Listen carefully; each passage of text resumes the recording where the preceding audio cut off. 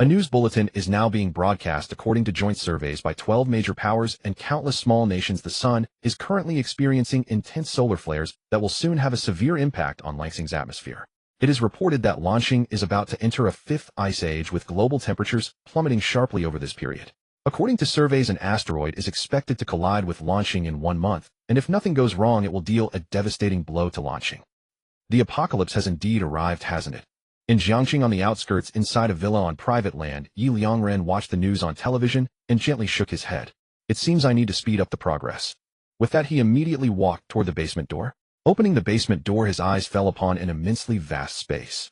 Bedrooms, bathrooms, kitchens, storage rooms, plant cultivation rooms, heating rooms, generator rooms. Almost every conceivable room was here. If any construction worker were to see this scene, they would be utterly astonished. Such a vast area, so many rooms, and all underground. This kind of project would take even a construction team more than 10 months, or even years to complete. And all of this was built by Ye Liangren alone. Finally, after installing the last pipe in the sewage system, Ye Liangren let out a heavy sigh. 10 years. My doomsday shelter is finally complete. Then a system notification sounded. Ding. Detected that the host possesses a qualified shelter. System binding in progress. 1, 10, 99, 100. Ding. Doomsday shelter bound successfully. Hearing the voice in his mind, and seeing the virtual screen that suddenly appeared in his field of vision, a smile blossomed on Ye Liangren's lips. System, I've finally activated you.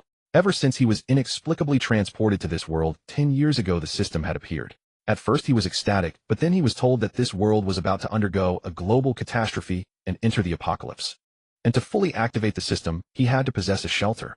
Moreover, the shelter could not be too shabby but had to reach an excellent level.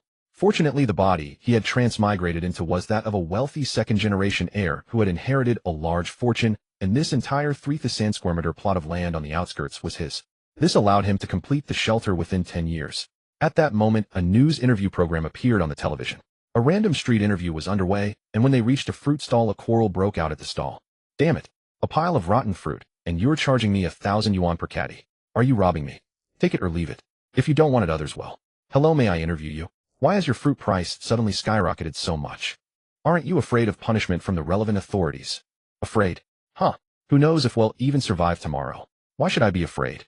I'm telling you, the price is what it is. Take it or leave it. If not, I'll hoard it myself. Watching the news interview, Ye Liangren shook his head and smiled. Has the price increased by over 100-fold so quickly? Good thing I stocked up early. He opened the storage room of the shelter, which was packed full of food. Tens of thousands of kilograms of supplies. Ye Liangren smiled contentedly and continued to study the system. At that moment, a virtual screen that only he could see rose up. Lines of text and data popped out. Personal shelter owner, Ye Liangren. Area 989 square meters.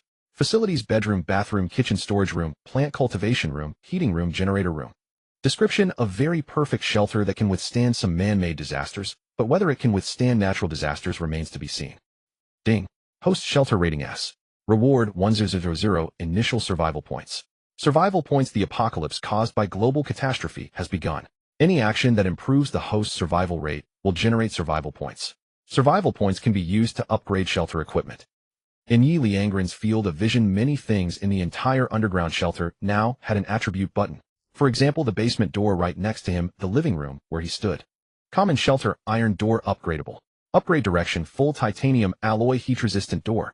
Branches: cold resistance, 100 durability, 100 earthquake resistance, 100.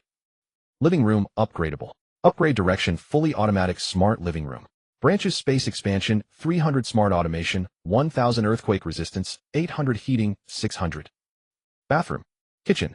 Every area, every facility, when you click on its attributes, you can see the corresponding data, and each can be upgraded in different directions using different amounts of survival points. At this moment, 2 lines of information appeared above his field of vision. First wave of catastrophe: solar flare eruption. Within 3 days, due to the sudden solar flare eruption, the atmosphere will be directly corroded, and ultraviolet rays can directly kill all human cells. Global temperatures will rise to 50 degrees Celsius within 3 days. After 3 days, glaciers will completely melt, tsunamis will submerge most of the land, and freshwater resources will be extremely scarce. Heat resistance, cold resistance, and natural water purification. These 3 are absolutely the most critical right now. Oh, and also earthquake resistance and waterproofing. Glaciers melting will definitely cause sea levels to rise. Although the tsunamis probably won't reach here, there will definitely be a long period of rain afterward, as well as seismic aftershocks caused by the tsunamis. Seeing the first wave of catastrophe, Ye Liangren thought for a moment and quickly made a decision. After some consideration, he walked directly to the shelter wall. Common wall, upgradable. Upgrade direction, high-end, earthquake-resistant wall. Branches waterproofing, E300 heat resistance, 800 heating, 600 thickness, increase, 500. Ye Liangren directly clicked all of them waterproofing heat resistance, heating, and thickness increase. Although it was a bit painful. Upgrading just the wall cost him 200 survival points. But the wall was undoubtedly the most crucial. The next moment his survival points directly changed from 100 to 7800. And the wall before his eyes suddenly twisted, the originally concrete wall transformed directly into metal. Ye Liangren knocked hard, producing a dull thump sound. The thickness was definitely over 10 centimeters. Moreover, judging by the sound, it was not iron or steel. Ye Liangren couldn't help but open the wall's attributes. Alpha-beta titanium alloy wall upgradable. Upgrade direction automation 1000 quality 1000. It's titanium alloy and alpha-beta titanium alloy at that. Although Ye Liangren didn't know much about this material, that didn't stop him from asking Baidu, the Chinese search engine. After searching, he was even more surprised. This material had excellent heat resistance, cold resistance, and earthquake resistance, and was mostly used in aerospace. And he with an underground shelter had a whole ring of it with thickness no less than 10 centimeters. If he could sell this, he would instantly become a billionaire. How amazing! Ye Liangren was delighted, although he didn't know the principle behind it. How the wall could be transformed so perfectly out of thin air. The system was so convenient that surviving this global apocalypse would be much easier. At that moment, a voice suddenly appeared in his mind again. Ding! You upgraded the wall to a safe alpha-beta titanium alloy wall, which can perfectly resist the corrosion of the solar flare eruption. At the same time, waterproofing and earthquake resistance have reached level 3, allowing you to fully withstand the first wave of catastrophe. Reward survival points 600. Remaining survival points 8400. Ye Liangren's eyes lit up, a brilliant smile spreading across his face. He had just been worrying about how quickly his survival points were being used up, and now he had already earned more. Moreover, his shelter's defenses were now fully capable of withstanding the first wave of calamity. Ye Liangren turned his gaze toward the faucet. Instantly, 2 attribute panels appeared. Ordinary water pipe, upgradable. Upgrade direction, top-tier safety water pipe. Branches purify water resources, 800 toughness, 300 quality, 400 increase water volume, 600. Ordinary faucet, upgradable. Upgrade direction, smart enjoyment faucet. Branches smart, 800 quality, 400. Note: after upgrading to smart, it can automatically change to cold water, hot water, beverages, coffee, milk, according to the host's needs. Ye Liangren was utterly astonished. The water pipe was fine, but the smart function of this faucet was too remarkable. He could understand cold and hot water, but automatically turning into various beverages, coffee or milk. System upgrade: the water pipes purify water resources, toughness and quality. Ye Liangren immediately spoke. As soon as his voice fell, the system's voice and a virtual screen only he could see rose up. Ding! You spent a total of 1,500 survival points to upgrade the water pipe.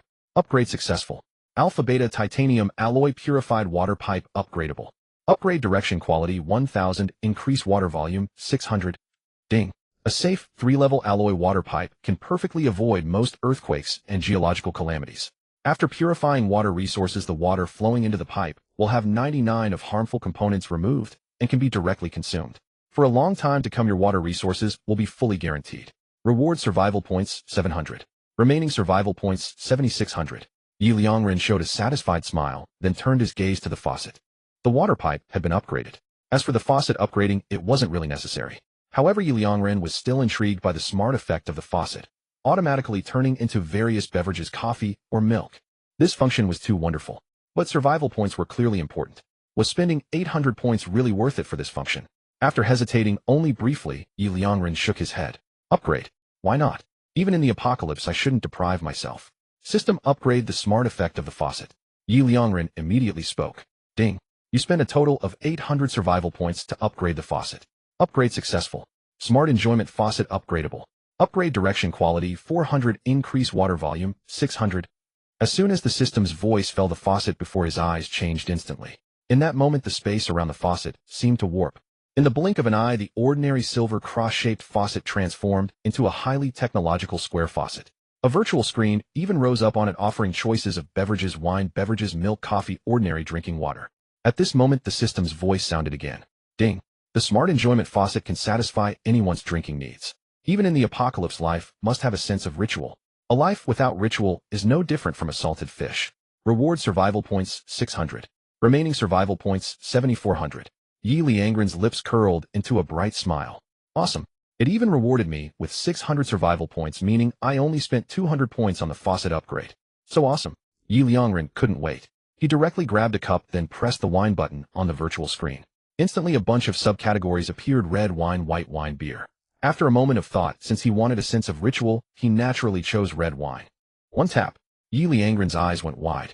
There's even 1982 La Fight. Without any hesitation, he directly selected 1982 La Fight. The next moment, blood red wine flowed from the faucet into the cup. Ye Liangren took a gentle sip. Awesome. The first taste is a unique oak flavor, smooth and silky with rich layers. So this is the taste of 1982 La Fight. Even though I've never had it before, the system's product couldn't be fake. This wasn't a loss. I've hit the jackpot. Ye Liangren took another comfortable sip, then turned his gaze to the shelter's main door. Ordinary shelter, iron door, upgradable. Upgrade direction, all titanium, alloy, heat-resistant door. Branches, cold resistance, 100 quality, 100 earthquake resistance, 100. Remaining survival points, 7,400. System upgrade, the shelter doors, cold resistance, quality, and earthquake resistance. Ye Liangren immediately spoke. The shelter's main door was absolutely crucial. If upgrading the walls was to prevent natural disasters, the door was to prevent human disasters.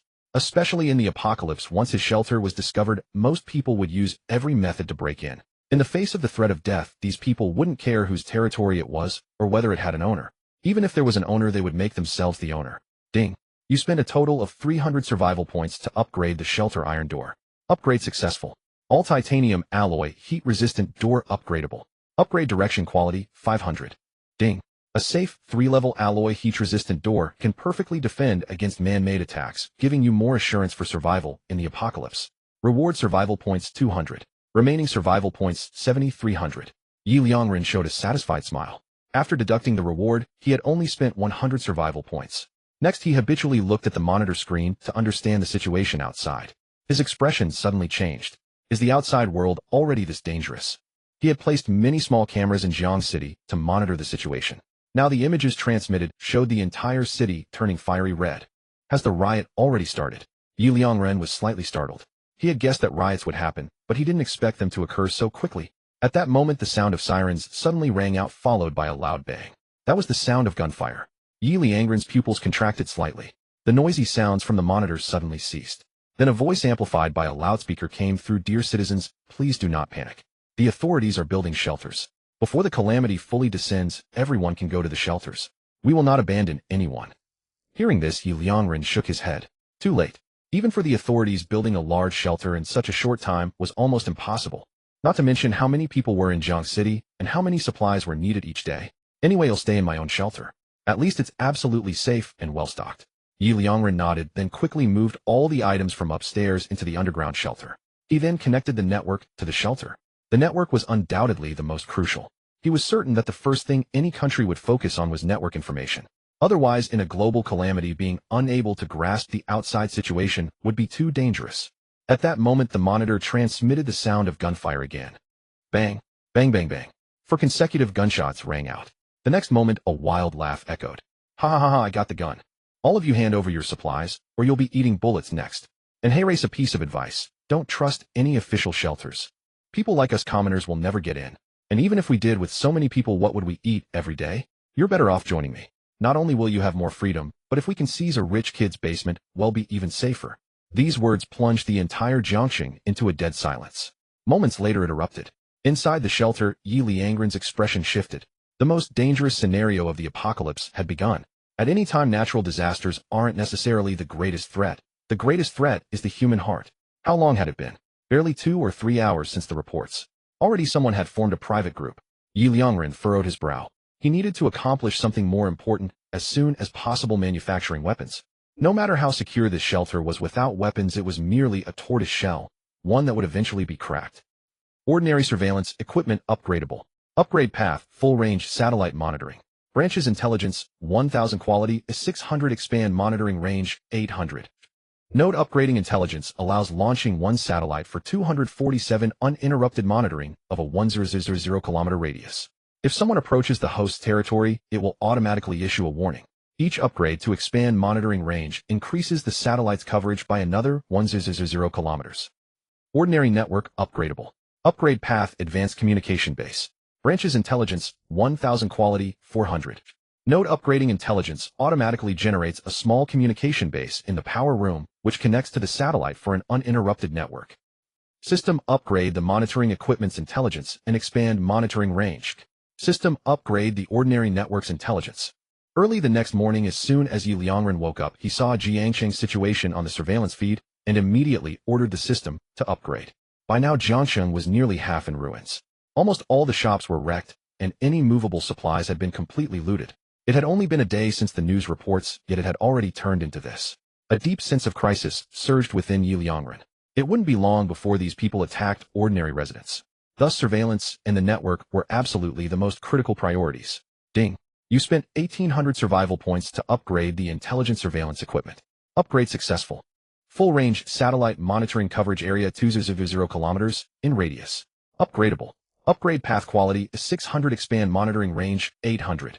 Remaining survival points 5500. As soon as the system notification appeared, the entire monitoring screen transformed. The single computerized screen instantly became 2043-inch television screens covering almost every part of Jiangxing. At that moment, the system's prompt sounded again. Ding. You spent 1000 survival points to upgrade the intelligent network. Upgrade successful. Advanced communication base coverage area, the entire shelter. Upgradable. Upgrade path quality, 400. Remaining survival points, 4500. As the voice sounded, the original router vanished instantly. In its place, a network base station suddenly appeared in the power room. Though small, it was ultramodern, exuding a strong high-tech vibe. When Ye Liangren opened his phone to browse the news, the speed was instantly over 100 times faster. Ding.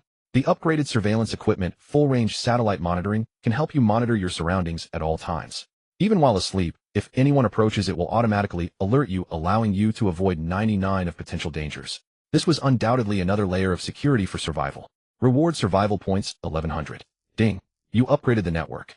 The advanced communication base is true all-fiber and directly connects to 12 major nations and countless smaller ones, allowing you to understand the current state of the entire blue star at the earliest moment. Your network is now world-facing, truly number one. Reward survival points 400. Remaining survival points 6,000. Ye Liangren nodded. He felt a slight relief. However, the sense of crisis had not completely dissipated, because he still had no weapons. Although relying on the current shelter's defenses, it would be difficult for anyone to breach it in the short term. But waiting passively was not his style. Ye Liangren's gaze turned to the empty rooms in the shelter. These were the rooms he had specially reserved for future expansion. Since the system can upgrade then. A plan formed in Ye Liangren's mind. He immediately took a wooden board from the storage room, carved the words research base onto it, and hung it on an empty room. The next moment, when Ye Liangren looked at the empty room again, a virtual screen appeared. Research base level 0.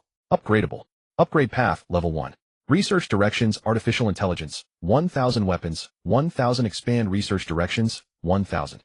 Node expanding research directions allows for simultaneous multi-field research. It works. Ye Liangren's heart leaped with joy. Multi-field research and artificial intelligence can wait. I can handle those later when I have more survival points.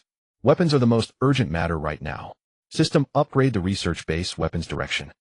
Ye Liangren immediately commanded. Ding. You spent 1000 survival points to upgrade the research base. Upgrade successful. Military research base, level 1. Upgradable. Upgrade path, level 2. Research directions, artificial intelligence, 1000 expand research directions, 1000 research level, 1000. Remaining survival points, 5000. As the system notification appeared in that instant, the research base, which had been empty with only a wooden sign, began to warp. Even the walls started to twist. Then in the blink of an eye, the entire research base seemed to have hired a top-tier construction crew. It transformed directly into an ultra-modern research facility, just like something out of a science fiction movie. When Ye Liangren walked in for a closer look, he was utterly stunned. Because the equipment inside was incredibly comprehensive. Looking around, it was essentially a small-scale military weapons factory. Moreover, the research here was so advanced that if it were released to the outside world, it would cause a global sensation.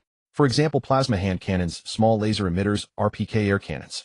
It was all futuristic technology. At that moment, the system's prompt sounded again. Ding. You upgraded the research base. The military research base can grant you true self-protection capabilities. Weapons are always the foundation of one's survival, especially during the apocalypse. Reward survival points, 800. Remaining survival points, 5800. 800 survival points. That's only 200 out of my own pocket. What a steal. Ye Liangren's lips curled into a radiant smile as he hastened to the heart of the research base. The moment he pressed the production button, his gaze faltered slightly. Currently producible weapon series bullets, level 1. Required materials pure iron 0. 1 kilogram. Desert Eagle level 1. Required materials pure iron 2 kilograms. AK-47, a level 1. Required materials pure iron 3 kilograms. Unlocked weapons level 2, RPK machine gun, Gatling gun, TAC-50 sniper rifle, and so on. Currently producible defense equipment series bulletproof vest level 1. Required materials pure iron 1 kilogram, titanium alloy 1 kilogram. Bulletproof shield level 1. Required materials pure iron 3 kilograms, titanium alloy 1 kilogram. Bulletproof helmet level 1. Required materials pure iron 0. 5 kilograms, titanium alloy 1 kilogram. Unlocked equipment level 2, lightweight bulletproof vest, lightweight bulletproof helmet, and so on. So this research is unlocked by levels. And materials are required too. After some deliberation, Ye Liangren noticed the crux. Nearly every weapon production demanded materials, and all raw materials shared a common element, pure iron. Though he had stockpiled plenty of supplies, pure iron had been nearly exhausted during the construction of the underground shelter, let alone costly items like titanium alloy. System, is there any way to obtain these materials? Ye Liangren pondered for a moment before asking. Ding. Survival points can exchange for all materials. At the sudden prompt, Ye Liangren's interest peaked. Simultaneously, he noticed an exchange bar had appeared below his field of vision. He tapped it, and instantly a virtual screen rose. Exchange system level 1. Upgradable. Upgrade direction level 2. Required survival points 1000. Current exchange list, pure iron 1 kilogram, 10 survival points. Titanium alloy 1 kilogram, 100 survival points. Unlocked list level 2, energy stone, aluminum alloy, and so on. Seeing the exchange conditions, Ye Liangren couldn't help but raise an eyebrow. So expensive. 10 survival points for a single kilogram of pure iron, and 1 kilogram couldn't even craft a single Desert Eagle. Even with the minimum configuration, a gun plus 50 bullets. It would cost at least 70 survival points. Huh. When you put it that way, it doesn't seem that expensive. Ye Liangren muttered, then quickly shook his head. Even buying pure iron, how much did 1 kilogram cost? 1 kilogram, just a few bucks. Not to mention supplies were now the most valuable items like pure iron might have even depreciated, or could even be given away for free with just a little food. From that perspective, spending dozens of survival points on this bit of pure iron, TSK, was somewhat steep. But if I want to go out and collect pure iron for safety sake, they'll have to spend survival points. And the system only needs primary materials for crafting. Can auxiliary materials like gunpowder be omitted directly? Then it's still a good deal. After calculating in his mind, Ye Liangren promptly spoke. Exchange for 7 kilograms of pure iron. Ding. Exchange successful. As the prompt appeared, he saw the space before him twist momentarily, and then a pile of iron blocks materialized on the ground. Ye Liangren tossed them into the processing inlet. Immediately the system prompt echoed. Ding. Producing 1 Desert Eagle pistol and 50 bullets will take 10 minutes. Please wait patiently. He nodded, and during the wait pulled out his phone to gather information. Although the solar flare outbreak had caused power shortages in many areas, facilities like communication base stations still boasted excellent heat and corrosion resistance. The entire Jiangxing hadn't completely lost its network. However, live news broadcasts were already gone. Ye Liangren turned his attention directly to Jiangxing's city forum. Upon opening it, the first thing he saw was a flood of desperate pleas. Who can save me? I just woke up to be told the world is ending. I stepped out to stock up on food only to find all the shops on the street have been looted clean. Is there any kind soul who can spare me some food? Address XXXX. Where are the officials? Is there no justice? I stocked tens of thousands worth of food, and it was all snatched away in a frenzy. I even got beaten up. Who's in charge here? Step forward.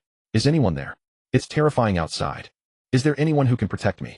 Pitiful, helpless, and forlorn. JPG. The moment Ye Liangren opened Jiangxing's forum, it felt like discovering a new continent.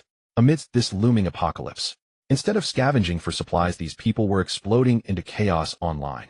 Almost every refresh brought dozens or even hundreds of new posts. Can I still order takeout during the apocalypse? Why hasn't the crawfish I ordered arrived after an hour? I already paid.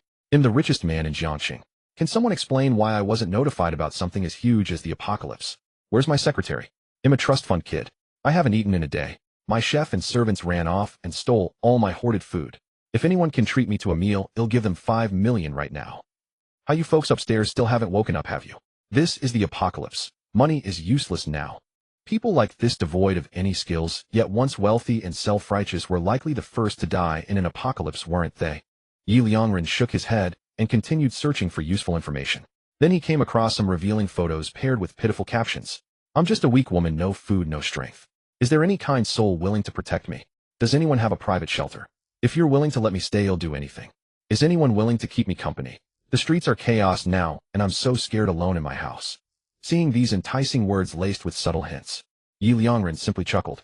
Most of those posting were probably burly men. If anyone actually went over or revealed their shelter's location, they'd be dead in an instant. Doing such things in an apocalypse was asking for death. Ignoring those posts, Ye Liangren continued scouring for other news. Soon his eyes lit up. I'm the owner of a metal processing factory.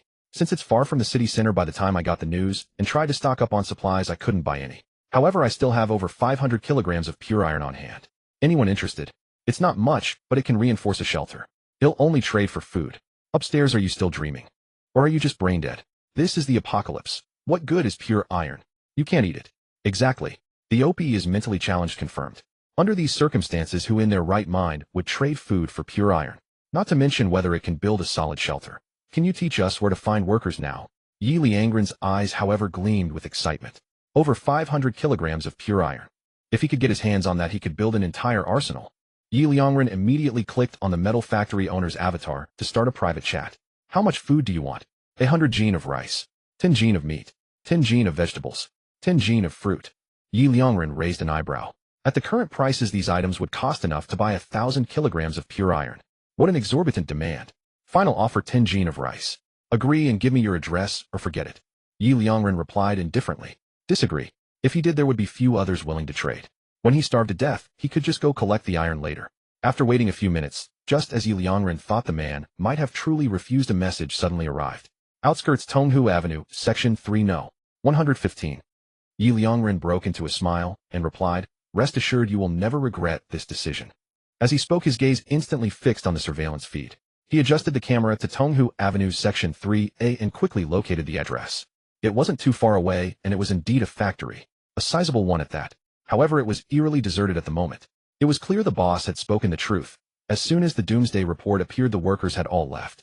Yet Ye Liangren felt no urgency. Even if the entire plant held only the boss himself, he wouldn't take reckless risks. Especially for a trade involving food, which most easily exposes human nature. Ye Liangren glanced at the remaining time for the military research base. Time until production of 1 Desert Eagle pistol and 50 bullets, 59 seconds. Almost there. Ye Liangren nodded. But at that moment the boss seemed to have run out of patience, sending another message. How soon will you be here? Ye Liangren chuckled softly. Don't rush. They'll notify you. How can I not rush? I haven't eaten in 12 hours. 9 gene. I can take 1 gene less of food if you can get here within an hour. Seeing this message, Ye Liangren smiled, but did not reply. His gaze fell silently on the military research base. The more anxious this person was, the greater the potential danger. So Ye Liangren was in no hurry at all. He would wait until everything was foolproof. Ding. Production of Desert Eagle pistol and 50 bullets complete. At that moment the system notification appeared. Ye Liangren's eyes lit up, and in the next instant he saw a Desert Eagle and 50 rounds being fabricated. He picked up the pistol to feel its weight. It was a bit heavy but manageable. He had initially wanted to practice with it, but there was no shooting range here, and setting up a separate one seemed too wasteful. Besides, the mere sound of a gunshot would be enough to create a deterrent. Moreover, the factory was very remote. He had observed it on the surveillance feed for a long time, and concluded there shouldn't be too much danger. Still, after a moment's thought, Ye Liangren spent another 220 survival points to produce a bulletproof vest and helmet. Just then the system's prompt sounded again. Ding. You have successfully produced weapons and defensive gear. Though they cannot withstand the impending natural cataclysm, they grant you considerable deterrence against man-made calamities, offering greater security for your outings. Reward survival points 90. Remaining survival points 5,600. So I can earn rewards for this too. Not much, but then again the points I spent this time weren't that many. A brilliant smile spread across Ye Liangren's face. He put on the bulletproof vest and helmet, stowed the pistol and ammunition, then retrieved 10 gene of rice from the storage room. He stood up, went upstairs, and headed out of the shelter. Time to trade for pure iron. The moment he stepped out the door, Ye Liangren was struck by an intense wave of heat. After all, it was November. How could it be this hot? It felt like at least 20 to 30 degrees Celsius. Ye Liangren looked up and his pupils constricted sharply. What is that? The sky was extremely bright. Not a single cloud in sight. And it was suffused with a strange, iridescent light. Solar flares. Ye Liangren dashed back inside hurriedly, descending into the underground shelter. At this rate, the atmosphere might have already been thoroughly corroded by the solar flare eruption. I absolutely cannot go out now. Compared to the iron trade, his own safety was far more important. Without the protection of the atmosphere, the ultraviolet rays would be enough to kill every cell in the human body. Ye Liangren's expression turned grim. It was too fast. The atmosphere was being eroded far too quickly. Furthermore, more people would soon realize the critical importance of shelters. It was highly possible that others might also try to trade for that 500 kilograms of pure iron. Ye Liangren's eyes hardened. He hurried over to the military research base. He looked at the information displayed. Military research base. Level 1. Upgradable. Upgrade direction level 2. Research directions artificial intelligence. 1000 expand research scope. 1000 research level. 1000. Remaining survival points 5600. Gritting his teeth, Ye Liangren spoke. Upgrade artificial intelligence and expand research scope. Ding. You have spent a total of 2000 survival points to upgrade the research base. Upgrade successful. Super research base. Level 2. Upgradable. Upgrade direction level 3. Research direction research level 1000. Remaining survival points 3600. As the system prompt appeared, the research base transformed once more. This time it became even larger. The single research base alone now spanned at least 800 square meters. At the same time, many marvelous new additions appeared. Then the system's prompt sounded again.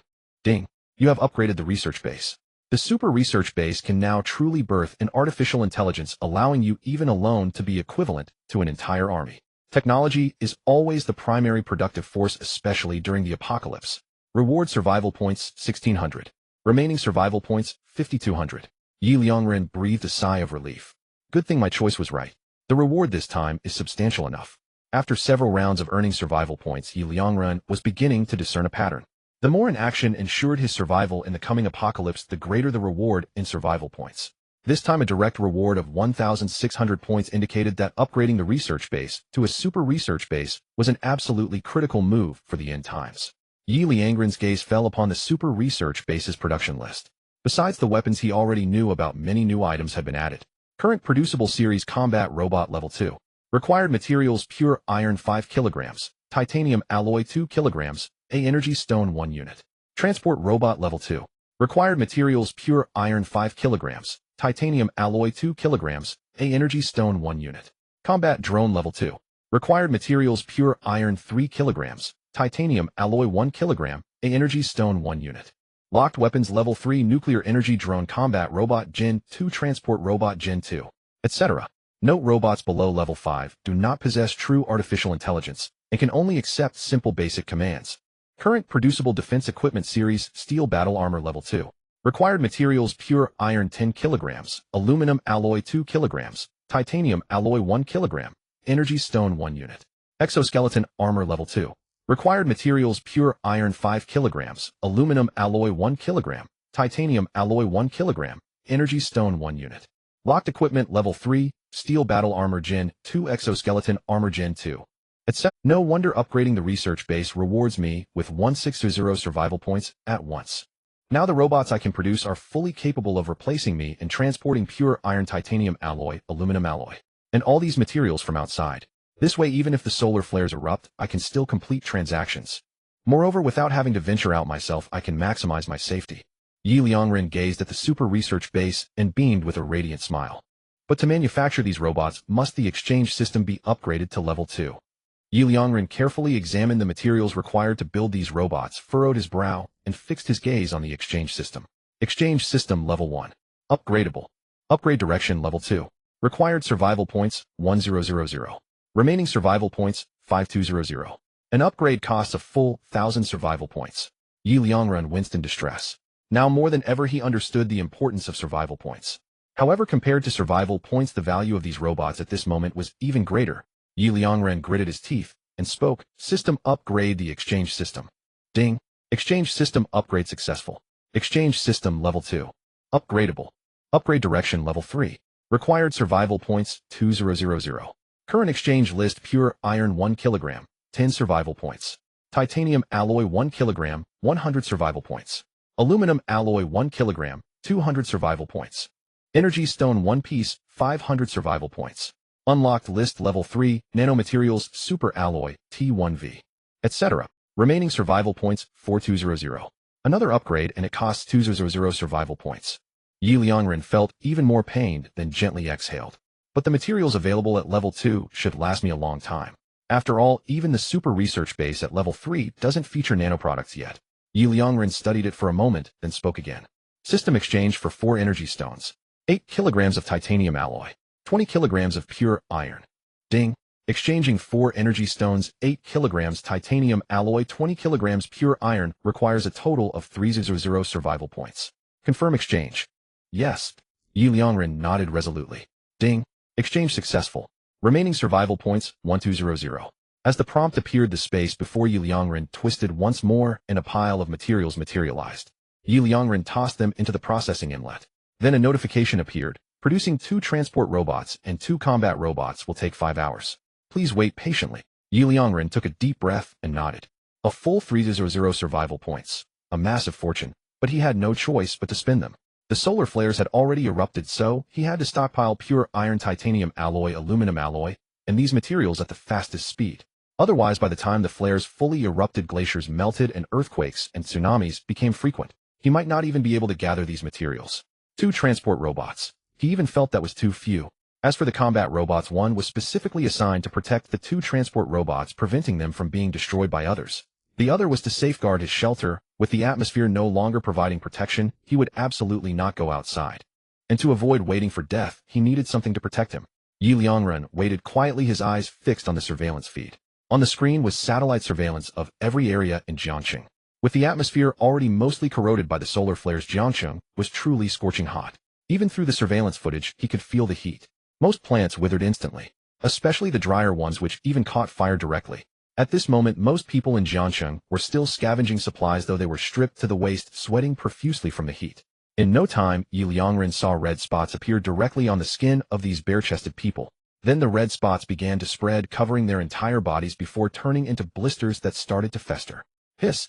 So this is the damage caused by ultraviolet rays without the atmosphere's shielding in. In just a few short minutes, it can ruin human skin like this. Ye Liangren was shocked, and his conviction that the outside was dangerous and he must never go out was further strengthened. Time gradually passed. On the surveillance feed, Ye Liangren clearly saw that these people hit by ultraviolet rays after developing blisters all over their bodies collapsed to the ground within an hour. At the same time, most people noticed this too, and no matter how hot it was, they began wearing multiple layers of clothing to shield themselves from UV damage. Soon 4 hours passed. The sun was about to set. The temperature was no longer so scorching and the UV damage was no longer as terrifying. Most people finally dared to appear on the streets. At that moment, Ye Liangren's pupils sharply contracted. Because he clearly saw these people frantically searching for shelters. They began breaking into homes, scavenging supplies, and looking for basements. Just as I expected, once the atmosphere is corroded and the UV hazard emerges, these people realize the importance of shelters. Then they'll use the time after sunset to desperately find personal basements and private shelters. There's even a good chance they'll trade food for pure iron to build their own. Ye Liangren immediately took out his phone and switched to the Jiangcheng forum. As expected, the earlier post offering 500 kilograms of pure iron in exchange for food now had hundreds of comments. Bro, still trading. Is 5 caddies of rice enough? That's all I can offer. If you agree, you'll drive over myself as soon as it's dark. He'll offer 6 caddies. If you can deliver the pure iron yourself, I can add 1 more, making it 7 caddies. He'll offer 8 caddies. At the same time, the vendor had also sent Ye Liangren several private messages. Bro, I'm starving to death. Over a dozen people are willing to trade with me now, but they all want to do it after dark. By the time night falls, he'll probably have starved to death. Can you come trade sooner? 6 caddies, I just need 6 caddies of rice. Seeing this message, Ye Liangren smiled. He glanced at the super research base. Time remaining until production of 2 transport robots and 2 combat robots, 3 minutes 13 seconds. Ye Liangren immediately replied. They'll be there within half an hour. Alright, they'll wait for you, bro. You must come early. The reply was almost instant. Ye Liangren frowned slightly. He sensed something was off. The response was too fast, and the tone was too urgent. Sure, if someone was extremely hungry, they would be anxious, but not this fast. That was the typing speed of a normal person. Moreover, in a state of extreme hunger, all bodily functions decline. It would be good if they didn't make typos, yet they could reply this quickly. And dropping from 10 caddies of rice to 6 was too steep a decline. There might be an ambush. Perhaps they were specifically baiting him to rush over only to capture him. Ye Liangren quickly formulated a plan in his mind. This, I fear, is a trap. A scheme specifically designed to lure people up and seize their food. Especially now with the solar flare eruption, countless have messaged him offering to trade food for pure iron, thus igniting his greed. Ye Liangren pinched his chin, a faint smile curling at the corners of his mouth. Hence his desperate urgency for me to hurry over. He needs to calculate the timing precisely, for if all those seeking trade were to converge at once, even with his weapon, it would be perilous. For this very reason, he didn't hesitate to proactively lower the price by 4 caddies of rice, all to entice me to arrive ahead of the others and avoid a collision. At this thought, a sudden smirk graced Ye Liangren's lips. He was confident that this conjecture of his held at least an 80% likelihood. Yet I wonder when he sees that the one arriving for the trade is a robot, will he be utterly dumbfounded? Ye Liangren chuckled. Simultaneously a system prompt suddenly appeared. Ding. Transport Robot 2 Combat Robot 2, manufacturing successful. Ding. You have manufactured transport and combat robots. They will entirely replace you in scouting for supplies operating 247, without rest, thus fully securing your survival necessities and safety in this apocalypse. Reward survival points 2,600. Remaining survival points 3,800. Ye Liangren's smile blossomed brilliantly. Indeed, I knew it. Manufacturing robots is absolutely a critical task at this moment. This marked the first time his reward of survival points had exceeded 2,000. And the higher the reward, the more this action enhances the current survival rate. Simultaneously, Ye Liangren was almost certain that the outside world was likely even more perilous than he had imagined. At the super research base, Ye Liangren gazed at the two lifelike robots before him. Instantly, 4 virtual screens materialized before his eyes. Transport Robot, Unit 1. Level 2. Function capable of carrying up to 50 kilograms per trip. Speed 60 kilometers per hour. Power consumption can operate for 48 hours at full capacity with automatic connection to power sources for recharging. E-charging time is 2 hours. Combat Robot, Unit 1. Level 2. Function engages any hostile entities, providing comprehensive protection for its creator, and can also follow creator's commands to safeguard specific targets. Abilities: mastery of all combat techniques, possessing master-level marksmanship. Whether in ranged or close-quarters combat, it stands at the pinnacle of proficiency. Power consumption can operate for 48 hours at full capacity with automatic connection to power sources for recharging. E-charging time is 2 hours. Transport Robot, Unit 2. Combat Robot, Unit 2. Upon seeing the robot's attributes, Ye Liangren's smile grew even more radiant. Truly, these robots, forged with a substantial expenditure of survival points, were worth it. Indeed, they were formidable. Even the transport robots alone could carry 50 kilograms of materials or supplies per trip. Though not a vast amount, the crucial advantage was that the robots required no rest, enabling uninterrupted 24-hour transport. And their speed could maintain a steady 60 kilometers per hour. This efficiency effectively equated to a small transport team. As for the combat robots, they were even more powerful. They were practically all-rounders. Especially their master-level marksmanship. Absolutely brilliant. Perfectly timed too.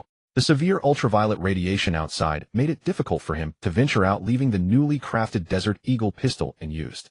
Now he could fully entrust it to the combat robot to enhance its combat prowess. Furthermore, he could also equip it with the recently produced bulletproof vest and helmet. This would further amplify its combat effectiveness. Ye Liangren was confident that even facing an armed squad, this combat robot would not be defeated. Thus, even if a trap awaited, Ye Liangren was certain he could secure that 500 kilograms of pure iron. With this thought, Ye Liangren pressed his finger against the activation buttons on the 4 robots. In an instant, the mechanical pupils of the 4 combat robots flickered, then gleamed with a green light as they fixed their gaze on Ye Liangren, emitting a metallic voice. Greetings, Master. Ye Liangren nodded and immediately commanded Combat Robot Unit 1, stand guard outside the shelter and protect it. The other 3 proceed to the outskirts, Tonghu Avenue, Section 3 No. 115, to conduct the trade with the metal factory owner. Exchange 6 caddies of rice for 500 kilograms of pure iron. It must be transported back in the shortest possible time. Command received successfully. The pupils of the 4 robots flashed. Their mechanical frames initially moved stiffly but quickly adapted, initiating their actions with swift efficiency. Ye Liangren's eyes sparkled with delight. Although the system had informed him that robots below level 5 lacked true artificial intelligence and could only accept simple basic commands, he considered this command to be anything but basic. Yet all 4 robots had successfully received it. Evidently, they still possessed a degree of intelligence. As expected of system-produced goods, truly top tier. After the 4 robots had departed, Ye Liangren's gaze immediately fell upon the surveillance monitor. He directly observed that aside from the robots stationed at the shelter, the other 3 were speeding through the mountainous forest like racing cars. Ye Liangren felt an immense sense of satisfaction. Since he had demanded the fastest possible transport, the robots took a straight line, the shortest distance. And along this route lay a forest.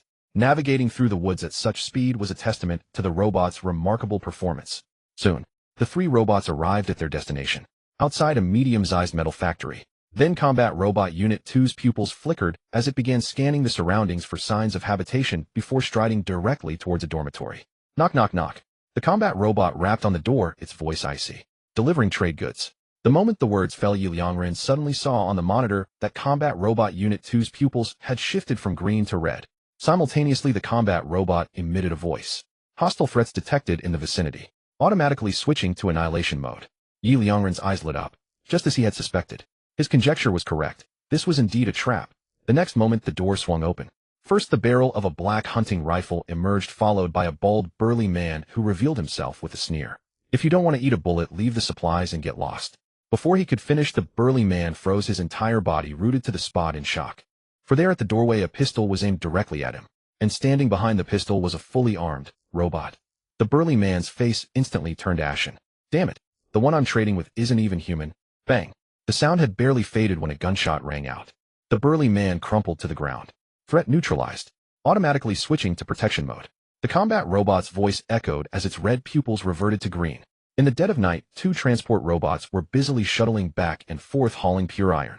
2 transport robots are still a bit insufficient, Ye Liangren muttered, rubbing his chin. Each transport robot could carry at most 50 kilograms of supplies at a time. For this load of a full 500 kilograms it would take at least 5 trips back and forth. Too slow. Ye Liangren's gaze fell upon the super research base. Transport robot level 2. Required materials: pure iron 5 kilograms, titanium alloy 2 kilograms, energy stone 1 piece. Though I now have plenty of pure iron, exchanging for titanium alloy would still be a wasteful drain on survival points. Ye Liangren shook his head. Better to wait a little longer. Perhaps someone would soon trade titanium alloy for food. His attention then shifted to the River City Forum. The forum had quieted down a bit. During the day, the severe ultraviolet radiation forced most people to scavenge for supplies only at night. It's already past midnight, and you're still out hunting for supplies. Don't you need to eat or sleep? Right. Though finding supplies is crucial, searching non-stop like this. Be careful you don't drop dead from exhaustion. I'm so hungry. Haven't eaten all day. The daytime heat was so intense that as soon as I went out, blisters broke out all over my body. Now I don't even have the strength to search for food, and there's no water to drink. Can anyone spare some aid? Go to sleep. You'll find everything in your dreams. Most people were using the forum to vent their grievances and ease their fear and dread. Of course, there were also those who were purely showing off. No way. You're still looking for food at this hour. It's the dead of night. Wouldn't it be more enjoyable to eat your fill and then sleep? Master Kong braised beef noodles, unified old altar pickled cabbage beef noodles, Coca-Cola. Alas, in this apocalypse I dare not eat too much. I can only settle for 2 packs of instant noodles and a bottle of happy water per meal. Then 2 more images appeared on the forum. One showed a large warehouse with hundreds of boxes of instant noodles in various flavors. The other depicted a small storeroom filled with all kinds of drinks and snacks. Wow, brother, you're going too far. Is your family running a supermarket? I advise you to be kind. Brother, you have no martial virtue. Better watch your tail. Brother, would you trade your instant noodles? He'll trade with rice. I've been eating plain rice 3 meals a day with no side dishes, and I'm sick of it. If not instant noodles, then snacks will do. Underground shelter. Ye Liangren clicked his tongue at these images. Tisk, such a classic for Psy. I bet this guy's family really runs a supermarket. Maybe he's even living in the supermarket warehouse right now. Ye Liangren shook his head and made his way to the shelter's food storage room. Gazing at the large pile of frozen beef and mutton, he smiled. Instant noodles taste fine, but I still prefer a steak paired with an 82 Lafite. He took out a large steak, went to the kitchen, and skillfully began to pan-sear it. Ever since he learned the world faced doomsday, he had been cooking for himself. By now, though not a top-tier chef, he could certainly replicate the flavors of a first-rate cook. After searing the beef, he gently sliced it, drizzled on the sauce, and arranged the plating. Then he poured himself a glass of 82 Lafite from the tap. Life truly needs a sense of ritual. Ye Liangren turned on his phone, looked at the messages from people still drooling over instant noodles, took a photo, and commented, "Ah, instant noodles. I haven't had them in so long. I do miss that taste. Too bad I didn't stockpile any. I can only make do with an M8 Australian Wagyu steak paired with 82 Lafite." As soon as this message was posted, the entire forum exploded. Wow, brother, you've gone too far. Late at night, and someone's still poisoning us with food porn. I feel like crying. I only had 1 meal today, just porridge with barely a handful of rice, and I filled up on the broth. That picture. That steak. I can almost smell it. Heaven strike this guy down with lightning. Watching the sour comments flooding the forum, Ye Liangren smiled and took a bite of the steak. Suddenly he raised an eyebrow. This taste. Something's off. Oh well, I'll just cook it again. 10 minutes later, 2 photos appeared on the forum. One showed a steak with a single bite taken out. The other was a freshly cooked steak still steaming. Alas, the steak seared with 82 Lafite tastes a bit off. I should have used Sangiovese red wine instead. It gives the steak a rich, smooth texture with lingering notes of bell pepper and cream. This is a pro tip: if you're making red wine steak, never use 82 Lafite. It ruins the meat. Don't follow my example of trying a new method. What a waste of M8 Australian Wagyu. I'll have to throw it away. At that moment, the entire forum fell silent. For a full 2 minutes, not a single message appeared. Then 2 minutes later, the floodgates burst open. Brother, have a heart. Just because the taste is a little off, you throw it away. This is the apocalypse. Brother, where did you throw it? Tell me you'll come pick it up right now. If you want to eat it, I will. Countless people chattered sourly on the forum, cursing. Over 100 people even sent Ye Liangren private messages. His phone vibrated nonstop. At that point, the earlier Versailles poster who had flaunted his instant noodles couldn't hold back and directly said, "Brother, you must have a lot of meat stocked up, right? Want to trade?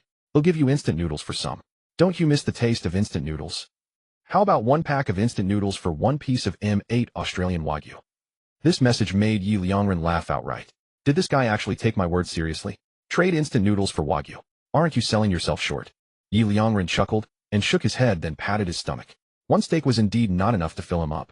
Glancing at the forum messages, a smile curled at the corner of his mouth. Let me teach you how to truly Versailles. With that, Ye Liangren went back into the kitchen. 20 minutes later, another photo appeared on the forum. It was a bowl of braised beef noodles. The beef on top alone was 8 large chunks, each bigger than a thumb. Western cuisine really doesn't satisfy hunger. To avoid going hungry, I had no choice but to cook another bowl of noodles. Though my noodles might not taste as good as Master Kong's braised beef, at least the meat is plentiful. The forum erupted once more. The guy who earlier wanted to trade instant noodles for Wagyu directly posted a vomiting emoji. Brother, if you don't want to trade, just say so. No need to humiliate me like this. Gazing at the forum where countless people made sour remarks and the groveling plea from that man who wanted to trade instant noodles for Wagyu, Ye Liangren said, with a beaming smile, "Thinking you can show off in front of me. You're still too green." Just then the system's notification tone suddenly chimed. At the same time, a virtual screen materialized. Ding. 500 kilograms of pure iron have been transported. Ding. You have successfully collected the resource 500 kilograms of pure iron. In the apocalypse, all metal resources are extremely valuable, useful not only for producing weapons, but also for expanding your shelter. Remember, in the apocalypse, metal resources are to a certain extent even more important than food. Reward survival points 600. Remaining survival points 4,400. Ye Liangren's eyes lit up instantly. It actually rewarded 600 survival points. This is the first time I've received such a large reward without spending any survival points. Resources. Metal resources. If I find enough metal, wouldn't the survival points rewarded allow me to upgrade my shelter infinitely? Ye Liangren's smile grew even brighter. Then he glanced at the surveillance feed, showing the 500 kilograms of pure iron that had been collected now piled up outside the shelter, almost blocking it completely. Only 500 kilograms, and it's already full. There's probably more to come. Ye Liangren shook his head and immediately went to an empty room in the shelter where he hung up a crude sign. Metal resource storage room. The next moment, as he looked at the empty room, a virtual screen appeared. Metal resource storage room, area 300. Upgradable. Upgrade direction, expand storage space, 500. Note: metal resources placed in the metal resource storage room will be automatically fused together to avoid wasting space. Simultaneously, if the shelter requires metal resources, they can be used directly without needing to be moved. Note: each upgrade to expand storage space will add 500 square meters to the metal resource storage room. Remaining survival points 4,400. Upon seeing the 2 notes on the virtual screen, Ye Liangren was utterly astonished. This was a delightful surprise. The metal resources placed in the storage room could actually be fused together automatically. Moreover, they could be used automatically when needed. This was incredibly convenient. After all, if pure iron were fused together, a single square meter could hold 7,000 to 8,000 kilograms. It was an immense space saver. System: upgrade the metal resource storage room space. Ding. You have spent 500 survival points to upgrade the metal resource storage room. Upgrade successful. Metal resource storage room, area 800. Upgradable. Upgrade direction, expand storage space, 1,000. Remaining survival points, 3,900.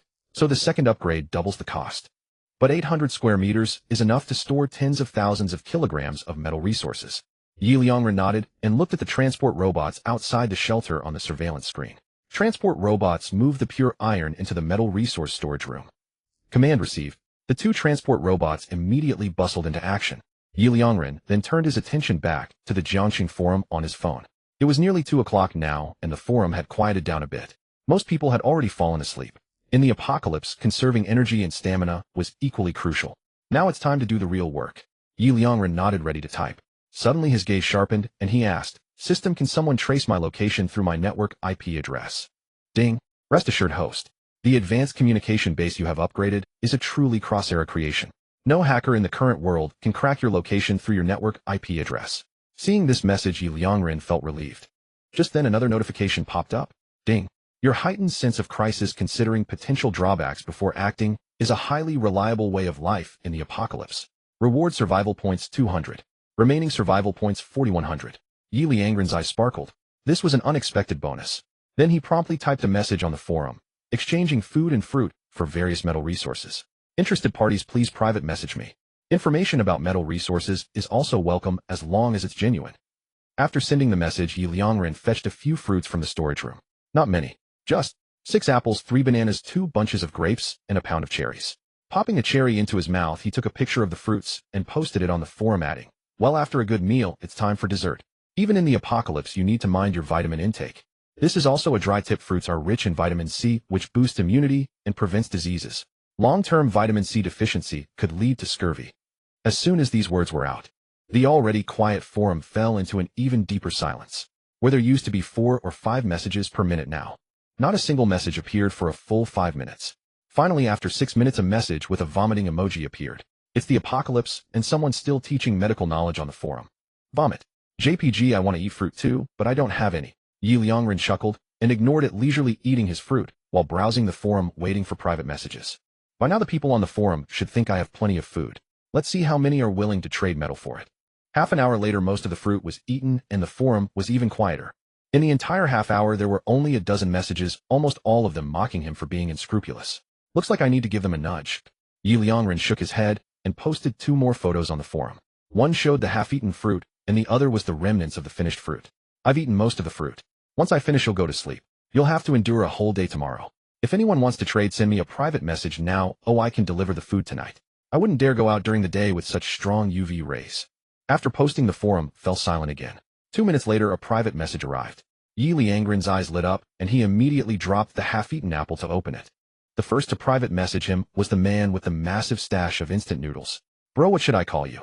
Du Long, the owner of Jiangxing Jia Ufu Supermarket. You can check my info, it's all real. To be honest, I'm not short on food. I'm staying in the underground storage of the supermarket, and I can survive for at least 10 years. I have fruits too, not as many as you, but still a good amount. But judging by your environment and what you're eating, you must be in a high-grade shelter, right? How about we become friends? I can give you some information about metal resources for free, and you can share some intel with me, anything about the apocalypse. Upon reading Du Long's private message, Ye Liangren was stunned for a moment before suddenly bursting into laughter. This guy, he's quite clever. He wants to be friends with me. Alright, since you're so sincere offering me information on metal supplies for free, they'll consider you a friend. Ye Liangren nodded with a smile and replied, well said. I do have some intelligence about the apocalypse. How much I can tell you depends on how much information you provide about the metal supplies. The moment the message was sent, Du Long replied almost instantly. Big shot, you must look out for me. Bowing to the big shot. JPG, as for metal supplies, there aren't many in Jiangxing. As far as I know, 3 families have fled to the official shelter. At 238 North City Avenue, there's a titanium alloy factory. In the outskirts at 316 Zhengyu Avenue, there's another titanium alloy factory. In the old city at 771 Huitong Avenue, there's a steel mill. Big shot, feel free to take the metal supplies from these 3 places. As for the others, their owners are still around, so I can't say much. Please understand. I also know of a few unmined mineral deposits. My family once planned to develop them. On the outskirts atop Shilling Mountain, there's an iron mine. If the above factories aren't enough, you can go dig there. Seeing the flurry of messages from Du Long, Ye Liangren's eyes practically sparkled. Good heavens, what a treasure. He even knows whether the owners have gone to the official shelter. This guy must have quite a background. 3 metal factories and 2 mineral deposits. TSK. If all this is true, it'll be rolling in survival points. This friendship is a huge bargain for me. Just then a virtual screen popped up. Ding. 500 kilograms of pure iron have been fully transported to the metal supplies storage room. Ye Liangren's eyes lit up. Perfect. Then with a radiant smile, he looked at the forum messages on his phone and immediately replied, they'll send someone to check right away. If it's true, we'll get back to you. The message was barely sent when Du Long replied instantly along with 2 emojis. Big shot, you actually have people to send out to find supplies in the apocalypse. Are you some kind of super big shot? Official? Or private? Tell your little bro. Shocked. JPG worshipping the big shot. JPG. Ye Liangren chuckled without answering, turned off the screen, and looked at the 4 robots. The metal supplies from the factories can be directly moved, but the ores from the mines need to be mined. The transport robots might be useless. Still, I can keep them for now. Once the mines produce enough and I upgrade the super research base, there should be mining robots, right? Transport robots 1 and 2 go to 238 North City Avenue, 316 Zhengyu Avenue, and 771 Huitong Avenue in sequence to transport the supplies back to the metal supplies storage room. Combat Robot 1, you're still responsible for protecting the transport robots. Command received. The three robots set off immediately. Ye Liangren put down his phone with satisfaction and lay on the bed. It's 3:30. Time to sleep. I wonder how many people will message me when I wake up tomorrow morning. Ye Liangren drifted off to sleep contentedly. In the afternoon, on the streets of Jiangxing, a few more corpses lay dead from ultraviolet exposure. Most people upon seeing this hastily drew their curtains shut, not daring to step outside, even a step. Then they boiled a thin porridge with just a few dozen grains of rice. Those with slightly more food might add over 100 grains. Even those with ample supplies dared not use more than 100 grams of rice, or simply had instant noodles or bread. Then they stared intently at the bustling Jiangxing Forum. I'm starving. Where's that big shot from last night? Still sleeping. I should have stayed up later to trade for some food first. What kind of life is this? In the dead of winter the sun can kill. I was planning to pick some wild vegetables during the day. As a girl I simply don't dare go out at night. Any young master willing to take me in? Just 100 grams of rice a day is enough. I'm very pretty and I can do a seductive voice. Get lost. What use is a seductive voice? I'm a 36D, you should take me in first. I only need 50 grams of rice a day. A cacophony of chatter filled the forum. Finally at 1 in the afternoon, Ye Liangren opened his eyes. He stretched leisurely. At that moment the virtual screen rose displaying a series of messages. Ding. You have successfully collected supplies 50 kilograms of pure iron. Reward survival points 30. Remaining survival points 4130. Ding. You have successfully collected supplies 50 kilograms of pure iron. Reward survival points 30. Remaining survival points 4160. Ding. You have successfully collected supplies 50 kilograms of titanium alloy. Reward survival points 60. Remaining survival points 5160. Current metal supplies pure iron 2,100 kilograms. Titanium alloy 1,800 kilograms. Remaining survival points 5,600. Holy crap. Ye Liangren was so shocked he swore. He had just slept. His survival points had jumped from 4,100 to 5,600. A direct increase of 1,500 survival points. This friend Dulong is an incredible find. And it's still not done being moved, eh? Ye Liangren looked at the surveillance feed. The two transport robots were still hard at work moving the titanium alloy from the third factory. Then Ye Liangren immediately opened the phone for him. Buzz, buzz, buzz, buzz. Instantly hundreds of private messages vibrated in unison. His phone nearly broke from the vibration. After reading a dozen or so he got a headache. Out of 10 private messages, only one asked about the exchange rate of food for metal supplies. The rest were almost all. Handsome, I'm so hungry, can you give me some food? Seductive picture. JPG. Handsome, take me and I can be a lowly or a seductress, I'll fulfill all your needs.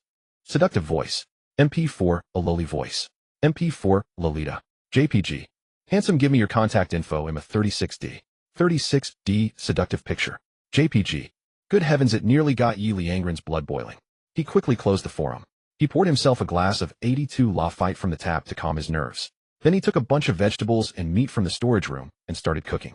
Half an hour later he uploaded a few photos to the forum with captions. Boiled sliced pork. JPG braised lion's head. JPG sweet and sour cabbage. JPG. Finally woke up. It's been ages since I slept in. By the way, hey race, a tip, never skimp on food. You can't go out during the day now. Too much sun exposure already makes you prone to vitamin D deficiency, leading to osteoporosis. If most of your diet is just water, you'll feel even more fatigued with aches in your back and legs. Be careful not to break a bone when you go out at night to collect food. In times like these, a broken bone means a one-way ticket to the afterlife. Friendly reminder. The moment Ye Liangren offered this well-intentioned practical reminder, the forum erupted instantly. Brother, please be humane. I just finished my thin porridge and barely felt full enough to endure, and now you're tempting me. Brother, you've gone too far, though I haven't even eaten yet. All I have is 2 pounds of rice and am still figuring out how to stretch it, yet you kindly remind me not to save food. You're trying to drive me to despair. You can't say that, everyone. At that moment, Dulong instantly came online and left a message along with an emoji. What I'm telling you is what this big shot said makes a lot of sense. Food really can't be saved. It's extremely dangerous during the day now, so almost everyone can only move at night. If you faint from exhaustion while searching for food at night, you might never wake up. Even if you do wake up, if it's already dawn by then, do you have the confidence to make it back to your shelter? I reckon most people would just get scorched to death. These words caused the entire forum to fall silent for a moment. After a brief pause, someone posted, "Isn't that the instant noodle prince from yesterday, who hoards a whole warehouse of instant noodles? The prince actually knows the apocalypse health expert. Also, is the apocalypse health expert really a true big shot? I thought he was just posting random pictures he found online to mess with everyone." Dulong instantly replied with an emoji. "Instant noodle prince. Just because I stockpiled a bit more instant noodles, you have to give me such a nickname. But the Apocalypse health expert is indeed a true big shot, and thanks to his kind reminder, I've decided that from today on, besides 2 buckets of instant noodles per meal, I'll also add a fruit. In the Apocalypse, it's even more important to ensure nutrient absorption. The forum fell silent once more. Then came a cascade of emojis. Ye Liangren couldn't help but laugh at the sight. This guy is such an old show-off. He's using my message to flaunt his stash. The way he's drawing hatred is simply masterful. At the same time, Dulong's message appeared on the forum again. Everyone quiet down. The big shot is still collecting metal supplies, and I can vouch for his credibility. Those with metal supplies should hurry up. While the big shot still needs them, trade them for food quickly. If you're late, and he no longer needs them, you'll lose your chance. Seeing Dulong's message, Ye Liangren's eyes lit up. This kid's got skills. I haven't even given him any Apocalypse intel yet, and he's already done me such a huge favor. A hint of gratitude stirred within Ye Liangren. This sincerity was overwhelming. Meanwhile, the forum exploded once more. I'm so regretful that I have no metal supplies. Big shot, do you need any other supplies? I want to trade for food too, but I don't have any metal. Then Ye Liangren's phone buzzed again. A private message from Dulong arrived. Bro, how was my assist? Ye Liangren replied with a smile. You're a friend in keeping for sure. Instantly several emojis were sent back. Ye Liangren chuckled and replied, I don't have any long-term intel that would be useful to you now. For the immediate future, especially within 3 days, you'd better watch out for earthquakes, flooding, and keeping warm. Also make sure your food doesn't get damp. These words made Dulong pause for the first time. A full minute passed before his private message appeared again. Thank you. Brother, you've helped me immensely. From now on, whatever you need, just ask. My current underground storage shelter is decent for earthquakes and warmth, but it has a problem with flooding. Without your reminder, I'd be done for. I have to move my food quickly now, and might be offline for a while, but I'll have my phone on me. Brother, just message me if anything comes up. Alright. Ye Liangren nodded and closed the private chat. Though it's best not to trust anyone easily in the Apocalypse, let alone make friends for someone like him, who had resolved never to leave his shelter, such concerns didn't apply. Besides, Dulong was just too sensible. Ye Liangren smiled and shook his head. Then another private message came in. Apocalypse health expert. Big shot. Are you there? My name is Liang Quan, you can call me Xiao Quan. I know the location of a medium-sized mining area. I used to work there as a miner. It's a metal mine mostly producing iron. Over 20,000 kilograms have been extracted, but that's less than 1/5 of the total. Big shot, how much food can this information get me? Ye Liangren's eyes sparkled with interest. Are you sure it's less than 1/5? I'm sure. Liang Quan replied instantly. My brother lives with me now. He was the one who surveyed the mining area. Good. If it's true, I can give you 20 pounds of rice and 5 pounds of vegetables. Really? Big shot, please don't trick me. The address is 377, Tonghu Road. You'll see the mining area when you get there. My address is 122, Beishi Road. Big shot, you have to keep your word. If we don't get food, my brother and I might not make it to tomorrow. Especially my brother. He went out yesterday during the day, and now his body is covered in blisters. He's alive, but he can only lie in bed. Without food, he'll starve to death. Don't worry. They'll send people to mine tonight. If it's true, we'll have the food delivered to you tonight. After sending the message, Ye Liangren closed the forum. His gaze fell on the surveillance feed, where the 2 transport robots were still hauling supplies. Below his field of vision, new messages kept popping up. Ding. You have successfully collected supplies, 50 kilograms of titanium alloy. Reward survival points 60. Current metal supplies, pure iron 1,100 kilograms. Titanium alloy 900 kilograms. Remaining survival points, 5720. Now another mining area, including the 2 Dulong told me about. I know the locations of 3 mines. It's time to upgrade the research base and start mining. Ye Liangren's gaze fixed on the super research base. Super research base level 2. Upgradable. Upgrade direction level 3. Direction research capability, 1000. System upgrade the super research base's research capability. Ding. You have spent 1000 survival points to upgrade the research level of the scientific research base. Upgrade successful. Super research base, level 3. Upgradable. Direction level 4. Upgrade direction research level, 2000. Remaining survival points, 4720. Another level requires 2000 survival points. So expensive. Ye Liangren clicked his tongue. He had originally thought that earning several thousand survival points from collecting metal materials had made him quite wealthy. Now he realized he was far from being wealthy. His gaze fell upon the super research base once more. Ye Liangren directly ignored the weaponry section and focused on the artificial intelligence interface. Currently producible series combat robot Jin 2 level 3. Required materials, pure iron 50 kilograms, titanium alloy 20 kilograms, A energy stone X1. Transport robot Jin 2 level 3. Required materials, pure iron 50 kilograms, titanium alloy 20 kilograms, A energy stone X1. Nuclear powered drone level 3. Required materials, pure iron 30 kilograms, titanium alloy 20 kilograms, A energy stone X2. Mobile small-scale mining base level 3. Required materials pure iron 200 kilograms, titanium alloy 100 kilograms, A energy stone X2. Unlocked products level 4, all-purpose domestic robot mobile medium-scale, mining base, transport robot Gen 3, etc. Note robots below level 5 do not possess artificial intelligence and can only accept simple basic commands. Currently producible defense product series Steel Battle Armor Gen 2 level 3. Required materials pure iron 100 kilograms, aluminum alloy 50 kilograms, titanium alloy 10 kilograms, A energy stone X2. Exoskeleton armor Gen 2 level 3. Required materials pure iron 50 kilograms, aluminum alloy 30 kilograms, titanium alloy 5 kilograms, A energy stone X1. Unlocked equipment level 3, steel battle armor Gen 3 exoskeleton armor Gen 3, etc. Ye Liangren was momentarily stunned. Can Gen 1 robots no longer be produced? Ding! The super research base has been upgraded to level 3. Gen 1 robots are outdated products and their production methods have been automatically destroyed. Seeing the sudden prompt on the virtual screen, Ye Liangren raised an eyebrow. Goodness, outdated means eliminated, directly destroyed. Ye Liangren shook his head. Fortunately, Gen 2 robots still require only one energy stone, otherwise with my current survival points ID, be wiped out just building a Gen 2 robot. After all, exchanging for one energy stone costs a full 500 survival points. That's too expensive. A mobile small-scale mining base is definitely needed, and that requires 2 energy stones. For now, the Gen 1 transport robots are already too inefficient. They're certainly insufficient. Ye Liangren thought for a moment and asked, can Gen 1 robots be upgraded to Gen 2? Upgrade possible. Upgrading a Gen 1 robot to Gen 2 requires pure iron 25 kilograms, titanium alloy 10 kilograms, and half an energy stone. Ye Liangren's eyes lit up and he breathed a slight sigh of relief. It's good that they can be upgraded. Even though it requires half an energy stone, it's still much cheaper than producing a brand new one. System exchange for 6 energy stones. Ye Liangren immediately spoke. Ding! Exchanging for 6 energy stones will cost a total of 3,000 survival points. Confirm exchange. Yes. 3,000 survival points. Ye Liangren winced inwardly, but still nodded. Ding! Exchange successful. Remaining survival points, 1720. As the prompt appeared, the space before Ye Liangren twisted, and 6 black stones materialized. Ye Liangren tossed them into the processing entrance.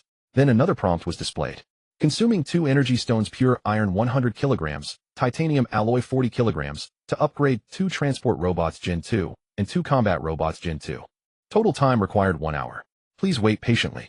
Consuming 4 energy stones pure iron 300 kilograms, titanium alloy 140 kilograms, to produce 1 mobile small-scale mining base, and 2 transport robots Gen 2. Total time required 6 hours. Please wait patiently. Ye Liangren took a deep breath and nodded. The upgrades were relatively fast, a 1 hour was enough. Production was slower, but by nightfall it would be nearly complete.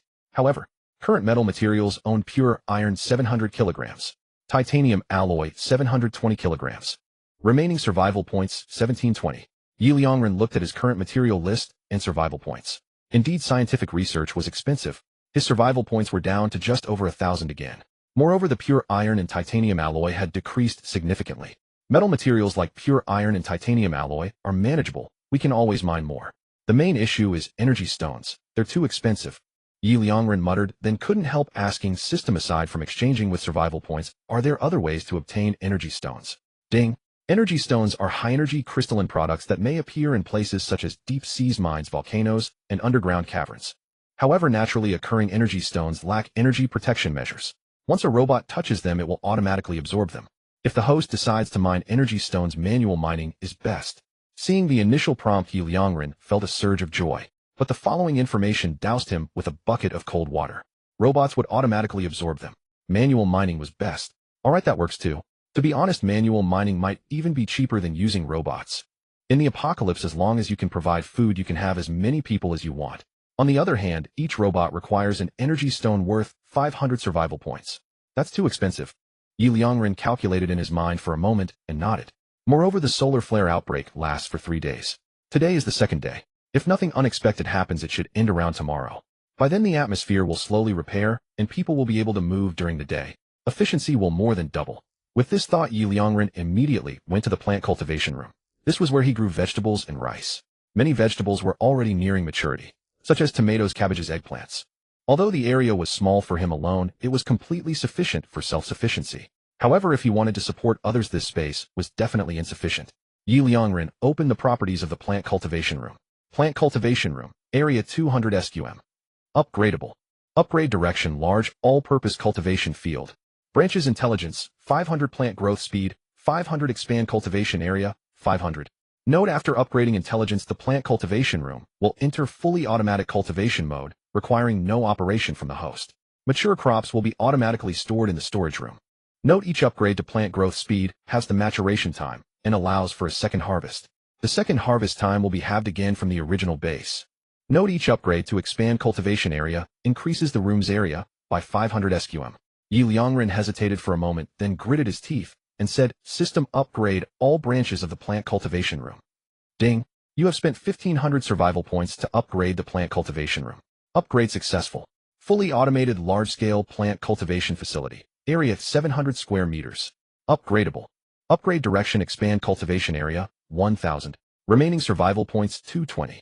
The moment the virtual screen displayed the prompt, space began to warp. In the blink of an eye, the entire cultivation facility was transformed, exuding a strong sense of high technology. Even the temperature had changed. Then 3 vegetable greenhouses appeared, each occupying the expanded area. Countless robotic arms were tilling the soil, sowing seeds and watering. Above the cultivation room, a miniature simulated sun hung in the air. Ye Liangren was utterly stunned by the transformation. It was too advanced. However, looking at the remaining survival points, 220, Ye Liangren felt a pang of heartache. His survival points had dropped below 1000. But I can always earn them back. Especially since after the solar flare eruption, the glaciers will completely melt and earthquakes and tsunamis will become frequent. The only time to quickly mine metal resources and energy stones is now. After all, upgrading the plant cultivation room was absolutely the right move. Ye Liangren nodded, comforting himself. As soon as he finished speaking, a virtual screen suddenly rose. A system prompt appeared. Ding! You have upgraded the plant cultivation room. The advanced, fully automated large-scale plant cultivation facility can perfectly ensure your food supply in the apocalypse, keeping you from ever facing hunger. Moreover, a facility of this scale can easily feed 100 people. In the apocalypse, having an abundance of food means you are the emperor. Reward survival points, 1300. Remaining survival points, 1520. Seeing the system prompt, Ye Liangren let out a soft sigh and broke into a smile. As I thought my decision was correct. Survival points are back over 1000. Finally, I can feel a bit at ease. Having less than 1000 points always made me uneasy. Ye Liangren patted his chest. Just then the Jiangxing broadcast station blared an announcement at maximum volume. Urgent notice. Urgent notice. The official apocalypse shelter has been fully constructed. Location: suburbs at the intersection of Jiangling Expressway and Lingbo Expressway. Residents who have not yet arrived at the shelter, please proceed immediately. Urgent notice. Urgent notice. The broadcast repeated dozens of times before ending. Almost instantly, the Jiangxing forum exploded. Brothers, the official shelter location is public. Anyone want to go together? Count me in, count me in. 10086. Let's travel together tonight. There's safety in numbers. Even if we encounter wild beasts, we'll be safe with so many people. Wait, I just checked the distance on my phone. Damn, it's a full 118 kilometers from me. Shocked. JPG. Terrified. JPG. I just checked too. Damn it, it's 101 kilometers from me. It's so far. How are we supposed to get there? Just one night, who can run that far? Are you stupid? Drive? Idiot. JPG. You're the idiot. Do you think I don't know about driving? To drive, you need gas. My car is parked right downstairs. I checked long ago. Under the high temperatures caused by the solar flares these past 2 days, 90% of the gas in my car has evaporated and the engine is broken. Metal conducts heat easily. In such high temperatures, the engine is too prone to failure. That's because your car is too crappy. Say that again if you dare. In an instant, the forum erupted into a quarrel. Ye Liangren's gaze shifted to the surveillance footage, searching for the location of the official shelter. He found it quickly. It was a plain. The view was wide open, and the shelter was built underground. As expected, the official experts must also know that after the solar flare eruption, earthquakes and heavy rains could occur along with the approaching 5th ice age. That's why they chose to build the shelter there. That area is a seismic void zone.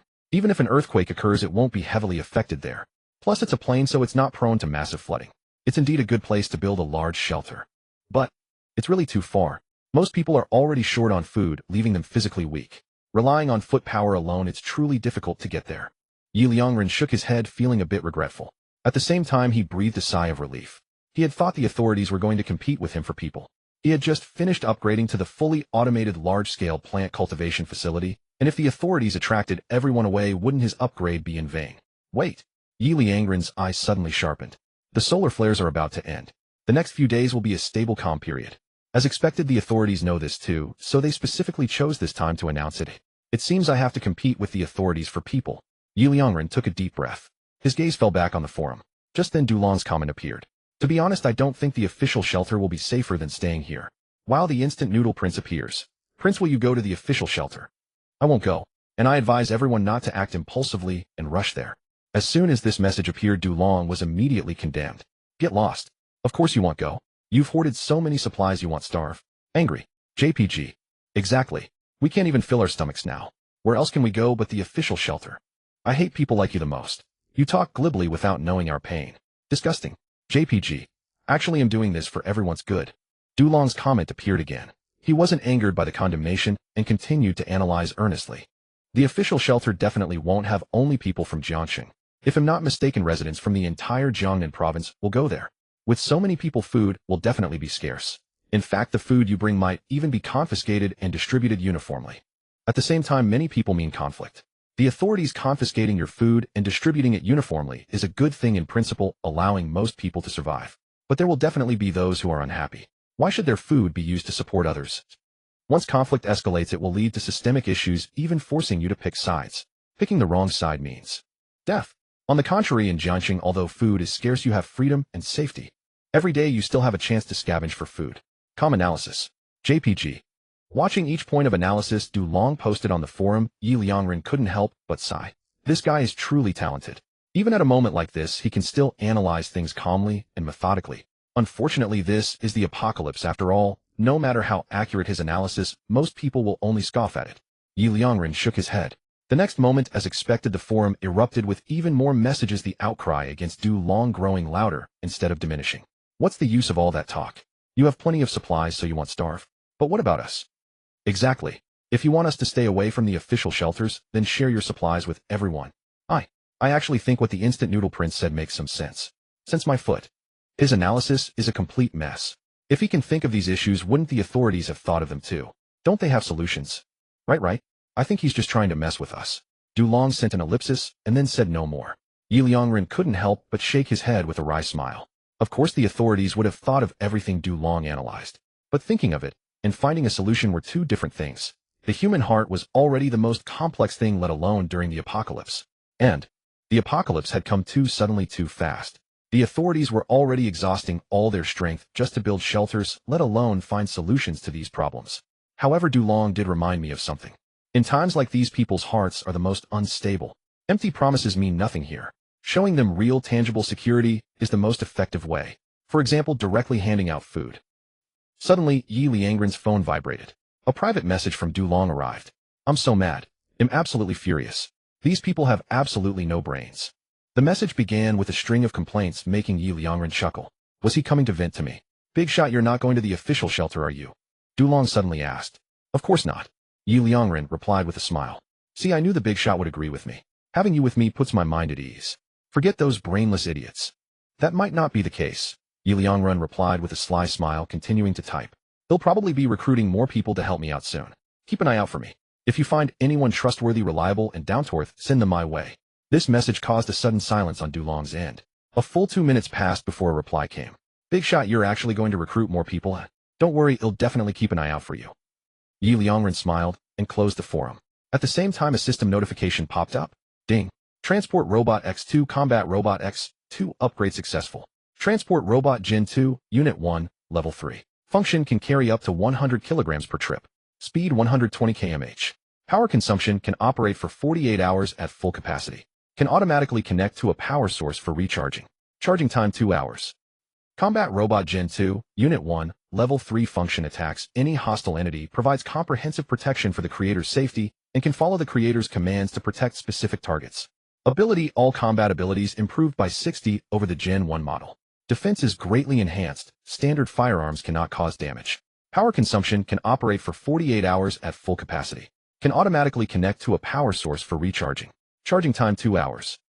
Ye Liangren's eyes lit up with joy. The upgrade was complete, and especially the transport robot. Its carrying capacity and speed had both doubled. Overall, one Gen 2 transport robot was now as efficient as 4 Gen 1 robots. And upgrading 2 transport robots only cost 1 energy stone. This is a real steal. Ye Liangren smiled with satisfaction and immediately gave orders. Transport 1 continue moving supplies from the titanium alloy factory. Transport 2 go to 377, Tonghu Road, and check if there's a mine there. At 10 o'clock in the evening, Ye Liangren was making dinner. Suddenly a system notification appeared. Ding! Mobile small-scale mining base transport robot X2 manufactured successfully. Mobile small-scale mining base level 3 function can automatically travel to target mining areas, caves, fields, to lay down basic infrastructure and comprehensively stabilize the safety of the mining area. Provides sophisticated equipment to stably assist humans and robots in mining. Ability can perform mining area renovations. Intelligently displays real-time data for the current mining area, cave, field. Based on the world's top mining teams, it offers double efficiency, double mineral output quality, double environmental protection, double safety index, and is earthquake and collapse resistant. Can comprehensively and without omission detect whether there are unexploited areas within the mining area, cave, field. Power consumption uses solar, wind, hydro, and other fully intelligent power storage modes. It can adapt intelligently to any environment and requires no charging. Finally manufactured. A smile spread across Ye Liangren's face. At that moment the system voice chimed in again. Ding! You have manufactured a mobile small-scale mining base. Now your search for metal resources is no longer limited to factories. This will greatly increase your resource gathering speed. In the apocalypse, abundant resources are the guarantee of survival. Reward survival points 600. Remaining survival points 2300. Ye Liangren stopped stirring the pot, a satisfied smile on his face. Survival points are finally over 2,000 again. And the materials from those 3 metal factories I've gathered are all fully collected. Now I can start earning survival points again. Ye Liangren hurried to the super research base only to be stunned by what he saw. The 2 new Gen 2 transport robots were there, but the mobile small-scale mining base was nowhere to be seen. Just then a system prompt appeared. Ding! The mobile small-scale mining base is too large and has been automatically moved outside the shelter. Note: large items once manufactured will be automatically moved outside the shelter if there is no immediate demand. Ye Liangren breathed a sigh of relief and immediately looked at the surveillance feed. Outside the shelter a behemoth had indeed appeared. It resembled a top-tier, very large RV parked right there. Ye Liangren immediately issued the command. Mobile small-scale mining base, proceed to 377, Tonghu Road, and begin the mining area renovation. Soon, Ye Liangren had just finished his meal. The mobile mini-mining base arrived at No. 377, Tonghu Road, the medium-sized mining area Liang Quan had mentioned. Ye Liangren looked at the surveillance feed. Then he was utterly astonished. He couldn't help but curse under his breath. Holy shit! That's incredible. On the surveillance feed, the mobile mini-mining base upon arriving at the mining area instantly transformed. The original RV seemed to morph directly into a transformer, beginning its deformation, expanding, then covering the entire mining area, undergoing renovation. In just over 10 minutes, the mining area, once rusty and exuding an air of inferiority, had transformed into a hypermodern zone. It no longer even resembled a mining area. Rather, it looked somewhat like a high-tech exhibition zone. At the same time, a virtual screen rose up. Medium iron and titanium alloy mining area, 1800 SQM. Currently mined area 200 SQM. High energy reaction fluctuation medium. Simultaneously employable miners 20 people. Available for secondary mining, yes. Note: high energy reaction fluctuation can detect the presence of energy stones in the mining area. Low 02 energy stones possible. Medium 24 energy stones possible. High 46 energy stones possible. Top 6 or more energy stones possible. Note: secondary mining depends on the current depletion level of the mining area. If there is no depletion or minimal depletion, the mobile mini-mining base will undergo maintenance after mineral extraction concludes. After 1 month of maintenance, the mining area's ecology will recover by 80%. System produced, ensuring no depletion occurs in the mining area. However, if the host takes over a mining area that has already been manually mined, maintenance may be impossible. Seeing the information on the virtual screen, Ye Liangren was ecstatic. This was simply too satisfying. Liang Quan said less than 1/5 had been mined. Where was it 1/5? It was clearly only 1/9. Especially there were even 24 energy stones present. These were energy stones. And it could even be mined a second time. Ecology would recover by 80%. The metal resources went without saying. This meant he could obtain several more energy stones. Ye Liangren immediately said to a transport robot, transport unit 03, take 30 gene of rice and 7 gene of vegetables to No. 122, Beishi Road. Place the food at the door and return immediately. Command received. Transport robot 03 moved out at once. Ye Liangren looked at the mining area with a radiant smile. This time he had hit the jackpot. He would give Liang Quan a taste of the benefits and make him his first hired worker. In just a few minutes at the transport robot speed of 120 kilometers per hour, it had already reached its destination. Ye Liangren watched the surveillance feed showing the transport robot departing. He immediately took out his phone, opened the forum's private messages, and found Liangren. The food has been delivered. Please check and accept it. The next moment, he saw Liangren open his door, spot the food at the entrance, and his face showed immense surprise. This was impossible to fake. At the same time, he heard Liangren shout after the initial shock. "Wang Peng, you're saved. I got food." At this point, Ye Liangren shifted his gaze from the surveillance feed, a satisfied smile involuntarily touching his lips. Liangren had passed the test. That sincere smile and his nature of valuing his brother's life, even in the apocalypse, proved that Liangren was a man of deep loyalty and genuine honesty. In other words, an honest man. Such a person might not know how to flatter or cater to others, but he is definitely the type of employee every boss is most willing to accept, because he will work for you wholeheartedly without being sly or lazy, and certainly without just going through the motions. Buzz. Suddenly Ye Liangren's phone vibrated. A private message appeared. It was from Liangren. "Boss, I received the food, but boss, did you send too much? The food you sent is far more than 20 gene of rice and 5 gene of vegetables." Seeing this private message, the smile on Ye Liangren's lips grew even wider. This was his final test. If he failed this test, he would still accept Liangren as a worker, but from then on Liangren would not hold such a significant position in his heart, nor would he go out of his way to cultivate Liangren. But if he passed this test, it would prove that Liangren was an exceptionally grounded person, even to the point of being simple and honest. Even in such an apocalypse, having received a bit more supplies than agreed, Liangren did not conceal it, but chose to inquire, truly honest to the extreme. Such a person is incredibly difficult to turn against you, even less likely to leave him for some small or even large benefit. And Liangren had truly done it. Ye Liangren could almost certainly say that such a person, especially in the apocalypse, might not be found in 10,000 or even 100,000 people. And he had encountered one. This made it hard for him not to be satisfied. Ye Liangren looked at the private message and replied with a smile, "That's a reward for you. Also, I want to offer you a job. Meals provided daily, all you can eat. I don't know, would you be willing?" Liangren replied instantly. "Really?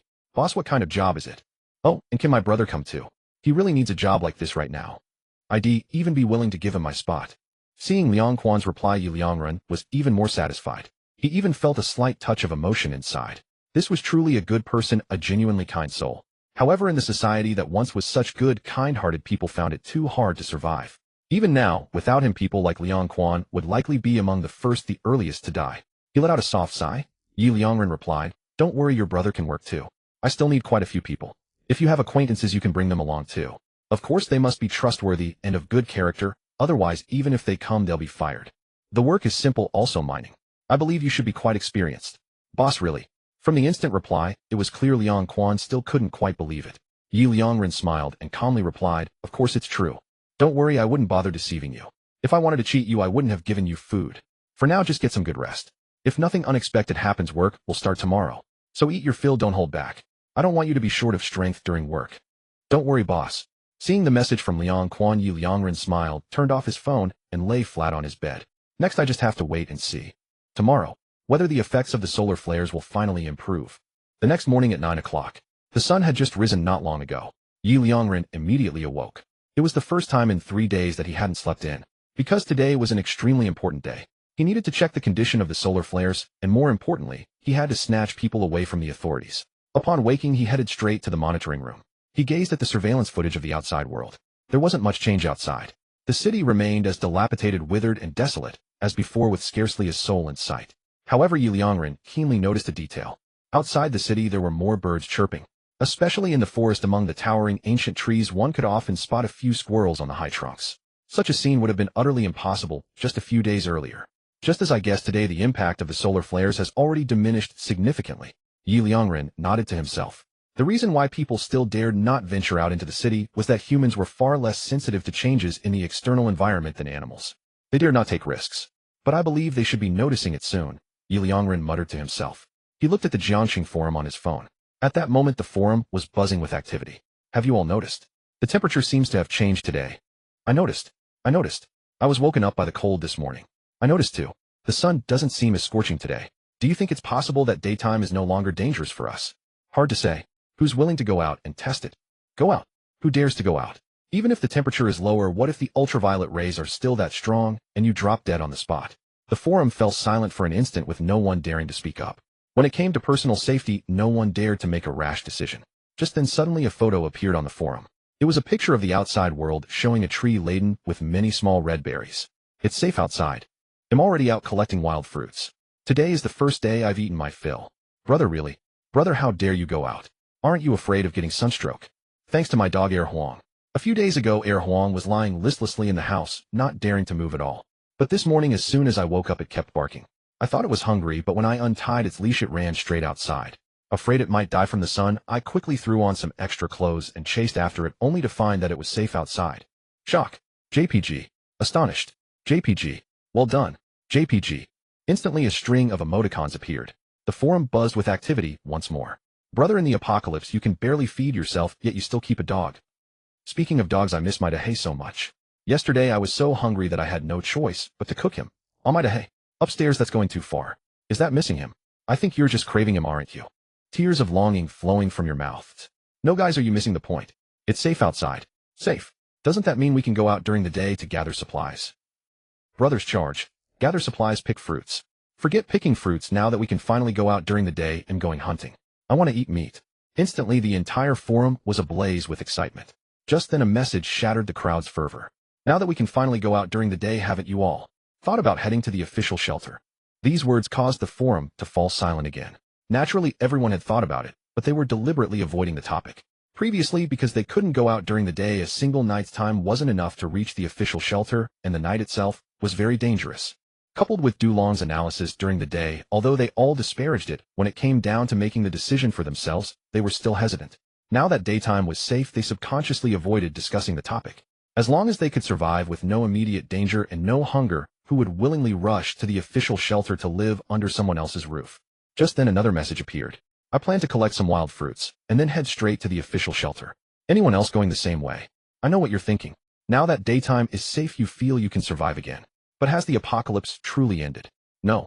The news has also broadcast that the solar flares are just the first wave of disaster. Next comes the eruption of the fifth ice age. Once the plants wither, once the supplies that can be gathered in the city are exhausted, what will you do? The only reliable option is still to go to the official shelter, isn't it?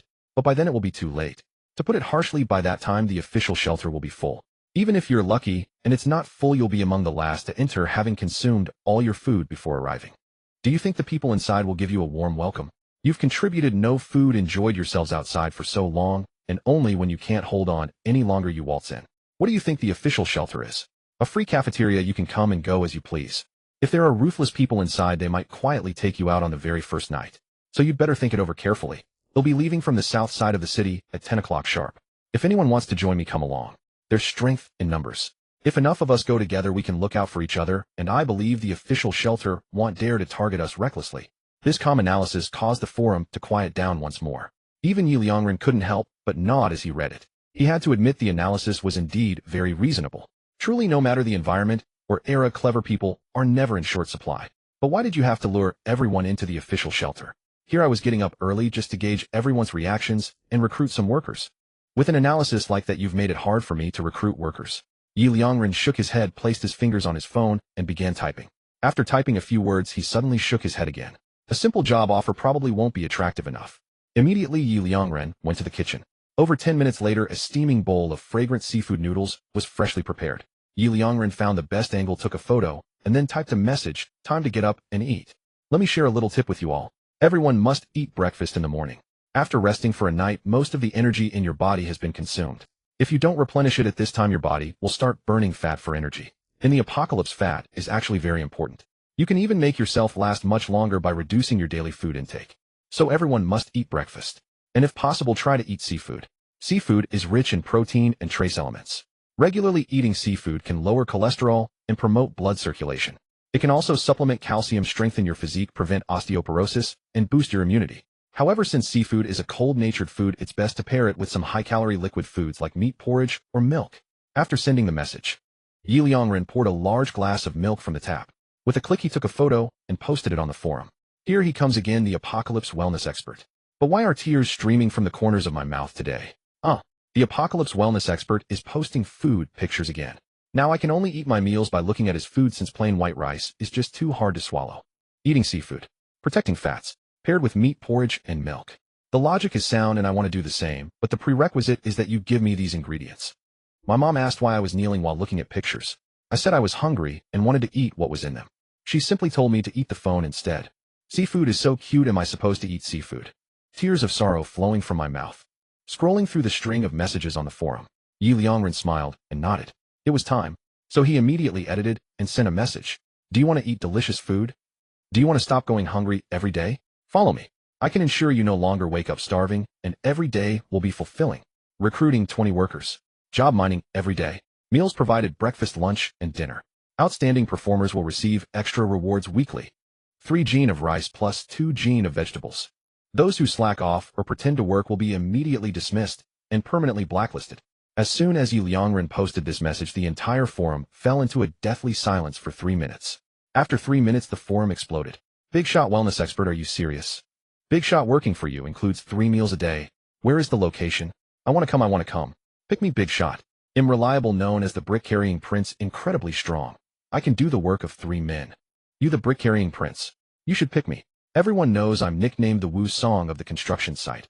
I can lift an ox with 1 hand. Seeing the frenzy of comments, Ye Liangren's lips curled into a bright smile. Indeed, compared to the official intangible promises, his photos had a far greater appeal.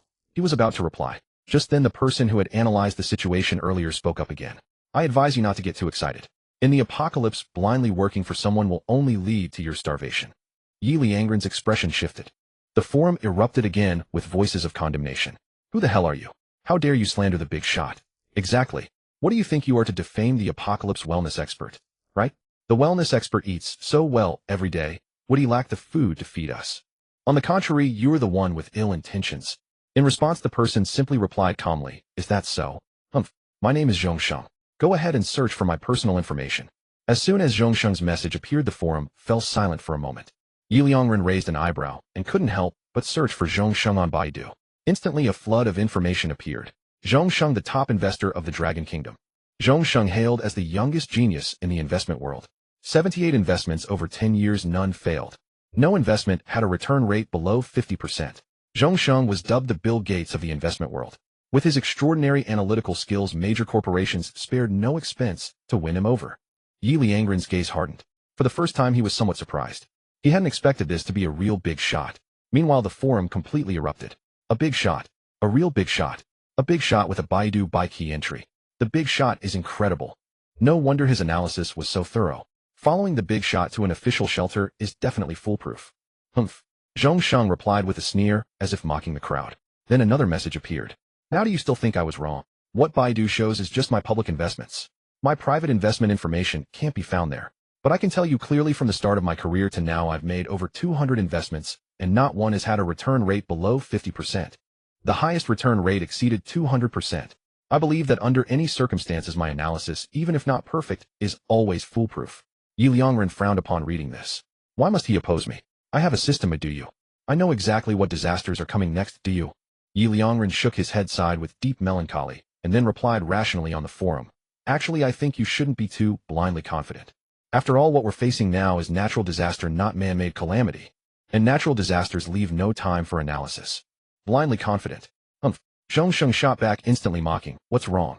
Getting anxious? Trying to refute me? Let me tell you, this is not blind confidence. I'll analyze for you now the many drawbacks of working for you. First, you do have plenty of supplies. I admit that. But those supplies are plenty for one person. For so many of us, are they really that abundant? No matter how much, it can't compare to the official reserves. Once supplies run low, how will you sustain all of us? Second, no one knows how the coming disasters will change. You're not wrong about that. But official shelters are far safer than yours in every aspect. Even if you're safe now, if an earthquake collapses your shelter and traps your supplies, how will we survive? That would never happen with the official shelters. Third, I don't know your motive for recruiting miners, but mining always depletes resources. You may need these minerals now, but that won't last forever. Once you don't need them anymore, what will happen to us? Starve to death. Would you really keep idle mouths to feed? Fourth, as I said earlier, the later you go to an official shelter, the worse the treatment will be. Even if we ignore the first 3 points, can you guarantee this job has no risks? If something goes wrong, and we try to go to an official shelter, they might just shut the door on us. Fifth, 10 analyses in a row appeared on the forum. Each one Zhongsheng argued with such convincing logic that anyone reading would think, ah, that makes sense. Especially many of the analyses genuinely seemed to consider everyone's welfare. Even if 1 or 2 points could be refuted, the others, to be honest, were hard to argue against. Just then another message from Zhongxing surfaced. Big shot. The Doomsday health expert, right? Come on. Explain to me how you plan to avoid these 10 points of mine. Ye Liangren raised an eyebrow and shook his head with a faint smile. This man was clever. Too clever for his own good, perhaps. His gaze was fixed entirely on the future, completely oblivious to the greatest difficulty facing everyone in the present. Ye Liangren leisurely retrieved a pile of fruit from his storage room, snapped a photo, and posted it on the forum with a chuckle. Makes sense. Keep analyzing. They'll be here eating melon and watching your show. You. Zhongxing sent a string of exclamation marks, seemingly enraged that Ye Liangren offered no explanation for his elaborate analysis, instead sidestepping the issue entirely and telling him to continue. Was he being completely dismissed? Seeing this, Ye Liangren shook his head with a smile. Still so green, getting angry over this. What about me? What's wrong with me? Ye Liangren replied lazily, then continued, enough. He'll concede. I can't be bothered to bicker with you here.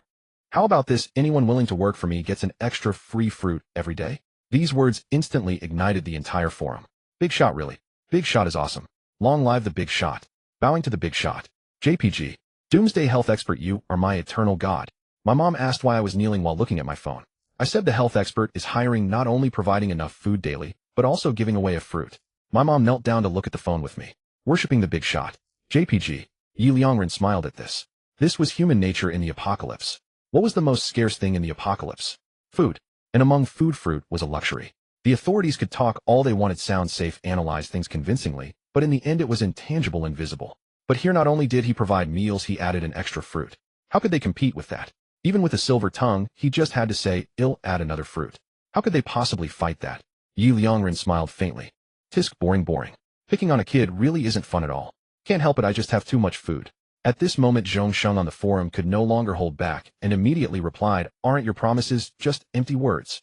I don't believe you have that much food and fruit. Fruit has a very short shelf life. No matter how much you hoard it can't last long. You're clearly misleading everyone. Once people choose to follow you, even if they get fruit at first, they definitely won't later." No sooner had he spoken than a message appeared. "No, I believe in the big shot." The speaker was Liang Quan. He also added 2 photos. A big bag of rice. JPG. A pile of vegetables. JPG. I believe the big shot would never deceive me. This bag of rice and vegetables was given to me by the big shot. I told the big shot about the mining area, and he promised me 20 gene of rice and 5 gene of vegetables. In the end, he gave me an extra 10 gene of rice and 2 gene of vegetables. Would a big shot like that be a fraud? If he were, he wouldn't have given me any rice or vegetables at all. Also, the big shot personally invited me to work as a miner. I absolutely trust him unconditionally. If it weren't for him, I would have starved to death long ago. Oh, and that mining area is huge. Even with 20 people working it would take at least a month to exhaust. These words sparked another wave of emoticons across the forum. Big shot is awesome. JPG. Big shot is the eternal god. JPG. I will always believe in the Doomsday health expert. JPG. At that moment, Dulong also appeared and began a rational analysis. I also think the big shot is trustworthy. Setting everything else aside and just comparing him to the authorities, I believe following the big shot is the better choice. Because the authorities have too many people. Even if their shelter has a food cultivation base, the best they can guarantee is that no one starves to death. The more people, the more food is needed. Also, considering various unforeseen circumstances, they definitely won't let everyone eat their fill, because a full belly means strength to rebel. But not being full leads more easily to conflict and food grabbing. And that's just one point. The most important thing is another. In the long term, barely avoiding starvation, everyone's immune system will definitely decline. Although they won't starve, they will easily get sick. Once someone falls ill, it can cause a large-scale outbreak. If enough people are infected, the virus can mutate. On the other hand, following the big shot, you can eat your fill every meal, have enough strength, sufficient immunity, and not worry about these problems at all. Calm analysis. JPG. Watching the post from Du Long and Liang Quan, the smile on Ye Liangren's lips deepened. The situation had now turned completely in his favor. At this point, Zhongxing could almost only cling to one point, that the authorities were safer than him in the apocalyptic environment. Sure enough, Zhongxing spoke again. Yes, I admit the official shelter has many people, and with many people this situation might indeed occur. But this is the apocalypse. Don't forget, this is the apocalypse. The apocalypse means cataclysmic disasters can happen at any moment. The authorities at least have a sturdy enough shelter. At least inside, even if you go hungry, even if conflicts arise, you won't die from the disasters. But outside, even if he can provide food, what happens when a disaster strikes? You'll just be waiting to die. Ye Liangren nodded at these words. He had to admit this guy was quite persuasive. Besides his analyses, he was also good at stirring people's hearts. Not bad, not bad. Too bad you ran into me. Ye Liangren smiled faintly and typed on the forum, "Very well said. I can't even refute it. Fine, I'll concede once more. Everyone must be curious about why I'm collecting minerals, right? Actually, it's to build a sturdier shelter. Any worker who performs outstandingly in the mining area will get a free small private shelter built for them, ensuring their safety." Ye Liangren's words instantly stirred a colossal uproar across the entire forum. In a flash, countless emoticons surged forth. "Big shot, forever gotch. Big shot, I want to bear your offspring. Long live the big shot." Of course, many also directly tagged Zhongsheng. "Your analysis is sound, but I choose the big shot. Your reasoning is correct, but I choose the big shot.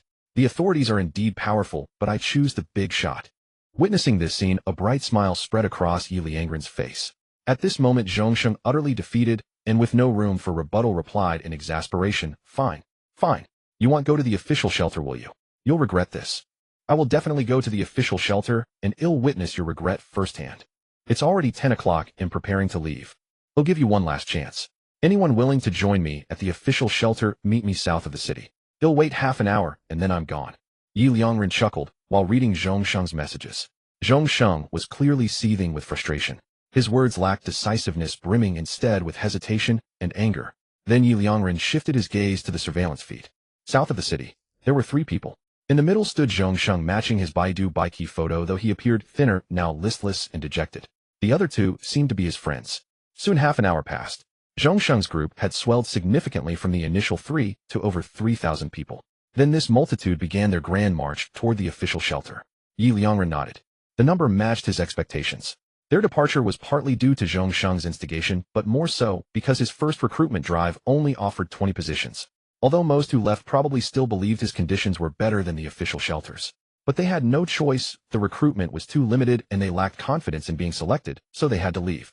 Ye Liangren understood this completely. After all, his remaining survival points were scarce, making it unwise to start with large-scale hiring. He had to proceed gradually. Fortunately, only 3,000 had left, though far more remained. Once he announced the recruitment, he could fill the positions almost instantly. Just then a virtual screen popped up. "Ding. You have achieved a victory in this apocalypse. This victory has earned you the trust and attention of over 80% of Jiangxing's population. In the apocalypse, the more people trust you, the smoother your future endeavors will be. Reward survival points, 800. Remaining survival points, 3,100. Seeing the system's reward, Ye Liangren's smile widened. Survival points have broken 3,000. I never thought a simple debate could earn survival points. How satisfying. Meanwhile, he checked the time. 10:35. Recruitment begins. Ye Liangren smiled, opened the forum on his phone, and immediately sent a message. Tonghu Road No. 377 Metal Ore District recruitment starts today. Those willing to try, please head to the Ore District at Tonghu Road No. 377 within half an hour. This recruitment is for 20 people. If there are too many applicants, the recruitment will be conducted in batches, 1 round per hour, 20 people per round, until 11 o'clock tonight. I will select the 20 most diligent and capable workers. Also, all participants in the recruitment will be provided with a free meal." The moment these words were posted, the entire forum exploded. "Long live the big shot. I'm on my way. Whether I succeed or not, I'll definitely get a full meal today. I'm only 5 kilometers away, I'll make it in half an hour. Why the half-hour limit? I'm a full 20 kilometers away. Crying. Wow. The big shot is incredible. Even the recruitment test comes with free food. I made the right choice not going to the official shelter." As the forum grew sluggish with nearly 100 messages per second, Ye Liangren smiled and replied, "Please don't rush. If you can't participate this time, there will be a next time. This is just the beginning. Barring unforeseen circumstances, there will be a second, third, and many more rounds. By the way, besides the 20 miners, we also need 3 chefs. For the test, 1 round per hour, 3 people per round, each preparing 3 dishes. Everyone will personally select the 3 best cooks who will pass. They will serve as the Ur District chefs responsible for breakfast, lunch, and dinner." This announcement triggered a flood of emoticons. "Long live the big shot. Long live the big shot. Long live the big shot." Ye Liangren chuckled at the forum filled with emoticons. Then his attention returned to the surveillance feed, observing the entire Jiangxing. At this moment, the once lifeless and deserted Jiangxing instantly burst into activity. The streets were packed with people, all streaming toward the same destination. The Ore District at Tonghu Road No. 377, chatting and laughing, eagerly rolling up their sleeves. Indeed, even in the apocalypse, a lively crowd makes things interesting.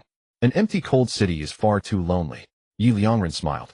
Suddenly his gaze faltered, and he froze in place. To the south of the city, the 3,000 who had been following Zhongsheng toward the official shelter abruptly turned around and charged back. They looked like zombies spotting humans moving as if they could fly. Their destination was also the Ore District at Tonghu Road No. 377. The most amusing part was that the southern district was the closest to the Ore District a mere kilometer away. Ye Liangren burst into laughter. Especially when he saw Zhong Sheng standing dumbfounded wearing an expression of utter despair. He laughed so hard, he doubled over. Brother, don't blame me for this. I had already chosen the Ur district as my base. It's just that the path you chose was a bit off. Why did you pick the southern district? Most of those who followed you thought they wouldn't be selected for the 20 positions. But they were just too close. And with a free meal on the line, how could they resist trying? As expected, the first to arrive at the mining area were the 3,000 who had left with Zhong Sheng only to return. Zhong Sheng was among them, though his purpose was clearly different from the others. Even now, he was still earnestly trying to dissuade them. Everyone listen to me. Don't waste time for a momentary craving for good food, he urged. The later we arrive at the official shelter, the worse our treatment will be. We might even lose our rooms and end up crammed into a single hall. The authorities will provide food. Surely they won't let us starve.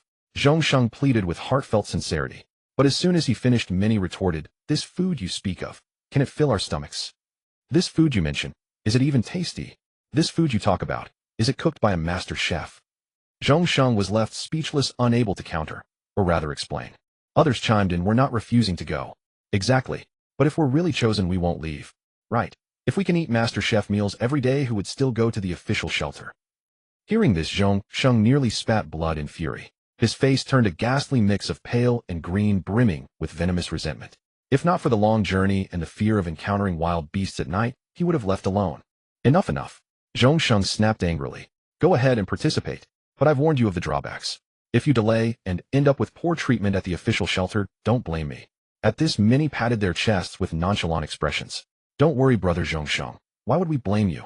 Exactly, brother Zhong Sheng, we know you mean well. The official shelter is certainly safer than where we are now. Even if the conditions are a bit worse, it's fine. That's right. We just want one good meal before heading to the official shelter. Indeed, indeed. These words gradually eased Zhong Sheng's grim expression. But before it fully softened, his face darkened even more. He caught some murmurs from the crowd. Honestly, we're doing him a favor by going to the official shelter, and he's still bossing us around. Who does he think he is? Exactly. If the big shot hadn't recruited so few people who would bother with him. And here he is acting all high and mighty. How ridiculous. But seriously, I hope I get chosen. If I do, we'll have full meals every day, all cooked by a master chef. I'd wake up laughing every morning. He'll tell you a surefire way to be selected. Really? What is it? Many immediately crowded around. The man chuckled. When you sleep tonight, raise your pillow higher. Worry-free dreams. In dreams, everything is possible. You bastard. A burst of laughter erupted from the group, completely ignoring how dark Zhong Sheng's face had become. His fists clenched so tightly they creaked. If not for his two friends constantly urging him to stay calm, he would have charged into fight. Inside the shelter, Ye Liangren watched the scene on the monitor and nearly burst out laughing. This was far more entertaining than any variety show had seen on TV. He shook his head, barely suppressing his amusement. Really, why go against me? It's such a thankless task. If the treatment at the official shelter is decent, fine. But if it's poor, you'd better watch your back when you sleep. Ye Liangren sighed. His gaze shifted to other areas of Jiang City on the monitor. A massive wave of people was now surging toward the mining area, likely tens of thousands. All this. Ye Liangren couldn't help but gasp. He checked the time, 10:55. 10 minutes left. They'd definitely make it. That meant he'd have to provide ingredients for at least 15,000 people. And worst of all, could he really assess all 15,000? 1 round per hour, 20 people per round. It was almost 11 now. Even if he worked until 11 at night, that was only 12 hours, enough for just 240 people. Ye Liangren's heart sank. Damn, I miscalculated. How did I forget this? He slapped his forehead. But soon he breathed a sigh of relief. Even if I waste some ingredients this time, at least it proves one thing. My supplies are more than enough, giving everyone peace of mind. Moreover, these nearly 15,000 people will mine is far more valuable than this one meal. And while the small mining base shows a maximum of 20 hired miners at a time, that's only because it provides 20 mining tools. The rest can mine by hand. Ye Liangren smiled. His gaze fell on the mining area on the monitor. Thanks to the small base's modifications, the entrance was spacious, and the interior was large enough to hold 500 people at once. Though mining by hand or with makeshift tools would be exhausting for a recruitment test, a half-hour limit would suffice. And this way he could clearly see who worked hardest. After some calculation, Ye Liangren made his decision. He immediately summoned the robots. Transport robots 1234, head to the storage room, and bring ingredients for 15,000 people to the mining area. Combat Robot 1, escort them. If anyone riots, stop them at once. Command received. The 5 robots set off at once. Ye Liangren beamed. Now we have a show of force too. Soon 10 minutes passed. Over 14,000 people had gathered. The entire mining area was packed to the brim. Such a sea of people was rare, even outside the apocalypse. Ye Liangren then used the small mining base's broadcast system to announce loudly, "Due to the overwhelming number of applicants, the recruitment process has been adjusted. There are now 2 recruitment modes. First, use mining tools provided by the base to mine, or with a 1-hour limit and 20 people per round. The one who collects the most or passes, and will recruit 10 people. Second, find your own tools, use simple implements, or even mine by hand, with a half-hour limit and 500 people per round. The one with the most or collected passes, and will recruit another 10. As he finished, the crowd stirred. At the same time, the mining base's gates swung open. As Ye Liangren finished speaking, everyone was still perplexed. According to his words, wouldn't this mining area need to accommodate 520 people simultaneously? Even the largest mines typically housed at most 300 to 400, never exceeding 500. Moreover, the entrance to Ye Liangren's mining base was so narrow it seemed at best a medium-sized mine. Even Liang Quan was taken aback at this moment. He had recommended this mine to Ye Liangren, having once worked there himself. He knew well that this was a medium-sized mine capable of holding at most 100 people. The previous workforce had never exceeded 50. Could it be? The big shot didn't understand this field. What was to be done? Liang Quan immediately pulled out his phone, ready to privately message Ye Liangren about the situation. Just then, the mining base's gate swung open. Everyone looked over at once, and in the next moment they were stunned, mouths agape, eyes wide. This. How was this a mine? It was practically a high-tech exhibition zone. The high-tech objects inside, whether it was the shovels gleaming with a silvery white luster equipped with power units for significant labor savings, or the metallic sheen covering the entire mine entrance with a texture that perfected shockproofing and collapse prevention. Not to mention the lights within the tunnels akin to the high-tech creations from alien spacecraft in movies. Liang Quan was especially stunned. He knew this mine best, so his astonishment was greatest. Was this still the mine he once knew? Was he hallucinating? He numbly pinched his arm, and feeling the pain, snapped back to reality. Gazing at the spacious mine, he felt a wave of shame. The big shot truly is a big shot, and I dared to doubt his understanding of mines, even thinking of messaging him to explain the situation. How embarrassing. Meanwhile, others were also slow to recover from the shock of such high technology. After a long while, they scratched their heads in bewilderment and muttered, "Is this a mine? Do I have a misunderstanding about mines? With this quality ID, feel safer hiding in this mine than anywhere else." Indeed, I think so too. Zhong Sheng was also startled at the sight of the mine. He had planned to use it to further. For instance, he might claim the mine was dangerous, prone to collapse, and that in an earthquake escape would be impossible, urging them to follow him to the official shelter for safety. Yet upon seeing the interior of the mining base, the words already at his throat were swallowed back down. But soon he shook his head with a look of indifference. Glancing at the cheering crowd, he sneered inwardly, truly a spendthrift, building such a lavish mine, no wonder he's short on metal supplies. Spending so recklessly, he'll eventually meet his doom.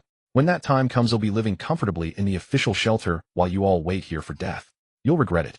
Zhong Sheng let out a cold laugh. Just then, someone in the crowd suddenly pulled out their phone and glanced at it. The next moment their eyes lit up and they shouted at the top of their lungs, "The big shot is awesome." The fervor was overwhelming. Hearing this, everyone immediately joined in the chorus. "The big shot is awesome. The big shot is awesome. Long live the big shot." Then the one who first spoke shouted again, "Everyone quiet down a moment. There's something you might not have realized yet. Let me break it down for you. The big shot is truly a good person. A genuinely great person. I'm committed to the big shot for life." Hearing this, the crowd was puzzled. Something they hadn't realized. What could it be? The mining base was indeed impressive and the big shot was good for providing jobs, but was it really as wonderful as this person claimed? Just then the man spoke with tears of gratitude. "Think carefully, aren't you overlooking some details?" The crowd was still confused. Before they could grasp it, the man continued sobbing, "Haven't you figured it out yet? There are over 14,000 people here.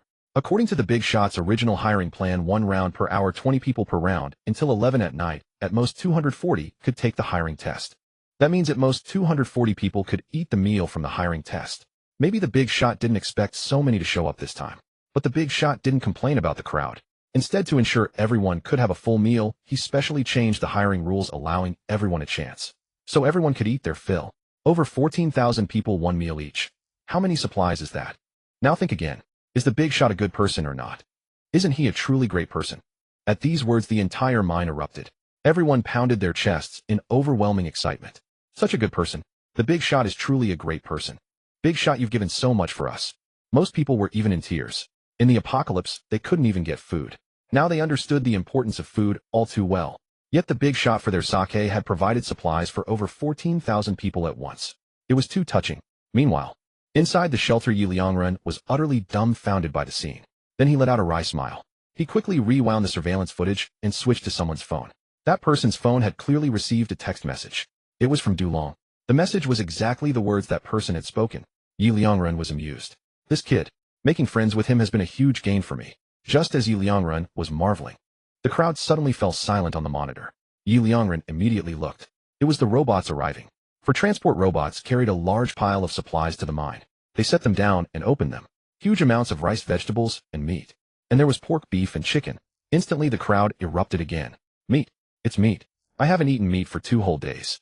The big shot even brought out meat. The next moment, everyone chanted in unison, long live the big shot. Long, long live the big shot. Long, long, long live the big shot.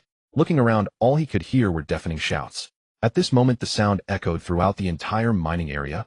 Zhongsheng's face darkened even more at the sight. A bunch of short-sighted, hopeless fools, he cursed amidst the clamor.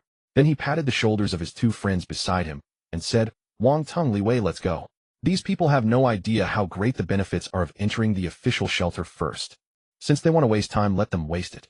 Let's go first, Zhongsheng said angrily. As his words fell, both Wang Teng and Li Wei couldn't help but tug at their sleeves, their faces filled with hesitation and indecision. They didn't want to discourage Zhongsheng, but they really wanted to participate in this assessment, especially seeing that pile of meat. Although they had been eating slightly better than others these past few days, it was still just plain congee with pickled vegetables. As for meat, it was an absolute luxury. Yet this time, just by taking the assessment, they could eat. Even if the portion of meat per person was small, it was still meat. They hesitated, unsure how to speak up. But no matter how hard Zhongsheng tugged, their feet refused to leave. You? Zhongsheng was stunned, staring sharply at the 2 in utter disbelief. You? Don't tell me you're also going to participate in this so-called recruitment assessment. Don't. Even you understand the benefits of arriving at the official shelter early. Zhongsheng's face was filled with indignation and incredulity. Seeing his astonishment, Wang Teng and Li Wei sighed. Though reluctant to disappoint their friend, they could only nod. Zhongsheng, we haven't eaten meat in a long time. We understand everything you said, but participating in this assessment only costs us a day. Yeah, Zhongsheng, just 1 day, it won't matter much. Besides, even if we 3 go to the official shelter early, what weight can 3 people carry? On the other hand, once the assessment is over, those who don't pass the recruitment will likely come with us anyway. Then with more people, we'll have a stronger voice in the official shelter. Yeah, Zhongsheng, why don't you join us too? You must not have eaten meat in a long time either. The 2 spoke in turns, constantly trying to persuade Zhongsheng. But the more he listened, the angrier he became. I am doing this for your own good, for everyone's good. Yet all of you would give up such a golden opportunity for just 1 meal. You? Zhongsheng took a deep breath and snapped, go ahead. Go ahead. If you want to eat, then go. As for me, I absolutely will not eat this meal. I'm leaving now. If I stay here any longer, I'm afraid I'll get sick. Zhongsheng exhaled heavily, said this to the 2, then glanced around at the crowd, waved his hand dismissively, and strode out of the mining area. Wang Teng and Li Wei watched him leave, shook their heads with a sigh, and waved back. Then you go first, Zhongsheng. Once the assessment is over, we'll come find you outside right away. Although they felt a twinge of regret at Zhongsheng's departure, the thought of eating meat soon sent a surge of excitement through them. The next moment, they joined the shouting crowd once more. Long live the boss.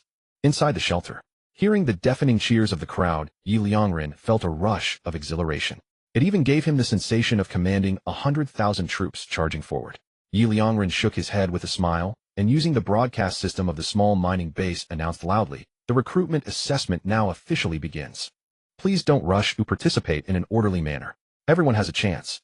Chefs, you may also proceed to cook. There is a kitchen inside the base. As Ye Liangren's words fell, the nearest several hundred people surged into the mining base. Fortunately, each person who entered was recorded by the mining base with information displayed above. Current number of people in the mining area, 311. After the number reached 520, those behind immediately stopped in their tracks. It was remarkably orderly, primarily because they were afraid that if they cut in line, the boss might get angry and cancel the recruitment. In the apocalypse, food was far too important. Not to mention, this was a job that provided 3 meals a day, all to the full. The apocalypse was synonymous with chaos. But with food as the foundation of order, it could become more orderly than ever. After the first batch of 520 people entered the mining area, the vast majority rushed straight to the depths and began mining with their bare hands. As for the 20 high-tech shovels placed at the entrance, most people ignored them. In their view, mining with bare hands was the most profitable. After all, the assessment only lasted half an hour. Most of them had never eaten their fill, so their stamina was low. Persisting for an hour would be too exhausting, but half an hour was doable with gritted teeth. Inside the shelter, Ye Liangren watched this scene and shook his head with a smile. He knew better than anyone how good the system's creations were. Each shovel had a power system, and the small mining base's introduction stated it could reduce effort by over 80%, let alone an hour. Even with 2 hours, those using the powered shovels would be far more at ease than those mining barehanded. For this first batch of 500 barring surprises, most will probably be eliminated. Ye Liangren shook his head and sighed. Too greedy for small gains. They think half an hour of barehanded mining is less tiring than an hour. If they cut corners, even in the initial assessment, they'll likely keep doing so when tired during the real thing. Ye Liangren stretched, filled a large cup of cola from the tap, and lounged in his chair lazily, watching the surveillance feed. Meanwhile, outside the mining area, most eyes were fixed on the time displayed above the base. They anxiously awaited the second round of assessment. Some, however, stared greedily at the kitchen beside the base, listening to the sounds of cooking and swallowing hard. Among these people, soon half an hour passed. Ye Liangren's voice came over the broadcast system of the mining base. Half an hour is up. The first round of barehanded mining assessment is complete. Please proceed to the dining hall for your meal. Those participating in the second round of barehanded mining, please enter in an orderly manner after the first group has fully left. Inside the shelter, Ye Liangren announced loudly, too lazy to worry if his words were a bit convoluted. His eyes were fixed on the virtual screen popping up from the mining base. Assessment personnel know.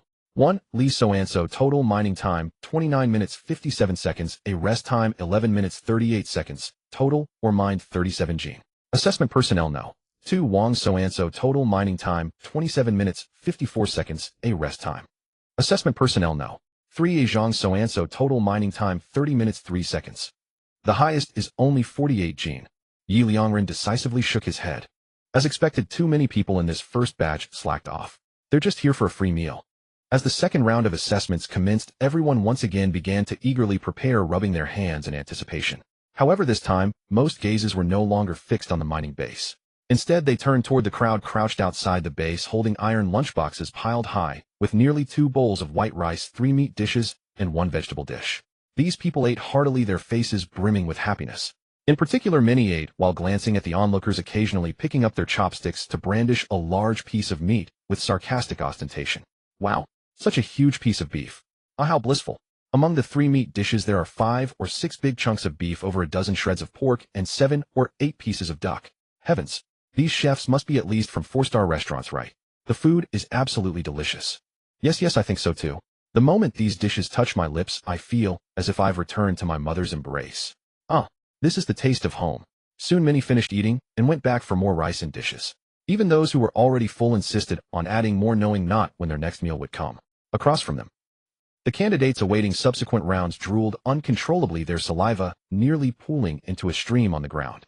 Ah, why are there still over 1,000 people ahead of me? I have to wait through 2 more rounds. They look so happy eating. I want to eat too. No, I must give it my all in the next round. Even if I collapse from exhaustion, I have to be selected. If I can eat like this every day, I'd gladly work 18 hours a day. Among the crowd, Wang Tung and Li Wei's eyes lit up at the sight. There's so much meat.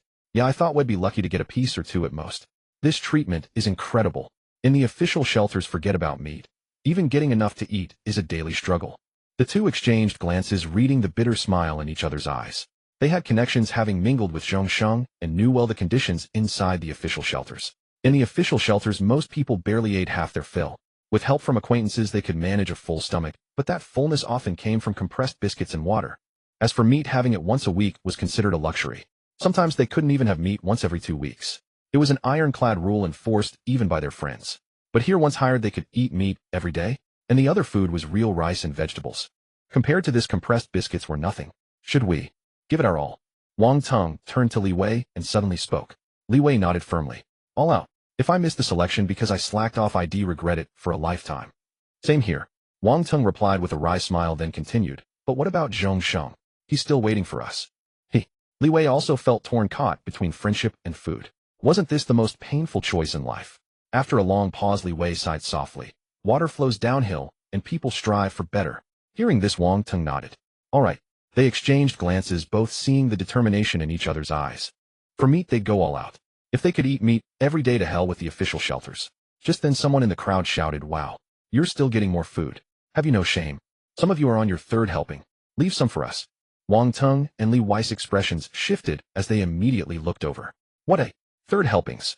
Simultaneously, the other waiting candidates gasped in shock and roared in unison. Damn it. Have you no decency? Sure, the boss provided ingredients for 15,000 people, but that's for normal portions. If you eat that much, what's left for the rest of us? Exactly. I don't believe you're not full after 2 helpings. If you're full, put it down. If you throw up from overeating, that's wasting food, and it'll beat you to a pulp. These shouts made those who were already full, but still forcing themselves, hesitate. They patted their bellies, which were already bulging. But this was pure white rice and succulent red meat. And it was aleocaniate. They had been truly terrified of hunger these past few days. At that moment, Wang Tung and Li Wei stepped forward. Everyone quiet down and listen to us. All eyes immediately turned to them. Wang Tung and Li Wei took a deep breath, exchanged a glance, and then spoke in turns, their voices loud and clear. Not just us, but I think everyone here hasn't had a proper meal in a long time. Let alone meat. So faced with the chance for free refills that include meat, even when full we still want to add more until we can't eat another bite. But everyone think carefully. Is this really right? It's not just about wasting food, more importantly, it breaks the boss' heart. This time because there were too many participants, the boss has already provided ingredients for 1500 people. These ingredients were originally for the boss alone, there was no need to share them. Even for hiring according to the boss' initial rules, at most 240 portions would have been enough. The boss knows we're hungry and treats us well, but we can't repay kindness with ingratitude. If everyone eats like this, the boss will probably have to supply another 1500 portions. Would the boss dare to hire again? No, had just think we're a bunch of ungrateful wolves. As Wang Tung and Li Wei's words rang out, the entire mining area fell silent. Those holding utensils were almost all instantly filled with shame. I was wrong. I want to take more food. Ooh, I was already full. I'm an ingrate. I've let the boss down. I wasted his ingredients, and I even slacked off during the assessment. Suddenly one person put down his utensils, standing dazed, tears streaming as he cursed himself. With the first person's confession, the others holding utensils soon felt remorse as well. I also slacked off. Boss, I betrayed your kindness. I was wrong too.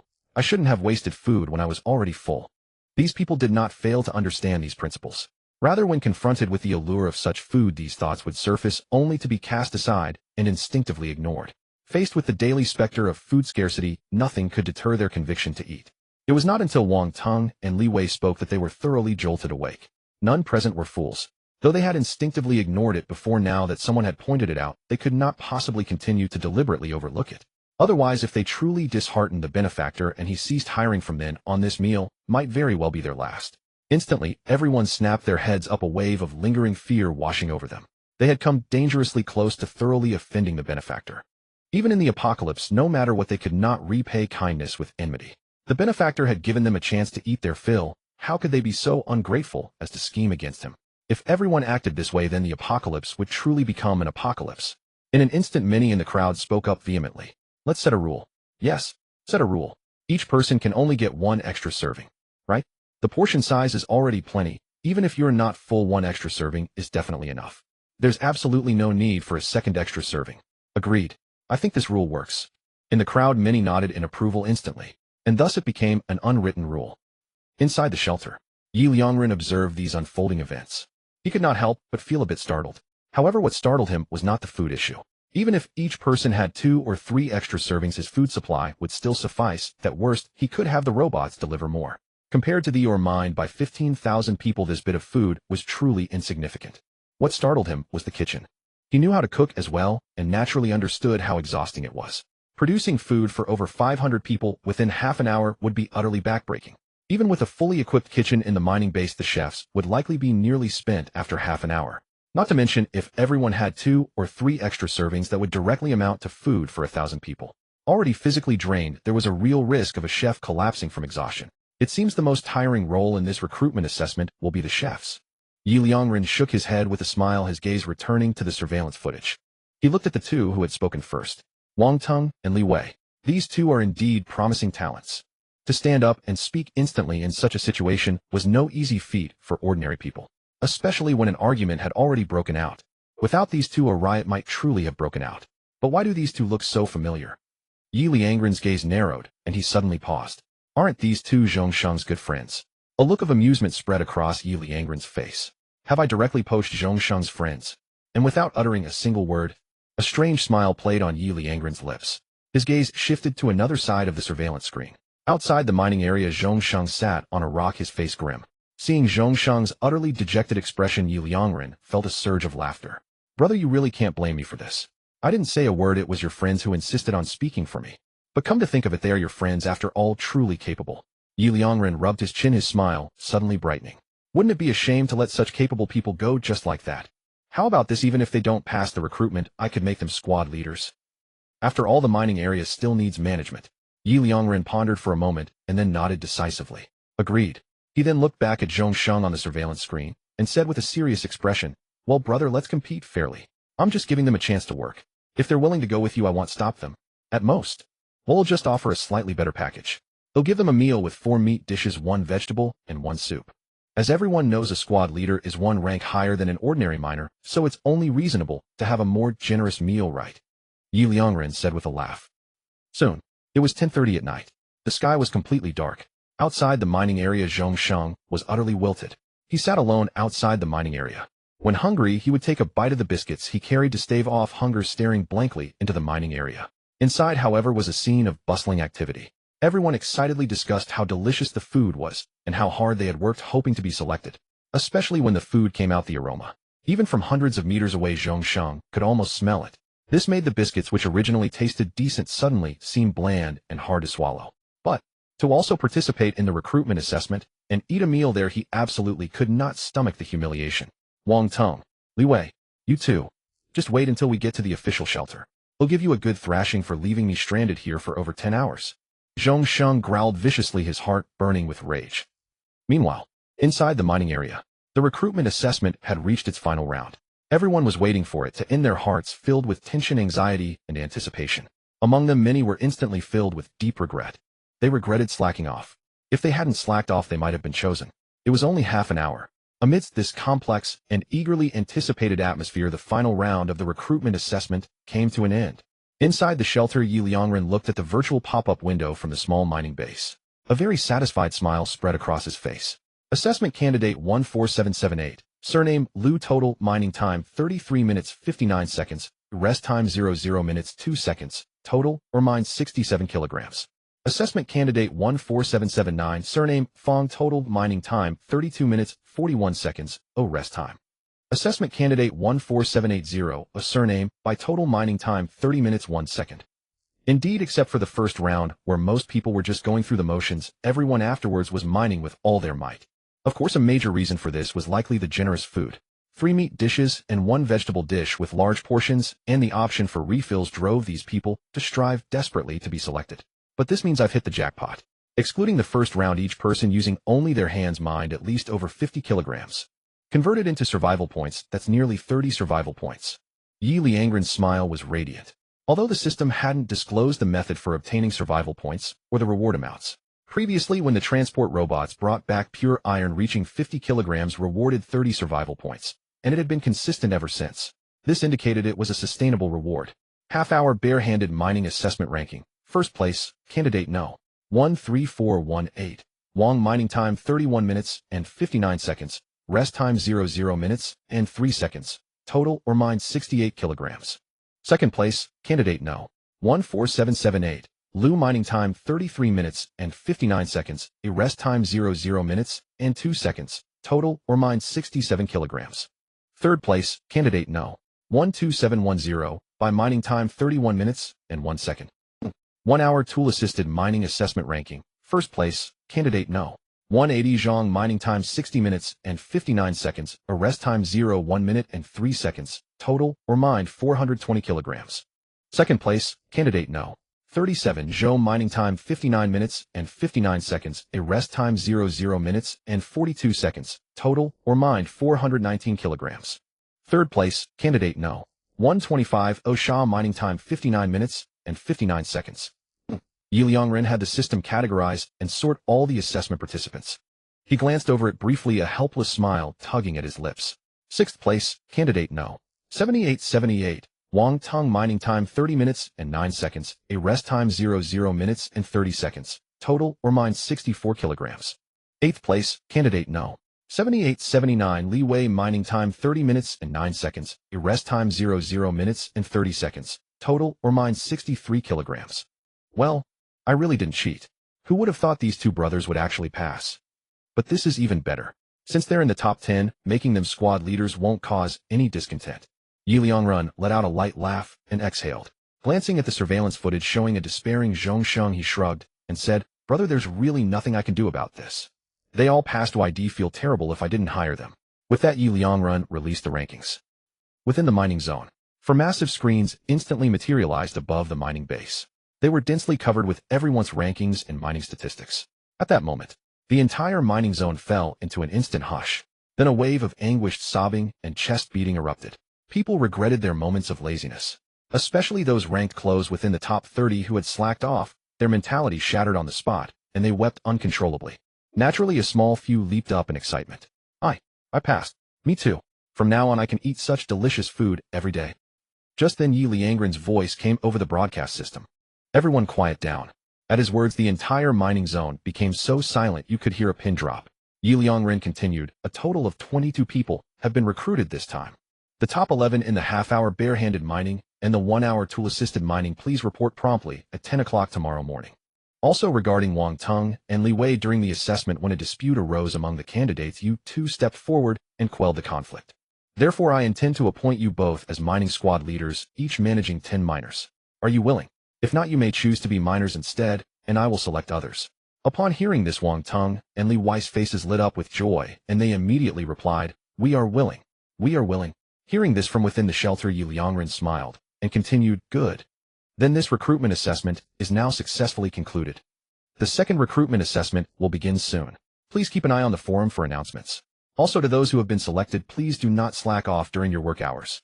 If you slack off for more than half an hour each day, you will receive a major demerit.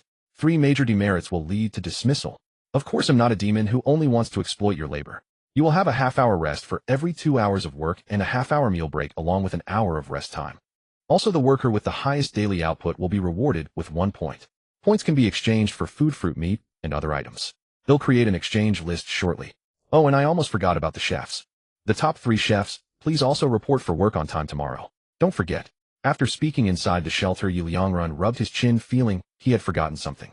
Then his eyes lit up and he immediately opened the broadcast again. To those who weren't selected this time, please don't worry. You can go to the city and collect metal supplies. Iron, titanium alloy, aluminum alloy. I need all of these. For every 100 kilograms of metal supplies collected, you can bring them to the mining base. Similarly, I will reward you with 1 point. You can choose to exchange it for food or simply have a meal right here at the base. Of course, like the base employees, you can get refills, but only up to 2 times. These words caused the entire mining zone to pause in shock.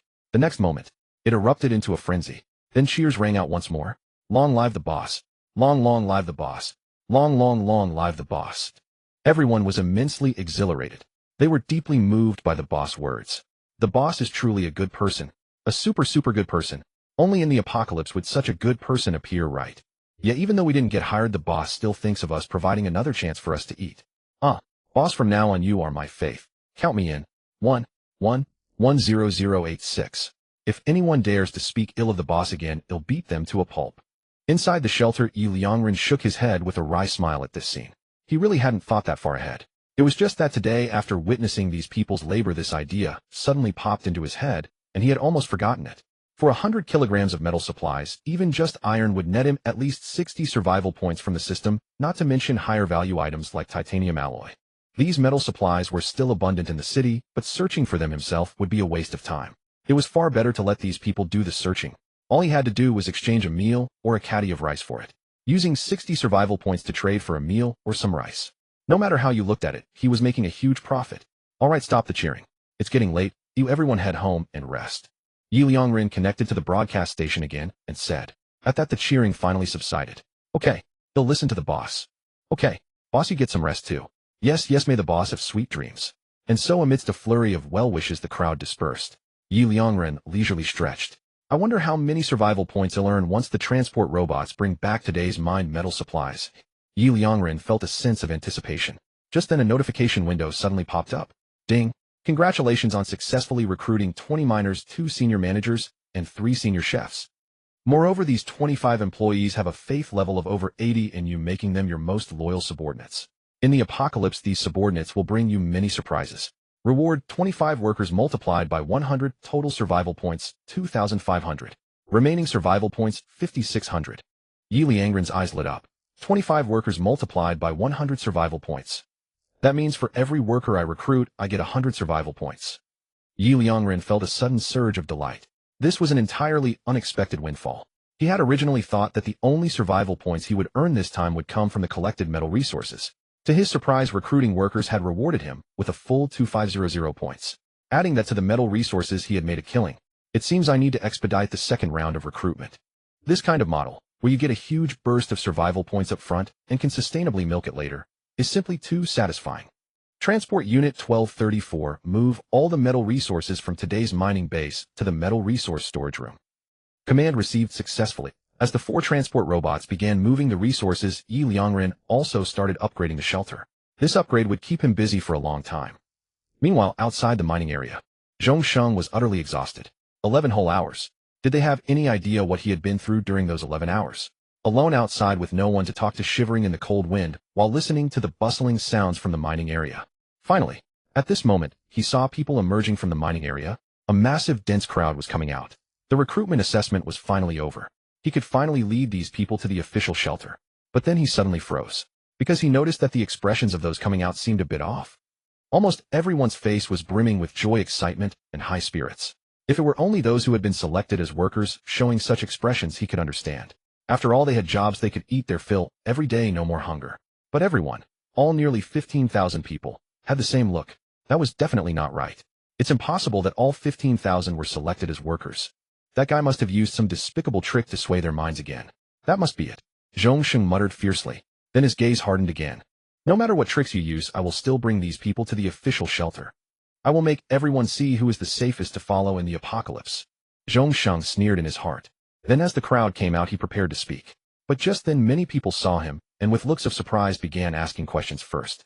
Huh, Zhongsheng, what are you doing here? Didn't you leave a long time ago? I thought you had already gone to the official shelter. Exactly why haven't you left yet?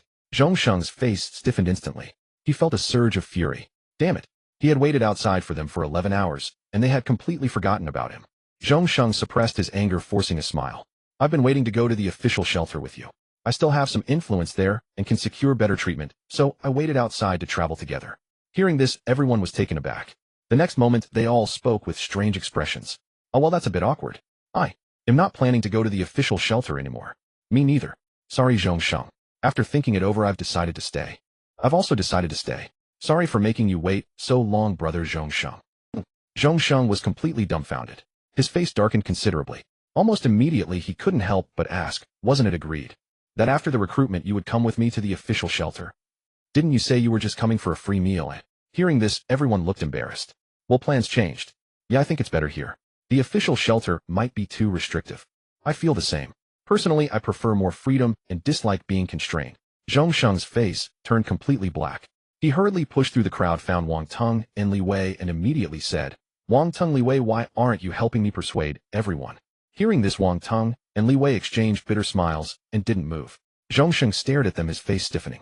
Then his eyes widened and contracted again, filled with disbelief. You, don't tell me even you two aren't going to the official shelter? Wang Teng and Li Wei looked at each other and nodded bitterly. Instantly, Zhongsheng felt terrible, nearly losing his mind. Seeing this, Li Wei sighed softly and pulled Zhongsheng aside, whispering, Zhongsheng, there's still a chance to win them back. The reason everyone doesn't want to go to the official shelter is that the big shot has started publicly collecting metal resources. Every 100 kilograms can be exchanged for food. But Zhongsheng is only so big. Everyone is collecting, and it will eventually run out. You can use this to win people over. Hearing this, Zhongsheng's frantic mood calmed slightly. He looked at Li Wei and asked, what about you? Why aren't you and Wang Ting going? Li Wei took a deep breath. Well, Wang Teng and we were selected. We're now official employees of the big shot. Zhongsheng's pupils contracted sharply. He shoved Li Wei away, then looked at Wang Teng, pointing at them angrily. You played me yet? We agreed to go together. Why did you choose him? Is he that good? A big shot. Have you known him as long as you've known me? Do you know his true nature? Zhongsheng started shouting. Before he could finish, Wang Teng roared. Shut up. Zhongsheng was stunned, staring at Wang Teng in disbelief. You yelled at me for an outsider. Yelled at your childhood friend. Wang Teng shook his head and said nothing more, because he had seen that many people were already looking over with displeasure. Speaking ill of the big shot in front of so many people. If he hadn't stopped him, Zhongsheng might have been beaten up. But obviously Zhongsheng couldn't understand that now. His mind was consumed by a single thought. After just one recruitment assessment, his childhood friend whom he had grown up with had yelled at him just because he said a few words about an outsider. Ha ha ha. Ha ha ha. Zhongsheng suddenly burst into laughter. Fine. Good. Well done. Well yelled. From today onward, we're no longer friends. Li Wei's expression shifted sharply. He quickly grabbed Zhong Sheng and said, "Calm down. Wang Teng is doing this for your own good." "For my own good, Zhong Sheng spun around, shaking off Li Wei's hand, and burst into laughter. "Ha ha ha ha ha, for my own good. That's the funniest joke I've ever heard in my life. So even you've become like this now? Fine, from this moment on the three of us are through. You take your broad road, and you'll cross my single plank bridge." Li Wei froze, his mouth opening and closing as if he wanted to speak several times. In the end, it all dissolved into a long, weary sigh. At that moment, Zhong Sheng whirled around and swept his gaze over everyone present. "And all of you, a pack of faithless scoundrels." These words instantly ignited fury in many. "What the hell did you say? Say that again if you dare. Who the hell do you think you are? We followed you out of respect. If we don't, so what? Who are you to throw your weight around and boss us about?" Upon hearing this, Zhong Sheng laughed heartily, completely unhinged. Outside the mining area, he had endured 11 agonizing hours all alone. What did he get in return? Nothing, but everyone saying him not going. Even his two childhood friends were just the same. In that moment, his rage consumed him entirely. He no longer cared about anything else. He only wanted to roar it out loud. "Am I wrong? Didn't you all break your promises? Ha ha ha. Today you abandoned me for short-term gain, but one day you will all regret it. Collecting metal supplies from Jiang City in exchange for food. How much food do you think you can get?" Zhong Sheng let out a cold, scornful laugh. 10 meals. 100 meals. I doubt you'll even manage 3. Have you carefully counted how many people are in Jiang City? Everyone's frantically searching for metal supplies. 100 kilograms per person equals 1 meal. 10 people make 1,000 kilograms, or 1 ton. 100 people make 10 tons, 1,000 make 100 tons, and 10,000 make 1,000 tons. How many thousands of tons do you think Jiang City has? Or tens of thousands? Do you truly believe it's inexhaustible? You're nothing but a bunch of short-sighted, hopeless fools. You'd stake your lives on this for just a few meals. Zhong Sheng lashed out mercilessly, raining down a torrent of abuse. Yet this outburst actually jolted many into realization. Indeed, though Jiang City was vast and metal supplies were everywhere, if everyone started collecting, the resources divided among them would barely amount to a few meals per person. What would they do after those few meals? The big shots recruitment drive was still an unknown, and even if it started, how many would be hired? Now, recalling Zhong Sheng's earlier words, that he still had some influence in the official shelter to secure better treatment, many immediately surrounded him with flattering smiles. "Brother Zhong Sheng. Brother Zhong Sheng, we were just joking earlier." "Yes, joking, and we never said we wouldn't go to the official shelter." Exactly. Why don't we head to the official shelter now?" Seeing the fickle faces of those who had suddenly changed their minds, Zhong Sheng sneered with bitter irony. "What? Now you're ready to follow me to the official shelter?" The crowd immediately fawned over him, grinning. "Brother Zhong Sheng, calm down, calm down. That's right. Getting angry is bad for your health." Zhong Sheng snorted coldly and snapped. "They'll give you one more chance, but if you disobey me again, you'll face the consequences. Especially inside the official shelter." Of course. The group chimed in hastily. Zhong Sheng flung his hand back, glanced at Wang Teng and Li Wei, and sneered. "You two will definitely regret this." With that, he strode forward. He was indeed furious, so enraged he felt like he might explode. But he hadn't lost his reason. On the contrary, he remembered every word Li Wei said, and he used that anger to steer his words, making everyone believe he genuinely had their best interests at heart. He made them all feel they were in the wrong, allowing him to truly become the leader of this group. Though he lost 2 childhood friends, had he ever truly considered them as such?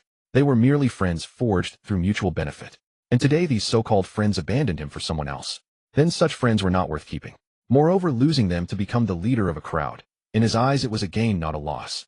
As for that person, Zhong Sheng opened his phone and stared at the figure on the forum whom everyone called the big shot and the doomsday health expert. A cold sneer curled in his heart. "Impressive. You've cornered me time and again. I've truly underestimated you. But there won't be a next time. In the apocalypse, the official shelter is always the safest. No matter how capable you are, alone you're doomed." Zhong Sheng put away his phone and looked back, a smug smile spreading across his face.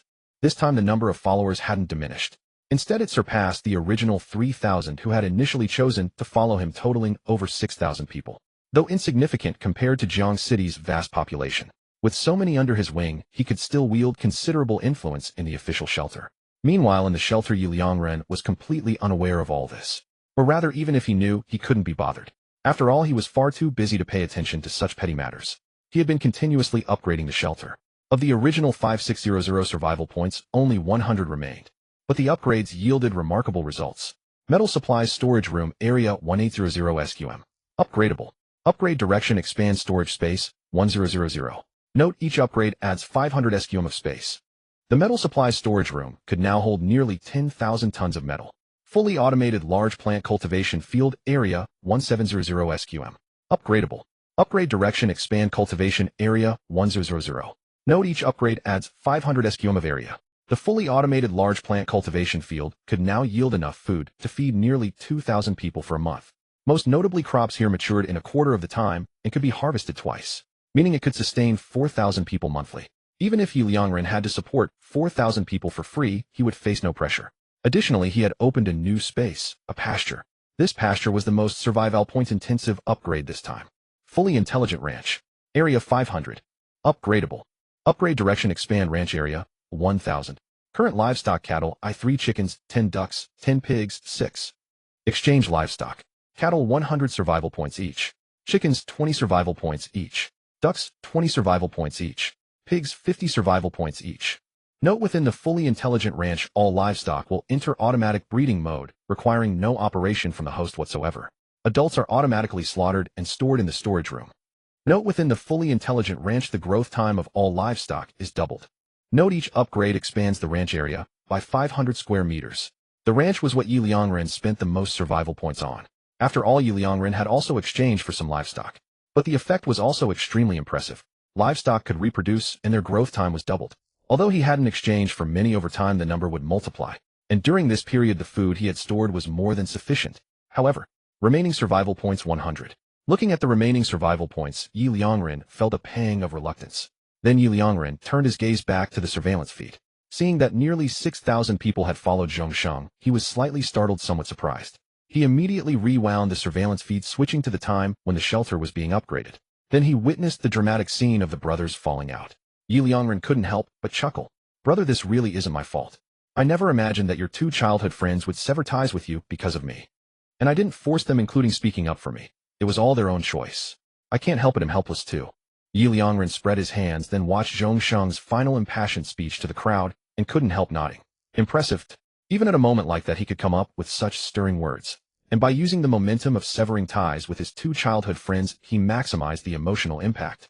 But Ye Liangren shook his head with a light laugh, making Wang Teng and Li Wei regret it. Not happening. Come on, with my cheat-like advantage, I can seize every opportunity. How could I fare worse than an official shelter? Wang Teng and Li Wei will only thrive under my command. And giving you 6,000 people for free. Tisk, that's quite a generous gift. It seems I'll have to find a way to get those 6,000 back later. Ye Liangren rubbed his chin. Meanwhile, the 4 transport robots returned. A virtual screen rose before Ye Liangren's eyes.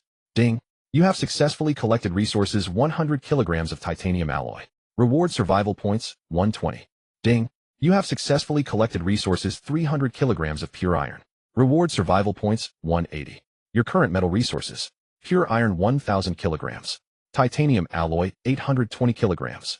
Remaining survival points 400. Ye Liangren stretched his arms and then clasped his hands behind his head. The efficiency is still too slow. With 4 second-generation transport robots, it takes 20 minutes round trip to carry only 400 kilograms of metal resources.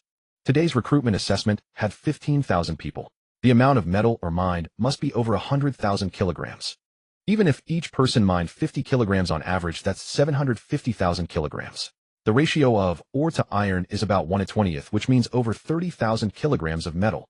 The transport robots carry 400 kilograms every 20 minutes, at most 1,200 kilograms per hour. They can't bring it all back in one night. And tomorrow, besides the ore mining at the site, many people from Jiangsheng will likely bring metal to exchange for food. At this rate, metal will keep piling up. Neither the efficiency nor the points earned will maximize profits. Ye Liangren rubbed his chin. He considered building a few more transport robots. But buying energy stones proactively was still too much of a loss. Ye Liangren shook his head. Forget it, time to sleep. Besides, I don't have enough survival points to buy energy stones right now. They'll wait until tomorrow morning to see how many survival points the metal resources brought back reward me. The next morning, Ye Liangren opened his eyes. He immediately looked at the cluster of system notifications at the bottom of his field of vision. Ding! You have successfully collected resources 200 kilograms of titanium alloy. Reward survival points 240. Ding!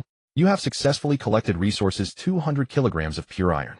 Reward survival points 120. Ding! You have successfully collected resources 100 kilograms of titanium alloy. Reward survival points 120. Ding! You have successfully collected resources 300 kilograms of pure iron. Reward survival points 180. Your current metal resources. pure iron 10,600 kilograms, titanium alloy 5,220 kilograms. Remaining survival points 9660. Ye Liangren's eyes lit up. The next moment, he was grinning from ear to ear. In just one night, I've earned 9660 survival points. Ye Liangren checked the time. 9:20. It hadn't even been 11 hours. And those 4 transport robots were still working. Indeed, recruiting and mining are the best ways to milk the system. Ye Liangren beamed. As for now, why should I bother building more transport robots? They'll just upgrade the super research base. Upgrading the transport robots will be far more efficient than building new ones. Super research base. Level 3. Upgradable. Direction level 4. Upgrade direction research level, 2000. Ye Liangren's gaze fell on the super research base, and he immediately spoke. System upgrade the research level of the super research base. Ding. You have spent 2,000 survival points to upgrade the research level of the research base. Upgrade successful. Super research base. Level 4. Upgradable. Direction level 5. Upgrade direction research level, 4,000. Remaining survival points, 7660. TSK. The next upgrade costs a whopping 4,000 survival points. But if I recall, reaching research level 5 unlocks artificial intelligence. If that's the case, it makes sense that it requires 4,000 survival points to upgrade. Ye Liangren clicked his tongue. He had thought that accumulating over 9,000 survival points this time made him quite wealthy. But now he realized he was still far from being rich. With these few survival points, a few upgrades to the research level would drain them completely. He turned his gaze back to the super research base. Ye Liangren's eyes instantly sparkled. This time I've truly hit the jackpot. For now, weapons could be set aside. Ye Liangren turned his gaze directly to the artificial intelligence interface. Current producible series, small sturdy shelter level 4. Required materials 100 kilograms pure iron 50 kilograms titanium alloy 1 energy stone. All-purpose domestic robot level 4. Required materials 50 kilograms pure iron 50 kilograms titanium alloy 2 energy stones. Nuclear-powered drone 2nd generation level 4. Required materials 200 kilograms pure iron 100 kilograms titanium alloy 2 energy stones. Combat robot 3rd generation level 4. Required materials 100 kilograms pure iron 50 kilograms titanium alloy 2 energy stones. Transport robot 3rd generation level 4. Required materials 100 kilograms pure iron 50 kilograms titanium alloy 2 energy stones. Mobile medium scale mining base level 4. Required materials 500 kilograms pure iron 200 kilograms titanium alloy 2 energy stones. Locked products level 5, intelligent transport robot, intelligent combat robot, high intelligence robot, mobile large scale, mining base, large disaster-proof shelter, and so on. Note: robots below level 5 lack artificial intelligence and can only follow simple basic commands. Current producible defense products, steel battle armor 3rd generation level 4. Required materials 100 kilograms pure iron 50 kilograms, aluminum alloy 10 kilograms, titanium alloy 2 energy stones. Exoskeleton armor 3rd generation level 4. Required materials 50 kilograms pure iron 30 kilograms, aluminum alloy 5 kilograms, titanium alloy 1 energy stone. Locked equipment level 5, nano battle armor exoskeleton nano armor. At level 4, the super research base showed minimal changes in artificial intelligence. All advancements were purely incremental. However, 2 new products had emerged: the small sturdy shelter and the all-purpose domestic robot. Upon reading the descriptions of these 2 new items, Ye Liangren's face lit up with a brilliant smile. Small sturdy shelter, a small mobile multi-person refuge with a lightweight structure resistant to most earthquakes, warm and cold-proof. Ideal as worker dormitories, easily transportable and highly convenient. It contains 10 rooms recommended for 20 occupants. Workers residing here will increase the host's faith value by an additional 10%. All-purpose domestic robot, a versatile household robot capable of cooking, frying, washing, clothes, cleaning, and a host of other domestic services, all performed at an elite level. There is nothing it cannot do, only what you haven't thought of. It is an essential robot for home and travel. These 2 items are exactly what I need most right now. Once the shelter is built, it will not only secure the workers' living standards, but also strengthen the willingness of others in Jiangxing to become my workers. Because becoming my worker means greater safety in the apocalypse. However, there is no rush. The effect will be better when the second phase of the apocalypse approaches. As for the all-purpose domestic robot, Ye Liangren smiled faintly. Even in the apocalypse, one must maintain a sense of ceremony. Having a robot butler to take care of my life, how much more satisfying would that be? Ye Liangren's gaze fell upon the robot as he examined the materials needed for its upgrade. Upgrading a 2nd generation robot to 3rd generation requires 50 kilograms pure iron, 20 kilograms titanium alloy, and 1 energy stone. Ye Liangren raised an eyebrow slightly. Honestly, it's a bit costly, but the upgrade is still necessary. If I'm not mistaken, when the super research base reaches level 5, third-generation robots should be upgradable to intelligent robots. And that should be one of the most profitable approaches. After all, the manufacturing method for second-generation robots has already been destroyed. If I don't upgrade them to third generation once we reach level 5 and the third generation is also destroyed, the second generation robots will never be upgradable again. System exchange for 8 energy stones. Ye Liangren immediately spoke. Ding. Exchanging 8 energy stones costs a total of 4,000 survival points. Confirm exchange. Yes. 4,000 survival points. Another hefty sum. Ye Liangren nodded with a pained expression. Ding. Exchange successful. Remaining survival points, 3,660. As the prompt appeared, the space before Ye Liangren twisted and 8 black stones materialized. He tossed them into the processing entrance. Then a notification displayed. Consuming 6 energy stones, 300 kilograms pure iron, and 120 kilograms titanium alloy to upgrade 4 transport robots 3rd generation and 2 combat robots 3rd generation. Estimated time 2 hours. Please be patient. Consuming 2 energy stones, 50 kilograms pure iron and 50 kilograms titanium alloy to produce 1 all-purpose domestic robot. Estimated time 6 hours. Please be patient. Ye Liangren nodded. He then looked at his current material inventory and survival points. Your current metal resources: pure iron 10250 kg. Titanium alloy 5050 kg. Remaining survival points 3,660. The metal stockpile keeps growing. But survival points, they never seem to be enough. Ye Liangren muttered under his breath. His gaze shifted to the surveillance screen. It was now 950. Quite a few people had already appeared in the mining area. Now it's time to give everyone another incentive. After pondering for a while, Ye Liangren began creating a chart. Points exchange list. 10 gene of rice 1 point. 5 gene of vegetables 1 point. 3 gene of fruit 1 point. 3 gene of meat 1 point. 2 additional meal servings at the mining area 1 point. Small shelter occupancy slot 20 points. Points earning rules. Mining area employees: the top performer in daily workload earns 1 point. Those who work for 5 consecutive days without slacking off earn 1 point.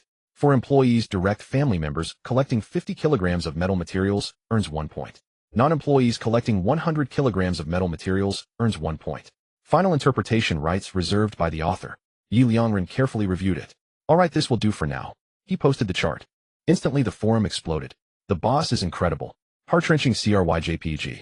Wow. The exchange list is out. I don't have to live in fear anymore. I envy those who can be the boss workers. Boss, when will you recruit again? This time I must become your worker. Watching the forum comments, Ye Liangren smiled. He then looked back at the surveillance screen. Within a minute or two, almost everyone in Jiangxing had emerged. They began collecting metal materials everywhere. Seeing this, Ye Liangren smirked and calculated in his mind. Right now I control 2 mining areas. To be honest, I could try another round of recruitment. But let's wait and see how efficient the 3rd generation transport robots are after the upgrade. Just then suddenly, boom! A violent tremor struck. With a loud crash, the earth split apart. An earthquake had arrived. Ye Liangren's gaze fell upon the surveillance footage. Over 30% of Jiang City's buildings had collapsed outright. The earthquake showed no sign of ceasing. Even within the shelter, which boasted the pinnacle of seismic fortification, Ye Liangren sensed a faint tremor. Outside, scarcely a soul managed to remain standing steadily. At that moment, a system prompt materialized below Ye Liangren's field of vision. Phase 2 Cataclysm: the 5th Ice Age erupts. Due to solar flares causing global glacial melt, earthquakes will persist for 2 days. On the 3rd day, temperatures will plummet. On the 4th, tsunamis will ravage coastal cities. The 5th day brings widespread torrential rain. By the 6th, inland regions face the peril of flooding and deluge, while freshwater resources become critically scarce. Ye Liangren's eyes narrowed. Has the 2nd cataclysm already arrived? He murmured. Can my shelter withstand this 2nd onslaught? His attention shifted to the shelter's main interface. Personal shelter. Owner: Ye Liangren. Space 3989 SQM. Facilities: bedroom, washroom, kitchen, heating chamber, super research base, fully intelligent large-scale plant cultivation, farm, fully intelligent pasture, advanced communications base. Description: an impeccably perfect grade shelter capable of withstanding man-made disasters and most natural calamities. Phase 2 Cataclysm, survival probability 60. Ye Liangren's expression shifted dramatically. Only a 60% chance of survival. Indeed, the previously upgraded equipment was primarily tailored for the 1st phase Cataclysm. To survive the 2nd phase, my shelter's defenses are still far from sufficient, aren't they? At the very least, the survival probability must reach 99. Just as Ye Liangren prepared to upgrade the shelter, a system notification suddenly appeared. To counter the Phase 2 Cataclysm, the system is now auto-upgrading. Remaining upgrade time 1 hour 59 minutes 59 seconds. Ye Liangren was taken aback. He entered a period of anxious waiting. Meanwhile, he opened the forum to gauge the situation. He suddenly noticed that the earliest message posted just 5 minutes prior read the boss is incredible. That was precisely when the earthquake struck. Had this earthquake completely destroyed Jiang City's signal base stations? Ye Liangren's expression subtly changed. For now, he could only fix his gaze on the surveillance footage, watching the terrified, panicked faces of the vast majority in Jiang City. Ye Liangren's countenance grew solemn. He then looked at the surveillance feed from the mining area. Ye Liangren breathed a soft sigh of relief. The situation in the mining area was far better than in Jiang City. At the very least, operations continued. This was also thanks to the modifications the mining base had made to the entire area.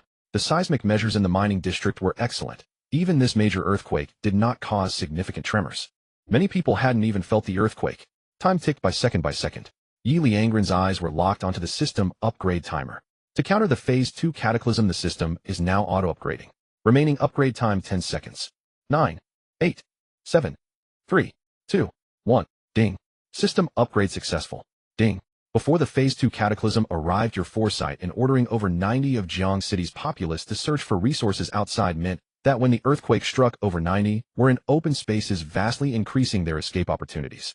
This earthquake resulted in less than 1 fatalities in Jiang City. Reward 8,000 survival points.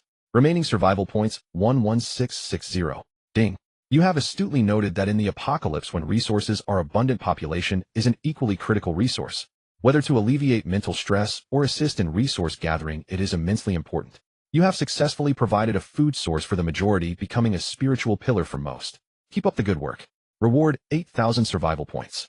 Remaining survival points 19660. Ding. You have survived the Phase 1 Doomsday Cataclysm without a scratch. System rating a grade. Reward 1,000 survival points. Remaining survival points 20660. Watching the cascade of system reward notifications suddenly appearing below his vision, Ye Liangren felt a surge of exhilaration. At the very start of the second phase, right after the system upgrade, it had bestowed such a generous gift. However, Ye Liangren keenly noticed a detail. Both substantial survival point rewards were related to population.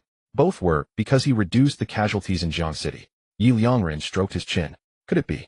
Ensuring my own safety is one thing, but ensuring the population of Jiang City is equally crucial. As Ye Liangren was pondering this, another system prompt appeared. Ding. This system upgrade adds a city construction module. The host can view it at the Super Research Center. No, population is a vital source of survival points. If the host wishes to endure the final rounds of cataclysms, please ensure the population count as much as possible. Ye Liangren's eyes widened. Indeed, just as I suspected, population is extremely important to endure the final rounds of cataclysms. That means if I don't maintain the population, I might survive the earlier cataclysms, but by the final stages my survival points will definitely be insufficient.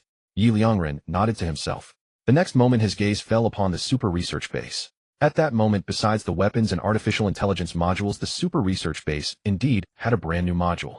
City Construction Center currently available to build 1T1 grade steel wall level 4. Required materials 100 kilograms sand and stone, 50 kilograms pure iron, 10 kilograms titanium alloy. 1T1 grade earthquake resistant house level 4. Required materials 200 kilograms sand and stone, 100 kilograms pure iron, 50 kilograms titanium alloy. 1T1 grade flood resistant trench level 4. Required materials 50 kilograms sand and stone, 50 kilograms pure iron, 50 kilograms titanium alloy. 1T1 grade water purifier level 4. Required materials 50 kilograms titanium alloy, 50 kilograms aluminum alloy, 2 energy stones. 1T1 grade regional heating device level 4. Required materials 50 kilograms titanium alloy, 50 kilograms aluminum alloy, 5 energy stones. Note each steel wall is 10 meters long, 2 meters high, and half a meter wide. To enclose all of Jiang City requires 1,000 units. 200 units per side. Note each flood-resistant trench can cover a range of 1 kilometer. To solve flood control for all of Jiang City, 100 trenches are needed. Note each water purifier can handle the daily water needs of 10,000 people. To solve the water needs of Jiang City's entire population, 20 purifiers are required. Note each regional heating device can warm a 1 kilometer range. To solve heating for all of Jiang City, 200 devices are needed. If the population is concentrated, the devices required 20 units. Gazing at the City Construction Center, Ye Liangren's eyes lit up. Now there's another collectible resource, isn't there? And it's actually sand and gravel. How easy would it be to gather that? I just wonder what the reward ratio in survival points will be. Ye Liangren rubbed his chin, his gaze instinctively falling upon the forum on his phone. For now, the top priority is still to get Jiang City's network up and running. He arrived at the shelter's communication base. Advanced communication base area, the entire shelter. Upgradable. Upgrade direction quality, 400. Note upgrading quality can provide network information coverage over a wide area. Remaining survival points, 20660. System upgrade the quality of the advanced communication base. Ye Liangren immediately commanded. The next moment the system's voice rang out. Ding. You have spent 400 survival points to upgrade the advanced communication base. Upgrade successful. Advanced communication base area, the entire Jiang City. Upgradable. Upgrade direction quality, 800. Note upgrading quality can provide network information coverage over a wide area. Remaining survival points, 20260. The coverage can now span the whole of Jiang City. Ye Liangren nodded in satisfaction, then spoke again. System connect the communication base network to the civilian network. Ding. Connection successful. The next moment when Ye Liangren looked at his phone again, the entire forum instantly trembled. Hundreds, nearly 1,000 messages appeared in an instant. The forum nearly crashed. The network is finally working. I almost thought it would never work again. In this apocalypse, if I couldn't even use the network ID, definitely go crazy. The earthquake just now was so intense. Did you all feel it? How could we not have felt it? Exactly, but speaking of which, can I just say the big shot is awesome. If it weren't for the big shot releasing the point exchange list a few minutes earlier getting me to leave my house, I'm afraid I'd still be lying dead in there all day today. And just now my house. It collapsed completely. If it weren't for the big shot, I'm afraid I'd be dead and buried. Me too, I owe it all to the big shot. 10086. Speaking of which, where's the big shot? The big shot couldn't be in trouble, could he? Watching the comments on the forum, Ye Liangren chuckled softly and replied, "Don't worry, I'm fine." Instantly the forum erupted again. The big shot has appeared. He's here, the apocalypse wellness expert is here. I knew it, the big shot is definitely fine. Just then a system notification suddenly appeared. Ding. You have upgraded the network and connected it to the civilian network. The advanced communication base now successfully covers all of Jiang City. Jiang City will never again lose network due to natural disasters. In the apocalypse, learning about the outside world is an important source of stress relief for people. You have successfully helped the residents of Jiang City overcome their fear of being cut off from information during the blackout. Reward survival points, 1000. Remaining survival points, 21260.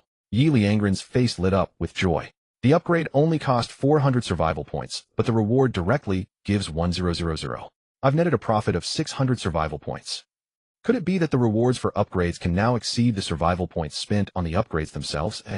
Ye Liangren felt he had discovered another new continent for earning survival points. But after a moment's thought, he shook his head. This upgrade was related to the entire population of Jiang City. The description of the reward makes that clear. So ordinary upgrades probably still won't exceed the survival points used for them. Still, it's given me an idea for earning survival points. Ye Liangren nodded, then realized he had been overlooking something all this time. His gaze swiftly fell upon the super research base.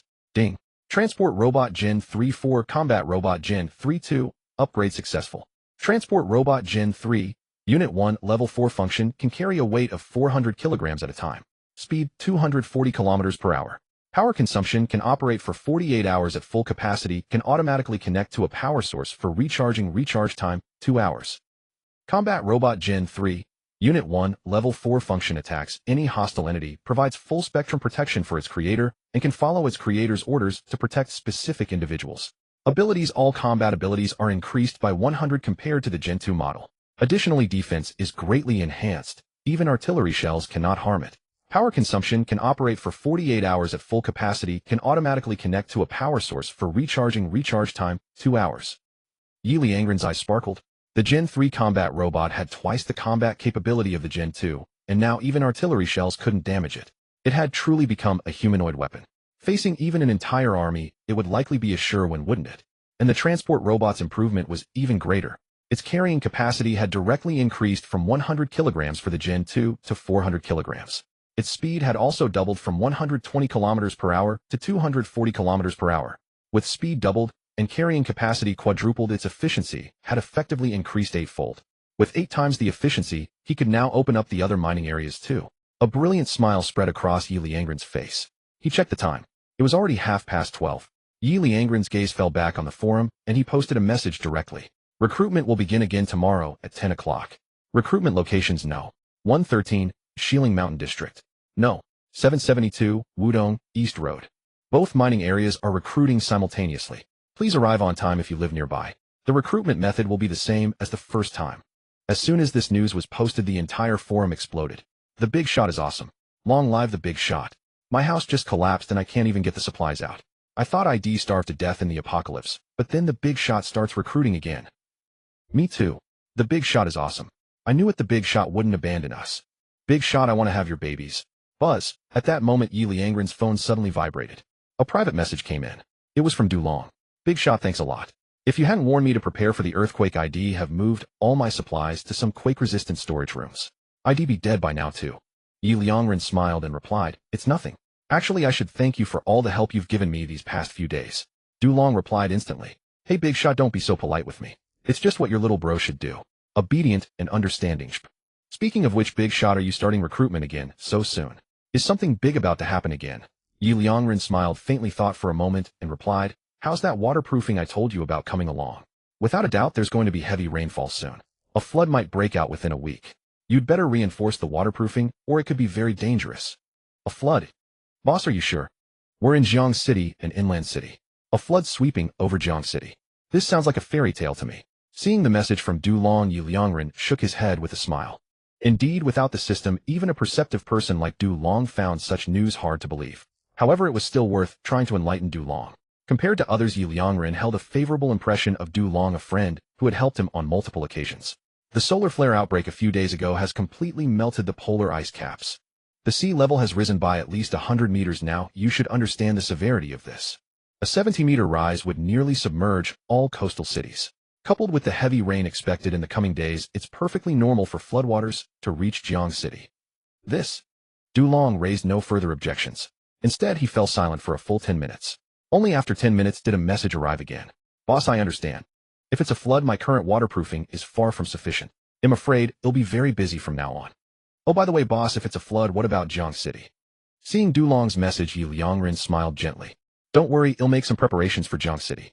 At the very least, I won't let there be any casualties in Jiang City. Hee, that's a relief. The boss word is more reliable than anyone's. Worship the boss. Ye Liangren nodded with a smile. This kid sure knew how to flatter people. However, Ye Liangren also noticed something. Even in the face of a flood, Du Long had the means to upgrade his waterproofing. Moreover, he seemed genuinely concerned about the residents of Jiang City. This kid might have a more impressive background than I imagined. After pondering for a while, Ye Liangren shook his head. Forget it. Anyway, he's a decent person, definitely someone worth befriending. Even if he's connected to the authorities, it's fine. Ye Liangren's gaze fell upon the super research base. Next, I need to recruit workers tomorrow. I hope these 2 mining areas will give me a big surprise. Otherwise, I'm still far from having the materials I need to withstand this flood. Mobile medium mining base level 4. Required materials, 500 kilograms pure iron, 200 kilograms titanium alloy, 2 energy stones. Ye Liangren immediately spoke. System exchange for 4 energy stones. Ding. Exchange for 4 energy stones requires a total of 2,000 survival points. Confirm exchange. Yes. Ye Liangren nodded. Ding. Exchange successful. Remaining survival points, 18,260. Craft mobile medium mining base. Consuming 4 energy stones, 1,000 kilograms pure iron, 400 kilograms titanium alloy to produce 1 mobile medium mining base. Total time required 6 hours. Please be patient. Ye Liangren took a deep breath and nodded. Then he looked at his current material list and survival points. Current metal materials: pure iron 9,250 kilograms. Titanium alloy 4,650 kilograms. Remaining survival points 18,260. Ye Liangren focused, looking at the city construction center, and began to calculate. T1 level steel wall level 4. Required materials 100 kilograms gravel, 50 kilograms pure iron, 10 kilograms titanium alloy. T1 level flood resistant trench level 4. Required materials 50 kilograms gravel, 50 kilograms pure iron, 50 kilograms titanium alloy. A T1 level steel wall requires 1,000 pieces to surround all of Jiang City. 200 pieces per side. Gravel is easy to obtain, so we can set that aside. The main issue is pure iron and titanium alloy. For 10,000 pieces, I need 500 kg of pure iron and 100 kg of titanium alloy. And this is just for the steel walls, which can only block the flood. To defend completely, I also need the flood-resistant trenches. Each trench covers a range of 1 kilometer. Covering all of Jiang City requires 100 pieces. 100 pieces mean 500 kg of pure iron and 500 kg of titanium alloy. So just to deal with this flood, I need at least 550 kg of pure iron and 150 kg of titanium alloy. Ye Liangren pinched his chin, his expression turning serious. Plus, the water resource issues caused by the flood will require T1 level water purifiers and T1 level regional heating equipment for warmth. At the very least, I need to prepare 1.0 kg of pure iron and 5.0 kg of titanium alloy. It's a long and arduous road. Ye Liangren let out a soft breath. Let's check the gravel rewards first. Ye Liangren's gaze fell upon the 3 third-generation transport robots standing in the super research base. Transport Robot 1, go outside and collect 100 kilograms of gravel, then transport it to the material storage room.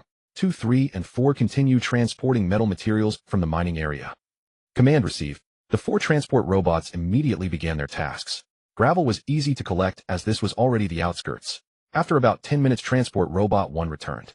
Simultaneously, a system prompt appeared. Ding! You have successfully collected materials 100 kilograms of gravel. Reward survival points 10. Remaining survival points 18,270. Ye Liangren nodded. Because gravel is several times easier to collect than pure iron, the reward is also several times lower. About 1/6 of the pure iron reward. Still, it's enough. After all, the more I collect, the more survival points I get. Ye Liangren opened the forum, which was still bustling with activity. Seeing how everyone's sense of crisis had instantly diminished once the network was restored, Ye Liangren hesitated. Should he share the information he knew with these people? There were both pros and cons. After a moment of deliberation, he quickly made a decision. The benefits outweighed the risks. Not only would it heighten their sense of crisis, but it would also motivate them to collect materials for him more diligently. As for the drawbacks, he could mitigate them significantly through his announcements. Everyone quiet down. I have an announcement to make. The moment this message was sent, the forum fell completely silent in an instant. Ye Liangren nodded with a smile and began composing his post. I just received news from a friend. Due to the solar flare outbreak a few days ago, sea levels have risen dramatically. Within a few days, coastal cities will be completely submerged. After that, we inland cities will also face a severe flood crisis. So I've decided to build a wall to completely block the floodwaters outside. I need your help, and of course it won't be for free. I've restructured the way to earn points. You can check it out. Point exchange list. 1 gene of rice 1 point. Half a gene of vegetables 2 points. Half a gene of fruit 3 points. Half a gene of meat 3 points. Lunch for 2 shifts at the mining area 1 point. Small shelter accommodation, slot 100 points. 1 earthquake-proof house for 3 people 150 points. Point earning rules.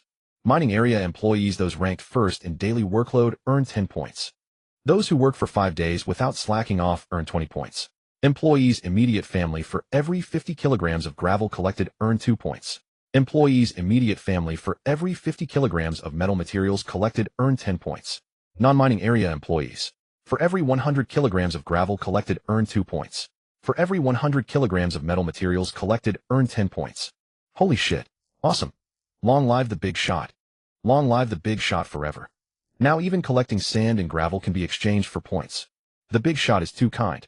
When the big shot announced today that collecting metal materials can be exchanged for points, I realized, damn, everyone was grabbing them so fast.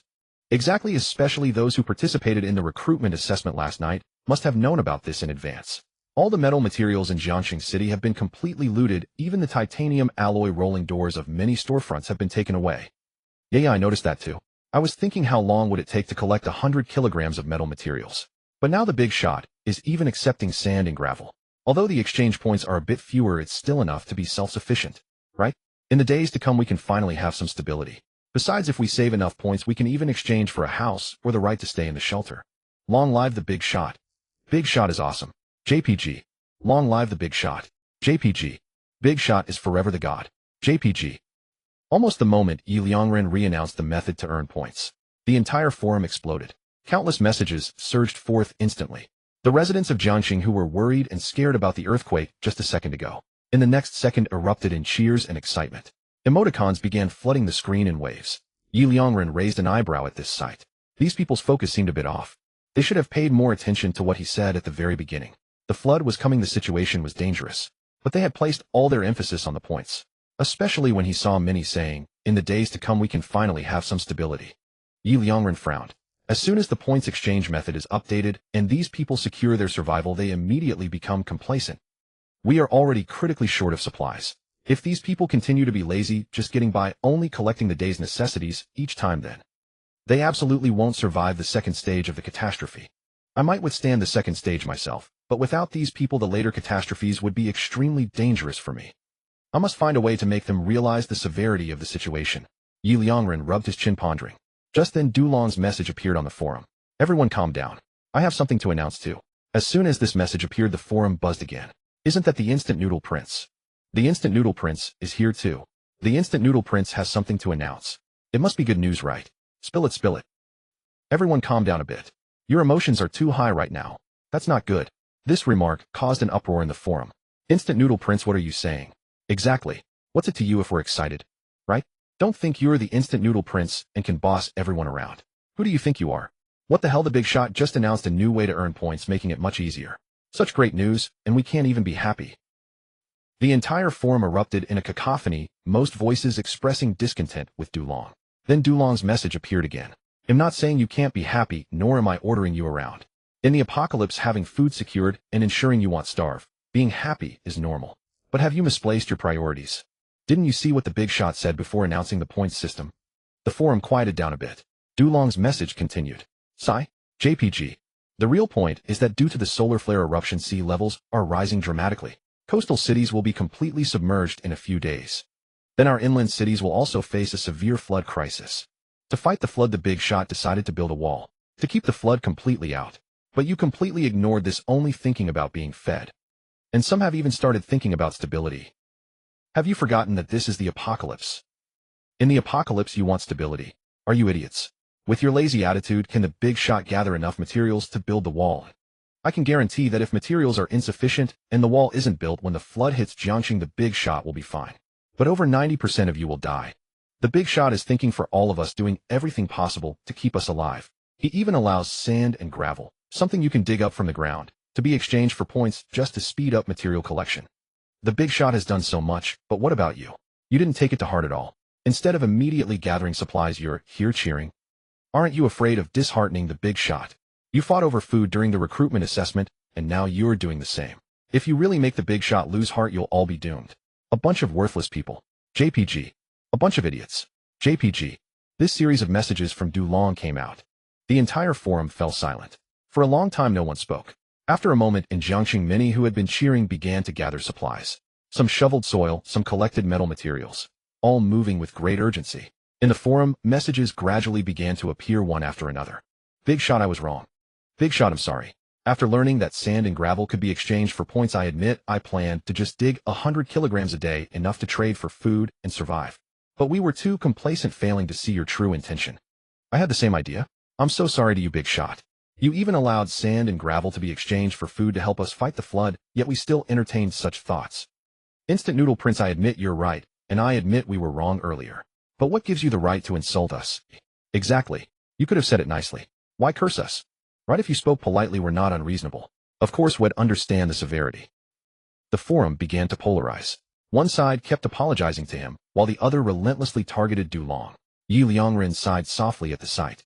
The biggest problem was solved. All thanks to Dulong. Yet, Dulong had suffered greatly. In truth, what these people said was not wrong. Dulong could have spoken politely without resorting to insults or such radical words. But that approach would have been utterly ineffective. Ye Liangren understood clearly that gentle persuasion could never achieve the same effect as this.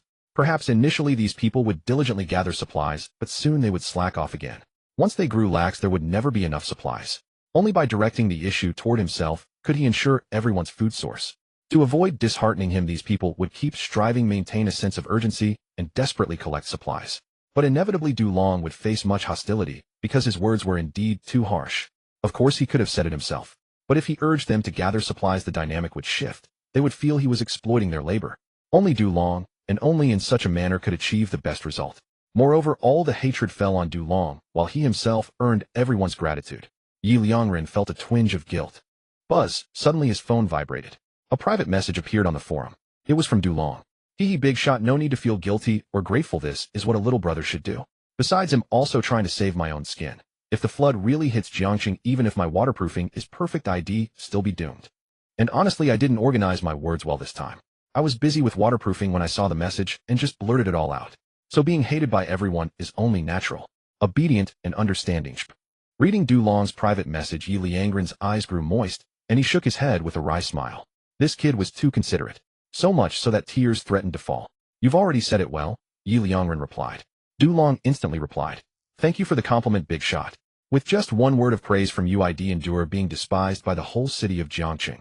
I will always be your most loyal little brother. Seeing this, Ye Liangren felt even more that befriending Du Long was absolutely worth it. Focus on your waterproofing for now. They'll let you know in advance if anything new comes up. Thank you, Big Shot. Big Shot is awesome. Big Shot is forever the god. Alright, Big Shot, I'll get back to work now. You can message me anytime. I'll be on call 247. Ye Liangren nodded. He put down his phone and turned his gaze to the surveillance screen. Watching the residents of the entire city frantically gathering supplies, he nodded in satisfaction. But this means food consumption will increase several-fold. Ye Liangren's eyes fell on the cultivation field. Fully intelligent large-scale plant cultivation field. Area 1700. Upgradable. Upgrade direction: expand cultivation area, 1000. Note: after upgrading to intelligent, the plant cultivation chamber will enter fully automated cultivation mode, requiring no host intervention, and mature crops will be automatically stored. Note: each upgrade to plant growth speed has the maturation time and allows for a second harvest whose maturation time is further halved from the original. Note: each upgrade to expand the cultivation area increases the plant cultivation chamber's area by 500 square meters. Remaining survival points 20,270. System upgrade: the fully intelligent large-scale plant cultivation field 3 times for expanding the cultivation area. Ye Liangren immediately commanded. Ding. Upgrading the cultivation area 3 times costs 4,500 survival points. Confirm upgrade. Confirm. Ding. You have spent 4,500 survival points to upgrade the fully intelligent large-scale plant cultivation field. Upgrade successful. Fully intelligent large-scale plant cultivation field. Area 3,200. Upgradable. Upgrade direction: expand cultivation area, 2,500. Note: the fully intelligent large-scale plant cultivation field operates in fully automated cultivation mode, requiring no host intervention, and mature crops are automatically stored. Note: the cultivation time for plants in the fully intelligent large-scale plant cultivation field is halved, and a second harvest is possible with its maturation time halved again from the original. Note: each upgrade to expand the cultivation area increases the plant cultivation chamber's area by 500 square meters. Remaining survival points 15,770. Does each upgrade require 500 more survival points? Ye Liangren's head ached as he saw that the cost for the next cultivation area expansion had already reached an exorbitant 2,500 points. Although the fully intelligent large-scale plant cultivation field now have maturation time and allowed a second harvest, yielding nearly 4 times the previous amount per harvest, the area was still too small. 3,200 square meters. That was at most about 5 mu of land. Even with the halved maturation time, it could support a few thousand to 10,000 people, but now that the entire city was stockpiling supplies this size was utterly insufficient. Yet continuing to upgrade seemed too wasteful. Ye Liangren rubbed his chin, troubled. Then he suddenly looked up and couldn't help asking, "System, can I unlock more branches? For example, increasing plant yield?" Ding. Plant yield, animal reproduction rate, taste, and meat quality fall under biological categories. The host can build a biological research institute. At these words, Ye Liangren's eyes lit up. How could I have forgotten this? Indeed, these are all matters of biological hybridization. I can set up another room. Since there's no branch, I can start with the seeds and the source. Without further ado, he immediately took a wooden board from the storage room. He wrote on it, Biological Research Institute. Then he hung it on an empty room. Instantly, the room displayed its attributes. Biological Research Institute. Area 50. Upgradable. Upgrade directions: intelligence, 500 plant yield, 500 animal reproduction rate, 500 taste of plants and animals, 500. Note: after upgrading to intelligent, the Biological Research Institute will enter fully intelligent research mode, doubling research speed. Note: after upgrading plant yield, the institute will begin researching seed yield with each research, increasing output. Note: after upgrading animal reproduction rate, the institute will begin researching animal reproduction with each research, increasing the rate. Note: after upgrading taste of plants and animals, the institute will begin researching edible quality with each research, improving the taste. Remaining survival points 15,770.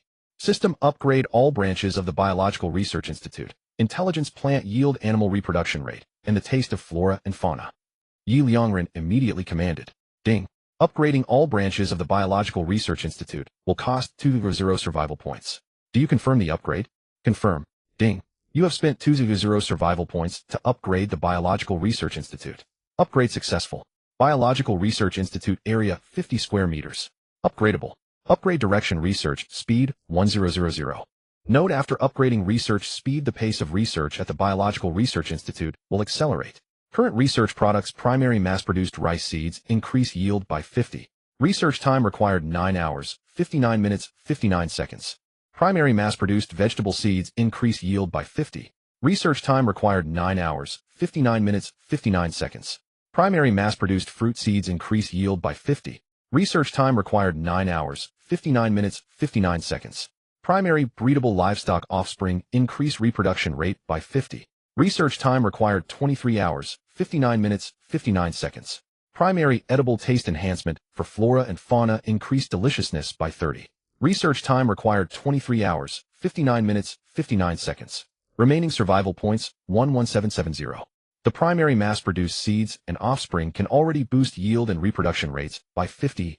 If that's the case for intermediate or even advanced levels, wouldn't the yield and reproduction rates multiply several times over? Ye Liangren's eyes lit up and he breathed a slight sigh of relief.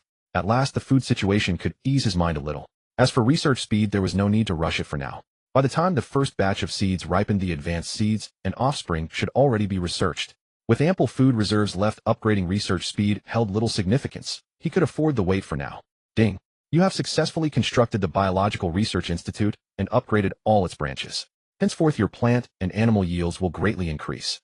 Your food supply will be absolutely guaranteed, sufficient to sustain the majority of people and even form a supply chain.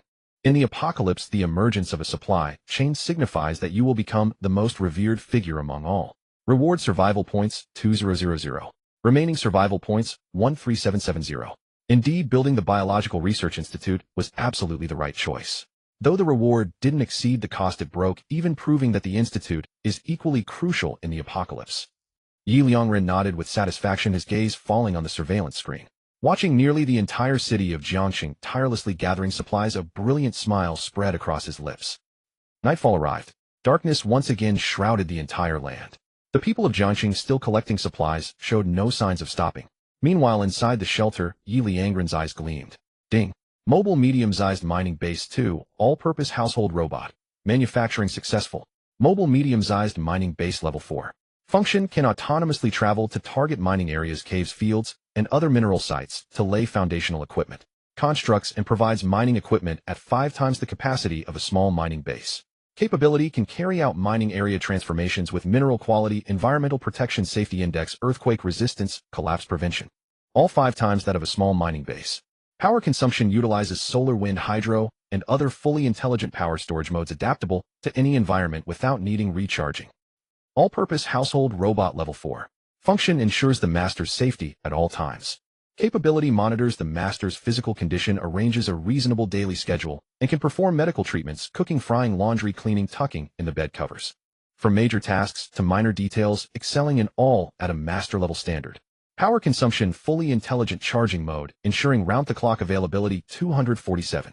Finally manufactured. Gazing at the 2 colossal entities that suddenly appeared outside the shelter on the surveillance screen, Ye Liangren's eyes sparkled, and he beamed with joy. The mobile medium-sized mining base was also an RV. However, its size was directly 2 to 3 times that of the small mining base. What pleased Ye Liangren the most was that all indicators of the medium mining base were essentially 5 times those of the small one. This included the quality of minerals extracted from the mining area. 5 times the quality. That meant the mining area's output could multiply several times over. And all of that translated into survival points. Medium mining base no. 1. Head to West Ridge Mountain Site 113 to establish the area. Medium mining base no. 2. Head to Wutong East Road Site 772 to establish the area. Command received successfully. Outside the shelter, the 2 RVs immediately began moving toward their destinations. Meanwhile, in the kitchen, the sound of stir-frying suddenly emerged.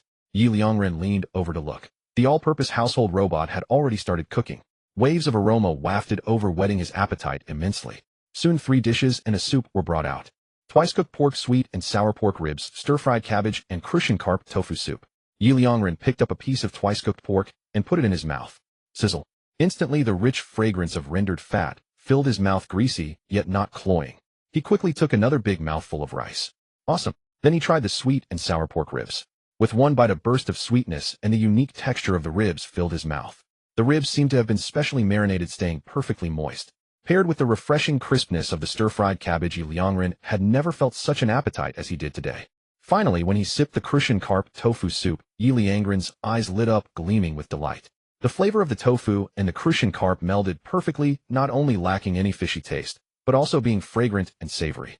The fish meat was exceptionally tender, and the tofu was soft and delicious. Absolutely exquisite. Initially, Ye Liangren had felt more or less that although manufacturing an all-purpose household robot to serve as a butler and care for his daily needs was for the sake of adding ritual to life, it was a bit pricey, costing a full 100 survival points and a heap of metal materials, making him wonder if it was a loss. But now after tasting the food prepared by this all-purpose household robot, only one thought occupied his mind: profit. And a huge profit at that. This level of cooking was absolutely at the standard of a state banquet. Eating such meals was no longer just about filling one's stomach. It was about indulgence. The sheer happiness of savoring delicious food the moment it entered his mouth. At that moment, he truly realized the importance of culinary skill. Compared to his own cooking, the all-purpose household robot could truly elevate the ingredients. After finishing his meal with utter satisfaction, Ye Liangren suddenly noticed that the forum had become lively. He checked and saw that Zhongsheng had successfully led those 6,000+ people to the official shelter. Then what made Ye Liangren's happiness even more overwhelming was the images sent by those 6,000 people. Sweet potato-flavored compressed biscuit JPG. Peanut-flavored compressed biscuit. Pork floss-flavored compressed biscuit. Sesame-flavored compressed biscuit. This is our dinner tonight. Not even a single grain of white rice, how painful. And all we have are compressed biscuits. To make them easier to swallow, we have to break each biscuit into 7 or 8 pieces so everyone can taste a few different flavors.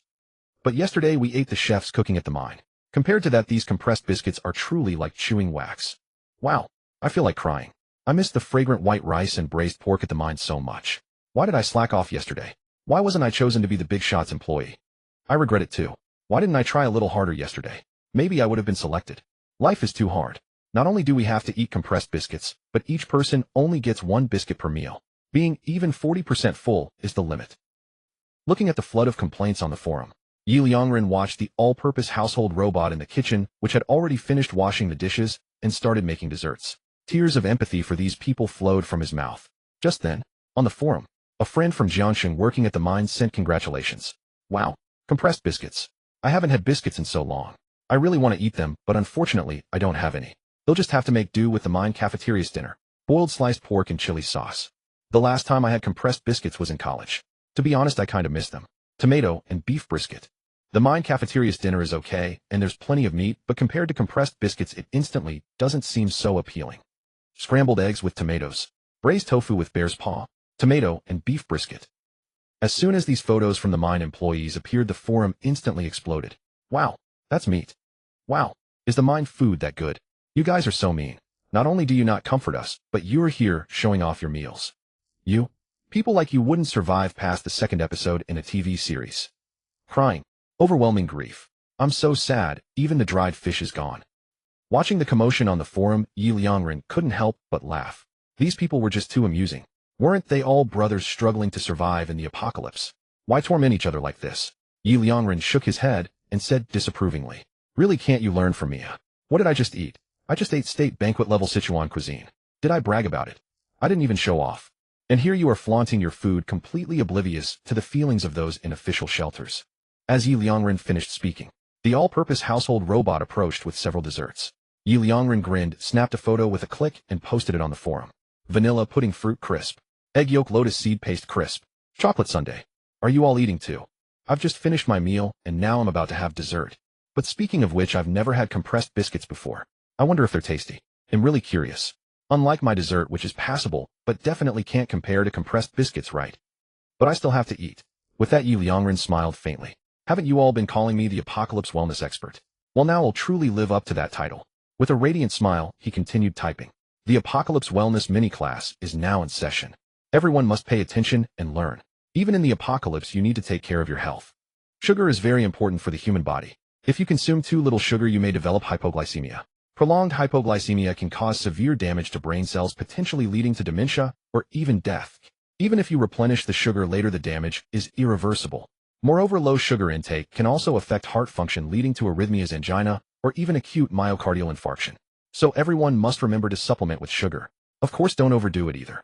Excessive sugar intake can cause excessive insulin secretion, disrupt carbohydrate and fat metabolism, lead to endocrine imbalance, and promote various chronic diseases. Actually, it's a misconception that eating too much sugar directly causes diabetes. It's indirect. So everyone must remember to eat sugar or sweets, but don't overdo it.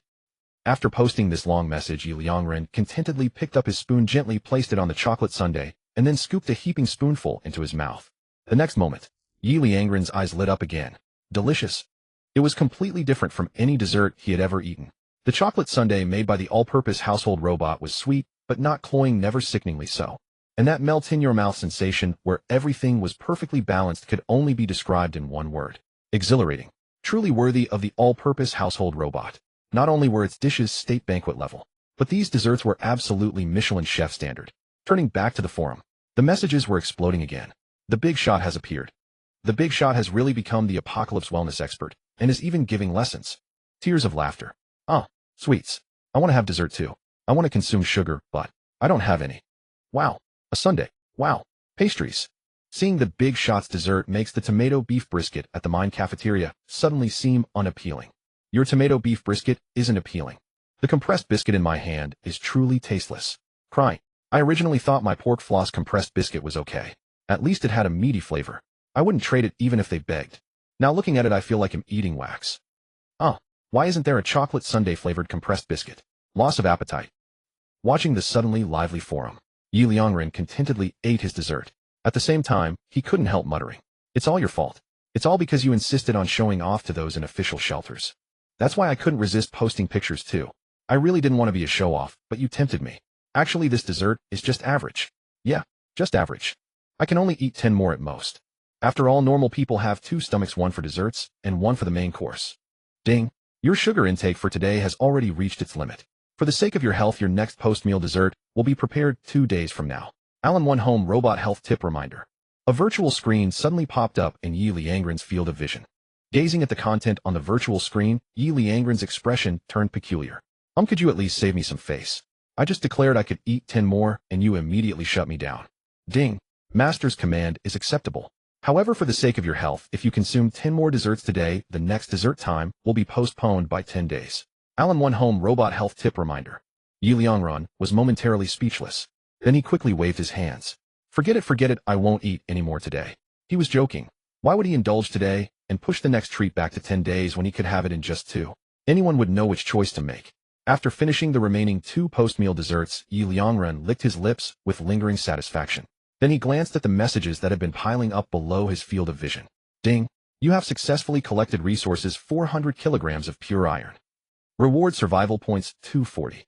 Remaining survival points 14010. Ding. You have successfully collected resources 400 kilograms of titanium alloy. Reward survival points 330. Remaining survival points 14340. Ding. You have successfully collected resources 400 kilograms of gravel. Reward survival points 40. Remaining survival points 16770. Ding. You have successfully collected resources 400 kilograms of gravel. Reward survival points 40. Remaining survival points 16810. Your current metal resources: pure iron 13250 kilograms.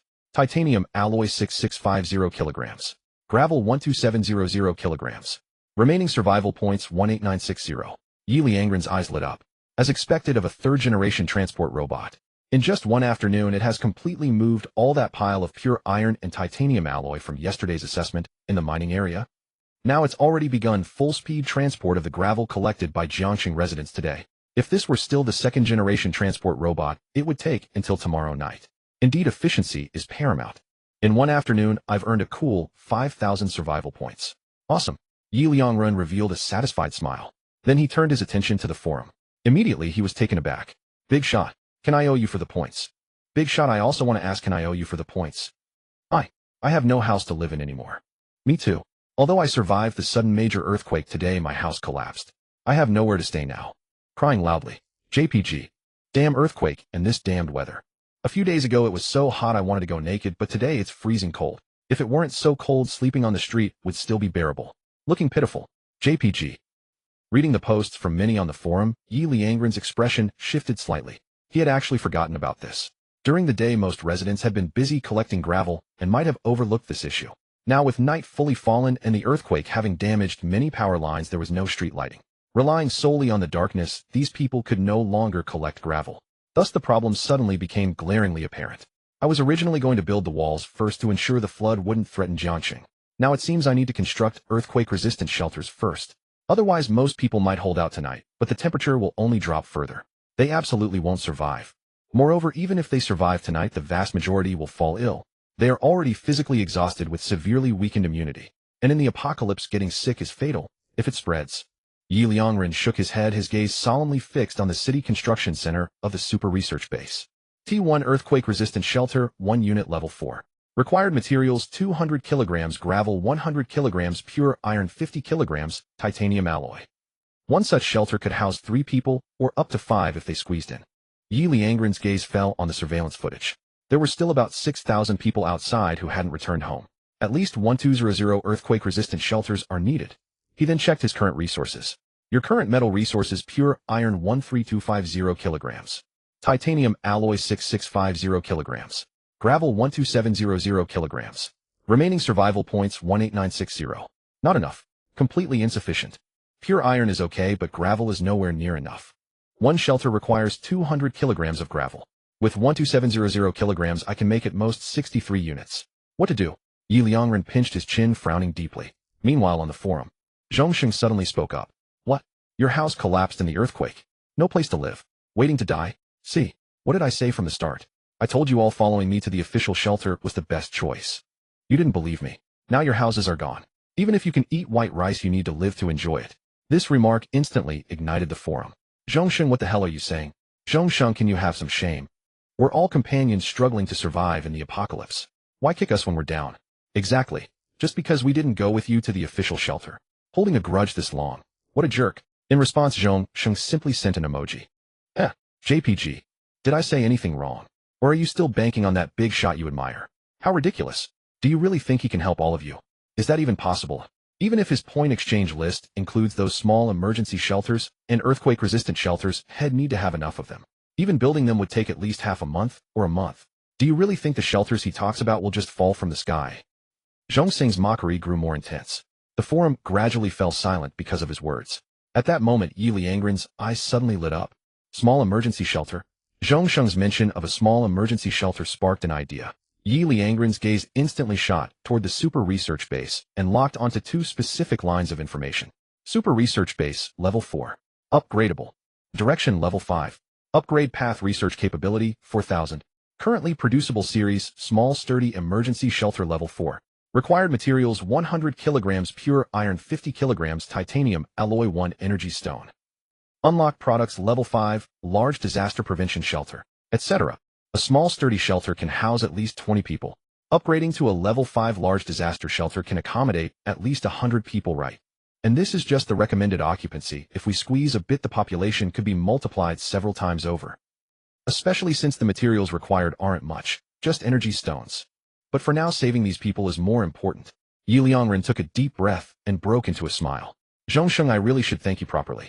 If you hadn't reminded me, I might have overlooked this entirely. System, upgrade the research level of the super research base. Ye Liangren immediately commanded. Ding. Upgrading the research level of the super research base requires 4,000 survival points. Confirm upgrade. Yes. Ye Liangren nodded. 4,000 survival points. Though costly, it was worth it. Once he solved these people's housing crisis, his prestige in the entire Jiang city would skyrocket by no small margin. Moreover, amidst this pure natural disaster, the sudden earthquake, he could resolve their most pressing difficulty. From then on, their trust in him would undoubtedly soar several notches.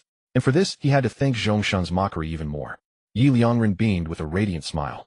The next moment, the system notification popped up. Ding. You have spent 4,000 survival points to upgrade the research level of the super research base. Upgrade successful. Super research base, level 5. Upgradable. Direction, level 6. Upgrade direction, research level, 8,000. Remaining survival points, 14,960. Another upgrade costs 8,000 survival points. Ye Liangren raised an eyebrow. Forget it, let's not dwell on that. Solving the current problem is what matters. His gaze immediately fell on the AI's production interface. Currently producible series, large disaster shelter, level 5. Required materials, pure iron 300 kilograms, titanium alloy 200 kilograms, A energy stones 3. High intelligence robot, level 5. Required materials, pure iron 100 kilograms, titanium alloy 100 kilograms, A energy stones 2. Smart drone, level 5. Required materials, pure iron 200 kilograms, titanium alloy 100 kilograms, A energy stones 2. Smart combat robot, level 5. Required materials, pure iron 200 kilograms, titanium alloy 100 kilograms, A energy stones 2. Smart transport robot, level 5. Required materials, pure iron 200 kilograms, titanium alloy 100 kilograms, A energy stones 2. Mobile large-scale mining base level 5. Required materials pure iron 800 kilograms, titanium alloy 500 kilograms, energy stones 3. Unlock products level 6, super intelligent nanobots, quantum wave transmitter, etc.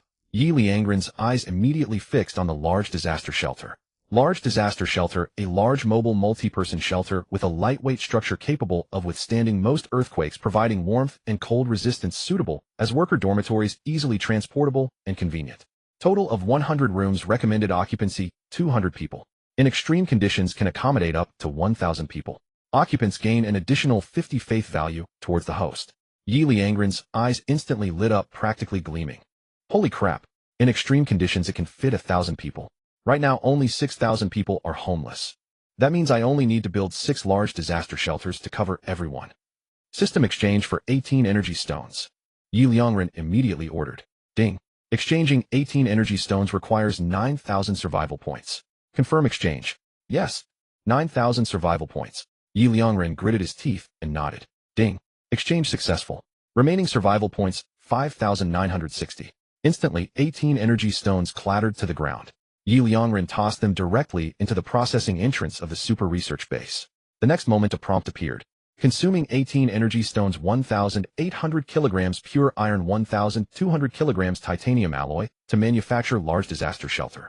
Total time required 10 seconds. Please wait patiently. Seeing this message, Ye Liangren was utterly astonished. Only 10 seconds? That fast? Then why did the robots and mining base take so long? Just as Ye Liangren was puzzled, the system prompt appeared again. 3, 2, 1, ding. Large disaster shelter manufactured successfully. Large disaster shelter level 5. Function easily transportable and convenient. Ability automatically assembles into a shelter upon deployment, capable of withstanding most natural and man-made disasters, providing warmth and cold resistance. Power consumption utilizes solar, wind, hydro, and other fully intelligent charging modes, adaptable to any environment without recharging. Ye Liangren immediately noticed the detail. Automatically assembles into a shelter upon deployment. It needs to be deployed. Ye Liangren looked at the surveillance feed. Nothing new had appeared outside the shelter. He then looked at the super research base. Still nothing new there. System, where is the large disaster shelter? Ding. Does the host wish to deploy large disaster shelter 6? Seeing the system prompt, Ye Liangren nodded. The next moment, suddenly, a large virtual screen unfolded before Ye Liangren's eyes. On the screen was a map of the entire Jiang city. Ding. Please select the deployment location. The system message appeared again.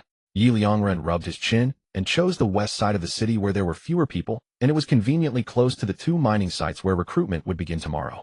The moment Ye Liangren confirmed, he saw a massive black iron plate suddenly fall from the sky above the western district. After the plate hit the ground, more iron plates, some horizontal, some vertical, dropped from the air. They fit perfectly against the initial black iron plate. Then plate after plate continued to fall, connecting together. Soon a huge shelter was assembled. That fast? Ye Liangren was stunned. Is this kind of modular shelter really sturdy? No sooner had the question left his lips than the system prompt appeared again. Ding. Rest assured, host. Although the large disaster shelter is assembled like building blocks, the joints have been reinforced with energy stones. Not only are they insulated and soundproof, but their sturdiness has reached T3 level. Even artillery bombardment would hardly damage them. That impressive. No wonder the manufacturing time was so short. It's just turning metal materials into plates and reinforcing them with energy stones. Ye Liangren couldn't help but marvel. His gaze then shifted to the forum, which remained dead silent, with Zhongshang's post standing out conspicuously. But at this moment, Ye Liangren suddenly found it hard to suppress a chuckle. Well, Zhongshang was actually right. My shelter really did fall from the sky. By the way, system, regarding this large-scale disaster shelter, if I needed to deduct 1 point per day from each occupant and remind them promptly, can that be done? After constructing the 6 large disaster shelters, Ye Liangren asked curiously. The next moment, a virtual screen materialized. Ding. Host, rest assured this request is easily manageable. Spirit stones can be used to modify each door of the large disaster shelters with a small visual display showing the current points each occupant possesses and automatically deducting them according to your requirements. If an occupant lacks sufficient points, they will be unable to open the door. Upon seeing this message, Ye Liangren's eyes lit up. As expected of the system, truly convenient. He nodded in satisfaction before turning his attention to the forum. At that moment, Zhongshang's messages reappeared in the forum. What's wrong? Why has everyone gone silent? Could it be that I've hit a nerve? And where is that so-called big shot? Why aren't they showing themselves? Feeling guilty. Weren't they targeting me fiercely in the forum just a few days ago? Truly a hypocrite. flaunting what they have to gain everyone's trust, yet vanishing the moment a problem arises. How ridiculous. And you all chose to follow them instead of me. Zhongsheng continued his arrogant tirade, as if venting all the grievances of the past 2 days. The once quiet forum was soon flooded with his relentless messages. Finally, someone couldn't hold back anymore and retorted, "I won't allow you to slander the big shot like this. They are definitely not that kind of person." Exactly. The big shot is truly a good person. Yes. You have no idea how much the big shot has done for us. Many in the forum couldn't help but respond, unable to bear Zhongsheng's insults any longer. In response, Zhongsheng simply said, "Oh, then why don't you tell your so-called big shot to step forward?" The crowd was instantly struck silent. Heh, cat got your tongue again. Realizing that the big shot you praise isn't paying you any attention. Now do you see who truly cares for you? If you had chosen to follow me to the official shelter, none of this would have happened. Zhongsheng mocked again. Just as his message was sent, a series of new posts appeared in the forum. "I'm here. Why is everyone so quiet? I just finished my dessert and wasn't paying much attention to the group. Oh, by the way, I've actually finished repairing the shelters. Wasn't someone asking earlier if they could get credit for points? Alas, small business credit is definitely not possible, but I can offer a rental service. Renting a room in the shelter costs 1 point per day. If you squeeze, a single room can hold up to 10 people. If you take turns, 1 point each means everyone can stay for 10 days. That shouldn't be too hard, right?" Ye Liangren's message appeared in the forum. Instantly, the entire forum fell into absolute silence. After posting this, he looked at Zhongsheng's earlier remarks and shook his head with a smile. This guy really knows how to seize every opportunity. He manages to steer everything toward the official shelter. But now let's see you keep up your opportunism. Alright, the shelters are located in the west of the city near No. 710, Wudong, East Road. This spot is conveniently close to the 2 mining areas recruiting workers tomorrow. Anyone without a place to stay can head there now. Ye Liangren typed on the forum again, a playful smile on his face. By the way, what were you all just talking about? At that moment, after a brief silence, the forum erupted. Long live the big shot. The big shot is incredible. The big shot is forever the GOAT. 1-1-1-0-0-8-6. Hey, you up there, weren't you just mocking the big shot? Why so quiet now? Haha. I've never seen someone get shut down so fast. Me neither. I can even picture it. Zhongsheng sticking his face out, boasting to the big shot, "Go ahead, hit me." Then smack. The big shot slaps him right across the face. Upstairs, we should add the big shot saying, "I've never heard such a strange request, asking me to hit you." Ha, I can see it now. Brilliant. The entire forum was buzzing with excitement. Suddenly, Zhongsheng's avatar went gray. Many noticed this immediately, and the forum exploded once more. "Zhongsheng, why did you log off? Kid, weren't you just asking why the big shot vanished? Now that they're here, why are you the one disappearing? The moment the big shot shows up, you flee. Probably even uninstalled the forum. Huh. Someone who doesn't even dare to confront the big shot, and you had the nerve to slander them. How ridiculous." Exactly. The big shot is forever the GOAT. In an instant, the forum members hurled Zhongsheng's own words back at him. Watching this, Ye Liangren's smile deepened. I have to say, Zhongsheng is really good at drawing hatred and setting me up for success. With this whole performance, not only has everyone come to admire me, but he's become a pariah. Just then, someone posted 2 pictures on the forum.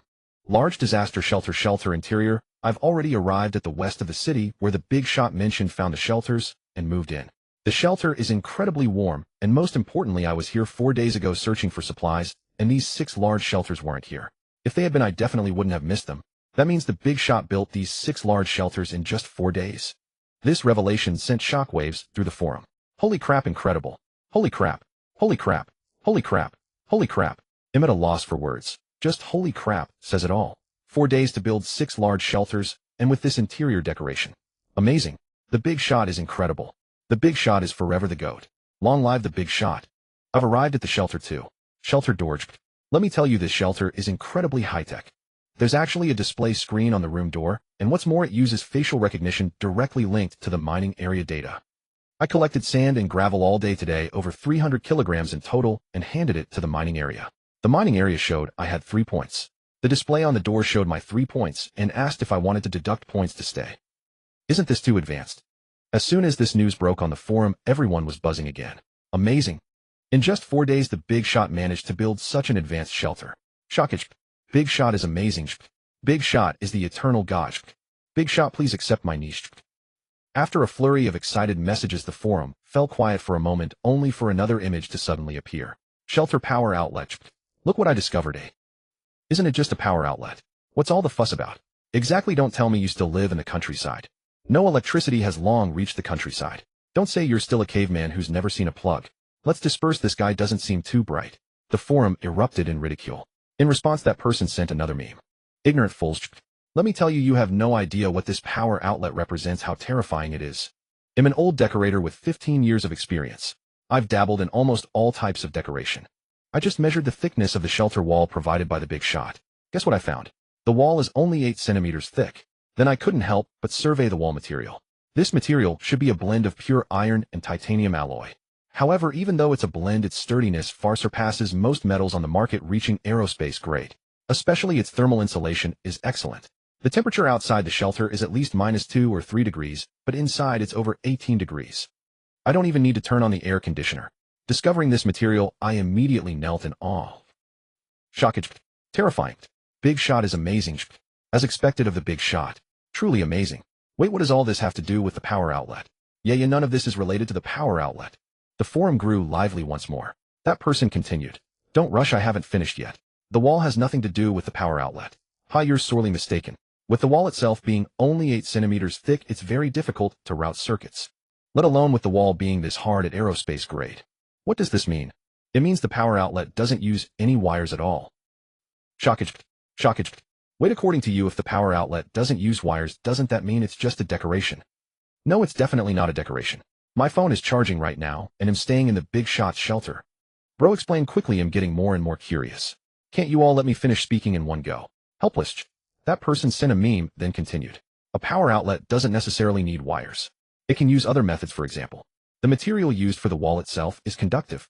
Then when the big shot built the shelter, he used several power storage modes like solar, wind, hydro. The electricity has been stored all along. So the power outlet just needs to be installed on it, and it can directly supply power. But this has a drawback.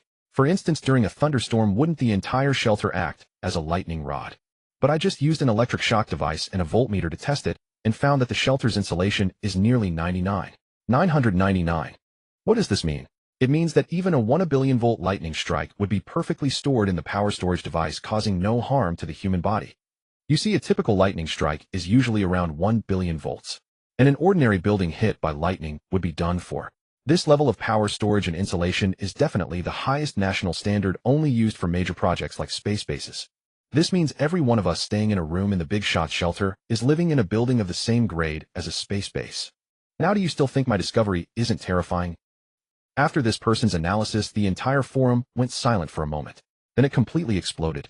Terrifying. Big shot, you are the eternal god. I kneel before the big shot.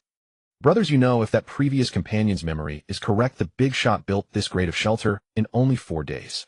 Damn, your reminder made me realize how extraordinary this is. How amazing is the big shot? What did he have to do to build this level of shelter in 4 days? And Zhongsheng dared to mock the big shot. Even tried to trick us into going to the official shelter. How ridiculous. Exactly. Can the official shelter compare to the big shot? Just this ability to build this level of shelter in 4 days puts the big shot streets ahead of the official shelter. Not just streets ahead, I'd say a whole galaxy ahead. The forum buzzed with lively discussion.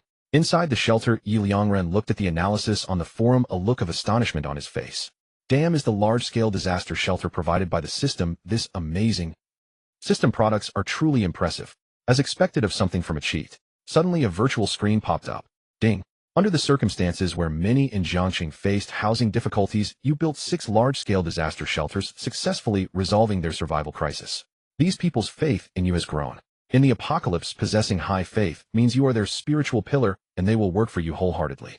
Reward survival points, 6,000. Remaining survival points, 11960. Ding. You have successfully won another gamble in the apocalypse. This victory has raised your prestige among the people of Jiangxing. At the same time, your prestige is gradually increasing among those who went to the official shelter. Soon you will be somewhat famous even within the official shelter, which will be a great help for your future development. Reward survival points, 3,000. Remaining survival points, 14960.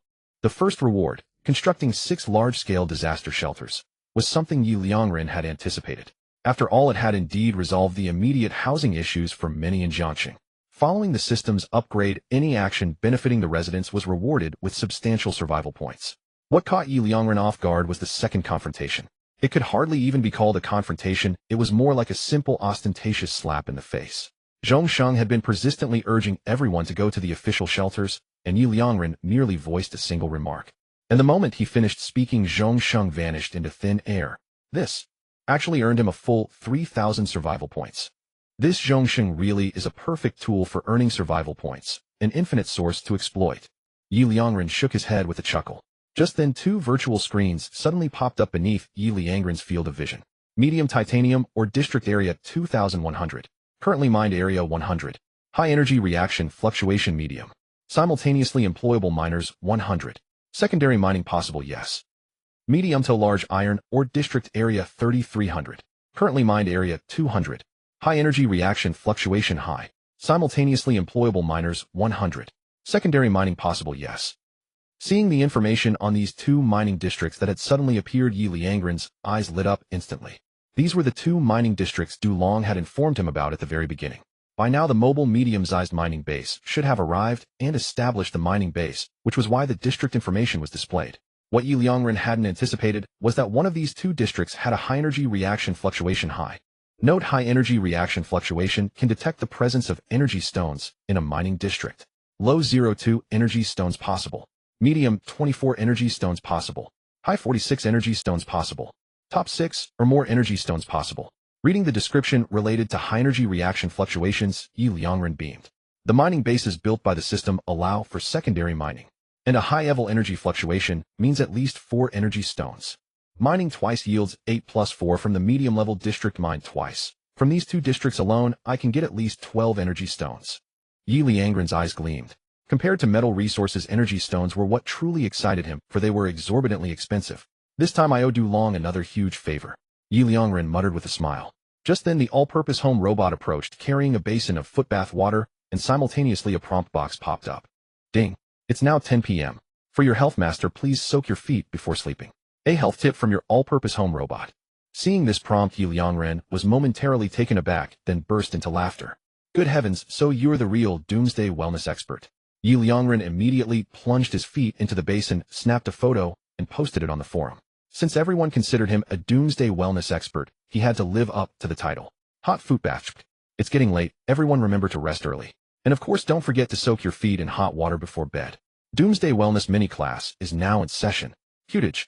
Everyone before sleeping at night, always remember to soak your feet in hot water. Soaking your feet in hot water is very beneficial for your health. Especially before bed, foot bathing can promote metabolism and blood circulation, reducing the risk of high-risk diseases like hypertension and heart disease. It can also relieve fatigue, but the water shouldn't be too hot, and soaking time is usually around 30 minutes. So never stay up late, everyone. Good night. As soon as Ye Liangren's message appeared, the once quiet forum instantly buzzed with activity. The big shot is already turning in for the night. Truly a Doomsday wellness expert. Good night, big shot. May you have sweet dreams. Sweet dreams. Good night, big shot. Good night, big shot. Good night, big shot. The big shot sure lives comfortably. Of course. Are you dumb above? If the big shot lived like us, would they still be a big shot? Worship the big shot. True enough. I'm too weak. But speaking of which, I never imagined footbathing had such benefits. Me neither. Hearing the big shot say this, I feel like soaking my feet in hot water too, especially after a long day collecting sand and gravel. Time to unwind. Nice. Great minds think alike. Soon photos began to emerge. Hot footbath. Gotta say, footbathing is genuinely comfortable. Indeed, the big shot is truly amazing. Even such small details like footbathing are so clear. Truly a Doomsday wellness expert. You just realized that. Haven't you seen the big shot's other Doomsday wellness mini classes before? Exactly. Has the big shot ever been wrong? Yeah. But what was said before, even though we knew it was right? Most of it was about food, and we had none to eat. Crying. The forum grew lively once more. Just then a group of people suddenly emerged, posting pitiful emoticons. I want to soak my feet too. Pitiful. Me too, but now even footbathing is a luxury for me. Want to cry but have no tears. I envy you all so much. In the official shelter, our food is limited and daily water is restricted too. I dare not even wash my face, afraid that I'll have no water left to drink for the day. Crying. Damn, is the official shelter that miserable? Brothers, I truly sympathize with you. I've decided from now on I'll soak my feet for half an hour every day, twice daily, morning and evening. And soak yours too. 66,666. Above, great idea. Count me in. 1,1,10086. Damn, aren't you all going too far? Exactly. Not comforting us, but instead kicking us when we're down, and even soaking our share. Do we need your help? Whoa. The official shelter is too miserable. I want to go home. I want to go home too. I can't sleep at all in the official shelter. Can that even be called a bed? It's just a wooden plank. The forum erupted once more. Meanwhile, inside the shelter, Ye Liangren lay on a Simmons bed.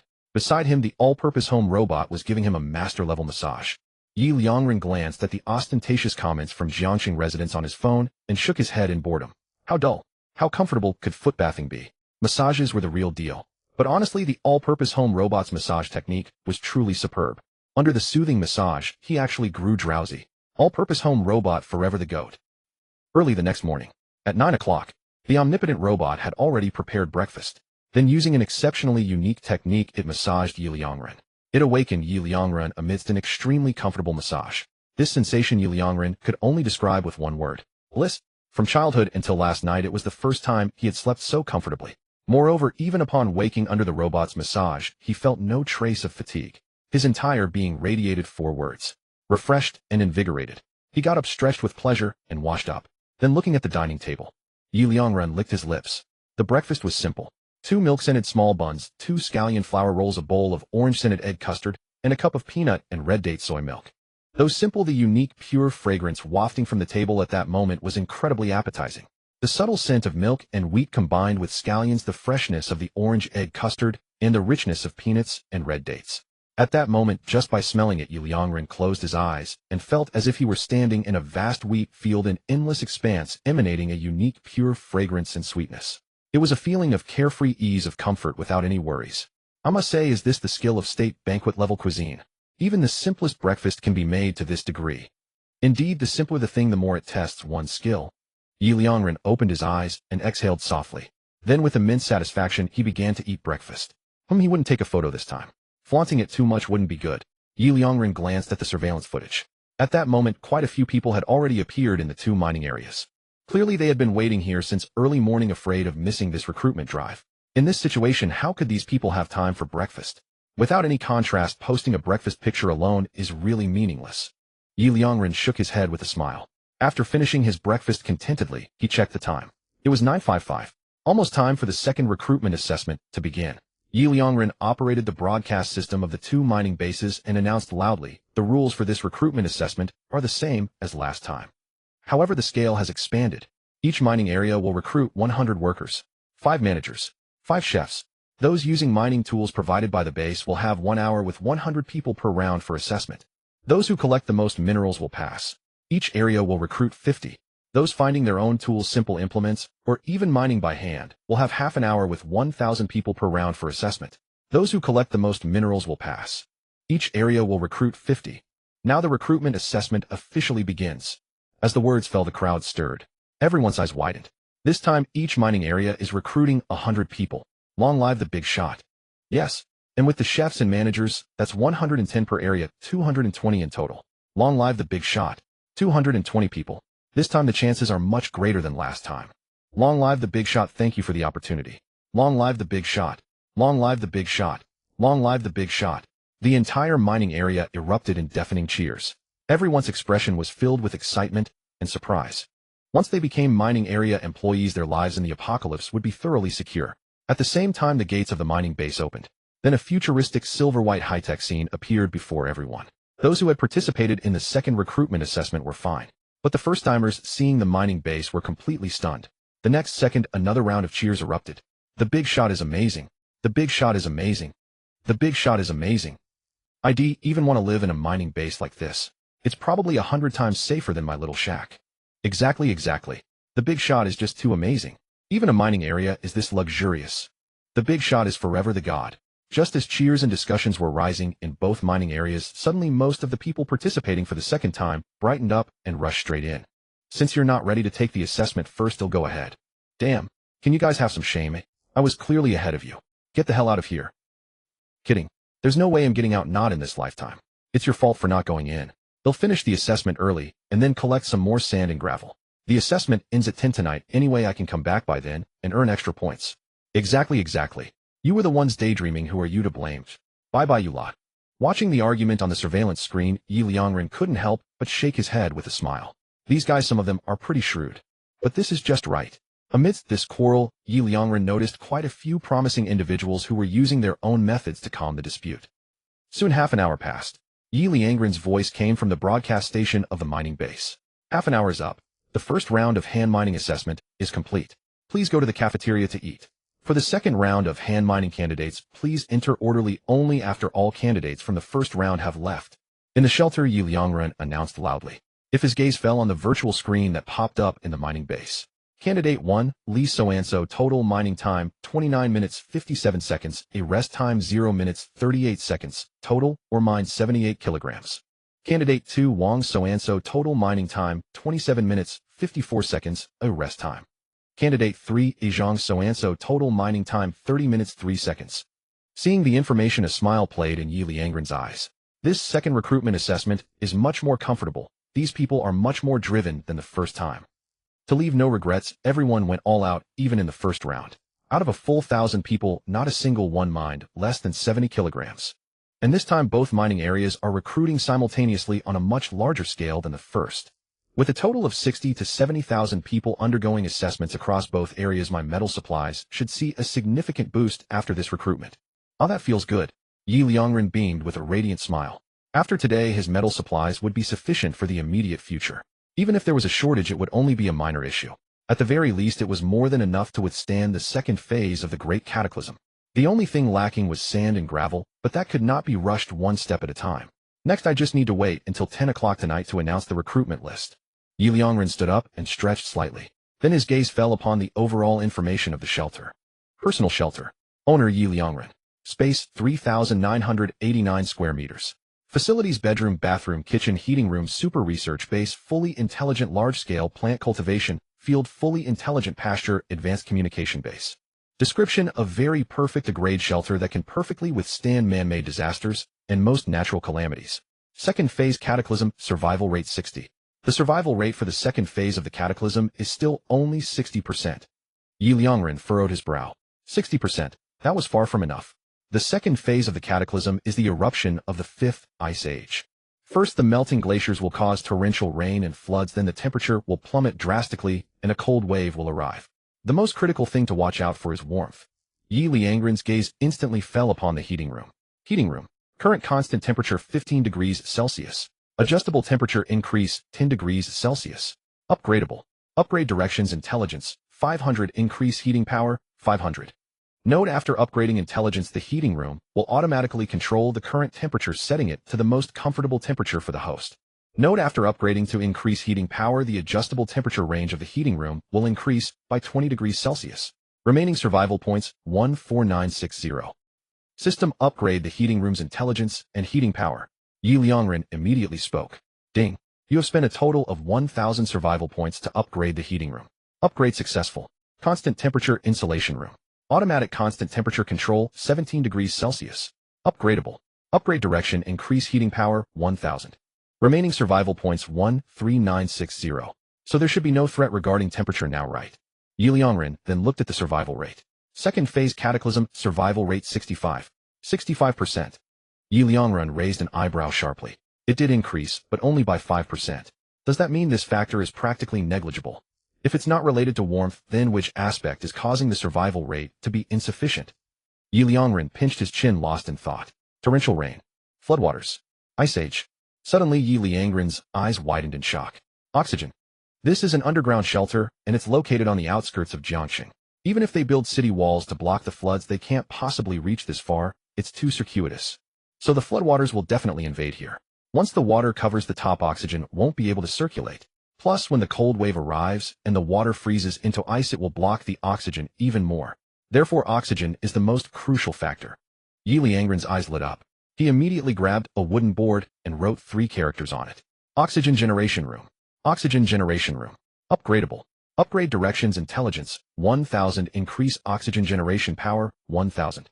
Note: after upgrading intelligence, the oxygen generation room will automatically control the current oxygen level, setting it to the most comfortable level for the host. Note: after upgrading to increase oxygen generation power, the oxygen generation speed of the room will double. Remaining survival points 13960.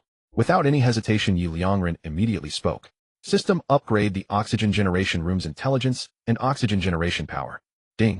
You have spent a total of 2,000 survival points to upgrade the oxygen generation room. Upgrade successful. Comfortable oxygen generation zone. Upgradable. Upgrade direction: increase oxygen generation power 1,000. Remaining survival points 11960.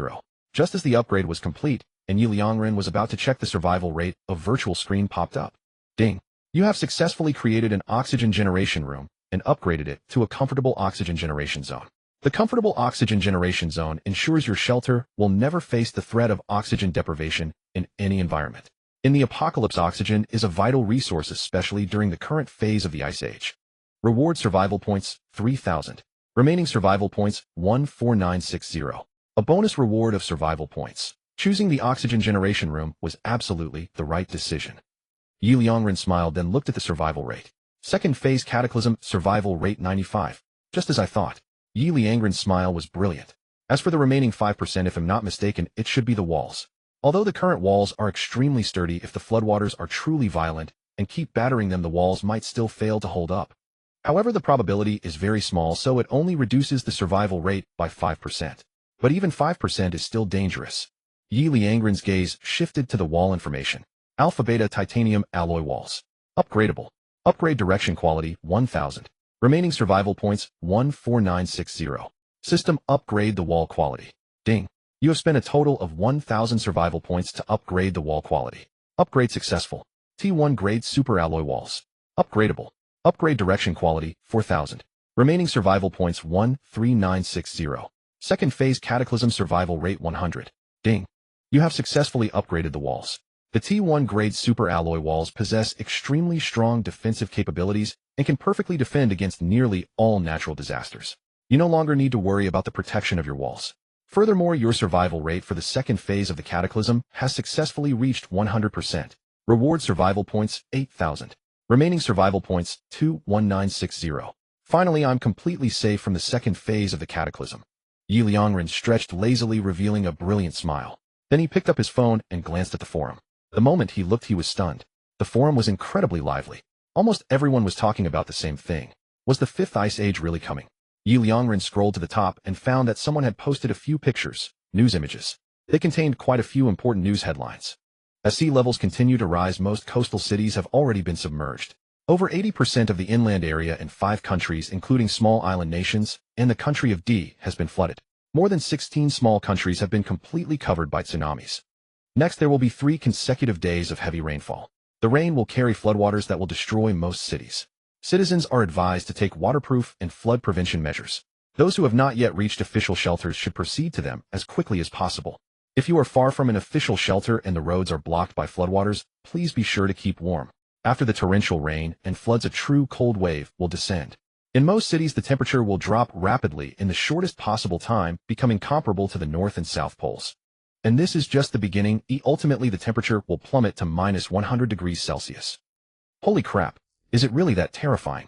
Is it true? Even the small island nations have been submerged. A minimum temperature of minus 100 degrees. How the hell can anyone survive that? But to be fair, if this is real, it would truly be an apocalypse, right? Yeah. They've been talking about the fifth ice age, but the weather hasn't been that cold. A few days ago, it was even unbearably hot, and mind you, it's winter now. Exactly. To be honest, it doesn't really feel like the end of the world right now.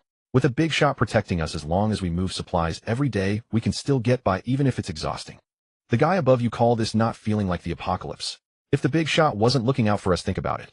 How many people would have starved to death in Jiang City? Exactly.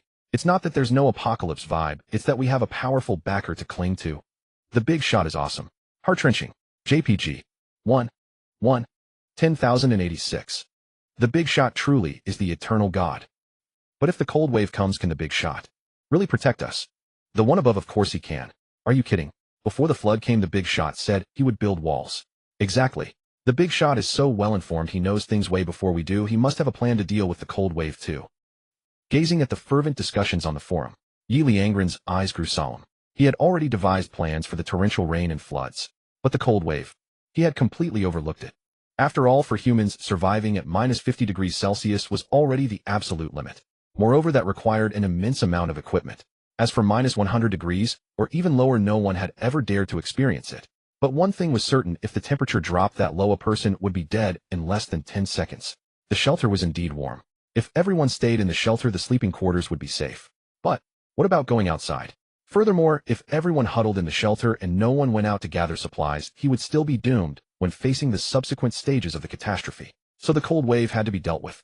If it's cold, you just keep warm, and the best way to keep warm is clothing. But Ye Liangren raised an eyebrow, his gaze shifting to the panel of the Super Research Base. Super Research Base. Level 5. Upgradable. Direction Level 6. Upgrade Direction Research Level 4000. Currently producible series. Large Disaster Shelter Level 5. Materials required 300 kilograms pure iron, 200 kilograms titanium alloy, 3 energy stones. High Intelligence Robot Level 5. Materials required 100 kilograms pure iron, 100 kilograms titanium alloy, 2 energy stones. Smart Drone Level 5. Materials required 200 kilograms pure iron, 100 kilograms titanium alloy, 2 energy stones. Smart Combat Robot Level 5. Materials required 200 kilograms pure iron, 100 kilograms titanium alloy, 2 energy stones. Smart Transport Robot Level 5. Materials required 200 kilograms pure iron, 100 kilograms titanium alloy, 2 energy stones. Mobile Large-Scale Mining Base Level 5.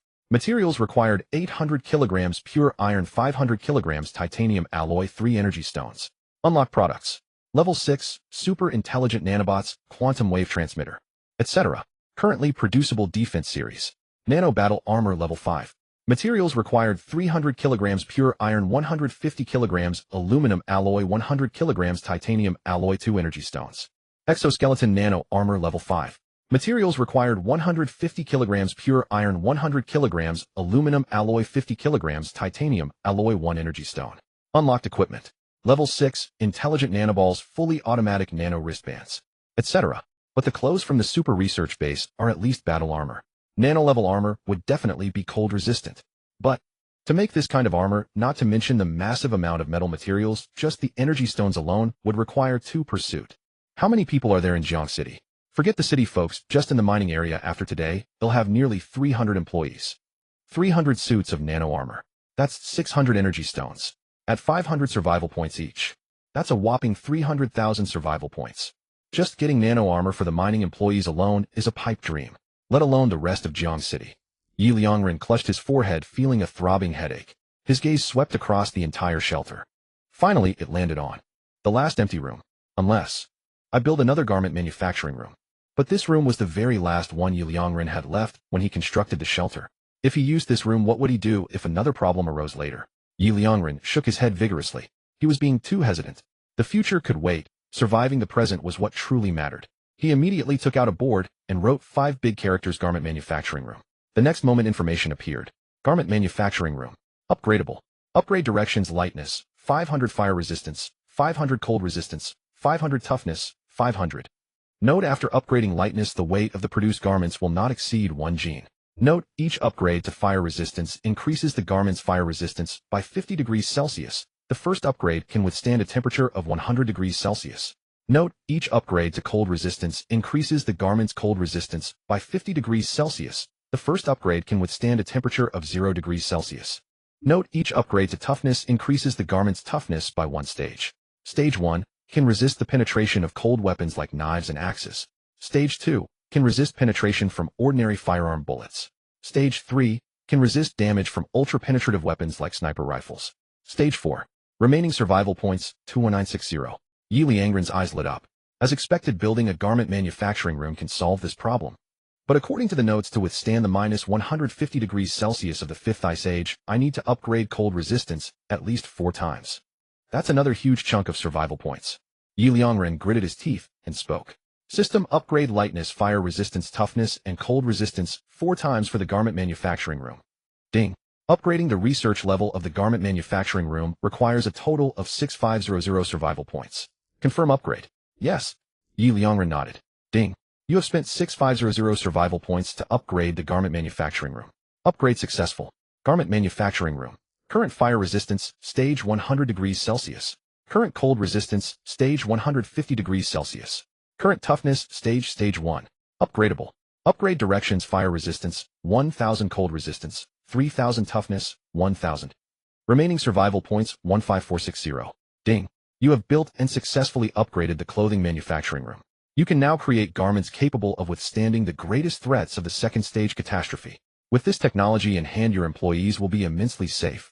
At the same time, their faith in you has reached a new pinnacle. Reward: survival points, 10000. Remaining survival points, 25460. Damn. Upon seeing this reward, Ye Liangren couldn't help but curse. 10,000 survival points. This is the first time I've received such a massive reward. Ye Liangren realized that any enhancement to the residents' safety index, as well as their faith in him, would yield enormous rewards.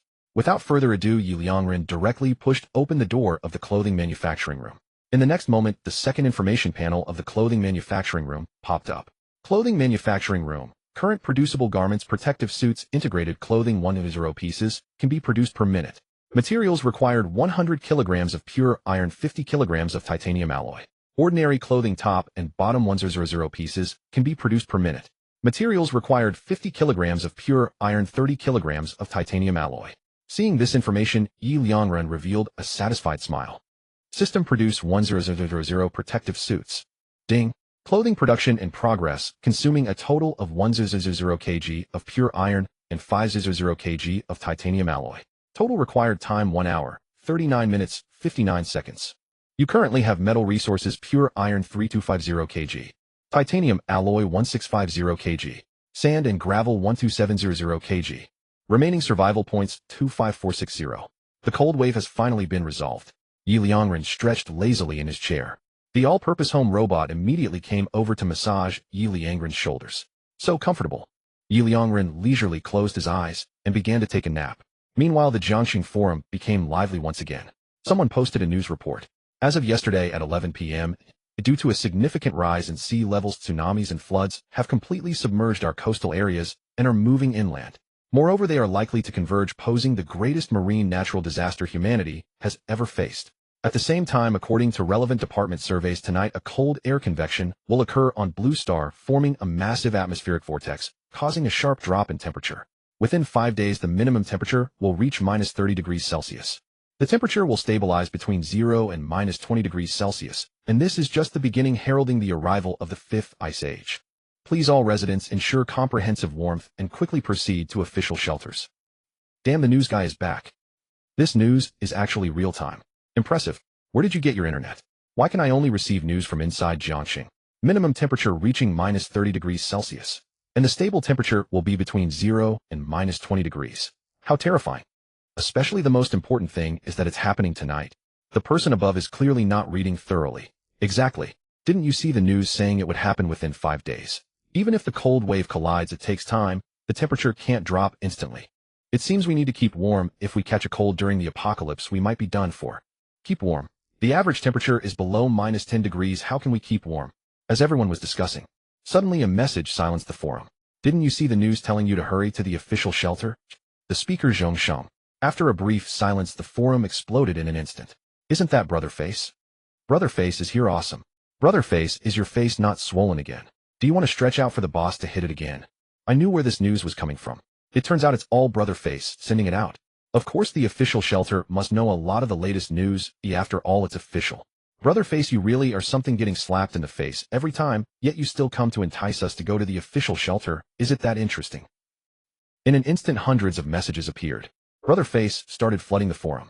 Zhongsheng did not even know when he gained an alias. Looking at the messages from these people in the forum, he almost spat out a mouthful of old blood. Last time I never expected that he had already built the shelter. But this time, are you sure he can protect you? Wake up, it's impossible. Once the cold wave breaks out, all of you will suffer. How can he protect you? Only going to the official shelter is the correct choice. Zhongsheng almost gritted his teeth as he spoke these words. If it weren't for the increasing number of recruits giving him more status at the official shelter, he wouldn't care about these people, letting them fend for themselves. How dare they insult him, even giving him the humiliating nickname Brotherface. In an instant, many people on the forum replied immediately. Brotherface is here to recruit again. Brotherface is amazing, fighting again and again, refusing to give up. But Brotherface, aren't you afraid of getting slapped in the face by the boss again? Exactly, how can you be so sure the boss can't protect us? Right? Didn't the shelter incident happen just yesterday? You keep saying the boss can't build it, yet he delivered it directly. Have you forgotten? And what's wrong with the cold wave? Even if it breaks out, so what? Let me tell you, the shelter provided by the boss is very warm. I sleep without clothes and am not cold at all. Yes, Brotherface, you've been slapped by the boss so many times. Don't you understand how amazing the boss is? To this, Zhongsheng only replied with an emoji. Ignorant said, regarding the shelter, I admit I didn't foresee it. But the shelter and this cold wave are completely incomparable. What does it matter if the shelter is warm? Are you saying you won't have to go out? If you don't go out, who will provide supplies for the boss you speak of? If you don't provide supplies, do you think the boss will give you food for free? Stop dreaming. Don't even say you will go out to search for supplies. You can't even imagine the kind of cold the cold wave brings. Or do you think that big shot will provide you with winter clothing? That is even more of a pipe dream. Even if he gives you each a coat, how much fabric and cotton would be needed? He has only been collecting metal resources. What will he use to make these clothes? Not to mention, under the cold wave, a coat is completely useless. Is he going to give you each a protective suit? Don't joke around. It's absolutely impossible. So this time the big shot you speak of absolutely cannot protect you.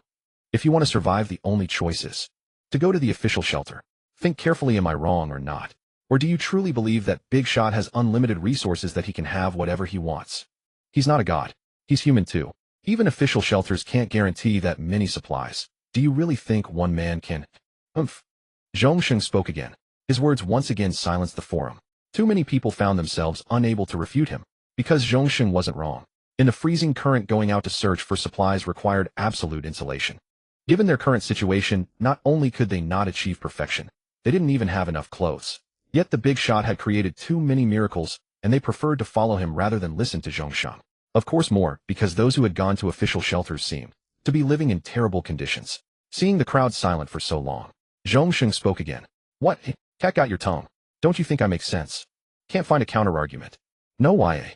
Because this is reality. No matter how good your big shot is, the reason he provides food is driven by profit, because you can collect supplies for him. But once you no longer have labor, he'll definitely stop providing food. And in the freezing current, once you step outside, you're dead. So it's a dead end. A dead end no one can escape. With that, Zhongsheng paused, waiting a few minutes before speaking again. They'll be honest, why do I keep urging you to go to official shelters? It's also profit-driven. The more people I recruit, the higher my status in the official shelter. You can put yourselves in my shoes. If you were the big shot, would you still provide food to subordinates who can no longer contribute labor? Remember, this is the apocalypse. The forum grew even more silent. Finally, someone couldn't hold back. Even if everything you say is true, it's all based on the premise that we can't go out to collect supplies. But if the big shot could build shelters, why are you so sure he can't produce something to ward off the freezing current? Exactly. 10,086. Zhongsheng directly sent a meme. Laughing. JPG. Let me tell you the truth. Hey race, the latest news. The freezing current will reach minus 150 degrees Celsius at its lowest. Resist it. Huh. Do you have any idea how hard it is to make protective suits that can withstand minus 150 degrees? I admit that big shot you talk about might be able to make some, but at most it'll be a few pieces, maybe a dozen. You think he can give one to each of you? Do you know how many of you there are? Even the official shelter only has a little over 1,000 suits of that level. You expect him to give you each one? If he can give one to everyone, I'll eat my own words live. As Zhongsheng finished, inside the shelter, Ye Liangren, lounging in a chair enjoying a nap, heard a voice in his mind. Ding. Your nap time is over. Prolonged sleep can cause mental fatigue, physical tiredness, and reduced metabolism. Please wake up soon. All-in-one home robot health tip. Ye Liangren slowly opened his eyes and checked the time. 2:40. Have I been sleeping that long? But I have to say, falling asleep with a massage is really comfortable. Ye Liangren stretched lazily, his gaze falling on the clothing workshop. Then a virtual screen popped up. Ding. 100 protective suits have been manufactured. Ye Liangren's eyes lit up and a brilliant smile spread across his face. The biggest trouble of the second phase is solved. Ye Liangren glanced at the forum on his phone. Just as he was about to announce the news, he saw Zhongsheng's words. If he can give one to everyone, I'll eat my own words live. A peculiar expression crossed Ye Liangren's face. Could you be the legendary Old 8? But I don't believe it. Ye Liangren smirked. He immediately started typing. Just had a nice nap, so refreshing. Apocalypse wellness class is in session. Cute. JPG. Everyone should try to nap at noon, even if it's just half an hour or an hour. Napping has many benefits. It eliminates fatigue, restores energy, boosts immunity, and even prevents obesity. Because during sleep, the brain produces a special metabolic regulatory signal that keeps your body actively metabolizing. So everyone try to get some shut-eye at noon. By the way, what were you all discussing just now? Seems interesting. As Ye Liangren finished, the forum exploded. The big shot is here. The big shot appeared. The apocalypse wellness expert is teaching again. The big shot even naps. So jealous. Good afternoon, big shot. JPG. Good afternoon, big shot. JPG. Good afternoon, big shot. JPG. 10,086. Did the big shot have sweet dreams? Big shot, we were just talking about the freezing current. Amid the flood of greetings, someone brought up the freezing current. But as soon as they mentioned it, Ye Liangren replied. Oh right, I forgot to tell you. The freezing current is coming soon. Once it hits, the temperature will plummet, making it nearly impossible to gather supplies. So I've manufactured a batch of protective suits against the cold. 100 in total. At 10 p.m., Tonight he'll distribute them at each mining area, one for everyone. Please spread the word to those who might not know so no one misses out. As soon as he finished, the entire forum fell dead silent. The next moment it erupted. Ha ha ha. Face bro, did you hear that? Face bro, what did you say just now? If he can give one to everyone, you'll eat your own words live. Face bro, you're just begging for a free meal again. Face bro, when's the live stream? Face bro, how's your face holding up? Face bro, why do you never listen? Exactly, look. We warned you so many times, but you wouldn't listen, insisting on sticking your face out there. Really, you truly live up to the name Face bro. The comments on the forum grew increasingly heated. So heated that Zhongsheng instantly logged off. Hey brother Face, you. Why did you run away? Brother Face, weren't you just swearing that the big shot was impossible? Why did you log off? Keep chatting. Brother Face, don't run. We're still waiting for your live stream. Exactly. Sigh. Boring. Every time the big shot shows up, he uses the bathroom excuse. How cowardly. Yeah, when the big shot wasn't around, he spoke with such certainty. But the moment the big shot appears, he doesn't even have the courage to exchange a single word. Amidst the growing laughter and chatter of the forum crowd, a message suddenly appeared. Hello everyone, hello big shot. I'm the one who came to the official shelter with Zhongsheng a few days ago. Zhongsheng is right beside me now. He gave me a meat-flavored compressed biscuit to relay a message to everyone. He still believes your best option is to head to the official shelter. The cold wave is far more complicated than you can imagine. Even if the big shot truly manufactures protective suits, he absolutely cannot believe that these suits, mass-produced to nearly 100,000 sets, can fully withstand the cold. If they fail, the only ones who will freeze to death are yourselves. Oh right, Zhongsheng also told me to tell you this. He is by no means afraid of the big shot you all speak of, nor is he afraid to chat with that big shot. It's just that you trust the big shot too much. With him around, no matter what he says, you won't listen. So he logged off immediately. Once this explanation came out, the entire forum instantly erupted. ROFLJPG. Dying of laughter. Bitterly amused. Brother Face is too funny, isn't he? Exactly. He uses the bathroom excuse, then still pops back up to say something. Yeah, and even now he hasn't given up. He still wants to sway us. Brother Face, really. He's been slapped in the face so many times, yet he still sticks his neck out, even getting others to speak for him. Brother Face, can you see this? Don't forget your live stream. Expecting. Just then the person who had spoken for Zhongsheng suddenly chimed in again. They'll let you in on a secret.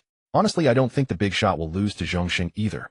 Truth be told, I'm super regretful that I came to the official shelter with Zhongsheng. Every day in the official shelter it's nothing but compressed food. And you can't even pick your own flavor. Meat-flavored compressed biscuit. This is it.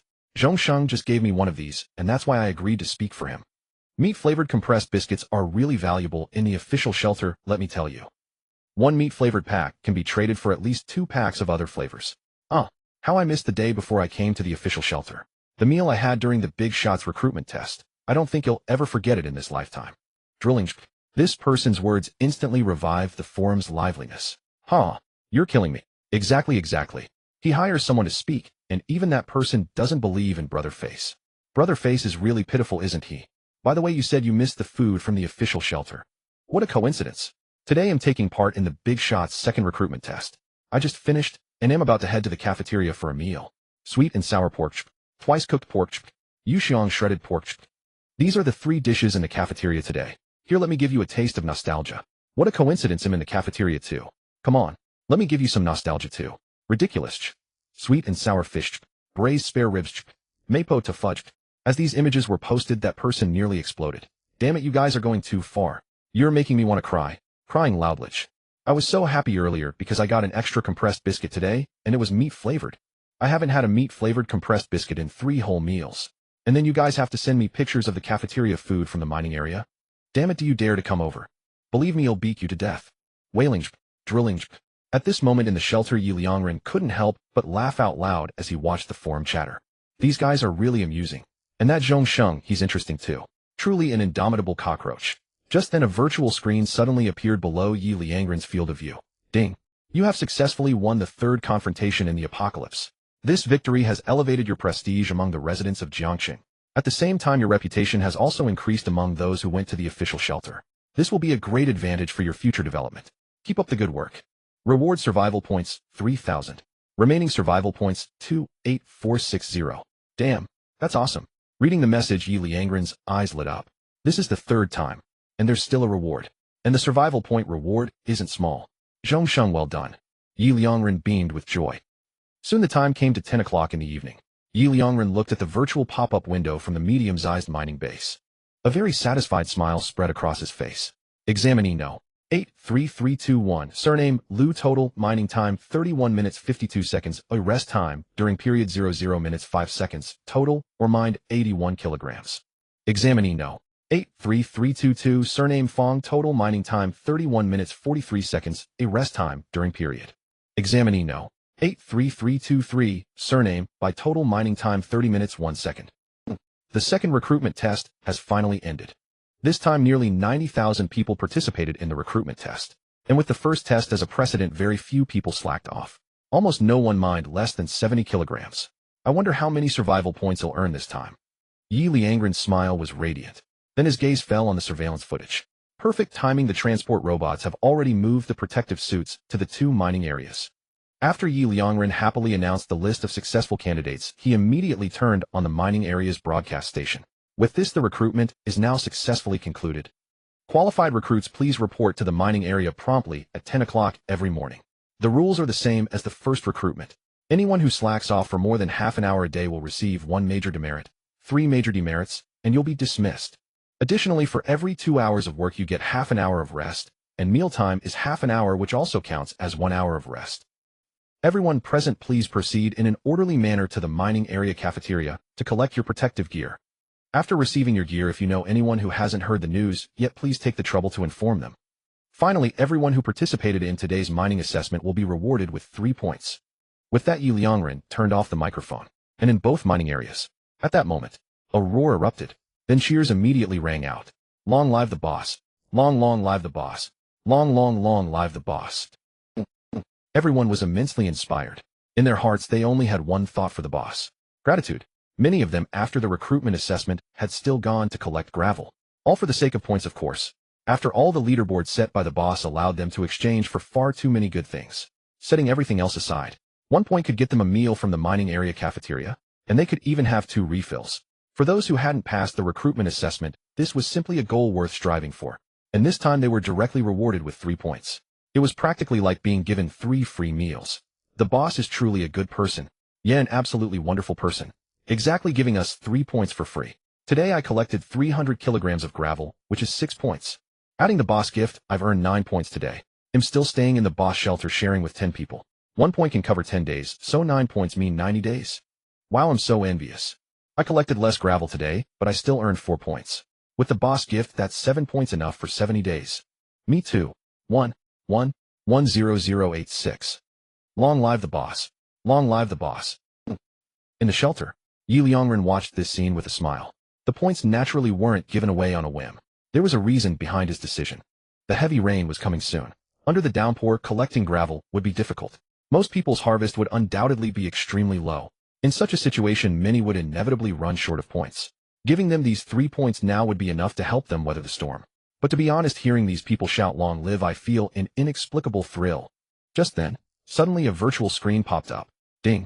By gifting 3 points to most people under the guise of the recruitment assessment, you filled their hearts with gratitude. Your standing in their eyes has increased. Reward survival points 1,000. Remaining survival points 29460. Ding! By gifting a protective suit to every resident of Jiangxing, enabling them to safely endure this cold snap, you've secured the primary source for your future material collection. At the same time, their faith in you has deepened. In the apocalypse, population is always the most vital labor force. Reward survival points 10,000.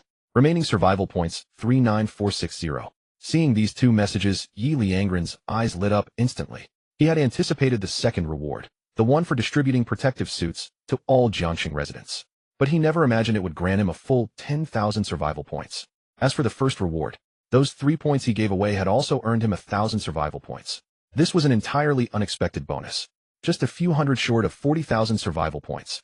This feels great. Ye Liangren revealed a radiant smile. And the ore collected by nearly 90,000 people during this recruitment assessment hasn't even been transported back yet. Once it's brought back, how many more survival points will that earn? But at this rate, I won't have to agonize anymore. Once the points are in hand, I can build all the shelters and let everyone move in so they won't freeze to death. I was worried earlier that building shelters for so many people would cost too many survival points. Now it seems more than enough. Just then 4 transport robots returned. Ding! You have successfully collected materials 400 kilograms of pure iron. Reward survival points 240. Ding! You have successfully collected materials 400 kilograms of pure iron. Reward survival points 240.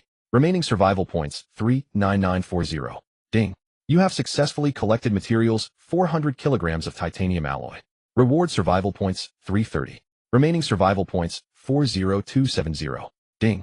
You have successfully collected materials 400 kilograms of gravel. Reward survival points 40. Remaining survival points 40310. Current metal materials pure iron 4050 kilograms. Titanium alloy 2050 kilograms. Gravel 13,100 kilograms.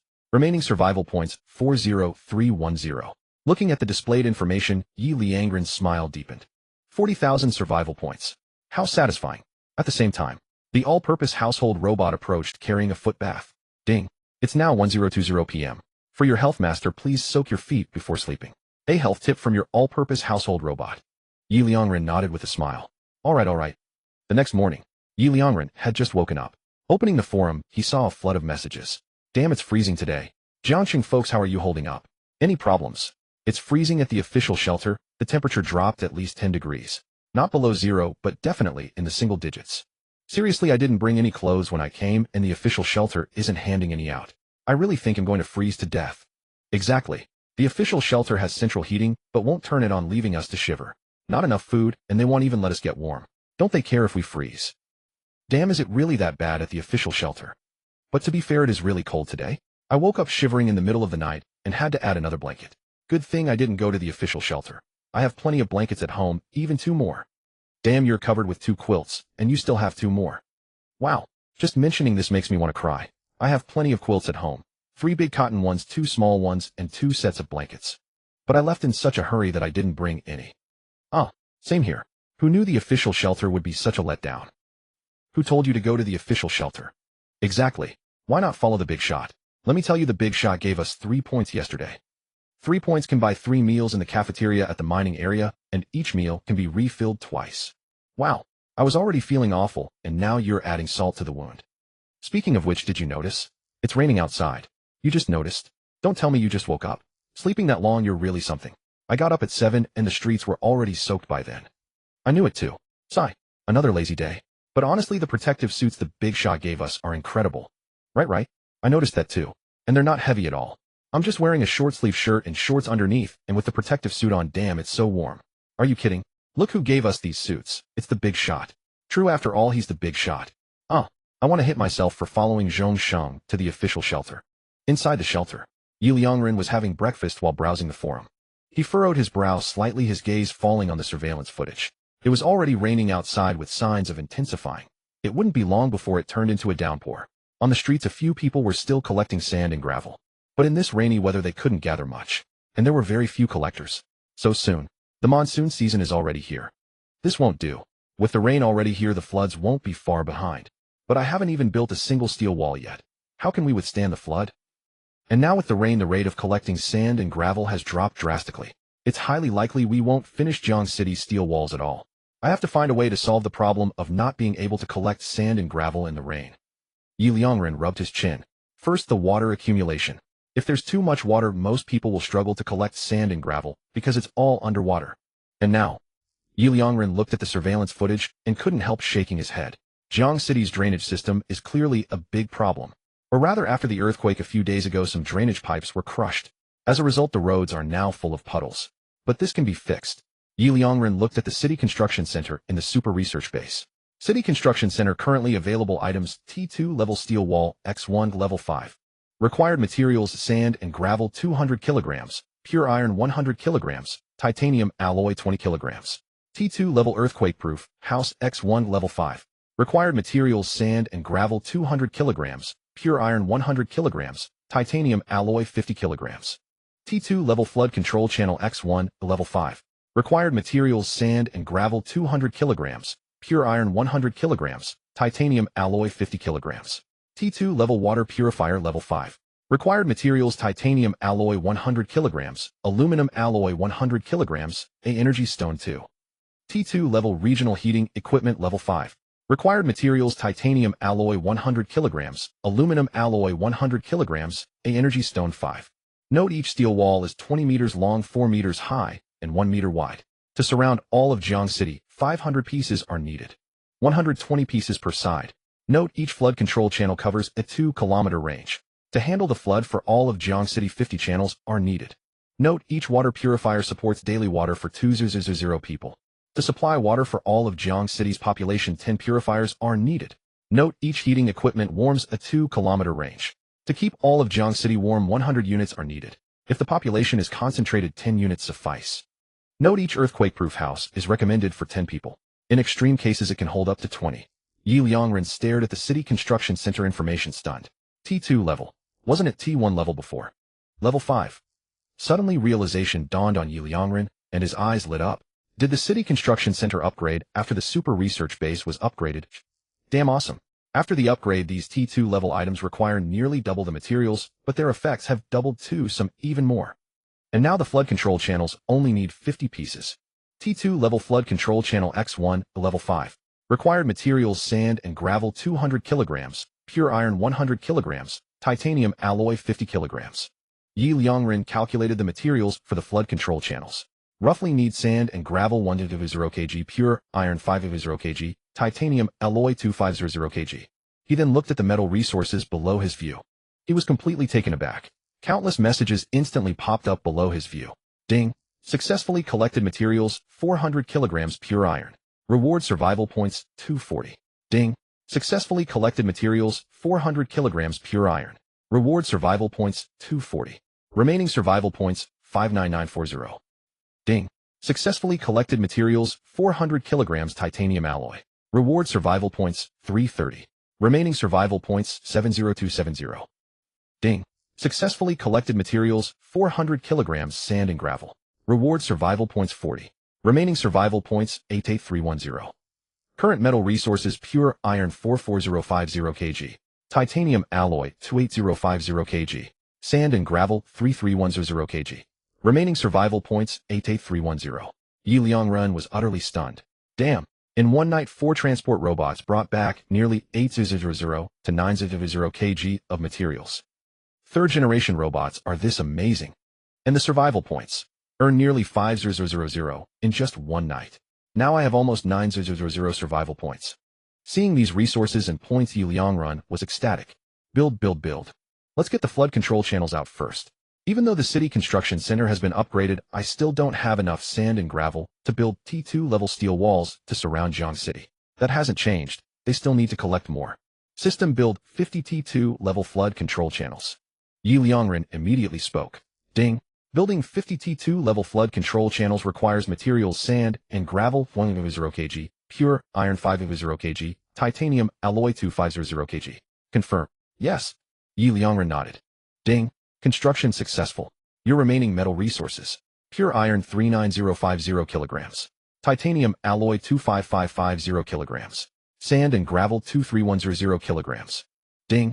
The flood-resistant water channel has been automatically distributed throughout Jiangxing, capable of guiding water flow into the underground at the first moment. Ye Liangren's eyes brightened as he looked back at the surveillance screen. In an instant, his smile radiated immense joy. The T2 level flood-resistant water channel was truly formidable. The moment it was deployed, he could almost see with his own eyes that throughout Jiangxing the water in the roads, which had once been mere ditches, was now converging underground. Within just a few minutes, though the ground remained damp, it was nothing more than damp. At the same time, Ye Liangren immediately took out his phone. Just as he was about to open the forum, he suddenly noticed the date. Today is December 24th. Then tonight is Christmas Eve. A smile curled at the corner of Ye Liangren's lips. He could distribute some benefits to encourage everyone. After all, they were all living a difficult life in the apocalypse. It was only right to show some concern for one another. Ye Liangren took an apple from the storage room, opened the forum, and began typing. The flood is approaching. Given that it has been raining frequently lately, making it hard to gather supplies, I've decided to adjust the rules. Previously, collecting 100 kilograms earned you 2 points. Now 50 kilograms will earn you 2 points. Please continue to work hard on gathering supplies, especially sand and gravel. As soon as these words were posted, the forum exploded. Holy crap! The difficulty of earning points has been halved. 50 kilograms of sand and gravel for 2 points. Long live the big shot. Long live the big shot. Long live the big shot. 10086. Everyone charge forward. What does rain matter? Exactly. With the difficulty have we might even earn more points per day than on sunny days. Watching the heated discussions on the forum, Ye Liangren smiled faintly and posted again, "Everyone quiet down for a moment. I have one more thing to announce." Instantly the forum fell silent. Only a few people posted a couple of emojis, waiting for the big shot to speak. Well-behaved. I'm an obedient little babbage. Ye Liangren couldn't help but laugh at these emojis and typed, "Today is December 24th, and tonight is Christmas Eve. Don't forget to eat an apple tonight. I've prepared an apple for each of you as well. You can pick them up at the various mining bases. Alright, I'm done with my announcement. Feel free to speak." As soon as Ye Liangren's message was sent, the forum erupted. "Holy crap. Fruit. Fruit. Fruit. Fruit. The big shot is actually giving away fruit. I haven't had fruit in 3 or 4 days. I could exchange points for it, but I couldn't bear to.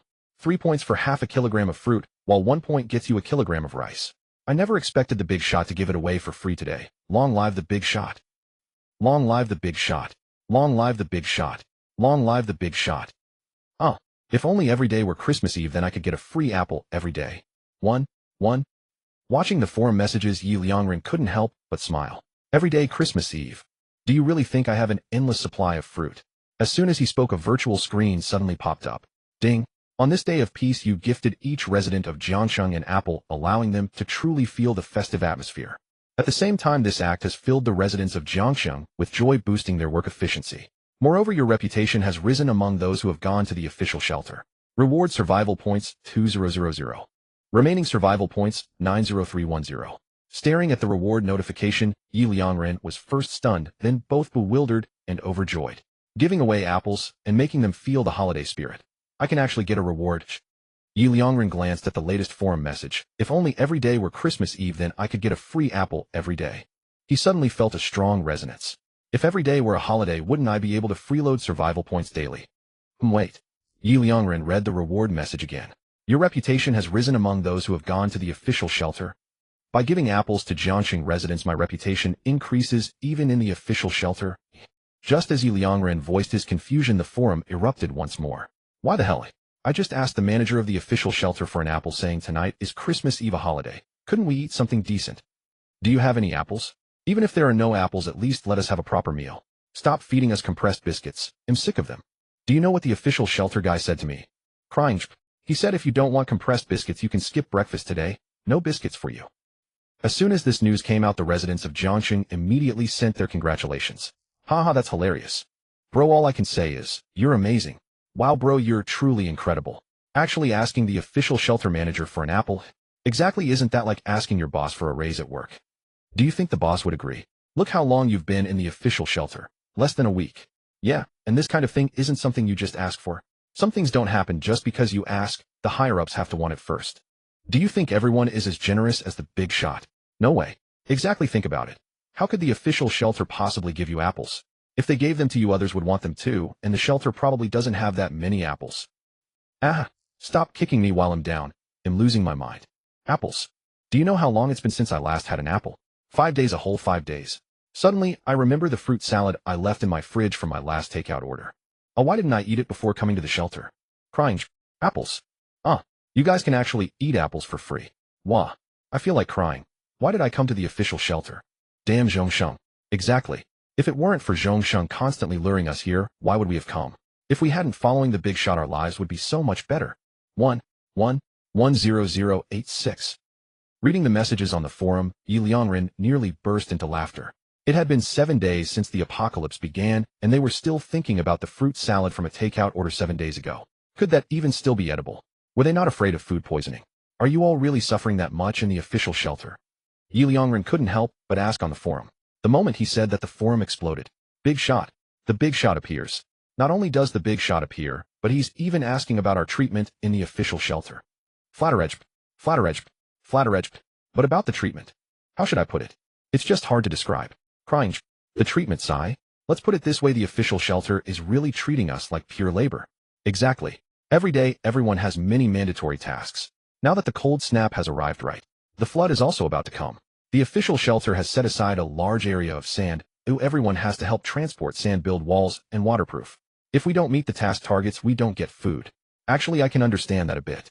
After all, everyone relies on the shelter to survive. If the shelter is flooded, no one will make it. But can't they just give us a bit more food?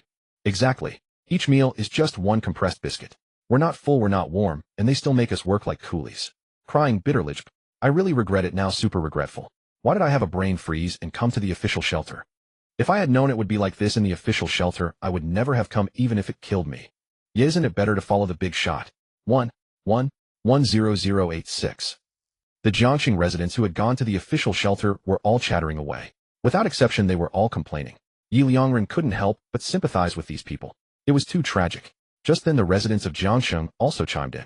Who told you not to choose to follow the big shot? Following the big shot is really great. Yeah.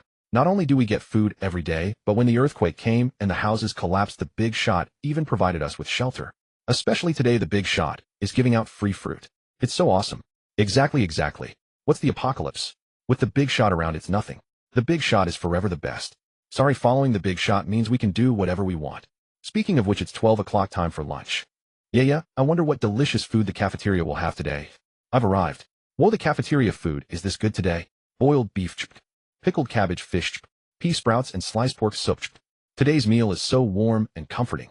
Did the chef know it was getting cold today and make mostly stews to give us extra warmth? How thoughtful. Awesome. Especially this pea sprouts and sliced pork soup. Wow, the sliced pork is so smooth and tender, not greasy at all, with a rich and delicious flavor. It's so good. Even a 5-star chef's cooking couldn't compare, right? Whoa. Over at my mining area, even though there aren't many stews, we actually have dry pot ribs and shrimp, dry pot beef, dry pot spicy chicken wings zipped. Just smelling it makes my appetite soar. Today I'm going to have 2 more big bowls of white rice. Speaking of which, brothers who went to the official shelter, it's actually not bad there. At least you won't get rained on when it rains. Yeah, and you get to eat compressed biscuits every day? Actually, the food here really isn't that great. It might not necessarily be better than the compressed biscuits in your hands. Forget it, I can't keep pretending anymore. Aren't you all going a bit too far? We're all brothers struggling to survive in the apocalypse. Even if we eat well, live well, have warm and lightweight protective suits, and the big shot provides free food. Do you really have to show off like this to them? Can't you at least sympathize with them? The forum went into meltdown. Especially those in the official shelter, their morale completely collapsed. The one above, especially the last speaker, you're the most excessive, okay? What do you mean by, even if we eat well, live well, have warm and lightweight protective suits, and the big shot provides free food? Isn't that enough for you? Exactly. My mentality is completely shattered. Looking at the compressed biscuit in my hand, it feels utterly tasteless. You guys are too much. It's one thing to eat delicious food, but why do you have to post pictures? I could have endured the darkness if I had never seen the sun. Bursting into tears, Ye Liangren couldn't help but twitch his mouth at this moment. These people. Really, what was there to show off? Did I provide you with food just so you could flaunt it? Don't you have any sympathy for others? Ye Liangren couldn't help but type. You really went too far. We're all brothers here. Why do you have to torment them like this? Their daily food is just compressed biscuits. It's already bitter enough. As soon as he said this, people from the official shelter on the forum sent their gratitude. The big shot is right. Exactly. The big shot is the kindest. Yes. You people are too much. I hate you all. At this moment, the Jiangxing residents couldn't help but start apologizing one after another. I'm sorry, I was wrong. I was wrong too. I shouldn't have posted pictures. You all have it hard enough as it is. Oh, why can't I control my hand? I'm sorry, I really shouldn't have shown off. Thinking back, not long ago I was suffering just as much. How did I end up kicking people when they're down? Oh, it's okay. It was indeed our own wrong choice. Yehu told us to be fooled by Zhongsheng into coming to the official shelter. Right, we don't blame you.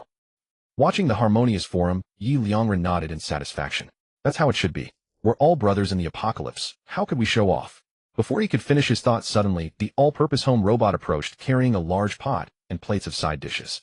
Seeing this large pot, Ye Liangren's body jolted. This. Today's lunch was actually this. With a click sound, Ye Liangren instantly took a photo and posted it on the forum. Sichuan spicy beef hot pot. The forum fell into absolute silence. Only the image of Sichuan spicy beef hot pot posted by Ye Liangren stood out, glaringly vivid. At that moment, unable to resist, he picked up his chopsticks, grabbed a thick slice of fatty meat, and took a photo with a crisp click. Signature tender beef. Then, click, premium tripe. Signature stomach. Imperial lamb rolls. While waiting for the food to cook, Ye Liangren began typing. Indeed, winter calls for hot pot. The Doomsday Wellness class is now in session. Let me tell you, hot pot is truly a wonderful food.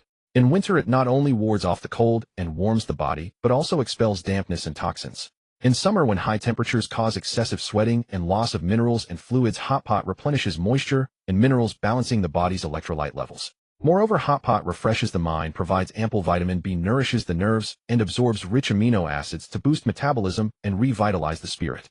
Truly, hot pot benefits you all year round. However, don't overindulge, or you'll easily get overheated. As he spoke, Ye Liangren picked up a chopstick full of cooked imperial lamb rolls, took another photo with a click, and savored it. Spicy and savory lamb rolls. Hot pot braised lamb rolls are my absolute favorite. They're so thin they cook instantly, just a few seconds in the pot. They perfectly absorb the hot pot's aroma and juices, completely masking any mutton smell. Truly a culinary masterpiece. Yes, winter is meant for hot pot. After posting, Ye Liangren contentedly continued enjoying his meal. Then he couldn't help but sigh softly. I really can't be blamed for this. I never planned to take photos. I never meant to flaunt my lunch. Everything I said earlier was sincere. I genuinely advised against showing off food, because those in official shelters have such poor meals. But I never expected today's lunch to be hot pot. How could I resist sharing such a delicacy? Gazing at the silent forum, Ye Liangren let out a soft breath and typed again. But honestly, if you're in an official shelter, you should ask the management to change your daily rations. Eating too many compressed biscuits is bad for you. The Doomsday Wellness class is back in session. Compressed biscuits are made from puffed flour. Overconsumption leads to malnutrition, vitamin deficiencies, and constipation. Most importantly, they contain trans fats. They raise blood cholesterol, increase the risk of coronary heart disease, and can even cause heart disease and diabetes. So if possible, avoid long-term consumption. Stick to real meals whenever you can. With that, Ye Liangren turned off his phone and focused on his hot pot. Meanwhile, the forum erupted. What can I say? The big shot is incredible. Suddenly the cafeteria food doesn't seem so appealing. True, today's meal was decent and warm, but can it compare to hot pot? Can it warm you like hot pot does? So, when the big shot said we were excessive and shouldn't flaunt our food, was it because our displays were too low level? Probably. After all, what's there to show off about ordinary meals? The big shot must be tired of them by now. Right, that's it. This is true enjoyment. Our plain food really isn't worth boasting about. Big shot, you're amazing. 10,086. The citizens of Jiangxing buzzed with excitement. Meanwhile, those in official shelters felt their hearts shatter into pieces. Can you be human? Let me just dash my head against the tofu block. Big shot, didn't you say not to show off? Didn't you say we're having a tough time? Why do you tell others not to flaunt yet do it yourself? Wah. I'm crying. I could accept those meals I'd eaten at the mining area cafeteria before coming to the shelter, but hot pot. I remember my last hot pot was 3 months ago. Big shot, have a heart. Hot pot. Is your place really a doomsday? It doesn't feel like it. The forum split into two extremes, fervent admiration and lamentation. Time ticked to 1 o'clock. After more than half an hour of hot pot indulgence, Ye Liangren finally put down his chopsticks, patting his slightly full stomach. That was so satisfying. This hot pot experience surpassed any he'd ever had. I never thought the all-purpose home robot could master such a complex skill as making hot pot base. Truly, creating that robot was my best initial decision. Stretching comfortably, he glanced at the surveillance feed. Outside, a torrential rain was falling. Yet with no standing water and his reduction of point requirements for collecting sand and gravel, a dense crowd was busily gathering materials. Ye Liangren nodded with satisfaction. Once the transport robots bring today's sand and gravel, I can start building Jiangxing's walls. That's the top priority. Otherwise, when the flood comes, it'll be all over. After letting his meal settle a bit, Ye Liangren, soothed by the all-purpose home robot's massage, drifted into a pleasant nap. Soon it was 2:30 p.m. He opened his eyes, habitually checked the forum, and spotted a message that made him jolt. Big shot, I dug up something strange while mining. Is it useful? A picture was posted on the forum, a small pitch-black sphere. The person who posted it added, this thing is surprisingly heavy, much heavier than ordinary minerals. Despite its small size, it weighs a good 4 or 5 kilograms. I've really never seen anything like it. It feels strange to the touch. Big shot, is this thing useful? Just then someone on the forum replied, brother above, congratulations on your fortune. This is a good thing. Even a big shot would want it, I'm sure. Really? Of course not, it's just a broken coal ball. Did you really think it was a treasure? Exactly. You dug up a broken coal ball and specially tagged the big shot. Aren't you being ridiculous? This thing really isn't a coal ball. I know what a coal ball is, and it's definitely not this heavy. Then it's just a broken rock. The man was left completely speechless. Meanwhile, inside the shelter, Ye Liangren's spirits soared. Of course he knew what it was. Energy stone. Had someone finally unearthed one from the first mining area? Ye Liangren immediately replied, brother, congratulations, you've truly struck gold. Smile. JPG. This is a wonderful item, the very essence of the entire mining area, like its heart. Many things require this for construction. From now on, you can take 3 days of paid leave, and it'll give you an extra 20 points. Of course, during your paid leave, you can still eat at the cafeteria. It's still a free employee meal. As for this thing, just throw it into the mining area storage room. He'll send someone to collect it. As soon as these words were spoken, the forum exploded. Shock. JPG. Shock. JPG. Shock. JPG. Damn, so this thing is actually good. 1. I originally thought it was just some broken rock. 1. I thought the same, but it turns out to be the essence of the entire mining area. And the big shot is willing to buy it back for a full 20 points plus 3 days of paid leave. Damn, that's awesome. Meanwhile, the man who found the energy stone was stunned. Big shot, are you serious? I feel like I'm dreaming. It's like suddenly winning the lottery. It doesn't feel real at all. Big shot, you're not joking, are you? If I take the leave, I won't get fired, will I? Cautious. JPG. Ha ha ha, this is killing me. You got such a great deal, and you're still doubting. Exactly. Could the big shot's words be false? Brother, just go on your leave and stop showing off here. You're making people jealous. No, I've got to search too and see if there's anything good. Don't worry, I'm not lying to you. At that moment, Ye Liangren also replied, this thing is genuinely good. But everyone don't get too fixated on it. It's extremely rare. A typical mining area only has a few, and they're usually found in the deepest parts. Just focus on mining honestly.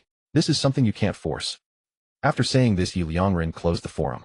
Watching the monitor, he saw the exhilarated expressions of everyone in the 3 mining bases and the sudden significant increase in mining efficiency. A satisfied smile curled on his lips. The first energy stone had finally appeared. At the same time, he could use the energy stone to break the monotony of the miners' lives.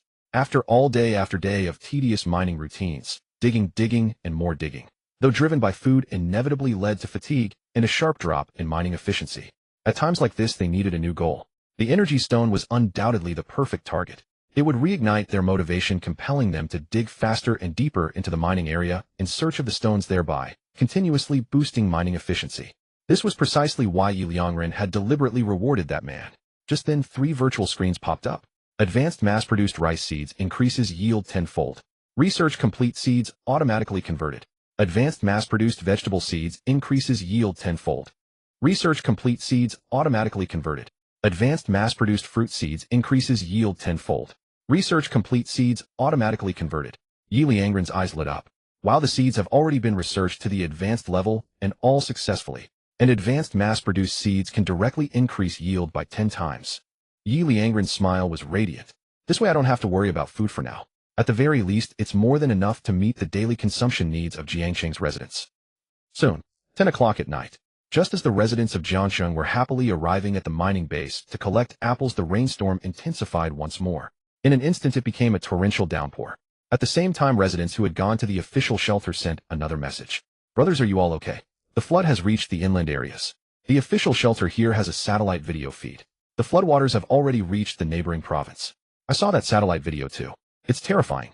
The flood hit Wangshui City, and within a minute the entire city was submerged. This isn't a flood, it's like a super tsunami. Houses were swept away in an instant. Brothers, you'd better be careful. The rain is so heavy now, don't get flooded. Exactly, be very careful. I'm really scared. If the flood reaches here, I don't know if the official shelter can hold out. With the news from the official shelter, the forum quickly became lively. Scary. JPG. Scary. JPG. Scary. JPG. Wow, that's terrifying. The flood has already reached the inland areas. Apple. JPG. So scary, I'm so afraid. All I can do is quietly eat my apple in fear. Eating an apple. JPG. Already in the neighboring province. The flood is that fast. A bit worried. But come to think of it, the free apples from the big shot are really delicious. Big sweet round apple. JPG. Of course, since it's from the big shot, they must be delicious. Big apple. JPG. No, I have to mark this day down. December 24th, evening. Today is the 7th day of the apocalypse. The big shot gave everyone an apple. This is the first apple I've eaten in these 7 days of doom. It's super delicious. Grateful to the big shot. 66 JPG. Whoa, there's actually someone who keeps a diary. Exactly what decent person writes a diary? Bro, aren't you overdoing the show off? By the way, folks, in the official shelter tonight is Christmas Eve. Don't forget to eat apples. Right.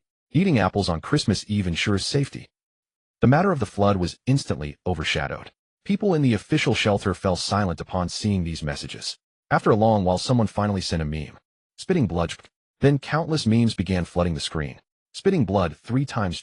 So angry, I'm spitting blood. I don't want to live in a marriage. You've gone too far. Can you even be human? We kindly warned you, and you're here, flaunting your apples. So venomous. Why did I have to open the forum today with my itchy fingers? You have no martial virtue, mend your ways. Not only are you showing off, but you're also sarcastically telling us to eat apples. I'd love to, but only if I had any. Utterly outrageous. Just as the official shelter members posted their messages, residents of Jiangsheng sent a barrage of memes. I feel helpless. What can I do? Just keep eating apples. My heart is utterly unmoved. I even want to laugh. I'm not panicking with the big shot backing us. Right with the big shot here, what's a flood? Exactly, folks, in the official shelter you're making a mountain out of a molehill. You have no idea how awesome the big shot is. Too bad they went to the official shelter. The forum went quiet. Inside the shelter, Ye Liangren looked at the forum messages and couldn't help raising an eyebrow. He felt both amused and solemn. The residents of Jiangxing indeed had immense faith in him. They even regarded him as an omnipotent being, not taking a major event like the flood seriously, instead still praising his awesomeness. Though, the feeling of being praised is indeed quite nice. But this is a bit over the top. Ye Liangren chuckled to himself, then quickly replied on the forum. Everyone please pay attention. The flood is indeed a serious matter, but do not dismiss it lightly. I said I would build a wall to block the flood, but we're still short on materials, especially sand and gravel. Please keep up the effort. As soon as these words were posted, the forum instantly buzzed with activity again. And in no time the tone shifted completely. Whoa, the big shot actually showed up. The big shot told us to be careful about the flood. Everyone got that. Got it. 10,086. Looks like the flood is really dangerous. Right. We need to dig more sand and gravel tomorrow. Didn't expect we'd still need so much. Exactly. We really can't underestimate a natural disaster. Big shot, we'll give it our all from now on, rest assured. We'll have enough sand and gravel. Right? Rest assured, big shot. The big shot is truly awesome. People in the official shelter saw this and couldn't help replying. Right, you guys have gone too far. Exactly. We kindly warned you earlier, and you completely ignored us, even mocked us, and flaunted that you had apples. And now as soon as the big shot speaks, you change your tune instantly. Exactly, and here we were worried about your safety. At least the big shot is sensible, coming out to remind you, or I'd be absolutely furious. Why aren't the leaders of the official shelter this sensible, eh? Yeah, if only the boss of the official shelter were the big shot too. I'm sick of eating compressed biscuits every day. Whoa, the higher-ups suddenly ordered us to work through the night to build flood defenses? Isn't that too much? With so little food and no rest, aren't they afraid of working us to death? Treating us like pure labor. Suddenly someone from the official shelter posted. As soon as this was out, the forum exploded. Whoa, working through the night to build flood defenses? Has the flood threat escalated to this level? Is the flood already about to hit our province? That fast? Wait, didn't the big shot just say we're still short on sand and gravel? Right? Maybe we should put in more effort and dig some more sand and gravel. Otherwise, if the flood comes before the big shot finishes the wall, won't we be doomed? Right, that works. 1. Inside the shelter, Ye Liangren frowned as he read the forum messages. The official shelter was demanding overnight flood defense construction. Was the flood erupting that fast? It's a bit troublesome not being able to see the flood's path firsthand, only judging from the official shelter's messages on the forum. Ye Liangren shook his head, his gaze falling on the surveillance screen. Comprehensive satellite surveillance. Area 2000 square kilometers. Upgradable. Upgrade directions quality, a 600 expand surveillance range, 800. Note, each upgrade expands the satellite surveillance range by 1000 kilometers. System, upgrade the surveillance range of the comprehensive satellite surveillance. Ye Liangren immediately commanded. Ding. You have spent 800 survival points to upgrade comprehensive satellite surveillance. Upgrade successful. Comprehensive satellite surveillance. Area 3000 square kilometers. Upgradable. Upgrade directions quality, a 600 expand surveillance range, 1600. Note, each upgrade expands the satellite surveillance range by 1000 kilometers. Remaining survival points, 89510. After the system prompt, the surveillance area instantly warped. The next moment, a dozen more screens appeared in the surveillance zone, covering all areas within 30 kilometers of Jiangxing. Ye Liangren looked at the surveillance footage, and his expression shifted. Though the flood hasn't invaded our province yet, due to the entire day of torrential rain, small-scale flooding has already started within the province. And it's not far from Jiangxing, in fact it's surging this way. No wonder the official shelter wants to build flood defenses overnight. The small flood might not be fast, but it's close. At this speed, it'll arrive in about a day.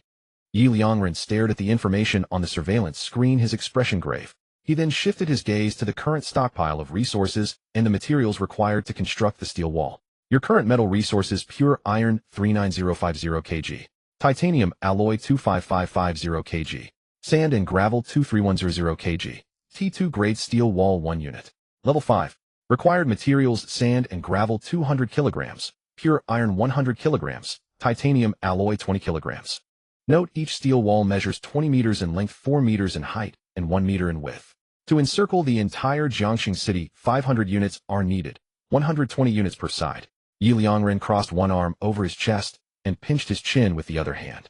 After pondering for a moment, he let out a sigh of relief. The small-scale flood isn't large, and its direction is mainly from the northwest. Since the northern terrain is too high, the water level of this small flood poses no threat there. So I only need to build the wall on the western side. That should be enough to hold it back. In total, I need 120 units. No, 140 units. Both ends of this wall also need reinforcement to prevent the flood from seeping around the sides. 140 T2 grade steel walls require sand and gravel 280 kg, pure iron 150 kg, titanium alloy 280 kg. Although we're a bit short on sand and gravel, it's not by much. A few more trips by the transport robots should cover it.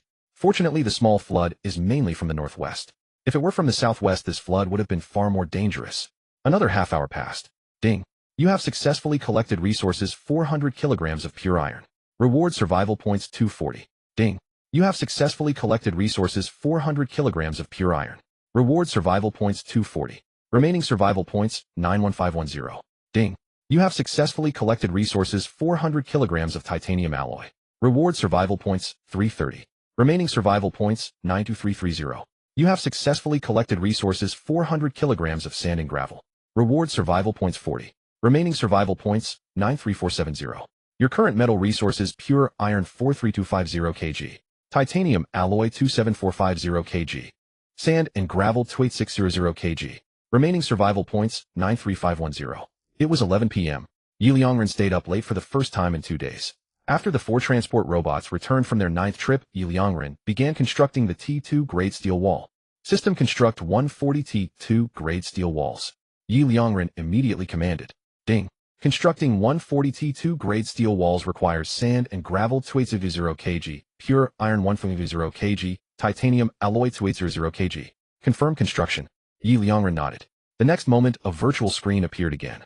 Ding. 140 T2 grade steel walls have been successfully constructed.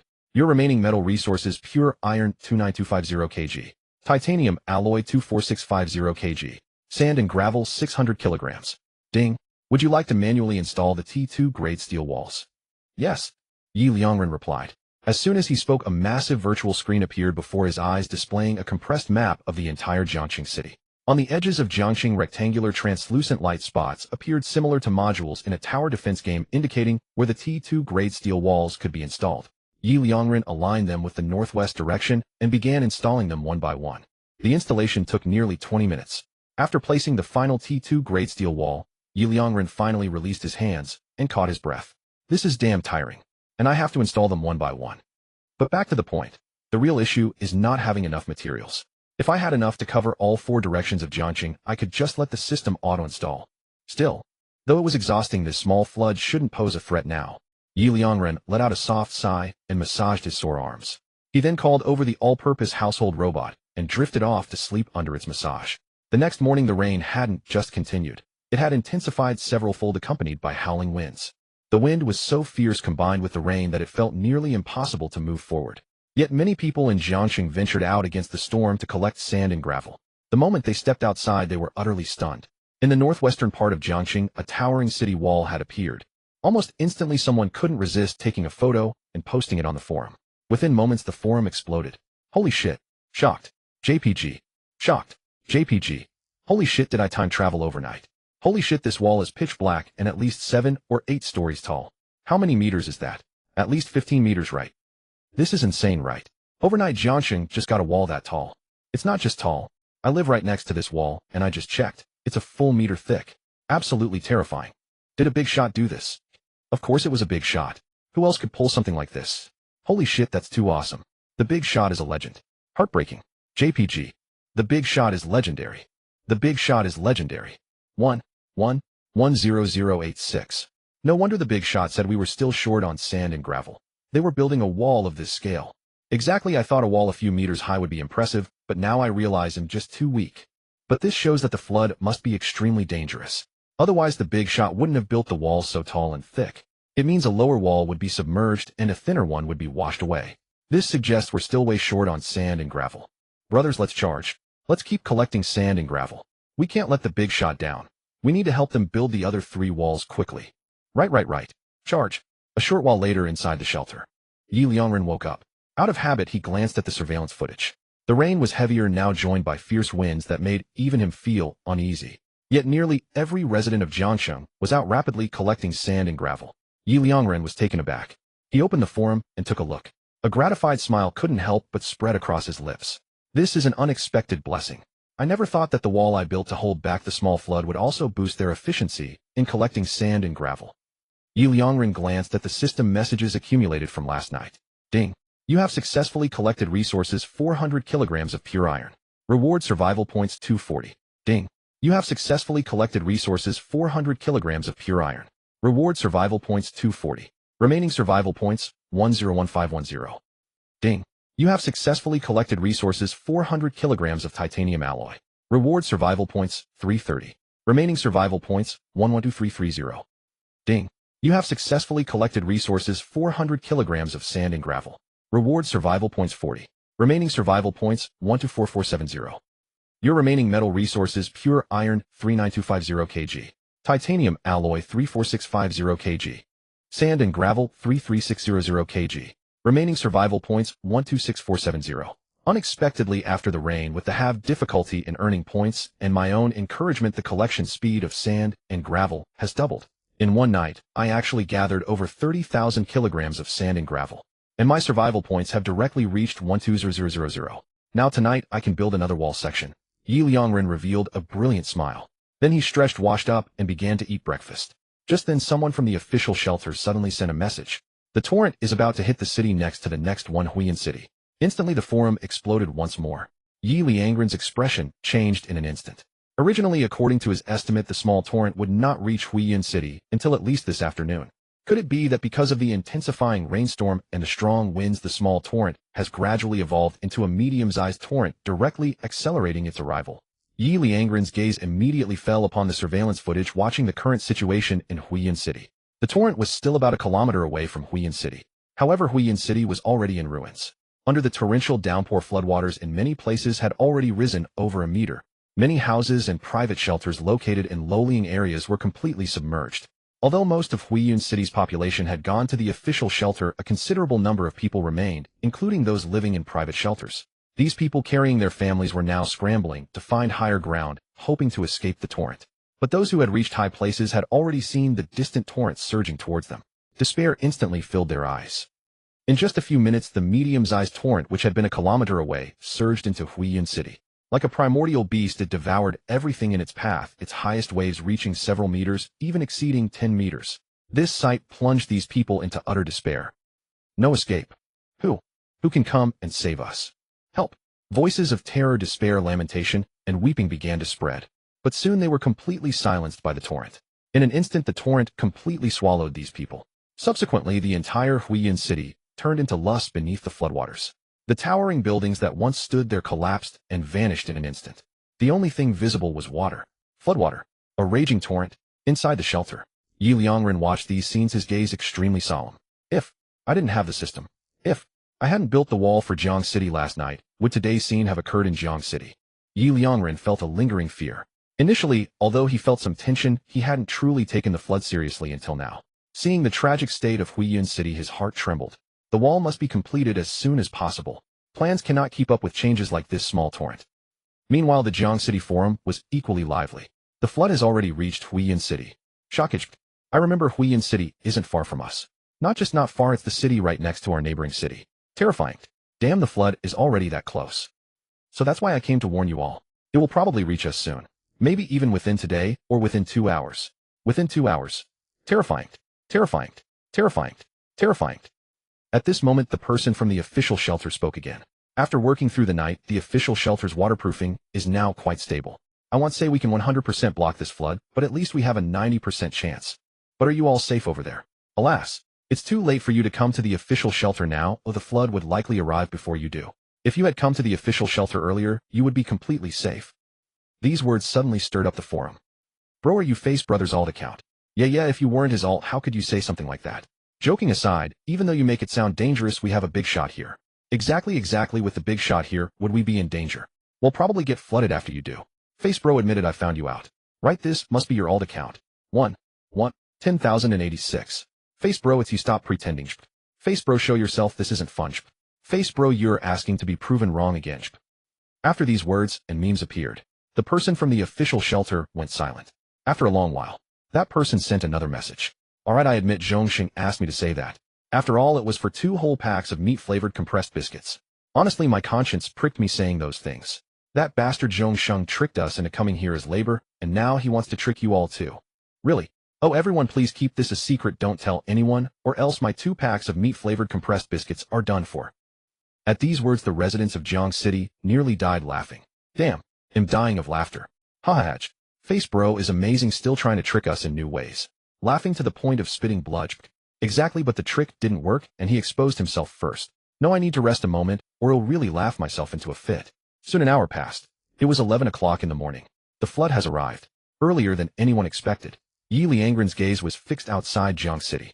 To be precise, it was on the city wall of Jiang City. He was staring intently. At this moment, the flood was only 100 meters away from the city wall. 80 meters, 50 meters, 30 meters, 10 meters. Boom. A loud crash resounded. Like a thunderclap, it erupted in Jiang City. The flood slammed against the wall instantly, sending waves crashing back. Then came another wave crashing in sequence. Boom. 3 consecutive times. Finally, the tidal wave of the flood stabilized. Ye Liangren breathed a sigh of relief. The wall held this time, the torrent was blocked. Ye Liangren relaxed, stretching his back leisurely, his gaze falling upon the forum on his phone. Just then a series of messages caught his attention, making him chuckle. The messages were sent by people from the official shelter. Damn, damn, damn, the official shelter is leaking. Damn it, we built at least dozens of meters of waterproof walls overnight, and it turns out it was the shelter's main door that leaked. Are these officials really incompetent? Don't they know where the waterproofing is poor? Damn. The water is coming. Damn, it's so cold, why did I trust that idiot Zhongxing and enter the official shelter? This was after the news from the official shelter appeared. Soon residents of Jiang City sent their congratulations. Damn, it's that impressive. Chuckling. I remember an hour ago the people from the official shelter were trying to deceive us, right? Yes, they even said that if we came to the official shelter earlier, we would be completely safe. The waterproofing of the official shelter is very stable. There is a 90% chance it will block this flood. Is this what 90% assurance looks like? Just this. Impressive. Chuckling. Maybe I misunderstood the 90%. 10,086. By the way, speaking of incompetence, what about Brother Lian's live stream? Right. I almost forgot about that. Didn't Brother Lian say he was going to live stream eating shit? Exactly, where's the live stream? Why hasn't it been released yet? Ye Liangren couldn't help but chuckle. This group of people really wouldn't let go of any opportunity. Why can't they just give Brother Zhongxing a little respect? He's too afraid to come to the forum now. Oh, if he does, it's just a bunch of questions about the live stream. If he doesn't come to the forum, how am I supposed to exploit the survival points from the rewards? Really? You guys are too petty. Clearly when he comes, the forum is so lively. Ye Liangren was silently complaining, his gaze falling on the surveillance screen, and he was taken aback. 3 question marks popped up in Ye Liangren's mind. What the hell are the residents of Jiang City doing? Ye Liangren saw on the surveillance screen that suddenly many people in protective gear were excitedly rushing towards the flood. Clearly Jiang City was still far from the flood behind the wall, yet this group of people ran straight into the flood zone. Are they trying to get themselves killed? Ye Liangren looked at the forum. He was preparing to find out what was going on. Just then another message came from the official shelter. Damn. The people above actually want us to carry cement down to block the shelter's main door. That's not enough. They didn't even give us protective gear. That's not enough. They didn't even give us a raincoat. Damn, that's too much, or I only brought a down jacket. To keep it dry, I'm wearing a t-shirt right now, and it's already freezing, and now I have to go into the water. Is it really that bad? No protective gear, and they want you to wear a t-shirt while carrying cement to block the main door. Tisk, how miserable. Good thing I didn't go to the official shelter. Is this something a human would do? Just as the forum messages were heating up, suddenly an image was posted on the forum. A big fish weighing 3 jinj. Brothers, hurry up and catch fish. Damn, there are so many fish coming with the flood. These are all meat. As soon as this was said, the forum erupted. The people in the official shelter were stunned at this moment. Catch fish? In the flood? Brother, are you joking? Exactly, not to mention whether there are really fish in the flood at this temperature. The water is only 1 or 2 degrees at most. Aren't you afraid of freezing to death? Right? And even if you can tolerate the cold, the flood is so fierce, if a stone gets swept up and hits you, you'll be finished, and you still want to catch fish. Brother, are you trying to get yourself killed? As soon as the words fell, someone on the forum posted a bunch of pictures. A basket of big fish. 3 gene turtles. This is my haul from half an hour, not bad, right? The words from the people in the official shelter were instantly ignored. Damn. Brother, is this the amount you caught in half an hour? That's excessive, right? No one who live streamed beachcombing has ever been this impressive, right? Exactly, your luck is just too incredible. Brother, teach me how you did it. The person instantly sent a meme. Proud smile edge. Just kidding, do you know what my name is? How Yunlai? With a name like that, do you think my luck will be bad? Moreover, I didn't even need to go into the flood. Let me tell you, just now I saw fish in the flood, so I went over with the idea of picking up something unexpected. Do you know what happened? As soon as I got close to the flood, these fish directly flew into my basket. They were clearly dazed by the flood. This is not fishing at all. It's clearly picking up fish, or even catching fish falling from the sky. As for the cold, what a joke. With the protective gear given to me by a big shot, I not only didn't feel cold at all, but also collected fish for half an hour, and I was sweating all over. As for the danger of the flood, that's nothing. This protective gear is very sturdy. Generally speaking, the impact doesn't hurt at all. And being at the edge of the flood, I don't have to worry about being swept away by it. I have to say the protective gear given by the big shot is truly impressive. Forget it, I won't tell you more. I'm going back to catch fish. With that, Hao Yunlai vanished without a trace. Meanwhile, the forum exploded instantly. The residents of Jiangxing erupted in excitement upon seeing Hao Yunlai's message. Holy crap! Is that big shot's protective suit really that incredible? Even if you're not at the center of the flood, just staying at the edge keeps you perfectly safe. No way, I'm tempted to. I have to go catch fish. This is meat. And it's all free meat. Count me in. 10086. Gradually the forum fell silent. A moment later, someone from the official shelter finally spoke up. I'm losing my mind. Crying loudly. JPEG. Fish. Meat. My sad tears are flowing from my mouth. JPEG. Is this even human behavior? Damn it. I just finished the hard labor hauling cement with everyone to block the flood at the official shelter's gate. Now my hands and feet are nearly frozen, and you're telling me you're sweating from picking up fish. I feel like crying. I want to eat fish too. No, forget fish. If I could just have a warm piece of clothing right now, I'd be happy. Coming to the official shelter was the biggest regret of my life. 10086. If we had followed the big shot, would we be in this mess? Zhongsheng, you're inhuman. Zhongsheng, why did you trick us? Does the official shelter even compare to the big shot? The forum erupted into a storm of resentment. People from the official shelter began their endless complaints. Ye Liangren couldn't help but chuckle at these messages. What a sight. What a truly remarkable sight. The shelter was suffering so miserably, yet here you were picking up fish. Especially that Hao Yunlai. In just half an hour had gathered nearly 30 or 40 gene of fish TSK, and most of them flew into his basket on their own. Are you some sort of child of fortune? And on top of that, why did you have to show off in the forum? Aren't you afraid of enraging the folks at the official shelter? After all, we're all struggling to survive in this apocalypse together.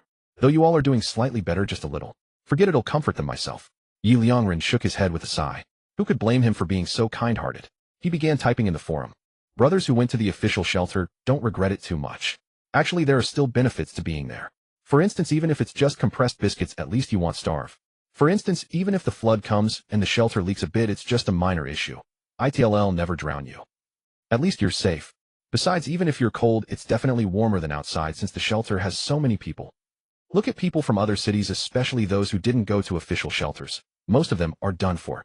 Take Huiyin City's residents, for example. You must have seen the news in the shelter. As for us in Jiangxing, with my help we're doing okay, but not much better. Just a little better than you. So don't be too regretful. Besides, their daily work is still exhausting. And they can't bear to eat meat either. After Ye Liangren's heartfelt speech, he couldn't help but sigh inwardly. I really am too kind. Even now I'm comforting them, trying to keep their spirits up. Before he could finish his thought suddenly, in the forum, Hao Yunlai sent another picture. A 4-meter-long grass carp. JPEG. Holy crap, just now after I finished chatting with you I turned back to pick up fish, and this one flew right into my basket. A 4-meter-long grass carp. This must weigh hundreds of gene. I can eat it for at least 3 meals. He'll dry all these fish into jerky, at least half a month without worrying about meat. Enough talk, him going back to fish collecting. He'll aim for a half-year's supply. Hao Yunlai vanished again. The forum was silent for a few seconds. The next moment, people from the official shelter completely lost it, shattered into pieces too small to pick up. So, this is what exhausting work looks like. So, this is can't bear to eat meat. So, this is just a tiny bit better than us. Wah. I'm completely broken. Big shot, if you hadn't said anything I might have held on. Why did you have to comfort us? I want to cry, I want to eat meat too, I want to pick up fish. Crying loudly. JPEG. Big shot, how can you expect us not to regret it? Once a sincere choice lay before me, but I didn't cherish it. Only when I lost it did I regret it. This is the greatest pain in the world. If the heavens gave me another chance, I would say 4 words, I choose the big shot. If I had to set a time limit on this choice, I'd want it to be 10,000 years. Inside the shelter, Watching the messages from the utterly broken official shelter residents, Ye Liangren smiled bitterly. This. How did it come to this? I was genuinely trying to comfort you. I was doing such a good job comforting you. Then someone had to send a picture to show off. This how Yunlai is really too much. Oh well, today is clearly not a good day for comforting people. Ye Liangren shook his head with a sigh. His gaze fell on the kitchen. The all-purpose home robot was already preparing lunch. A rich aroma wafted from the kitchen. Ye Liangren took a deep breath, utterly satisfied. I wasn't lying to you. The residents of Jiangxing really don't have it that great. Whether it's food, shelter, or daily necessities. It's just so-so. After all, compared to me, there's no contest. I have state banquet-level chefs cooking Michelin-star pastry chefs making desserts, all kinds of drinks, master-level massages, and a fully heated shelter. How can they compare to me? So really it's just a little bit better than you. Why won't you believe me? 6 in the evening. The rain was falling even harder. The Jiangxing Forum buzzed with activity once more. Compressed biscuits pork flavor JPG. Compressed biscuits peanut flavor JPG.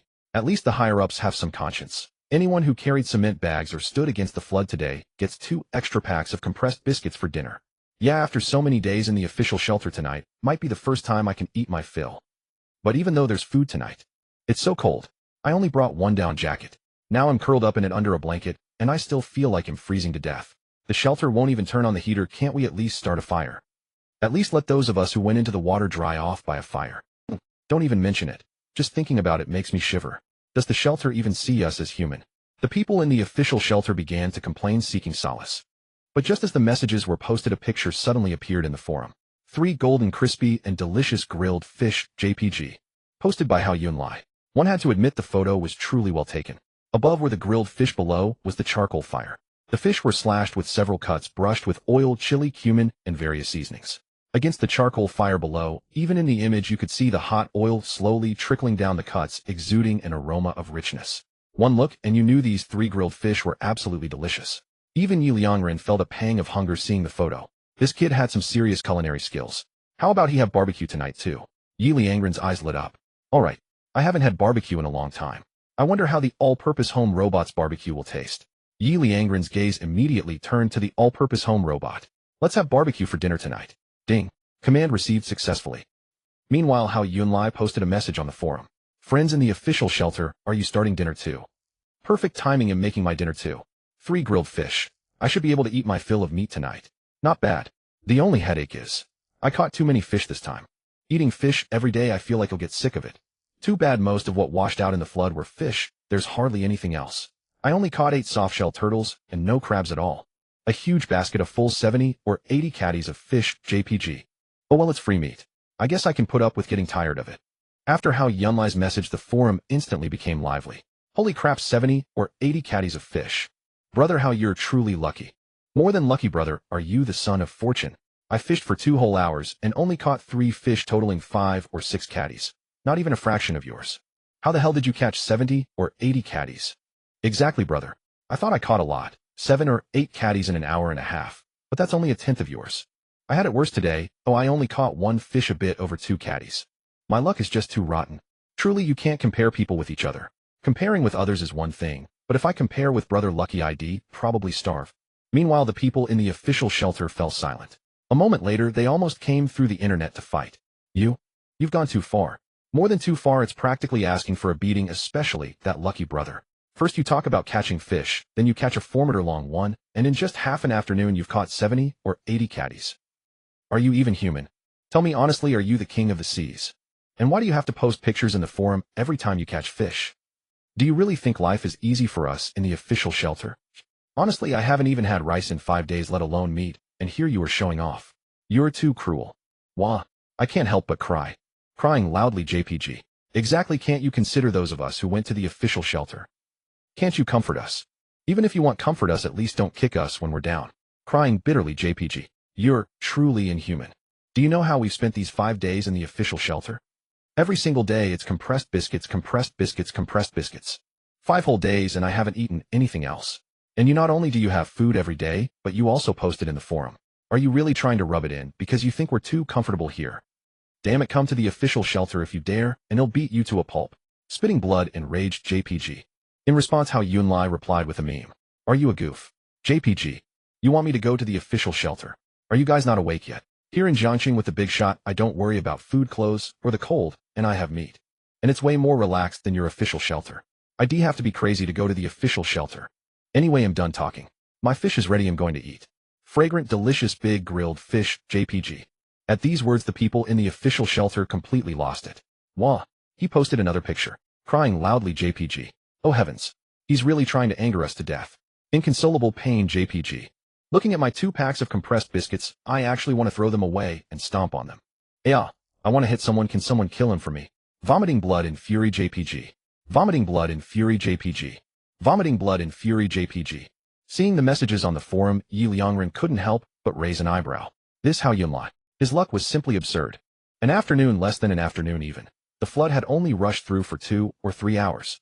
In that short time, he had picked up 70 or 80 caddies of fish. Damn, if the beachcombers found out, they'd be furious. Just then someone in the forum sent a message specifically tagging him. Big shot, are you there? If you are, please come out and settle this. Yeah, big shot, life is simply unbearable. This is too much, absolutely too much. Great one, if you're here, just say something. Take a good look at what this person has done. We're already suffering enough in this official shelter, barely holding on, and now he's kicking us when we're down. It's too much, this guy. Exactly. Great one, you're the only one who can help us now. If you don't say something to him, we'll probably die of anger sooner or later, right? Great one, just pity us and say a few words. We tell him, but he won't listen. You say it, and he'll definitely listen. We're not asking for much, just that he stops rubbing salt in our wounds. I really can't take it anymore. Me neither, I just want to punch something. When other friends posted food pictures before, at least they were restrained. But him, he's completely unrestrained, posting the same thing over and over. Great one, help us. Great one, yes, great one, help us. Great one. Great one. Great 110086. The forum exploded. Countless people from the official shelters came out to tag Ye Liangren. Ye Liangren looked at the messages, both amused and helpless. Still, this how Yunlai has indeed gone too far. This kind of showing off is fine once in a while, but posting it several times in a short period, isn't that deliberately demoralizing people especially just now the official shelter was leaking. Those who went there were already miserable enough. I was trying to comfort them, and he suddenly pops up with pictures. It completely undermined my comforting words. But Ye Liangren sighed helplessly. How am I supposed to comfort them? Ye Liangren's gaze fell on the table. On it was an induction cooker with a frying pan lined with grill paper, and on the paper was a pile of meat. The all-purpose home robot was busy brushing sauce and oil onto the meat. Elsewhere on the table were many plates of meat. Beef, lamb, pork, belly, tenderloin. Everything you could ask for. That's right. He too was eating barbecue. After seeing the pictures how Yunlai posted, he suddenly craved barbecue, and immediately had the all-purpose home robot start preparing it. Though the setup was simple with a master chef like the all-purpose home robot handling the cooking, the taste could only be better.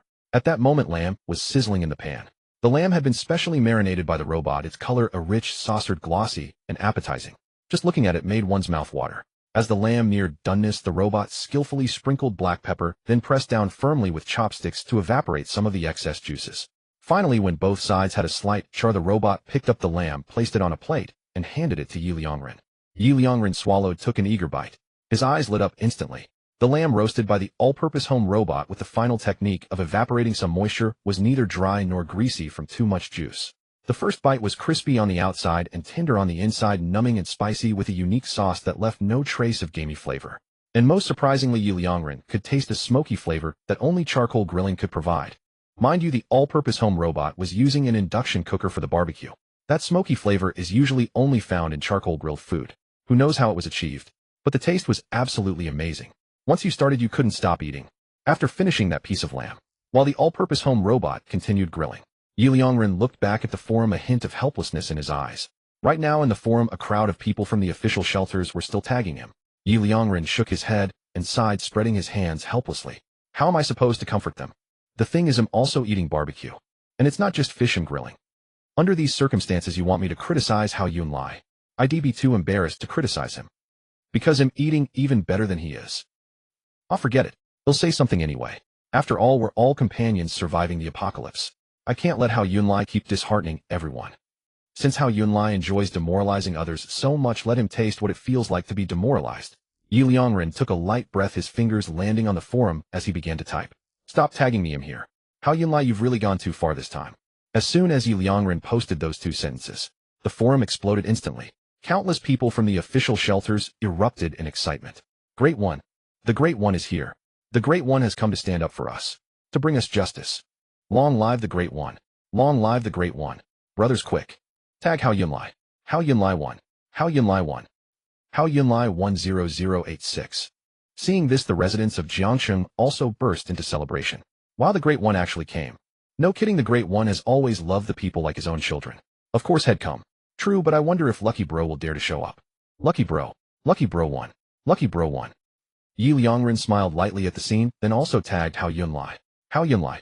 Hao Yunlai, you're here, aren't you? Don't lurk in the shadows. Come out and have a chat. With those words, Hao Yunlai appeared within seconds. Great One, you're looking for me. Yes, I'm looking for you. Ye Liangren smiled slightly and continued typing. Mainly what you did today was indeed too much showing off. It's fine to joke around occasionally, but you need to be mindful of everyone's feelings. This is the apocalypse after all. Maintaining a good mood is crucial. And today the official shelter was hit by a flood. They're already having a tough time, and you repeatedly posted pictures to show off. That's really not good. For example, do you know what I had for dinner tonight? With that, Ye Liangren picked up his phone and snapped a picture of the table. Sizzling barbecue feast. See, I also had barbecue tonight, and it wasn't just fish. Beef, lamb, pork, chicken. I have it all. But did I go around showing off? No. Even I haven't shown off right. Ye Liangren sent a long string of messages in an earnest tone. He lightly scolded Hao Yunlai. Then he continued typing. And it's not just Hao Yunlai, all of you too. I hope everyone can chat harmoniously, amiably, and joyfully in the forum rather than deliberately showing off anything. After all, it's the apocalypse now, and any disaster can happen. So why not happily live each day to the fullest? The Doomsday Health Tips class is now in session. Cutage. Let me tell you, maintaining a good mindset is extremely important. When people experience drastic emotional fluctuations, it can cause certain harm to the body. For example, when angry cells secrete more kinins, catecholamine synthesis accelerates, and the sympathetic nervous system becomes excited, leading to increased heart rate, elevated blood pressure, coronary artery issues, and so on. This condition makes cerebral hemorrhage and coronary heart disease more likely. Conversely, maintaining an optimistic attitude over time can effectively relax the nervous and cardiovascular systems. Not only does it strengthen immunity, but it also lowers cholesterol, and so on. That's why many people say a smile can take 10 years off your age. So everyone must ensure they keep a good mindset every day. Having said that, Ye Liangren put down his phone, picked up his chopsticks, and contentedly began eating the beef just grilled by the all-in-one home robot. Meanwhile, at this moment, the Jiangxing forum fell into a prolonged silence. A full 10+ minutes passed. Only then did someone send a message. This. Spitting blood. I regret it. Why did I have to ask a big shot for help?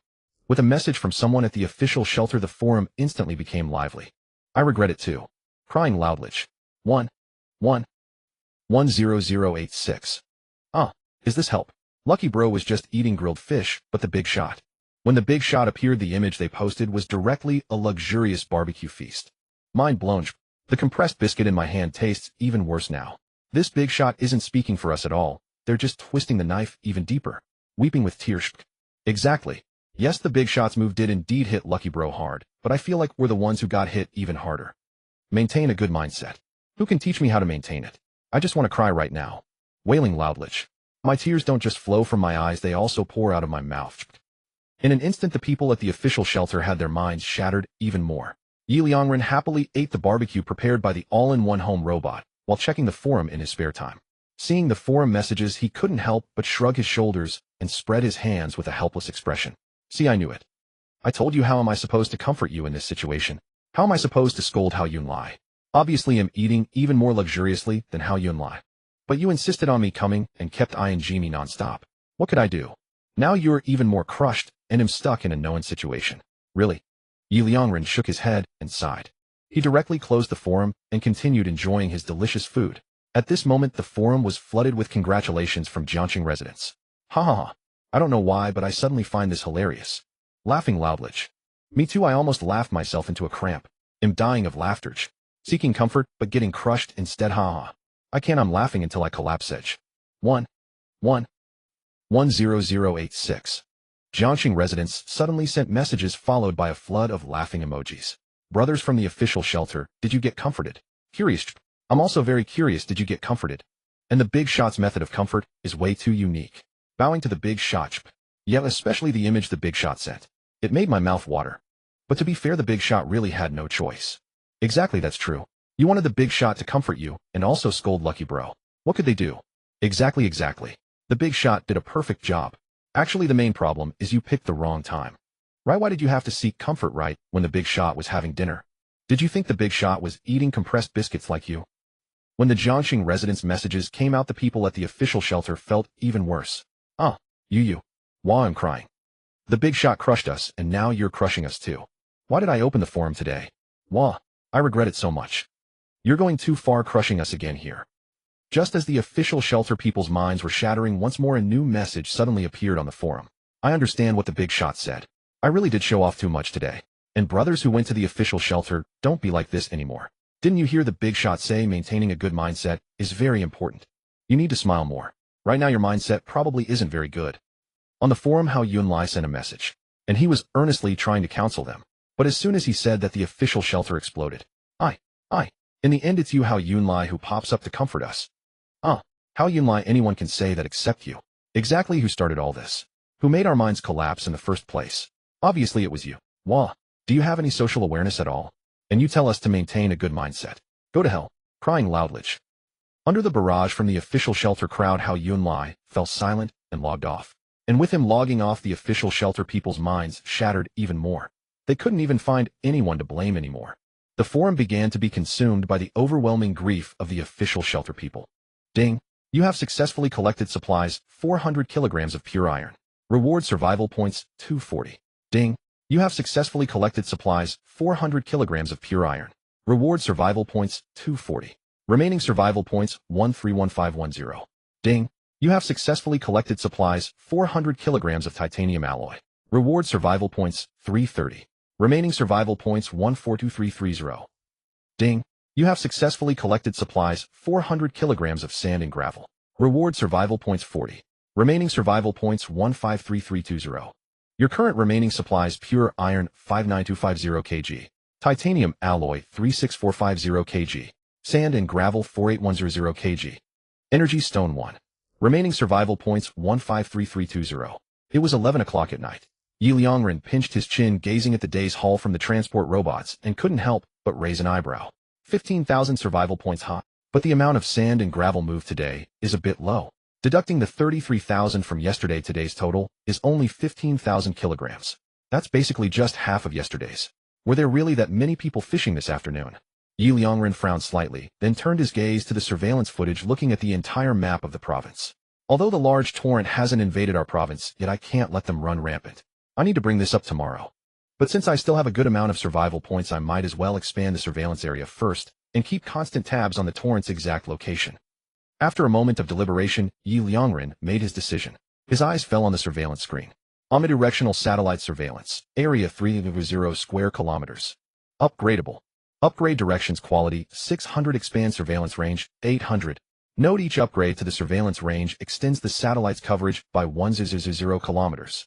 System: upgrade the surveillance range of the omnidirectional satellite surveillance 3 times. Ye Liangren immediately commanded. Ding! You have spent a total of 5600 survival points to upgrade the omnidirectional satellite surveillance. Upgrade successful. Omnidirectional satellite surveillance, area 600 square kilometers. Upgradable.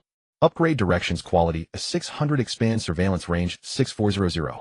Note: each upgrade to the surveillance range extends the satellite's coverage by 100 kilometers.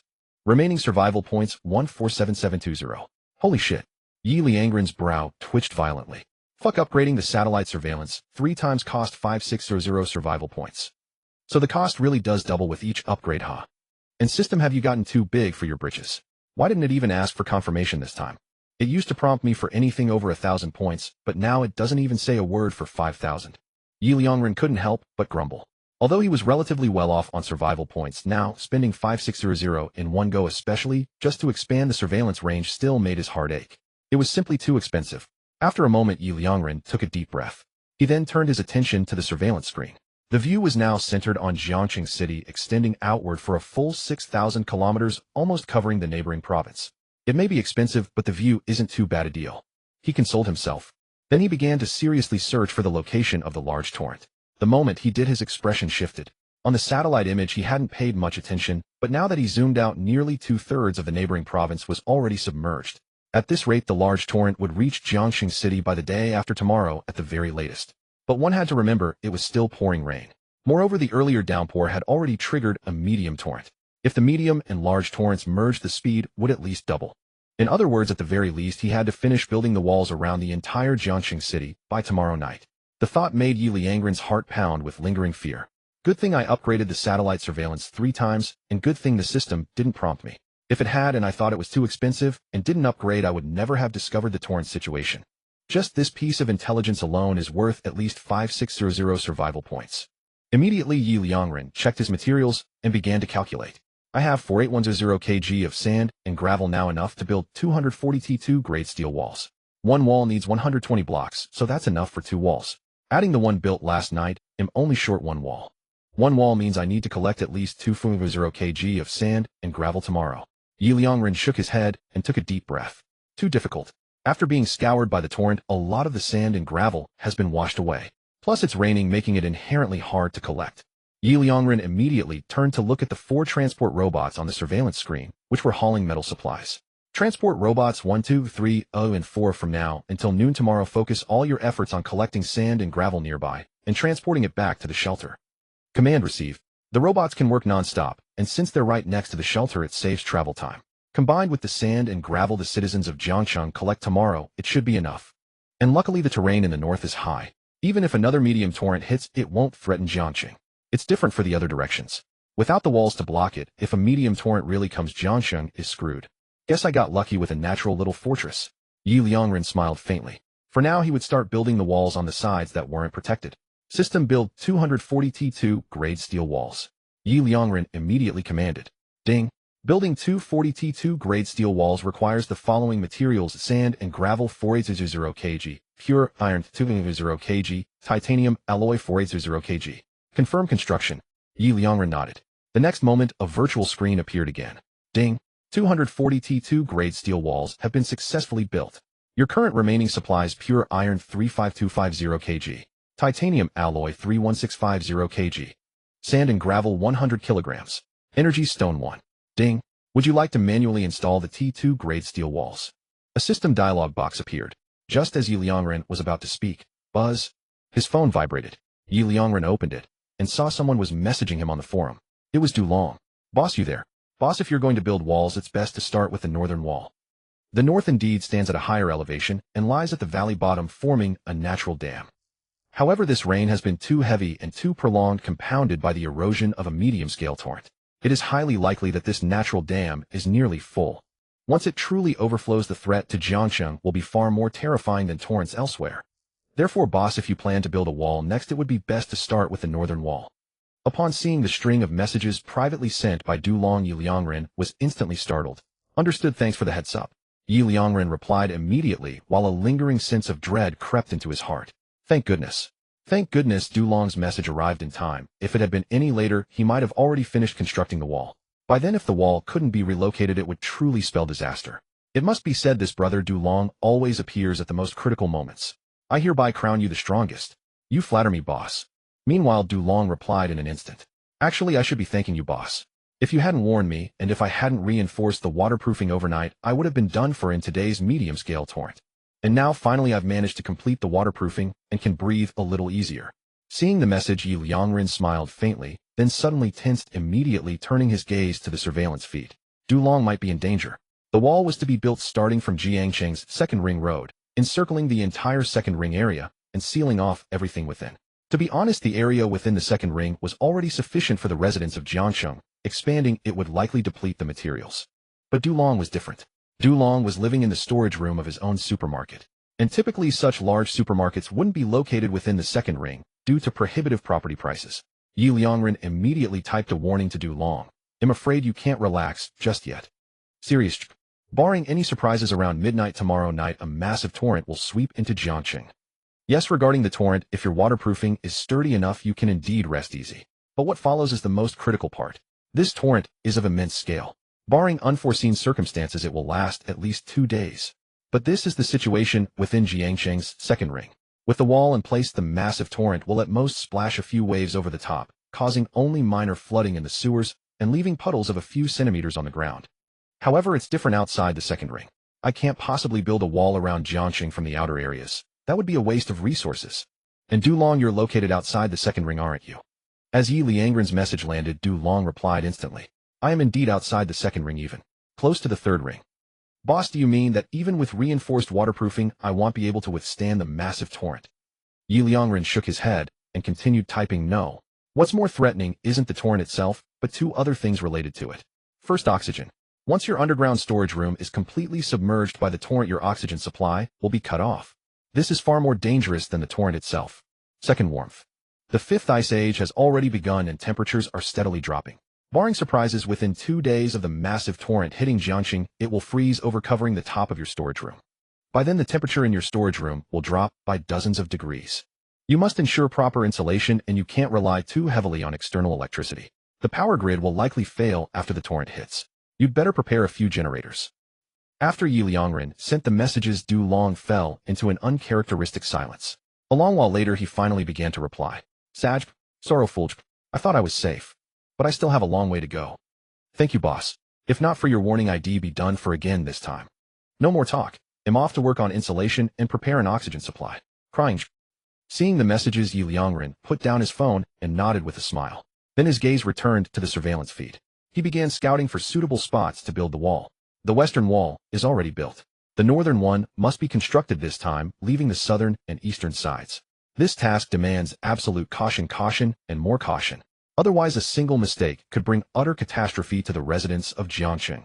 And when that happens without these people to help find survival spots, they'll be doomed in the later stages of the disaster.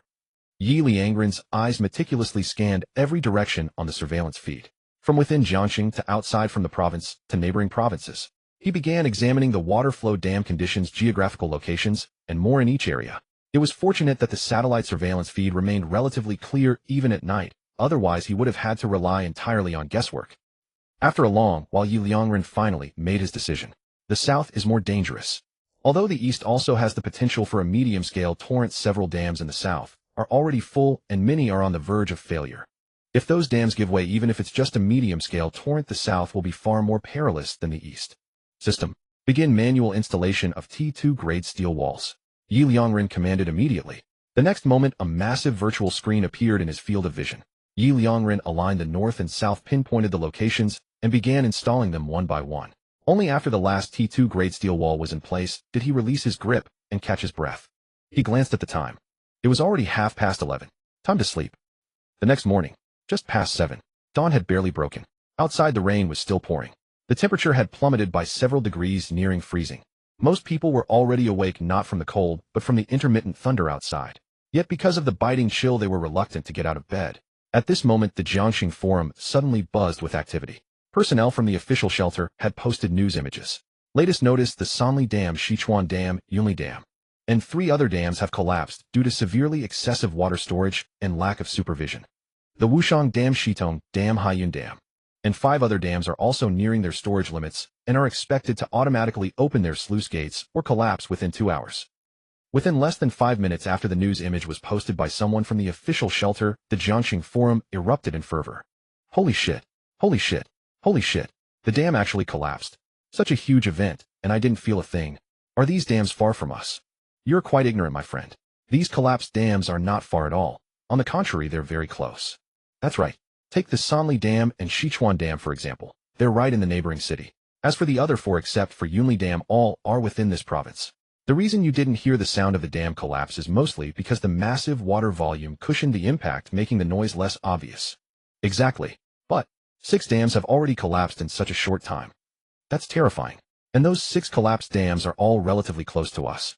If the floodwaters merge and rush over, won't our Jiangxing be doomed? After all, the big shot has only built 1 wall so far.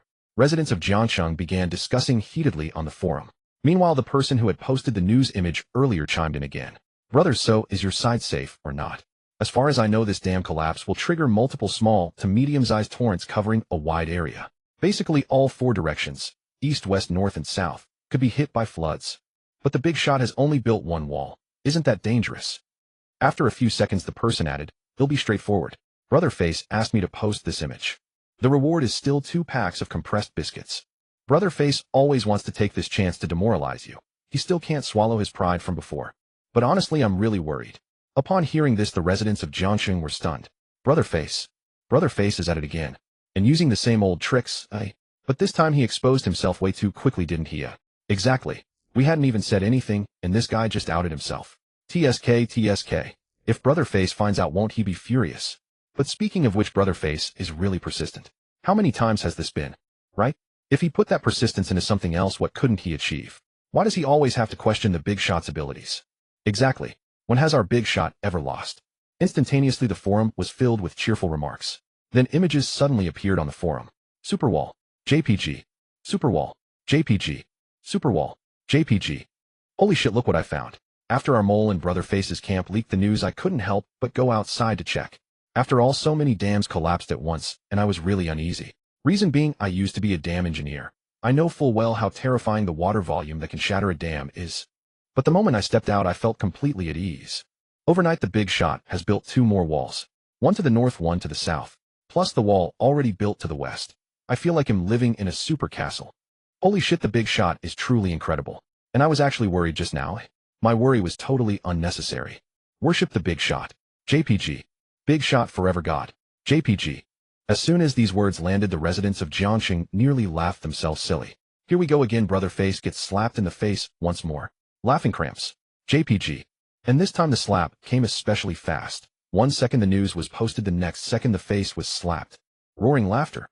JPG. No, it shows the big shot is truly awesome. He knew the dams couldn't hold, so he built the walls overnight. Big shot, eternal God. Bowing to the big shot. JPG. Wait, what did the person above just say? Our mole and Brother Face's camp leaked the news? Holy shit, well damn, that's a hell of a term. Mole is just perfect. Holy shit, I only just saw that. Mole. That term is 666. It's spot on. Isn't that what he is? Brother Face sent him to bamboozle us, but after posting the news image he outed himself. I'm dying of laughter. JPG. At this moment the person from the official shelter saw these messages, and could only reply weakly. While the term mole is accurate, can we please stop talking about this topic? I'm a bit scared. Afraid that the 2 packs of compressed biscuits I've already earned might be taken back by Brother Face. After all, I don't know if Brother Face might suddenly check the forum. Weak pleading. JPG. This remark made the forum even more joyful. Brother, are you really that miserable under Brother Face? The person above is wrong again. It's not that he's miserable, it's that Brother Face is miserable. After all, even the person he sent to fool us on the forum turned into a mole. You know, Brother Face must have carefully chosen this person. And yet, even his carefully chosen one is a mole. Doesn't that mean among those who went to the official shelter no one is truly on Brother Face's side? They're all moles. All this. Haha, I can't stop laughing. By the way, Brother Mole, remember to tell Brother Face that we're still waiting for his live stream. Right, you reminded me. I almost forgot. How many days has it been? Brother Face promised to live stream himself eating shit. Why hasn't he done it yet?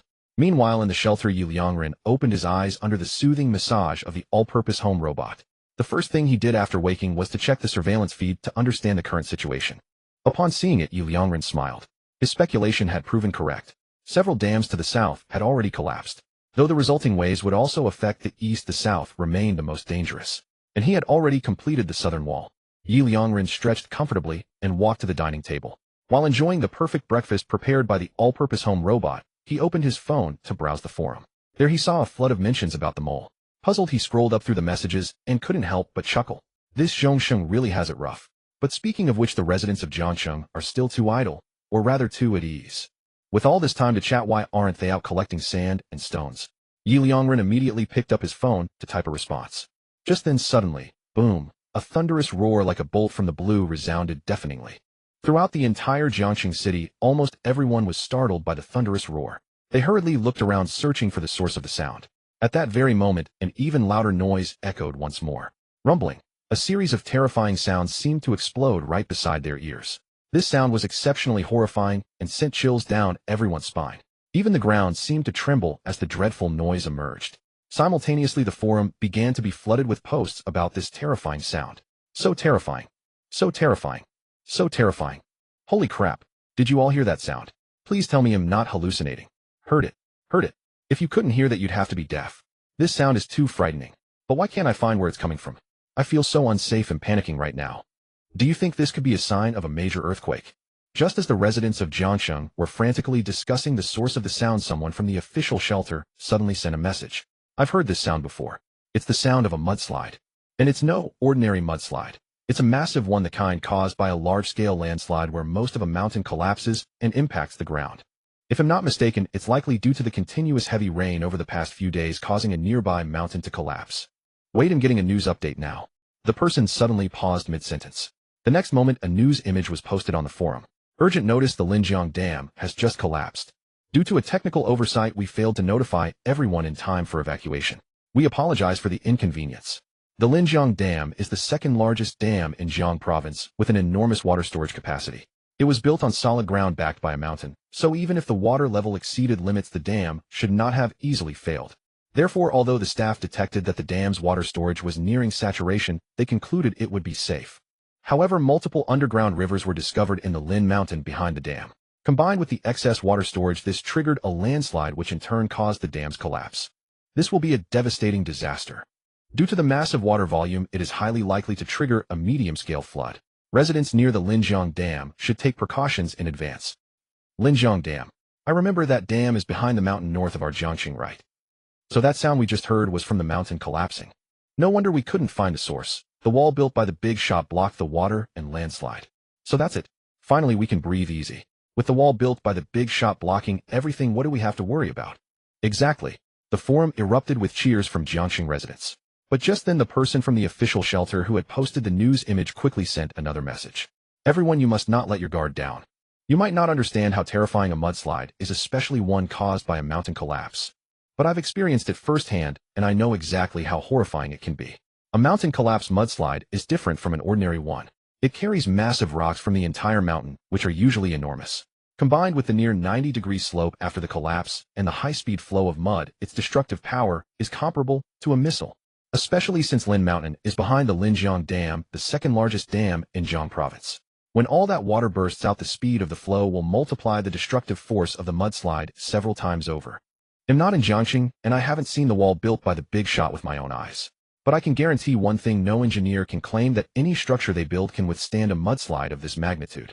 Moreover, from the pictures you've sent, the wall built by the big shot is just a simple wall with no support behind it. This kind of wall has the weakest resistance to impact.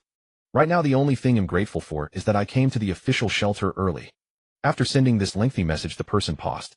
The forum fell silent for a moment. But soon the residents of Jiangxing became lively again. Confirmed. Confirmed. Bro, you're one of Face Brothers' people, right? No kidding, who else but Face Brothers' people would say something like that? Bro, you've exposed yourself. Your last sentence gave it away. I already know the truth. You did such a good job with the explanation earlier. Why did you have to change direction in the last sentence? Bro, Face Bro definitely told you to add that last sentence, didn't he? Absolutely, I can tell at a glance that the last sentence doesn't match the rest. The style is completely different. Fess up, how many packs of compressed biscuits did Face Bro promise you? With all that typing, bro, you must be getting at least 3 packs of compressed biscuits to make it worth your while. For a moment, the forum was filled with joy. As for the mountain collapse and mudslide, they had completely forgotten about it. After all, they had been told the mudslide was blocked by the wall the big shot built. Why worry? Could a wall crafted by the big shot really be so fragile? Their trust in the big shot was absolute. At that moment, the person from the official shelter finally sent a message. Oh, this was my cover that obvious. How did you all guess so quickly? All right. I admit it. After that loud noise, Face Bro came to me immediately. He knew I worked in geological surveys, so he offered me 5 packs of compressed biscuits as payment to question the wall built by the big shot. I didn't want to doubt the big shot either, but Face Brothers' offer was just too good to refuse. 5 packs. A full 5 packs of compressed biscuits. Do you know what that means? That's enough to keep me from waking up hungry in the middle of the night for the next 3 days.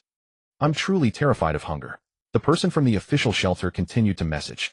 Ever since I came to the official shelter, there hasn't been a single night where I haven't woken up from hunger. Do you know that feeling of suddenly opening your eyes at 2 or 3 in the morning because you're too hungry and then not being able to fall back asleep? Now the time I dread the most every day is night, because I know I'll be woken up by hunger again. And once I'm awake, falling back asleep is incredibly difficult. I can only curl up in bed, clutching my stomach tightly. To be honest, I haven't had a single good night's sleep for an entire week. So I hope everyone can forgive me. Forgive me for questioning the big shot's words. I have no choice. I just want to have enough to eat. After these words, the residents of Jiangxing on the forum couldn't help but send messages of sympathy. Damn, is it really that bad? But speaking of that, you've made me feel a bit hungry too. Fortunately, earning points has become much easier these days. I exchanged some for a few caddies of rice and meat. I still have a few preserved eggs at home, so I'll have preserved egg and lean meat porridge for breakfast. Preserved egg and lean meat porridge is my favorite. Too bad I don't have any preserved eggs at home, or I'd make it too. Sigh. They'll have to make do with chicken and vegetable porridge using the chicken I just exchanged yesterday. Wow, you two are going too far. Are you bullying me because I haven't exchanged for meat? Luckily, the mining area's cafeteria is open now. As an employee, I can enjoy a free breakfast. Hey, lucky me today. The cafeteria actually has meat for breakfast. Envious. Your mining area even has fresh meat pies today. I feel so unbalanced. Why does my mining area only have steamed buns and soy milk for breakfast? Soon the forum was flooded with pictures of breakfast. Seeing these pictures, the person from the official shelter nearly had a stroke on the spot. You call this sympathy? Oh my god. Preserved egg and lean meat porridge. Chicken and vegetable porridge. Fresh meat pies. Xilongbao. Especially the sauce-braised pork buns, my absolute favorite. Evans, why are you doing this to me? Just a moment ago, I was so happy. Today I got 5 packs of compressed biscuits for free. Finally, I won't have to go hungry tonight. But you all had to send me these pictures. While the forum was filled with laughter and someone's bitter tears, suddenly, boom, rumble, a tremendous noise erupted. And this time it was far more terrifying than the last. It was like a thunderclap exploding right beside everyone's ears, leaving them slightly deafened. A massive tremor followed, as if an earthquake had truly struck. Holy shit. Holy shit, holy shit, holy shit. Is the mudslide coming this way? That sound. It's terrifying. I was making breakfast and nearly dropped my pot from shock. I'm a little scared now. I know the wall the big shot built must be incredibly strong, but I'm still worried about whether it can withstand this kind of impact. The forum, which had just been dominated by food, instantly exploded again. The topic once again revolved around the mudslide. At that moment, the person from the official shelter sent a message. Just now I was paid with 5 packs of compressed biscuits by Bro Face to speak. But what I said is indeed true. The combined force of the landslide, mudslide, and the dam's collapse is absolutely immense. In fact, its destructive power is no less than several missiles. So I'm genuinely worried whether the wall built by the big shot can hold up. Meanwhile, inside the shelter, Ye Liangren stared intently at the surveillance footage focusing on the northern side of Jiangxing. He had even forgotten to eat breakfast. By now, the all-in-one home robot had already prepared his third breakfast. After this loud bang, Ye Liangren finally let out a soft sigh. Then he turned back, picked up his breakfast, and began to eat. He had to admit, after the first few loud noises when he looked at the surveillance footage, the mudslide truly terrified him. In that instant, or rather within a few short minutes, the mountain collapsed, trees, boulders, and mud surged down violently. At the same time, the Linjiang Dam broke, unleashing a terrifying torrent of water comparable to a medium-sized flood rushing forward with fury. Then it merged with the mudslide and crashed directly into the northern wall. Without the wall, he was certain that a mudslide of this magnitude would have completely destroyed the entire city of Jiangxing, and it would have been utterly annihilated, reduced to rubble, just like after a missile strike. He even worried whether a T2 level steel wall could truly withstand such a mudslide. He wasn't sure, so he kept his eyes fixed on the surveillance footage, not daring to look away. It wasn't until this moment, after the loud bang, when the torrent and mudslide collided with the northern T2 level steel wall, and the wall remained unscathed, that Ye Liangren finally breathed a sigh of relief. As expected of something from the system, even such a terrifying mudslide can't damage the wall in the slightest. I have to thank Dulong for his information. If the northern wall hadn't been built last night, we'd be doomed today. Ye Liangren sighed with lingering fear. Then he ate his breakfast with peace of mind, while picking up his phone to browse the forum. Seeing that the forum was also worried about this, Ye Liangren smiled slightly and snapped a picture of the surveillance footage. The wall still intact after withstanding the mudslide. Everyone can rest assured. Although this mudslide was powerful, the wall I built is even stronger. The mudslide will not threaten Jiangxing. As soon as these words were spoken, the forum instantly erupted. The big shot is here. The big shot has arrived. The big shot is amazing. Holy shit. This wall completely blocked all the mudslide, and there isn't even a single mark. Is it really that strong? Of course, since it was built by the big shot, it's definitely sturdy. The big shot is incredible. 10,086. Ding. Your words have successfully instilled a profound sense of security in the hearts of Jiangxing's residents. In the apocalypse, security is undoubtedly paramount. Only with ample safety can they wholeheartedly serve as your tools. Your faith among the residents of Jiangxing has increased. Keep up the good work. Reward survival points 2,000. Remaining survival points 149720. Seeing the sudden system pop up, Ye Liangren beamed with delight. Indeed, anything involving the residents yields survival points. Though the reward isn't substantial, this only took a few words. Ye Liangren smiled faintly and continued typing on the forum. Oh, and one more thing, we're still far from enough gravel to finish the last wall. These 3 walls have nearly exhausted all our previous gravel stockpile, and the massive flood is drawing near. Please step up your efforts to collect gravel. Smile. JPG. At the very least, let's ensure Jiangxing remains unscathed against the coming deluge. The forum erupted instantly. Damn, the gravel's all gone. So fast. If the big shot says so, I'll go collect gravel after my meal. Count me in, I'll gather gravel after eating. Why bother eating? If the last wall isn't built and the flood hits, we'll all be dining in the underworld. Exactly. The big shot himself spoke up. That shows how dire the gravel shortage is. Right. Skipping one meal won't kill us. Worst case, we gnaw on a piece of bread. Hurry. I'm sure everyone still has some stockpiled. The taste might be so-so, but it's better than compressed biscuits. The guy above has a point. Or do you want Jiangxing to flood and end up in the official shelter eating compressed biscuits every day? I'm heading out to collect gravel now.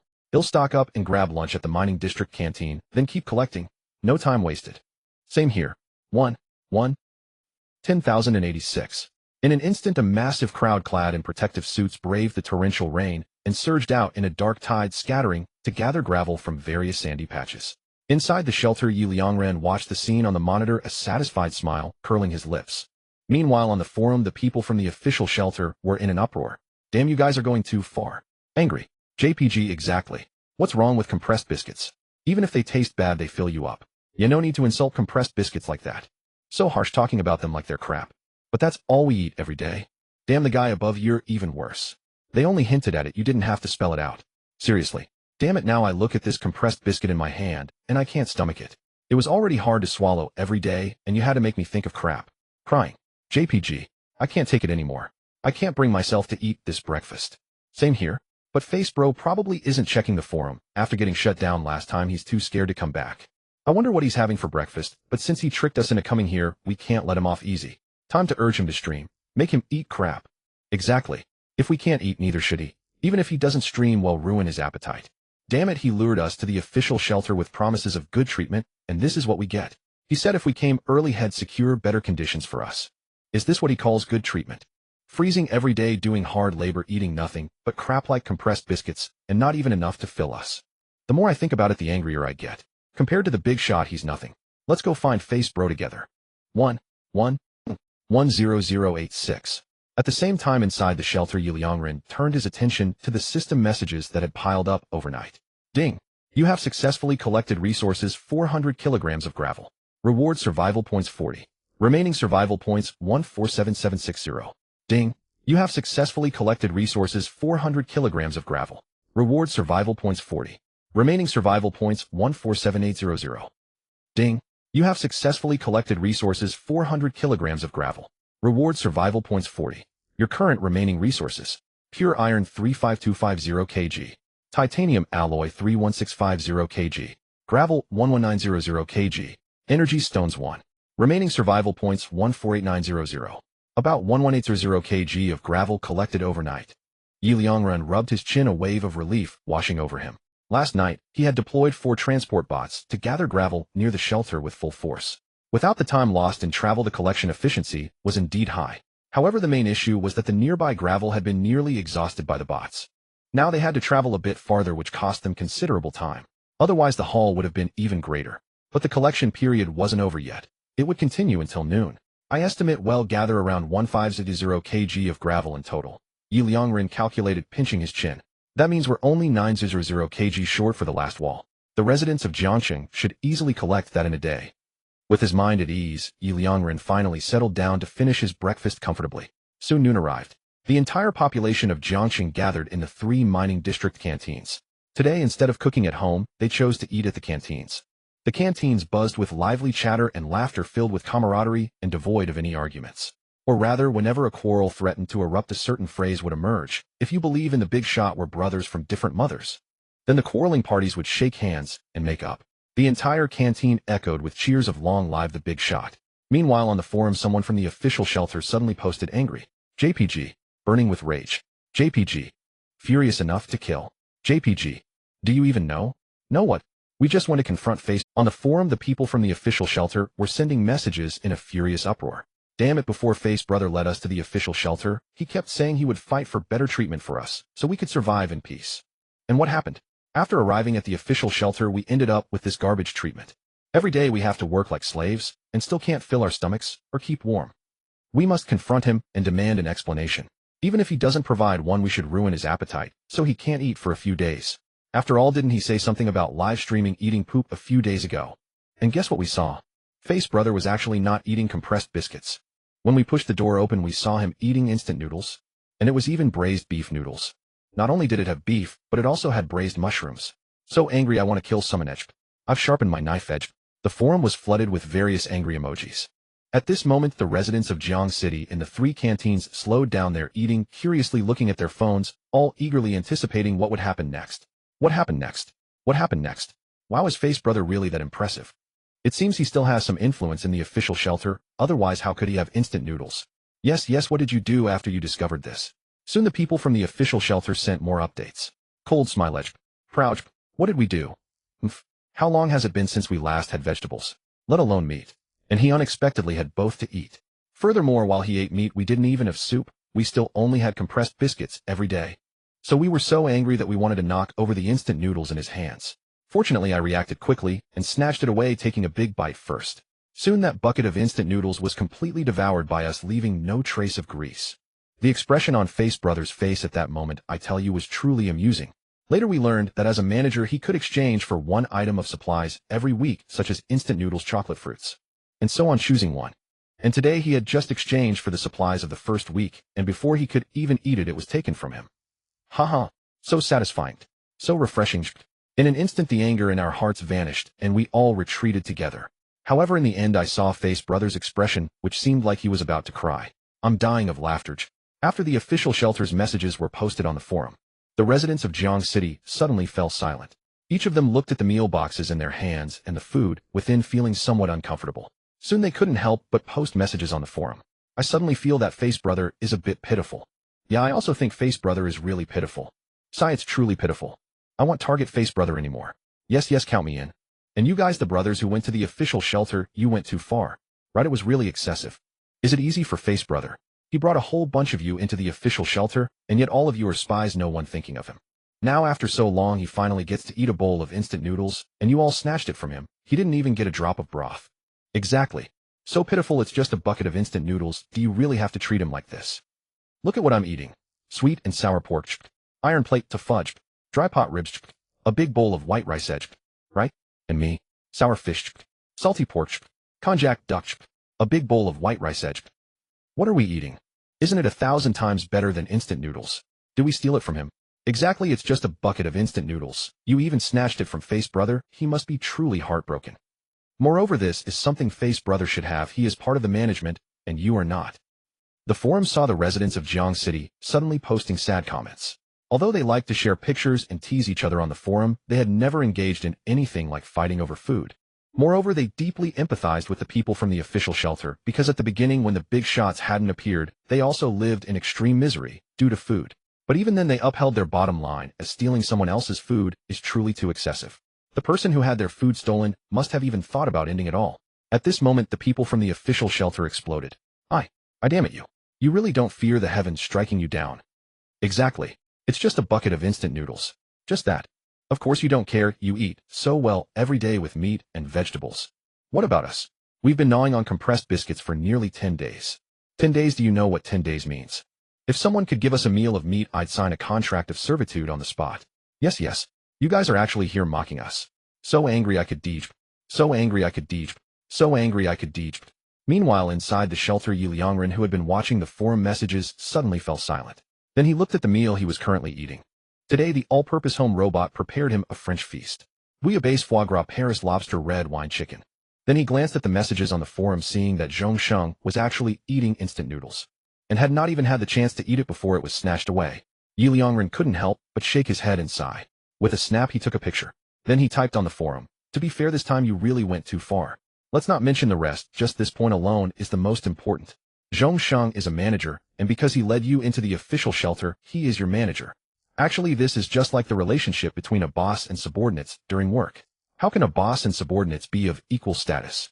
To give the simplest example, your relationship with Zhong Sheng is actually the same as my relationship with everyone in Jiang City. Do I eat the same as everyone in Jiang City? No. For example, this is my lunch today. Bouillabaisse edge, foie gras, Paris lobster, red wine chicken. Ye Liangren posted the picture on the forum, then couldn't help but sigh as he continued typing.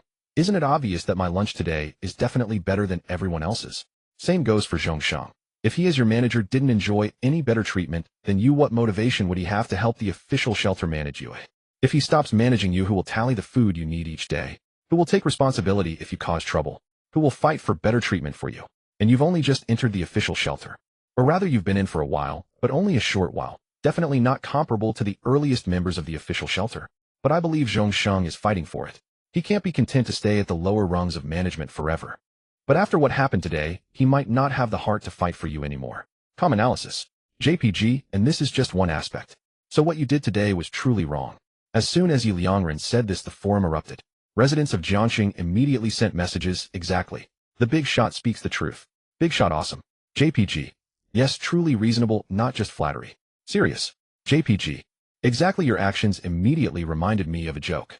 If you want to get fired from a company, don't drink when the boss toasts, take the car when the boss walks, talk when the boss speaks, gossip about the boss, private matters, spin the table when the boss reaches for food, claim a win when the boss is about to draw a winning tile. In the official shelter, your relationship with Zhong Sheng is basically like boss and subordinate. And what you did today is even worse than that joke. You directly flipped the table while the boss was eating. You left the boss with nothing to eat. Honestly, that's pretty impressive. 666,666. The comment above is spot on. Too accurate. Laughing out loud. JPG.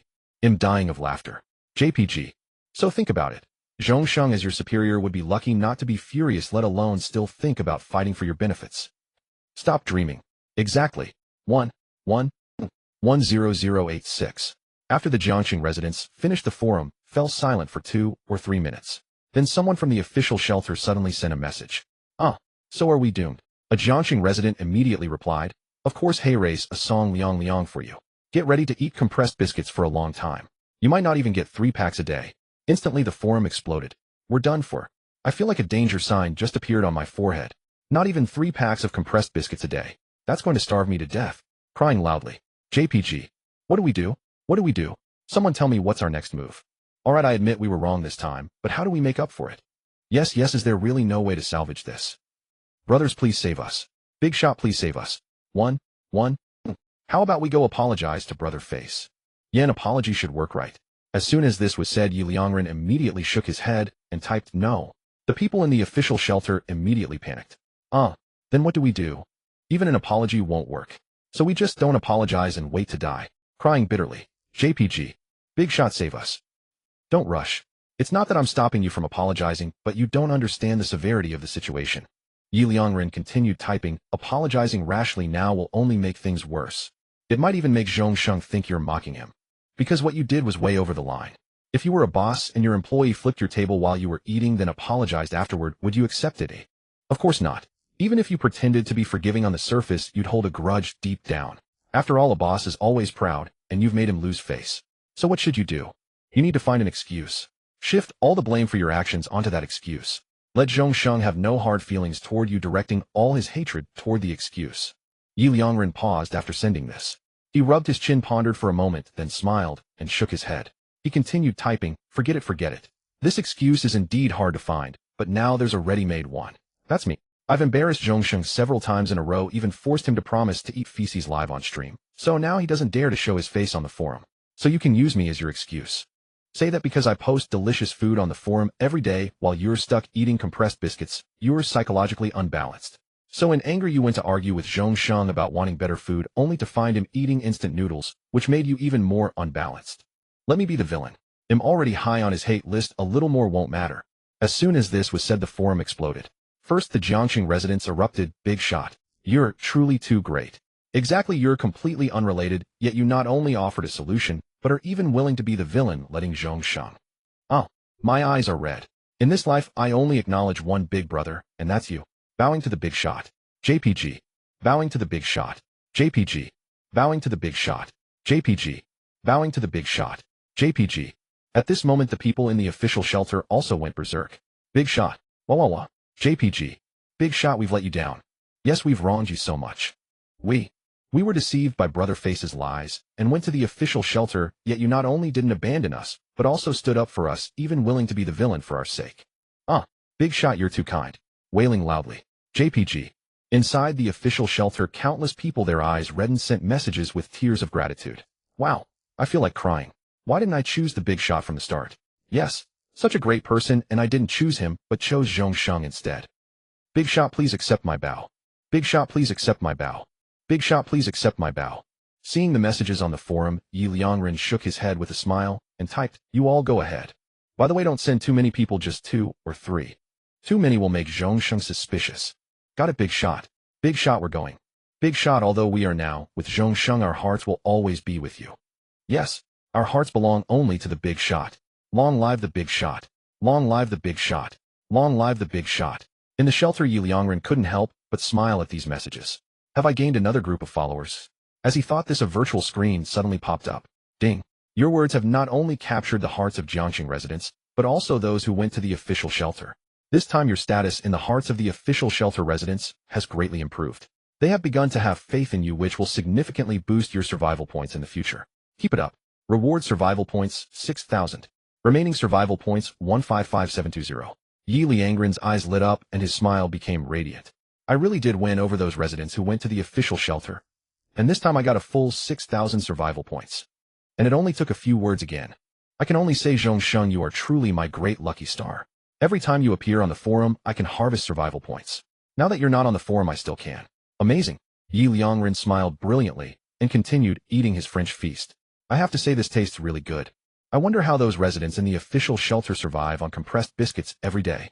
Soon, Ye Liangren had just finished his French feast. The forum was boiling over again. Thank you, big shot. Thank you, big shot. Thank you, big shot. Big shot, don't help me up, my knees are already stuck to the ground. Big shot, please accept my bow. 10086. Jiangxing residents couldn't help but ask upon seeing these messages. Brothers in the official shelter, what happened? Did your apology succeed? Exactly, you're so excited, did it work? As soon as the questions came out, people from the official shelter immediately sent messages. Of course it succeeded. Exactly, how could the method the big shot suggested fail? Yes. You guys don't trust the big shot enough. Shame on you. Shame on you. Shame on you. Seeing the barrage of mocking emojis, Jiangxing residents were amused. Wow, you're actually mocking us. Exactly, weren't you the ones who didn't trust the big shot and ran to the official shelter?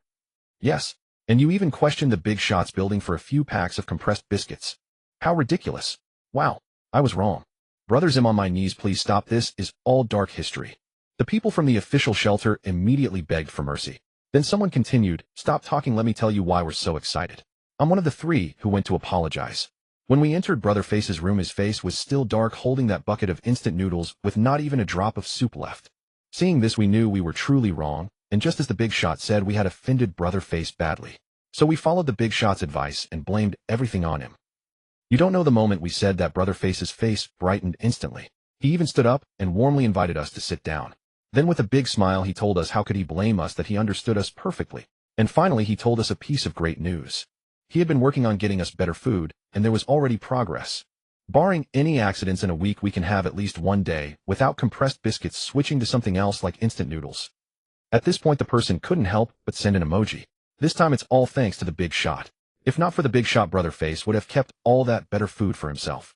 We would have regretted it forever. Now just thinking that in a week we'll have at least one day to change our taste, no longer eating those awful compressed biscuits, I think I'll laugh in my dreams tonight. Thank you, big shot. Big shot, forever the best. Kneeling to the big shot. Seeing this, Jiangxing residents couldn't help but send their congratulations. Of course this time it was genuine congratulations. Congratulations. Congratulations, you can finally improve your meals. Yes. But these genuine congratulations left the official shelter people stunned. You're actually congratulating us. You didn't take the chance to mock us. Didn't send food pictures. Didn't sneer that it's just instant noodles. Exactly, am I on a fake forum? Are you all sick? Don't scare me. In response, Jiangxing residents unanimously replied with the same emoji. As long as you believe in the big shot, we are brothers from different parents. Soon the forum was flooded with this emoji. In the shelter, Ye Liangren couldn't help but chuckle at the sight. Wow. Truly wow. Why did he feel like a villain brainwashing them all? Ding. You have successfully collected supplies, 400 kilograms of sand and stone. Reward survival points 40. Remaining survival points 155760. Ding. You have successfully collected supplies, 400 kilograms of sand and stone. Reward survival points 40. Remaining survival points 155800. Ding. You have successfully collected supplies, 400 kilograms of sand and stone. Reward survival points 40. Your current remaining supplies: pure iron 35250 kg. Titanium alloy 31650 kg. Sand and stone 28900 kg. Energy stone 1 piece. Remaining survival points 157420. At 10 o'clock in the evening, Ye Liangren looked at the system messages that had accumulated throughout the day and finally revealed a relieved smile. Finally enough. I can go build the last wall. System construct 120 T2 grade steel walls. Ye Liangren immediately spoke. Ding. Constructing 122 grade steel walls requires materials sand and stone 240 kg, pure iron 180 kg, titanium alloy 240 kg. Confirm construction. Ye Liangren nodded. The next moment another virtual screen popped up. Ding. 122 grade steel walls have been successfully constructed. Your current remaining supplies pure iron 23250 kg, titanium alloy 27250 kg, sand and stone 4900 kg, energy stone 1 piece. Ding. Manually install the T2 grade steel walls. A virtual dialog box from the system appeared. Yes. Ye Liangren answered immediately. As his voice fell, a massive virtual screen appeared before his eyes.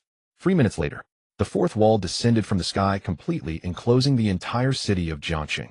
Each wall was thoughtfully equipped with a city gate fully automated. When safe, the gates would rise automatically, allowing residents to come and go. When danger approached, the gates would descend automatically, sealing off Jiangxing and shielding all calamities outside the walls. At that moment, the entire city of Jiangxing resembled a colossal, impenetrable fortress. Ye Liangren couldn't help but stretch with a brilliant smile. It's finally over. The greatest danger to Jiangxing has been resolved. He had just spoken when a virtual screen emerged. Ding. You have successfully constructed Jiangxing's walls before the arrival of the Great Flood. The sturdy T2 grade steel walls are fully capable of completely repelling the massive torrent. This operation has undoubtedly ensured the safety of Jiangxing's residents. With a secure environment, their work efficiency will see a significant boost. At the same time, your standing in their hearts has risen even higher. Keep up the good work. Reward survival points, 10000. Remaining survival points, 167420. Ye Liangren's eyes lit up. Another 10,000 survival points as a reward. My survival points are now approaching 170,000, indefinitely a bona fide tycoon. Ye Liangren took out his phone, opened the forum, and happily typed, I'm in a good mood today. Everyone in Jiangxing gets a reward of 5 points. Tomorrow each person can also go to the mining area to claim a fruit. As soon as these words were posted, the forum fell silent for a moment, then instantly exploded. Surprise. JPG. Fruit. The big shot is giving away fruit again. Long live the big shot. Long live the big shot. Long live the big shot. Wow. I can eat fruit again. Last time the big shot gave away fruit, I divided it into 7 pieces, wrapped them in plastic wrap, and put them in the fridge. I haven't even finished them yet.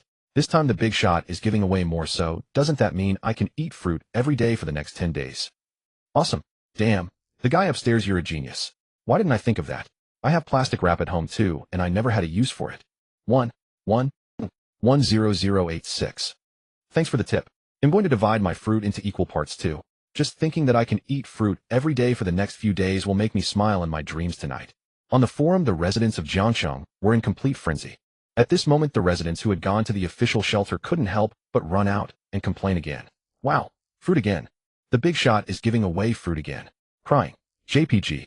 Oh heavens, speaking of fruit, I just realized I haven't eaten any for at least half a month. I feel like I've forgotten what fruit tastes like. Weeping bitterly. JPG.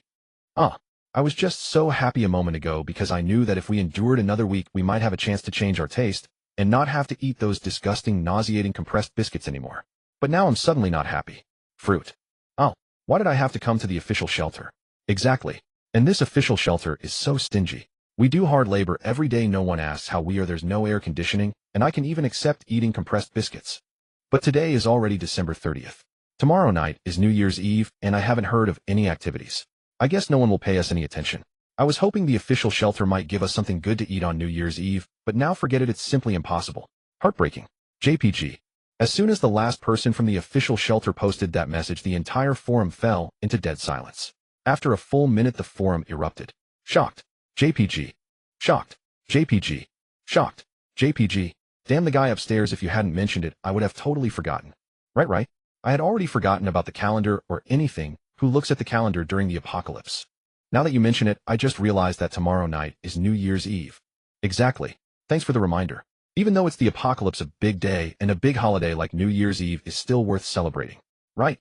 Tomorrow I'll use my points to exchange for some meat and vegetables and make a good dinner. 10086. Really, thank you, brother. If you hadn't said it, we all would have forgotten. Right, thank you. As the thanks from Jiangxing's residents poured in, the mentality of the person from the official shelter completely shattered. I suddenly feel like crying. Really want to cry, can't hold it in crying. JPG, I was just venting, complaining about how stingy and petty the official shelter is. And yet, None of you even knew that tomorrow is New Year's Eve. And when I mentioned it, you're all planning to make something delicious. Ugh, just thinking about tomorrow night, I'll probably still be stuck with compressed biscuits. And even worse, when I finish them late at night cold and hungry, I can only curl up in bed and swallow the wind. But you all are in Jiang City eating fragrant white rice and meat. I can't take it anymore. My mental state has completely collapsed. Why does heaven torment me so? Why did I have to open my mouth and say tomorrow is New Year's Eve? If I hadn't said it, you'd have passed it calmly, and at least I'd feel a bit better. Ugh, I want to slap myself so hard. The people of Jiang City couldn't help but chuckle at these words. Hey, don't be too upset. Yeah, tomorrow hasn't come yet. Exactly. Maybe tomorrow the higher-ups of the official shelter will suddenly remember and throw a New Year's Eve party. Right. Anything's possible. As long as time hasn't run out, don't lose hope. Cheer up, look on the bright side. Didn't the big shot say we should stay optimistic and keep a good attitude? Exactly, I'll pray for you tomorrow too. Pray that your official shelter has a change of heart, holds a party, and brings out a ton of good food. Right? Maybe you'll even eat better than us, and we'll be left staring with envy. The residents of Jiang City began a wave of consolation. Just then someone suddenly blurted out a question. Come to think of it, I just realized. Did the big shot giving us fruit earlier mean it's our New Year's gift? Oh right, you mentioning it reminded me. I didn't expect the big shot to remember us, even during the holidays. Exactly. And the big shot definitely knew tomorrow was New Year's Eve. The reason he didn't say it was probably because he thought we had too few points. And celebrating New Year's Eve would waste a lot of points, making our lives harder later on. So the big shot didn't say anything, but directly gave us a fruit and 5 points as a holiday gift. Getting a sudden windfall of points would definitely treat ourselves a bit. That counts as celebrating, and we can save points to live better later. Wow, the big shot is so good to us, always looking out for us and thinking of us. The comment above you saying that just made me realize too. The big shot unknowingly thought through so many things for us. Suddenly so moved. The big shot is truly incredible. The big shot is practically a living saint. 10086. No, I have to jot this down in my little notebook today. December 30th, evening. Today is the 13th day since the apocalypse began. The big shot gave each of us an apple and an extra 5 points. And he didn't tell us tomorrow is New Year's Eve because he was worried we'd waste points and end up with a worse life later. The big shot is truly an incredibly good person, practically a living saint. Little diary boy appears again. Little boy, I'm really curious now. What have you recorded in that notebook of yours? Yeah. When the apocalypse ends, you've got to show us. Right. Forget everything else. I can't forget how much the big shot has considered for us. The moment it's over, I'll photocopy your notebook and read it every day to forever remember the big shot's kindness. Reading it once isn't enough. I'll enshrine the photocopy and offer incense 3 times a day.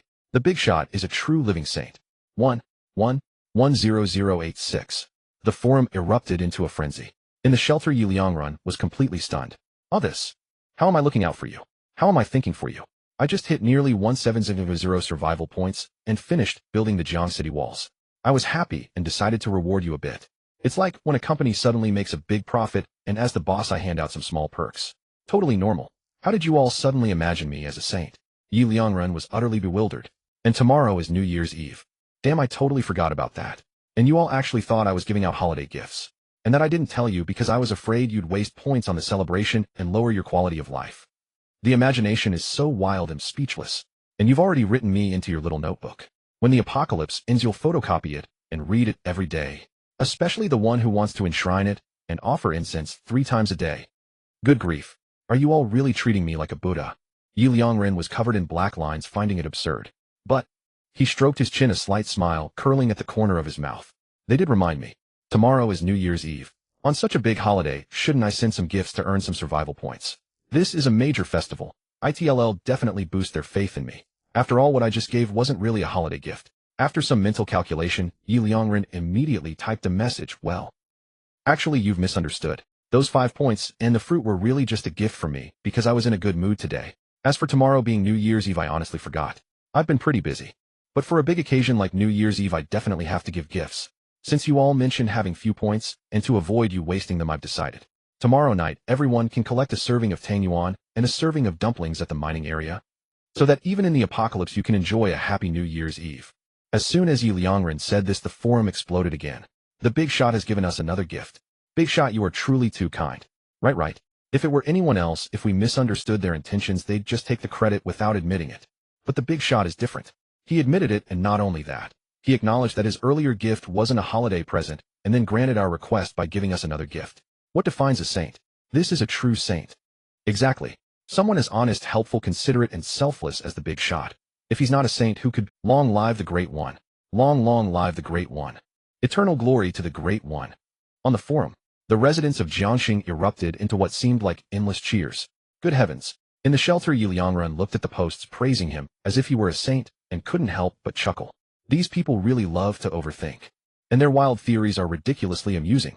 All I did was try to earn survival points, yet in their eyes I've become a selfless hero sacrificing everything for them.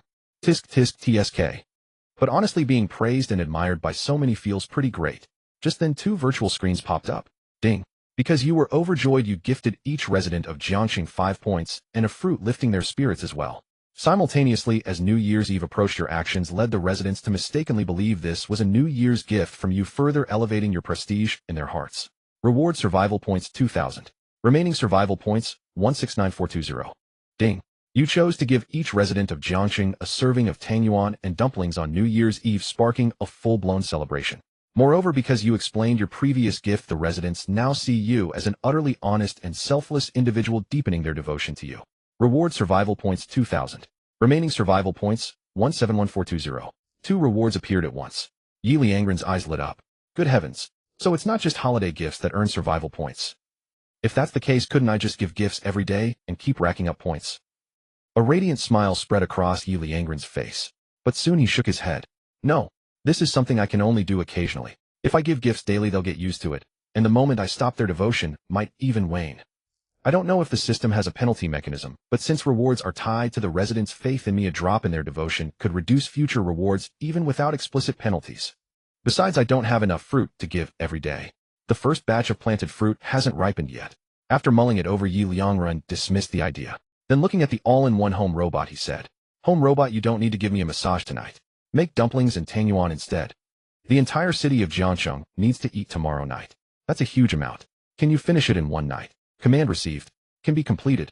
2 virtual prompts appeared, and the all-in-one home robot walked into the kitchen. Ye Liangren was stunned for a moment, then filled with amazement. Incredible. There are still nearly 100,000 residents in Jiangxing, and it can make enough tangyuan and dumplings for 100,000 people in one night. That efficiency is terrifying. Ye Liangren couldn't resist following it into the kitchen to see how it would wrap the dumplings and tangyuan. What he saw left him utterly shocked. Good heavens.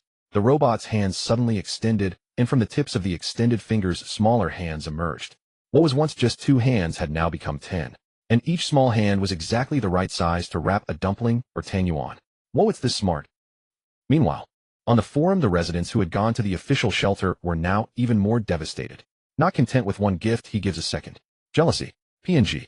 Exactly, and the second gift is a free serving of dumplings and tangyuan tomorrow night. Sobbing. PNG. Dumplings and tangyuan. The ultimate symbol of New Year's Eve. Tears of sorrow streaming from my mouth. PNG. Whoa, my heart aches. If the official shelter puts on a show tomorrow night, and we get something good to eat, I could accept it. But if it's still just compressed biscuits, I'd rather find a wall to smash my head against. Crying profusely. PNG. Whoa. Who brought up New Year's Eve? Step forward on your own, and if I catch you, will beat you to a pulp. Angry. PNG. Crying. PNG. 10,086. Suddenly, on the forum, the wails of the official shelter residents all ceased at once. The entire forum fell into an eerie silence. The residents of Jiangxing were taken aback and quickly typed, "What's going on? Why did all the messages suddenly stop?" Exactly, I thought my internet was lagging. It went so quiet. Right, brothers in the official shelter, are you still there? Yet no one responded. Countless people on the forum began to speculate. Where did they go? Could the official shelter's internet be down? Impossible. In the apocalypse, external information is almost as important as food. The official shelter, being official, wouldn't skimp on something as basic as internet and have it go down constantly. That's true. They're stuck in the shelter. Without internet, they wouldn't know what's happening outside, or even when the apocalypse ends. So the internet definitely can't be cut. Then, could something major have happened? Something major? Did the official shelter spring another leak? Impossible. Haven't they been working overtime these past few days to reinforce the waterproofing? And didn't they just patch the leak in the door yesterday? How could it leak again? Right? Just as the Jiangxing residents were getting more and more worked up in their discussions, the official shelter residents reappeared. Brothers in Jiangxing, have you finished building the last wall of your city? Extremely serious. PNG. Deeply worried. PNG. This question instantly drew responses from the Jiangxing residents. Finished the last wall. How could it be done so quickly? The Great One is powerful, but he's not a god. Exactly, we were out collecting sand and gravel during the day. The Great One said we still need a lot more and urged us to step up and gather at full speed. What's wrong? Is the flood coming again? Don't worry. Our river city has 3 full walls. A flood is nothing, we can easily withstand it. Yeah, it's not like this time the floods will come from all 4 directions at once, right? On the forum, the residents of River City posted nonchalant messages. These messages, however, instantly filled the people in the official shelter with anxiety. What do we do? What do we do? What do we do? This flood is not as simple as you think, right? This flood is huge, extremely huge. And it's rushing straight from the coastal areas, not a small flood caused by ordinary rainstorms. It's a supermassive flood triggered by the recent solar flares that melted glaciers and raised sea levels. You need to take cover. You must hide quickly. Do not take this lightly. This is the news broadcast we just played in the official shelter. Breaking news just 3 minutes ago, a supermassive flood caused by solar flares melting glaciers and raising sea levels has entered Jiang province. This flood is so immense that it can no longer be called a mere flood, it is a tsunami sweeping across the continent. Because this flood is sweeping in directly from the coastal regions. According to satellite observations, the giant waves generated by this flood could reach up to 300 meters in height. Although the sea flow has diminished significantly after entering the inland, due to the convergence with floods in many areas caused by consecutive days of heavy rain, upon entering Jiang province, supergiant waves as high as 30 meters still occurred. According to statistics, with this volume and speed of sea flow, the impact force of a 30-meter-high giant wave is no less than that of an intercontinental ballistic missile. All residents of Jiang province must prioritize safety. If you have not reached an official shelter, seek refuge in a basement as soon as possible. Do not attempt to flee to higher ground, as it is the most dangerous when the giant waves arrive. Satellite image, a supergiant wave towering 30 meters high. JPG. Satellite image, a supergiant wave instantly demolishing skyscrapers. JPG. The residents of the official shelter immediately sent a flood of news images. Then they anxiously messaged. Just moments ago, Cloud Dragon City, only 300 kilometers from River City. Because it is located downstream and frequently experiences floods, its buildings are the best flood-proofed in the entire Jiang province. But when this supermassive flood arrived, the buildings of Cloud Dragon City only lasted 3 seconds in the torrent. Take cover, brothers, listen to me, hide in the basements. Although this flood is from the south and the south side of River City has walls, once this kind of supermassive flood hits, it will definitely cover all sides of River City. It will surge in from the side without walls. The words of the people in the official shelter inevitably stirred panic among the residents of River City. Meanwhile, inside the shelter, Ye Liangren saw the messages on the forum. His gaze involuntarily turned to the surveillance footage. Cloud Dragon City. With just one look, Ye Liangren's brows couldn't help but twitch. Cloud Dragon City was completely submerged. And it wasn't the kind of submersion from a flood, but rather like being engulfed by an ocean. All that could be seen of the entire Cloud Dragon City was a surging torrent of water with not a single building visible within it. It had directly turned into an underwater city. Ye Liangren's gaze immediately shifted to the city in front of Cloud Dragon City, the one closest to River City. The moment he looked over, the massive flood arrived simultaneously. Ye Liangren's heart gave a violent lurch. He saw that giant wave. That wave fully 30 meters high. Under its crashing impact, those residential buildings over 20 stories tall collapsed instantly. And it wasn't a collapse from breaking apart, it was a shattering, a pulverization. The reinforced concrete of those residential buildings was instantly crushed into powder under such violence, utterly unable to withstand the impact. This giant wave's height has exceeded the T2 class steel walls, hasn't it? We must reduce the flood's water volume. Otherwise, even if we can block the flood's current, once that giant wave crashes down, it will definitely cause massive casualties in River City. Ye Liangren immediately looked at the city construction center. T2 class flood control trench level 5. Required materials: gravel 200 kilograms. Pure iron 100 kilograms, titanium alloy 50 kilograms. The only thing that can reduce the water volume now is the flood control trench. The flood is coming from the south. Then, they'll install flood control trenches all along the southern route. By the time this massive flood reaches River City, the water volume will have decreased by more than half. If so, the T2 class steel walls should be able to withstand it safely. Ye Liangren looked towards the material center. Your current remaining materials: pure iron 23250 kg. Titanium alloy 27250 kg. Gravel 4900 kg. Energy stones 1 piece. Remaining survival points 167420. One flood control trench requires 200 kilograms of gravel. I have enough of the other materials, but the amount of gravel is only enough for me to exchange for 18. And 18 flood control trenches are definitely not enough. Ye Liangren frowned, then checked the information on the flood control trenches.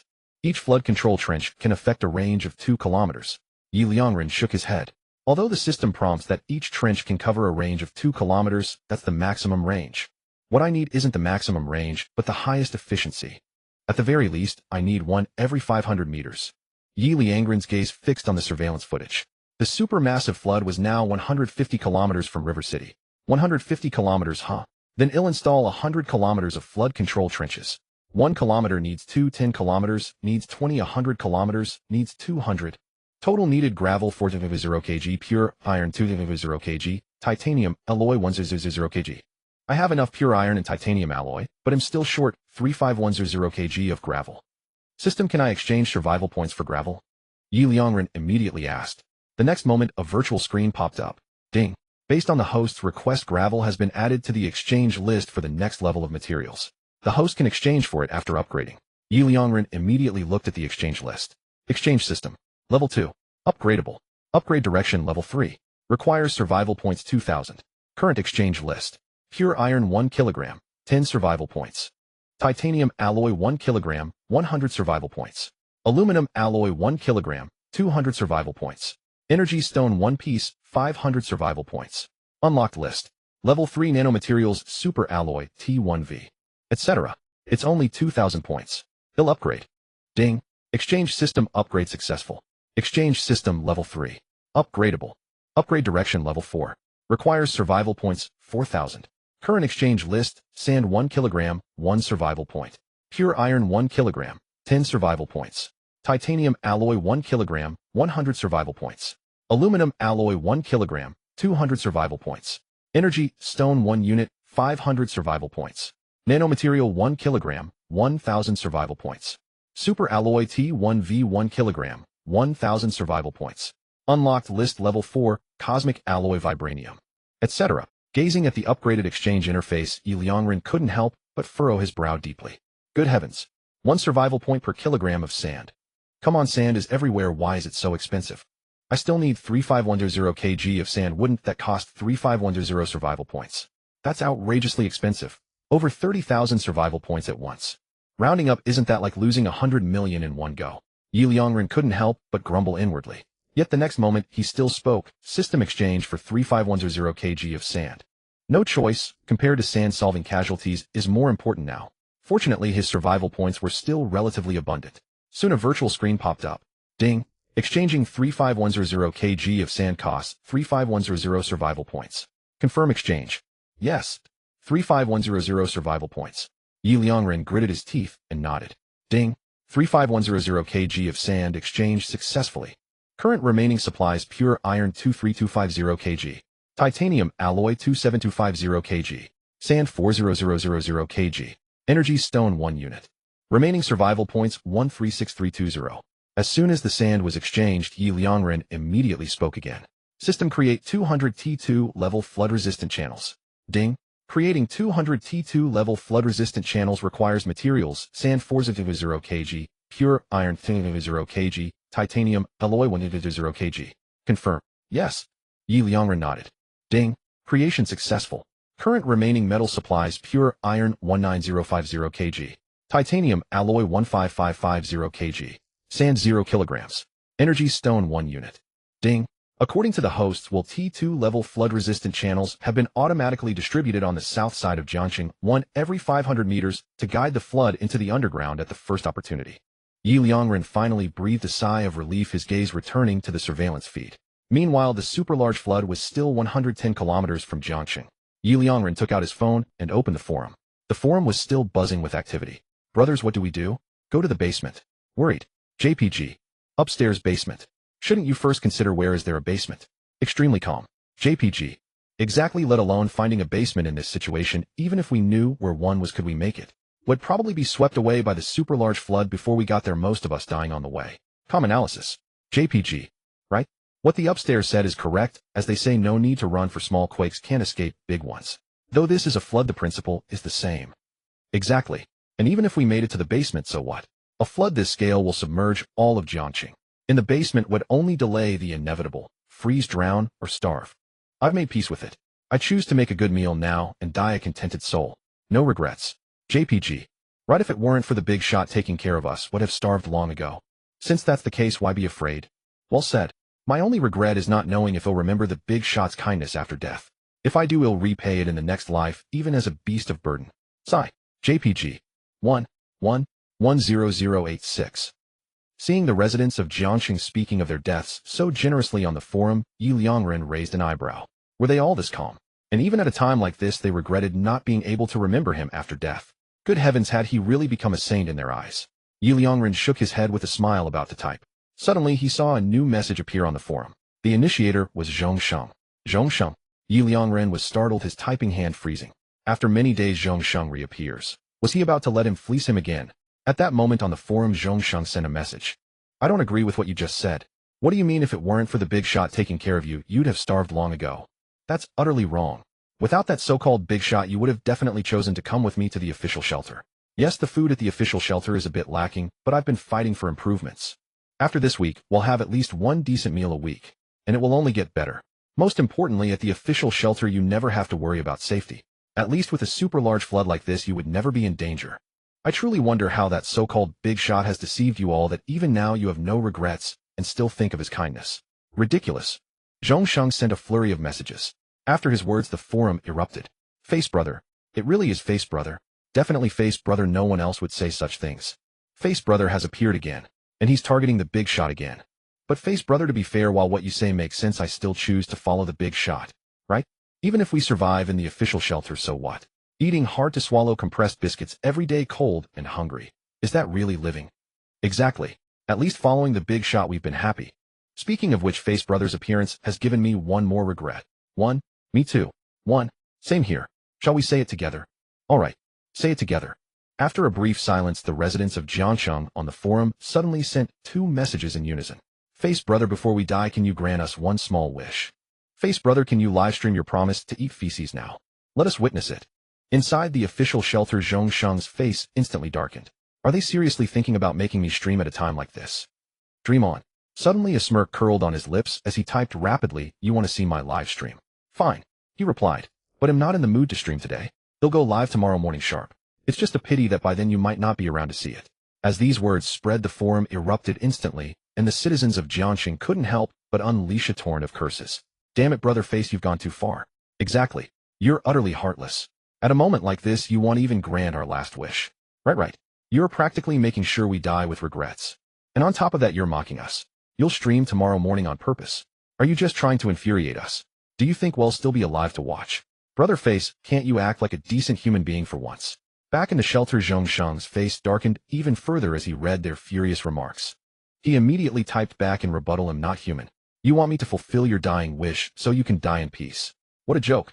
What exactly is your wish? It's to make me eat excrement. Such an outrageous wish, and you expect me to grant it. I'm going to dangle it in front of you stream tomorrow morning, and make sure you never get to see it. What's the matter? If you're so furious, go ahead and summon that big shot of yours. Isn't he supposed to be so formidable? Aren't you all so devoted to him? Then tell him to finish building the last wall around Jiangxing right now. Let him protect you. If you can survive tonight, then you'll be able to watch my stream, won't you? But can he do it? Keep dreaming. You want to see my stream? No chance. Zhong Sheng's tirade only fanned the flames of public outrage. The citizens of Jiangxing bombarded the forum with messages, brother face, compared to that big shot, you're absolutely nothing. Exactly. You made the promise to eat excrement on stream yourself, and now you're blaming us. You're nothing but a man without integrity, and yet you dare to say we've gone too far. And you mock us. Just then a new message appeared on the forum. Everyone please stop arguing, it said. Let me say something. Actually, I finished building Jiangxing's last wall last night. In the shelter, Ye Liangren typed these words. He had stepped in mainly because Zhong Sheng had infuriated the citizens of Jiangxing to the point of breaking. If he didn't show up, their morale might shatter, which would be detrimental to their health. The moment this news broke, the entire forum fell into a dead silence. After a full 10 seconds, it erupted into a frenzy. Brother face. Did he just get slapped in the face again? I'm dying of laughter. JPG. Brother face, are you still there? You're not going offline again, are you? Ridiculous. JPG. Brother face, come out and argue some more. Why are you hiding now? Laughing so hard I can't breathe. JPG. Brother face, don't forget you promised to stream tomorrow morning. That's right. You're not going to stand us up again this time, are you? Come out, brother face. Why are you lurking again? Brothers, let's all brother face together. Yes. We won't let him escape this time. Brother face. Brother face. Brother face. Finally, Zhong Sheng was bombarded into reappearing and bluntly typed, shut up, all of you. A slap in the face. Dream on. Even if that big shot of yours builds all 4 walls of Jiangxing, so what? Building them doesn't mean you're safe. I measured from the wall pictures you posted earlier. At best, the walls that big shot built are only 20 meters high. Do you have any idea how terrifying this supermassive torrent is? 30-meter high waves are just the beginning.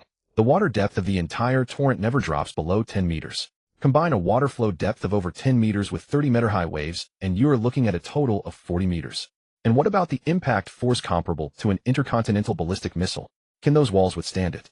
Even if that big shot built walls sturdy enough to hold against the impact, the waves alone would be enough to completely submerge all of Jiangxing. What's more, with walls on all 4 sides, the waves will crash in and have no way out. You'll die even faster. And after all that, you still want to watch my stream tomorrow. Keep dreaming. After sending this barrage of messages, Zhongsheng suddenly started a forum livestream. The entire forum was stunned. The citizens of Jiangxing clicked into it instantly, but when they saw what was on screen, they were dumbfounded. The live stream wasn't showing brother face eating excrement. Instead, it was broadcasting a satellite image. Zhongsheng appeared in the frame and sneered, "Did you think I was going to stream myself eating excrement? Don't be naive. I'm going to broadcast this entire torrent live until it floods Jiangxing. It'll make sure you all see just how terrifying this supermassive torrent is. You think you can survive by relying on those walls? That's nothing but a pipe dream." As he finished speaking, the live stream switched to the satellite feed. In the next moment, the supermassive torrent came into view. At that very moment, it was surging violently toward a forest. The forest was no small patch of woods. On the contrary, it was vast and sprawling. Towering trees dotted the landscape, averaging 10 meters in height, with some even exceeding 20 meters. Yet the instant the supermassive torrent struck, the entire forest was swallowed whole. Apart from the trees that stood over 20 meters tall, most of them were submerged so deep that only a few leaves at the very top remained visible. Then the colossal wave crashed in like the maw of a primeval beast, devouring everything in an instant. Those giant trees were shattered into wooden splinters in the blink of an eye, floating on the torrent's surface and becoming deadly projectiles. At that moment, Zhongsheng's voice rang out. "The height of Jiangxing's walls is no more than the height of these trees. Now do you still believe that these waves can't breach Jiangxing's walls? Huh. Once they do, every building in Jiangxing will be reduced to rubble in an instant. And when that happens, all you can do is wait for death. Now don't you regret not coming with me to the official shelter? Huh, but regret is useless now. Who told you to insist on following that so-called big shot?" The forum fell into a dead silence. Everyone was fixated on the live broadcast, watching the image of the colossal flood. On the stream, Zhongsheng was still boasting and mocking them for not heading to the official shelter. However, everyone's mind was on the flood. His words seemed to go in one ear and out the other, completely ignored. After a moment, the colossal flood completely engulfed the forest. The forum finally buzzed with activity. "This flood, it's terrifying. Shockage." Yeah, it swallowed the entire forest in an instant, and it wasn't just any forest, it was a massive one. Terrifying. I used to think those super tsunamis and mega floods on TV were fake. How could natural disasters be that horrifying? But now, seeing this colossal flood with my own eyes, I realize how naive I was. Exactly. Can such a flood really be stopped by human strength? It's impossible. No wonder the brothers in the official shelter told us to run when they knew the flood was coming. Right? The only way to survive this is to hide in a basement and avoid being crushed instantly. Do you think the wall built by the big shot can hold back this flood? Serious? You dare doubt the big shot's work? It'll rub your face into the ground, JPG. Yes. How dare you distrust the big shot? Has the big shot ever produced anything subpar? Joking aside, stopping this flood is a piece of cake. Exactly. But even if the flood is blocked, the resulting wave has already exceeded the wall's height. True, but we can't blame the big shot. Who knew the flood would generate such high waves? The big shot did perfectly. Yeah, the big shot isn't a god who can foresee everything. On the forum, countless citizens of Jiang City passionately discussed the colossal flood. Inside the official shelter, Zhongsheng's face darkened as he saw these messages. He had been talking for so long, and these people hadn't listened at all. He immediately snapped in the live stream. Now the colossal flood is 105 kilometers from Jiang City. Enjoy your final moments. As for me, I'll watch it all from the official shelter. Sure, in the official shelter you might not live as comfortably as in Jiang City with a chance to eat meat. But at least you'll survive. At least in the official shelter I'm absolutely safe. But you, when the flood hits, you might not see tomorrow's sun. And he'll upload this broadcast to warn others who didn't go to the official shelter. In this apocalypse, relying on individual strength is impossible to survive. That big shot you praise may be powerful, but they still can't save you, let alone others. I'm curious, in the end, will you regret it? Zhongsheng spoke with biting sarcasm. But just as he finished, suddenly, something strange appeared on the live stream.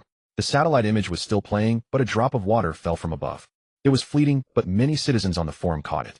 Instantly someone typed, "Whoa, did you see that? In the live stream, Face Brother's room seems to be leaking." Leaking? You must be hallucinating. Yeah, I've been watching too. I didn't see it. Wait, I saw it too. I thought I was mistaken, but maybe it's real. The forum erupted. Zhongsheng sneered at the messages. Leaking? Nonsense. How could the official shelter leak? Before he could finish, another drop fell, and it landed right in front of him. His expression changed. He looked up and saw the ceiling was already soaked. Soon a light rain appeared in the live stream. Drops began to trickle down. Zhongsheng was speechless. At that moment the forum grew even livelier. Huh. I'm dying of laughter. Laughing. Did Face Brother get slapped again? And the big shot hasn't even shown up yet. Choking with laughter. Definitely slapped. He just said the shelter was perfectly safe, and then it leaks. And if it leaks, can it still be called perfectly safe? I think the shelter might be more dangerous than Jiang City right now. Exactly. Face Brother, to be honest, you might be a jinx. Every time you confidently predict something, it backfires. Calm analysis, right? Face Brother, maybe stop making absolute statements to avoid getting slapped again. Serious. Yeah, we're all from Jiang City. Oh, we might go before you, but as they say. Ah yes, a dying man speaks kindly. We won't lead you astray. Sarcastic. The lively messages enraged Zhongsheng. He stepped forward and roared. So what if it leaks? So what if I've been wrong before? At least this time I'm not mistaken. The colossal flood will definitely drown Jiang City.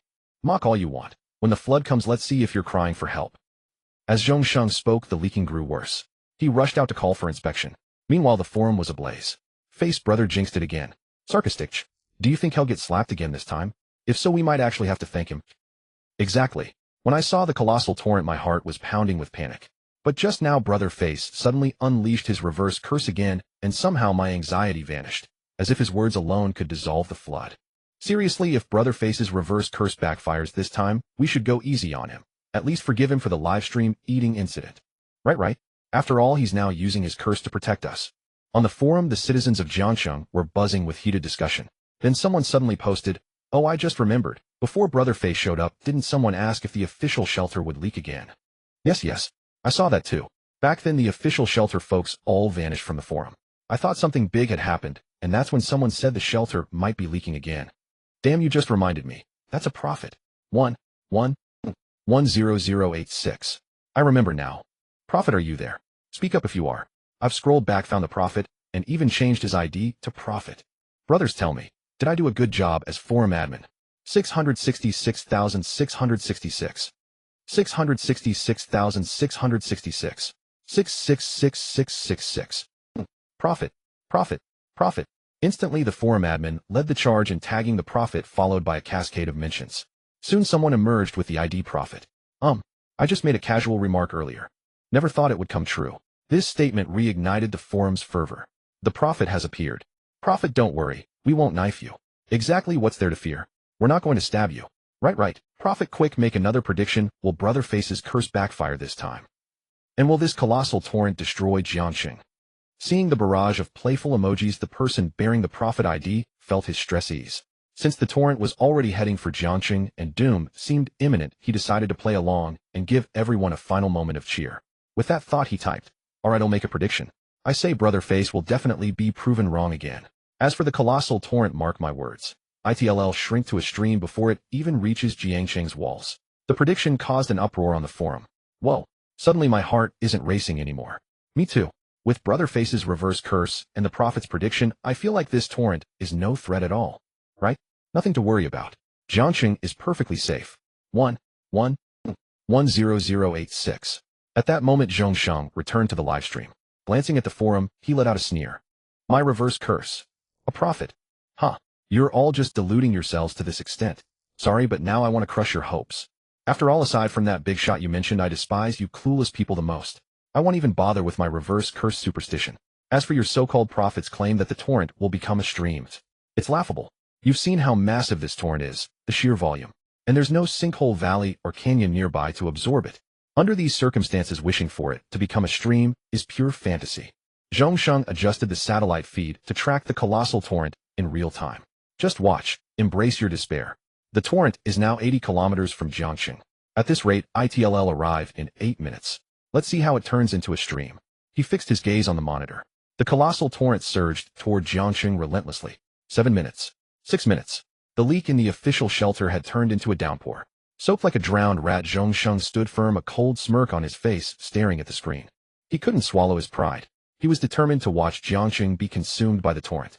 In the final minute, Head mocked the citizens mercilessly, making them regret not joining him at the shelter.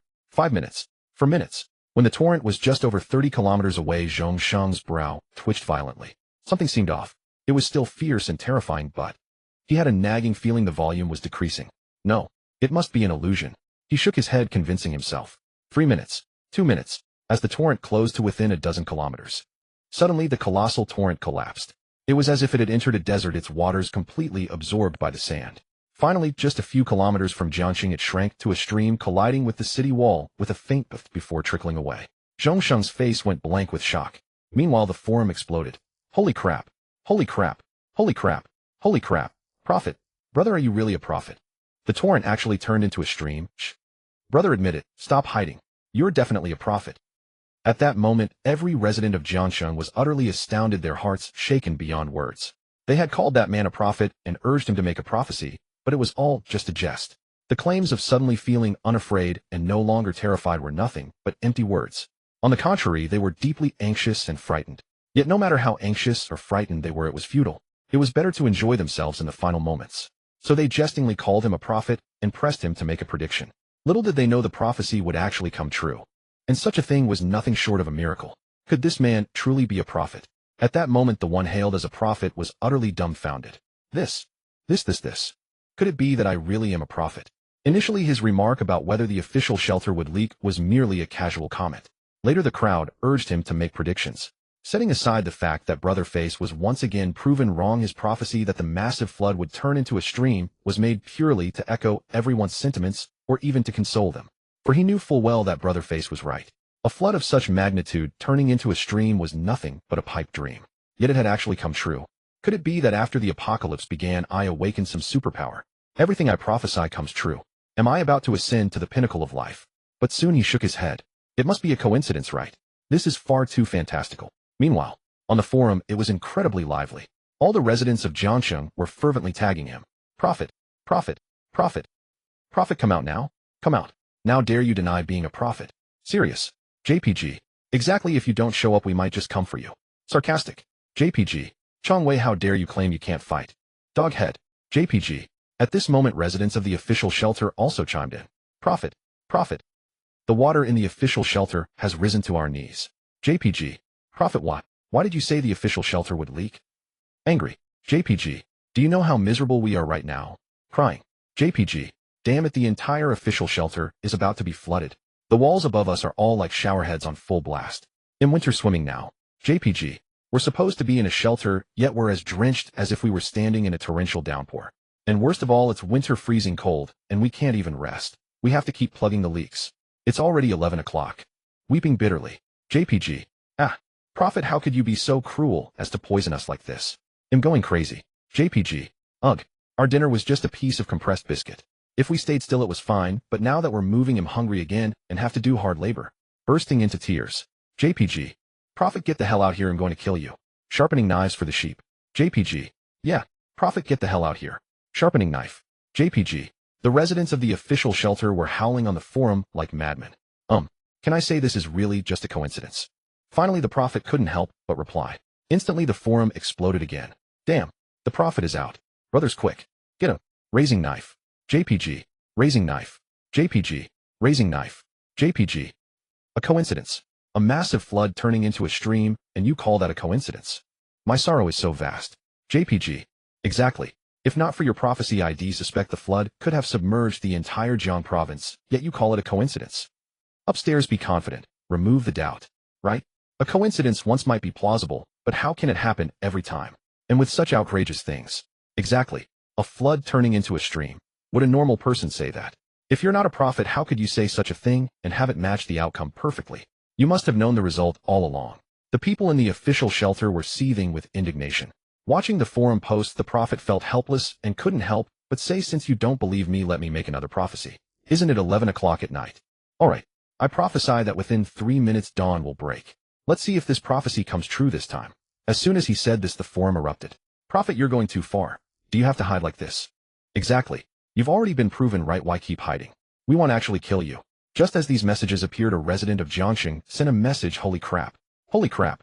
Holy crap. Look outside, the sky has lit up. The sky is bright. JPG. The entire forum fell silent. A minute later it exploded once more. Damn, the sky really has lit up. Massive aurora. JPG. I saw it too, damn.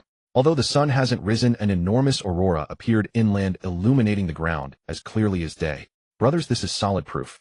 This guy is definitely a prophet. Exactly, absolutely confirmed. An aurora. This kind of thing only appears at the poles or high latitudes. For it to appear inland is an ancient millennium event.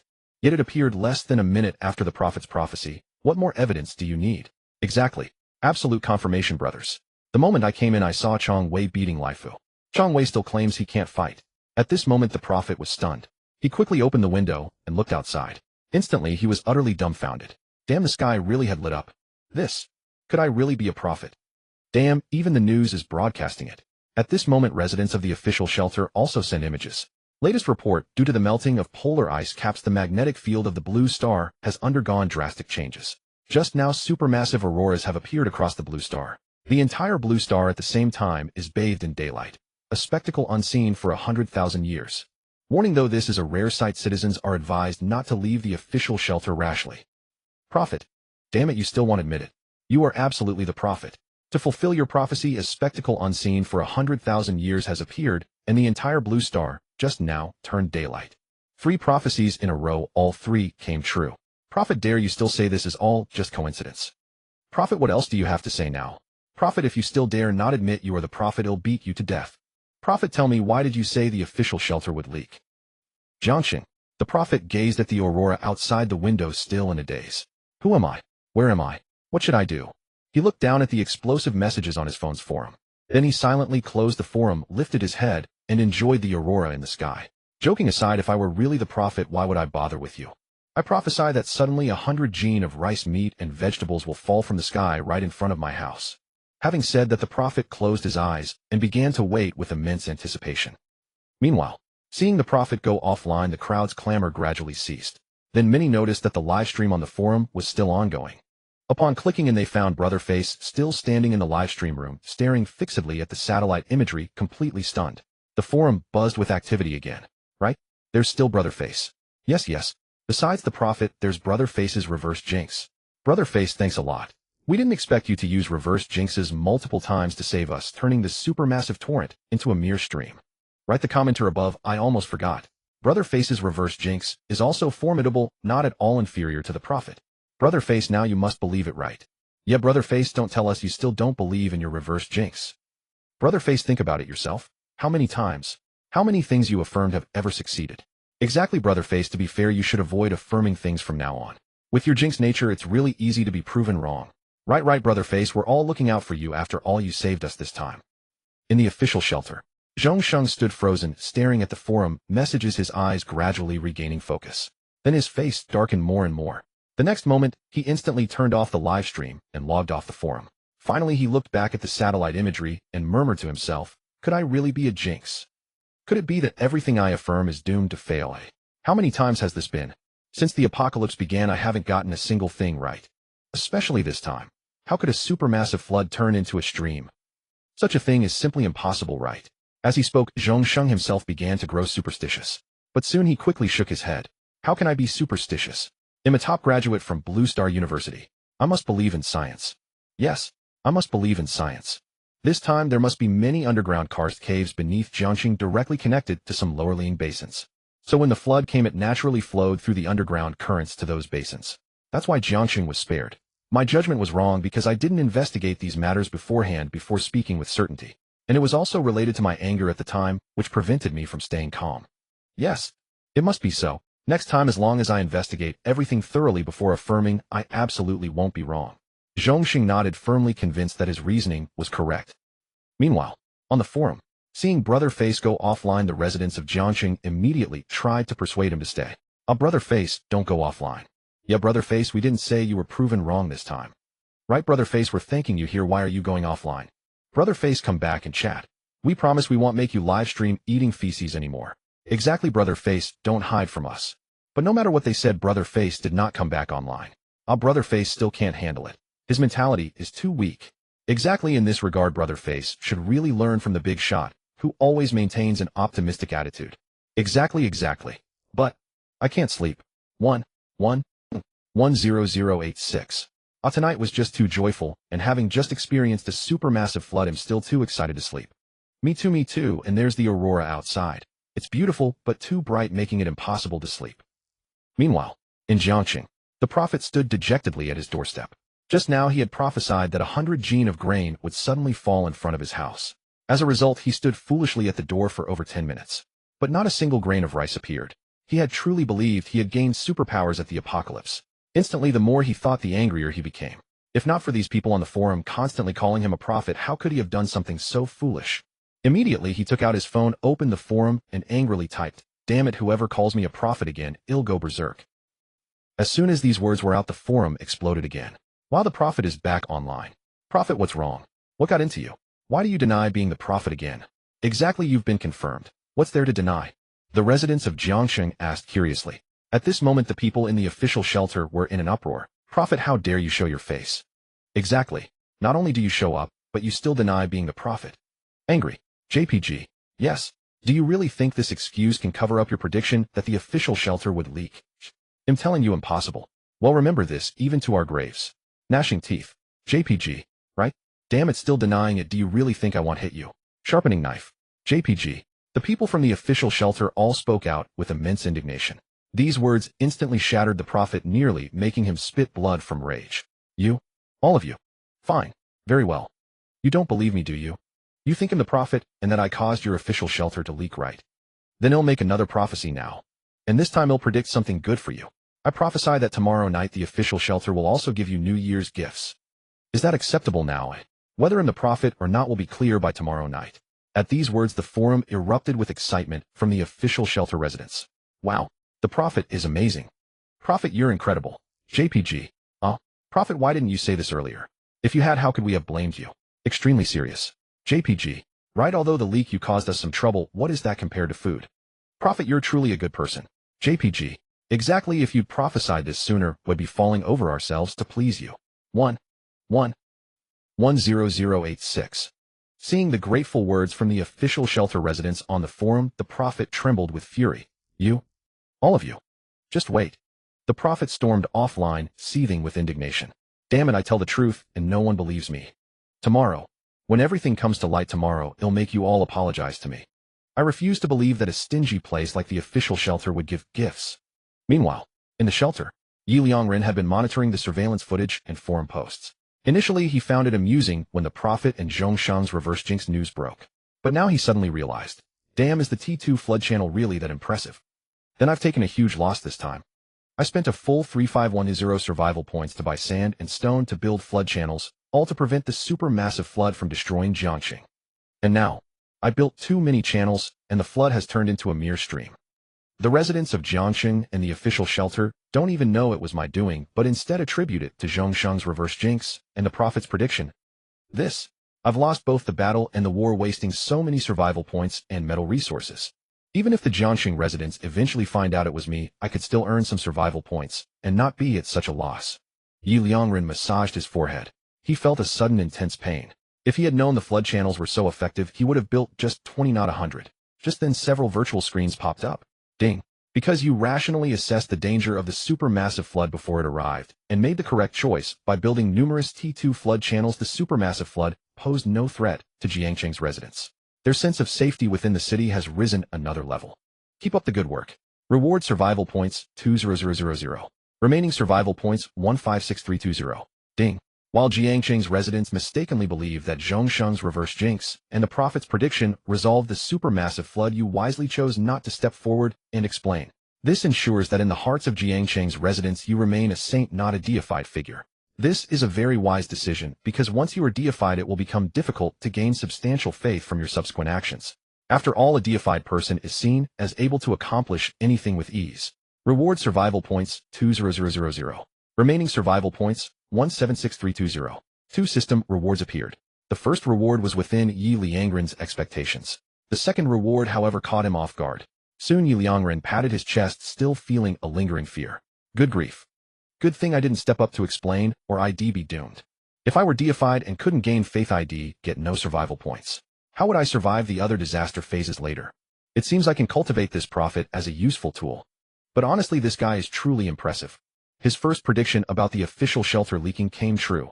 His second prediction that the supermassive flood would turn into a stream. Even though I built the T2 flood channels myself, I didn't know they'd be that effective, yet he guessed it right. As for the third one, that was truly fantastical. He predicted the dawn, and the sun actually rose. Tisk tisk tsk. But honestly, with such a jinx, I probably don't need to help him much, do I? Ye Liangren stretched lazily, laid down on the bed, and drifted off to sleep with a smile. Now that this supermassive flood is over, Jiangxing shouldn't face any major problems for a while, at least until the end of the second phase. I can slowly start accumulating survival points for the future. And despite spending so many points this time with the system rewards, I've actually made a profit. Not a loss at all. Soon, the sun rose, piercing through the dark clouds. After days of continuous rain, today it rarely stopped, and the sun even appeared. The forum instantly buzzed with activity. Countless Jiangxing residents began chatting. Folks, the sun is out. Oh, the sun's out today. I'm taking off my protective suit to soak up some rays. Yeah, even though the Big Shot's protective suit is amazing, light, warm, and fits like a glove, wearing it too long still feels a bit uncomfortable. 10086. Just as Jiangxing residents were chatting enthusiastically on the forum, the official shelter residents let out a wail. For heaven's sake, don't you all wanna? You think the protective suits are uncomfortable? Give them to us. You upstairs, you're fine. You only have numb hands and feet. As for me, I was sent to the deepest place to block the water because I'm tall. I feel like I might have to amputate below my chest. Do you know what I was wearing when I went to block the water? I was in shorts and a short-sleeved shirt. I couldn't wear socks, afraid that once I put them on they'd take forever to dry in the sun and I might freeze to death at night. But you all have such warm yet lightweight protective suits, and you still complain. I really want to beat you all to death. Jiangxing, you are really too much. Why isn't the Big Shot from our side? I would be willing to give up a pack of compressed biscuits every day if the Big Shot were on our side. You are really taking advantage and acting all coy. If anyone dares to say such things in front of me, I would definitely be the first to take action. On the forum, countless residents of the official shelters began to roar. The residents of Jiangxing saw this and sent sympathy emojis. Sigh, it's so tragic, really too tragic. Just hearing you say it makes me feel the pain, but unfortunately, since the Big Shot sent the protective suits, I haven't felt cold in ages, so it's hard to empathize with your plight. Sigh, enough said. I'm going to make breakfast. I have to eat well today since it's the last day of the year, and tonight is New Year's Eve. I can't let myself go under any circumstances. Damn it, the brothers in the official shelters are already suffering so much, and you not only offer no comfort, but also mock them. It's really inhumane. The brothers in the official shelters have been busy all night. They must be cold and hungry. Isn't this just tormenting them? Look at me. I woke up half an hour ago and started making breakfast. Look at the breakfast I made. Century egg and lean meat congee. Steamed buns. 1/5 of an apple. Look, there's meat, there's rice, and there's dessert. Did I specifically post it? I didn't. You're really going too far. Someone like you will definitely get beaten. You all. I'm about to spit blood. Wow. You are too much. Oh my goodness. Why treat me like this? Don't even mention breakfast. I only ate a pack of compressed biscuits last night, and now I'm about to faint from hunger while you're posting food pictures. Oh, I won't even mention the first person, but the second one. You are really the worst, right? People like you definitely won't survive more than 3 episodes in a TV drama. That's right. The first person at least only mentioned wanting to cook, but you directly posted pictures of your cooking, and then said the one upstairs is too much. Clearly you're the one going too far. Really? I'm so angry I want to crawl through the internet and beat you up. Who can help me and take this guy out with one swift strike? The person who posted the pictures couldn't help but reply, what's wrong with you all? Why are you all attacking me? Forget it. Out of pity for you all, even though you're still busy and probably haven't had breakfast this time, I'll forgive you. After all, I haven't finished my breakfast yet. As soon as these words were spoken, the official shelter residents exploded again. You really want us to be angry, don't you? If you really want to come to the official shelter, then we'll follow the Big Shot and send you pictures of this food every day. Let's see how you feel then. Forget it, brothers, this guy is logged off, clearly a person with zero emotional intelligence. Right? Brothers, don't get angry over someone with such low emotional intelligence, it's not worth it. Tonight we can also have delicious food, and this has been prophesied by the Oracle. When the time comes, we'll post the pictures on the forum and let them envy us. You saying that instantly made me stop being angry. Wow. Just thinking about tonight, the official shelter will even give us New Year gifts instantly, gives me energy. Honestly, I really don't know what New Year's gift the official shelter will give us this time. Is it a whole roasted lamb? After all this has been prophesied by the Oracle, it definitely won't be too bad. I'm looking forward to it so much. I've decided I won't eat a single pack of compressed biscuits during the day today. I'll save my stomach for a grand feast tonight. Brothers, let's go. While the sun is out, let's bask in it and gather sand and gravel. Right? With weather this fine, it would be a shame not to collect sand and gravel. On rainy days, fishing them out of the water is pure misery. Exactly. And even though the supermassive flood has ended, the big shot hasn't adjusted the conditions for earning points yet. Right now, 50 kilograms of sand and gravel still earn 1 point. Brothers, if we don't hurry and collect while we can, once the rules change, it'll be even tougher. Yes, the guy above has a point. Brothers, let's get to collecting sand and gravel quickly. Not only that, but there's something else you seem to have forgotten. Why did the big shot want sand and gravel in the first place? To build the walls of River City. And now the walls are already finished. One day the big shot might realize they're no longer needed. If we don't stock up now, earning points later will be hard. Damn, now that you mention it, I just realized the walls are done. Doesn't that mean sand and gravel are no longer required? Exactly. So we need to exchange as many points as we can right now. Right. Sure, it might be a bit unfair to the big shot since sand and gravel are useless to him now, and we're still taking advantage of his generosity. But honestly, there's no easier way to earn points. After all, we're not employees of the mining area. 10086. At 10 in the morning, the forum erupted instantly. A massive crowd of River City residents, after finishing breakfast, rushed out of their homes to collect sand and gravel. At that moment, inside the shelter, Ye Liangren opened his eyes. He sat up from the bed and stretched lazily. Then, out of habit, his gaze fell on the surveillance footage to grasp the latest situation. But as he looked, he froze. My, are these people this motivated today? Logically, since the supermassive flood has ended and the crisis is no longer looming over them, they should be lazier. Ye Liangren was somewhat surprised. He opened the forum to check the situation. As he read, a smile crept across his face. So that's it. They think he'll make points harder to earn, or even cancel the sand and gravel exchange rule.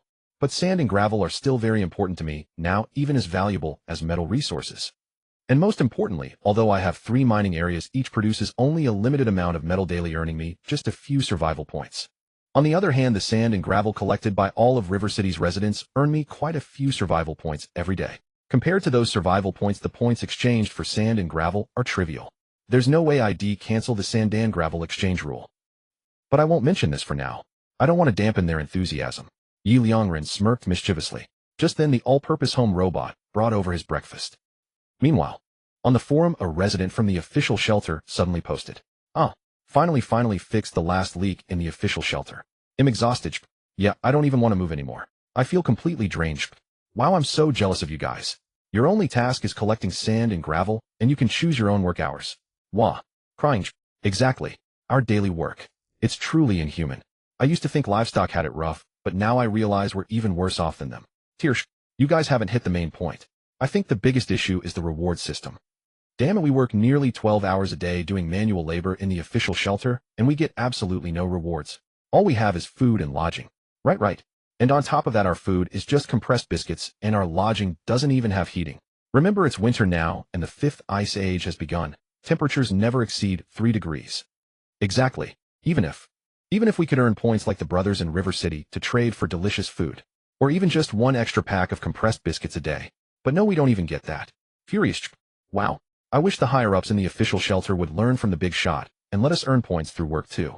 Even if the points could only buy the worst rewards, even if it was just more compressed biscuits, at least we'd be full. Sigh. Enough talk, I'm going to sleep. Even though breakfast's compressed biscuits have been handed out, I have no appetite. Right now, I just hope time passes quickly until evening, so I can get the official shelter's gift and have a good meal. Off to sleep. Only sleep makes time. FLYJPG. 1. I'm going to sleep too. If I don't, I'm afraid I'll get hungry and eat the compressed biscuits. Then I'd definitely get less of the evening feast than others. Absolutely not. Sleep. 1. I'm off to sleep too. Oh, one last thing before I go. Brothers of River City, just you wait. You've been taunting us with your delicious food these days, and I won't forget it. Tonight, we'll taunt you right back with our feast. Sneered. Right. 10086. The official shelter residents all went to sleep. They had been up all night dealing with leaks, and soon one by one they disappeared from the forum. Then River City residents began popping up on the forum. Brothers, what do you think the official shelter's New Year's gift will be? Curious. No idea. But since it was foretold by a prophet, it can't be too bad, right? True, it might even be better than what we eat. Oh. Does that mean we'll really be taunted by them? Unwilling. Dude, you're overreacting, aren't you? Exactly the person upstairs. You've gone too far, haven't you? We have a big shot looking out for us in Jiangxing, so life is pretty comfortable. On the contrary, they're suffering so much in the official shelter. What's wrong with them having one good meal? Exactly. Besides, it's just this one meal. If they get mocked, so be it. At worst, after tonight, we can go have another delicious meal tomorrow. The big shot gave each of us 5 points, which is enough for 5 meals at the mining district canteen. That's true. So it's better to follow the big shot. Luckily I didn't choose the official shelter, otherwise I'd probably regret it to death. Who's to say otherwise? I calculated the time. They've been in the official shelter for half a month, and what's the result? They only have tonight's meal that's even passable. And us?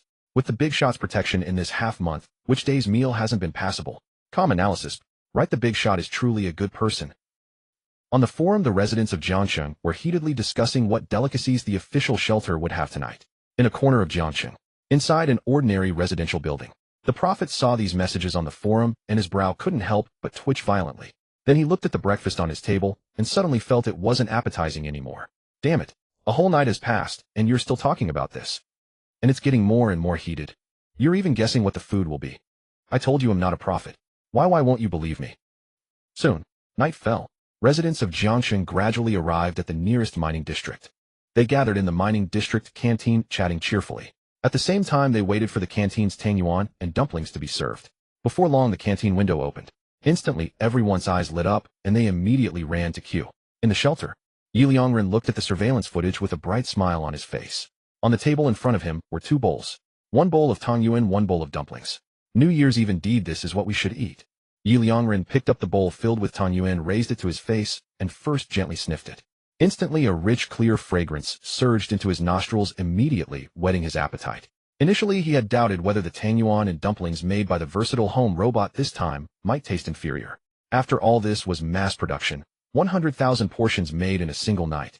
Under mass production, some loss in flavor was naturally unavoidable. But at this moment, just from the scent, he knew his worries were unnecessary. Then Ye Liangren took a bite, and the full sesame filling rushed into his mouth. His eyes instantly lit up. Delicious. And it's not just ordinary delicious. This sesame filling, it's not greasy at all. Tangyuan, especially large ones, and among large ones especially those with sesame filling, are notoriously prone to being greasy. Because sesame is very sweet, and eating too much can easily make one feel cloyed. So even if the first few tangyuan taste great, after eating 4 or 5, one tends to feel greasy and not want any more. But the tangyuan made by the versatile home robot were completely free of greasiness. Ye Liangren recalled last night when he watched the versatile home robot making tangyuan, the sesame filling placed beside it, and suddenly understood. He had wondered why the sesame filling needed to be soaked in water. So this was the reason. When stir-frying the sesame filling, you can't use too little sugar, as it won't be flavorful. But if you use too much, it becomes cloyingly sweet. Yet even if the amount is just right, after stir-frying the sesame filling still produces an oily sensation, and the sugar only deepens this greasiness. So after stir-frying the sesame filling, the versatile home robot soaked it in water, then used a special method to filter it out, removing all the oil from the filling. Thus the sweetness was just right, neither greasy nor bland, and it even carried a fresh, spring-like taste. Ye Liangren couldn't help but eat another tangyuan. The next moment his eyes lit up again. The dough used for the tangyuan had also been treated with a special technique by the versatile home robot. This dough was chewy but not hard to bite, and most importantly, it didn't stick to the teeth or the mouth.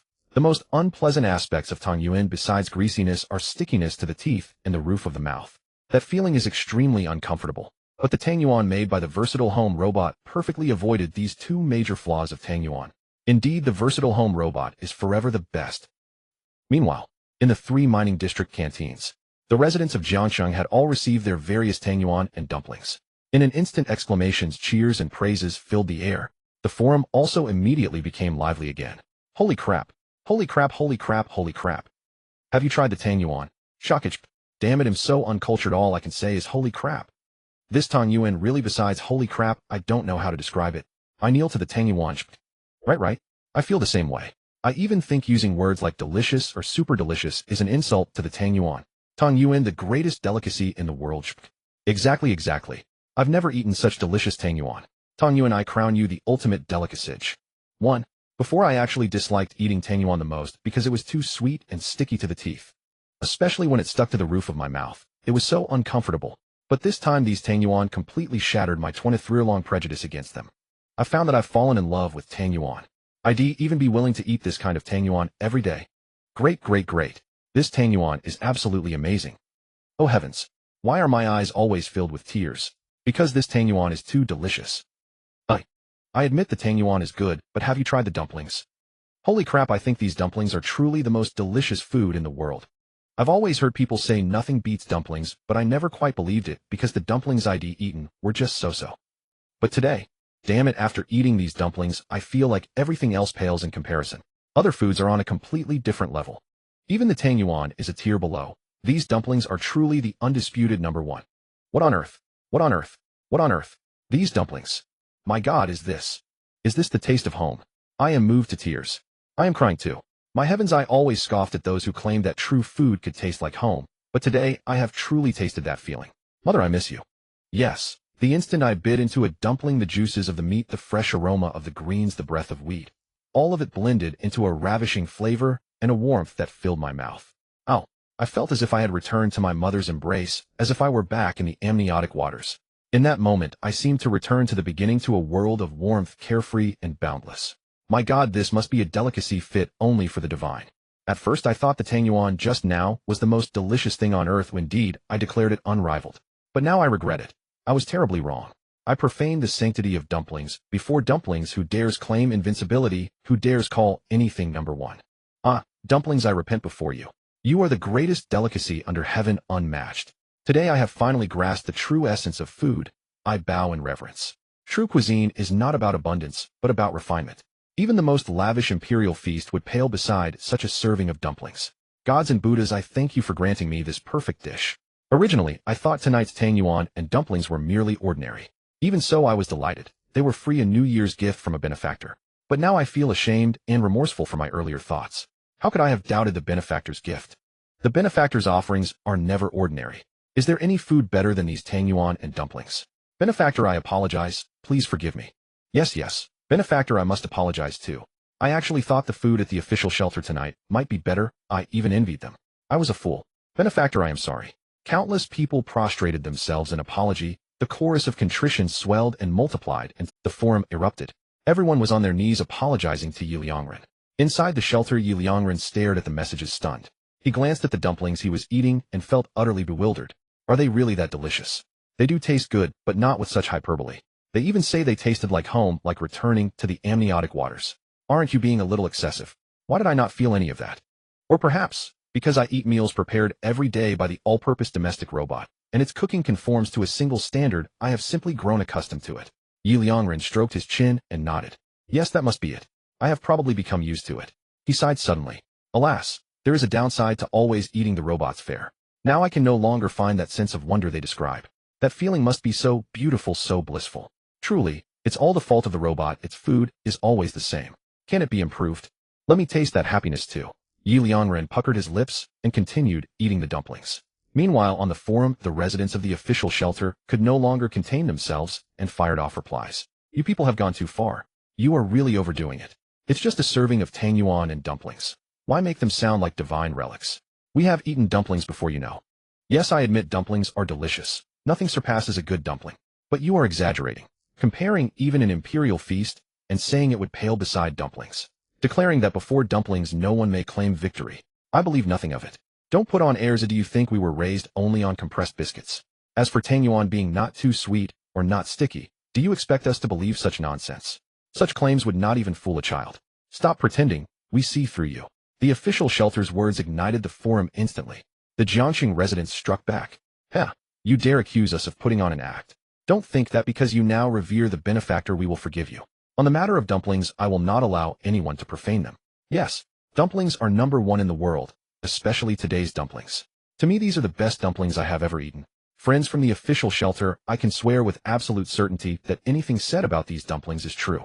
If any of it were false, may heaven strike me. If you do not believe us, it is only because you have not tasted this serving. Apologize to us at once, or this matter is not over. Dumplings must not be insulted, nor Tangyuan. In an instant, Jiangxing's residents rose to condemn them. The official shelter responded, even more explosive, still pretending with us. We know what you were thinking.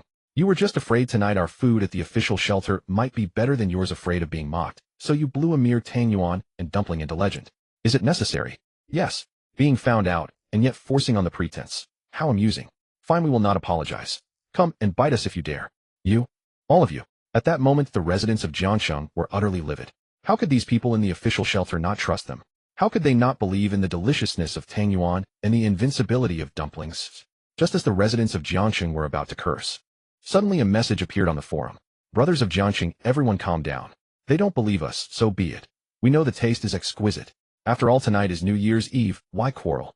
Wouldn't it be better to be harmonious? Besides, shouldn't the focus tonight be the food at the official shelter? This was personally foretold by the prophet. But it's already 11:30, and it seems the people at the official shelter haven't received their New Year's gifts yet. Could it be that there are no gifts and they'll still be eating compressed biscuits? At these words, the residents of Jiangxing instantly caught on and began to chime in. Brothers of the official shelter, where's your food? Right. It's 11:30 now, but don't tell us you haven't received any food yet. You're not still hungry, are you? Alas. I really look forward to seeing what food the brothers at the official shelter have. Ooh, I wonder what delicacy it could be. Maybe it's even better than our dumplings. Brothers of the official shelter, weren't you mocking us? Then show us your food. Indeed, even if you don't believe how good our tangyuan and dumplings are, at least they're better than compressed biscuits, right? Alas. On New Year's Eve having only compressed biscuits. How pitiful. The taunts from the residents of Jiangxing instantly drove the people in the official shelter to utter fury. You wait. Yes, wait until our New Year's gifts arrive, you'll regret it. It's only 11:30 now. What's the rush? Exactly, it's not even midnight yet, why be so impatient?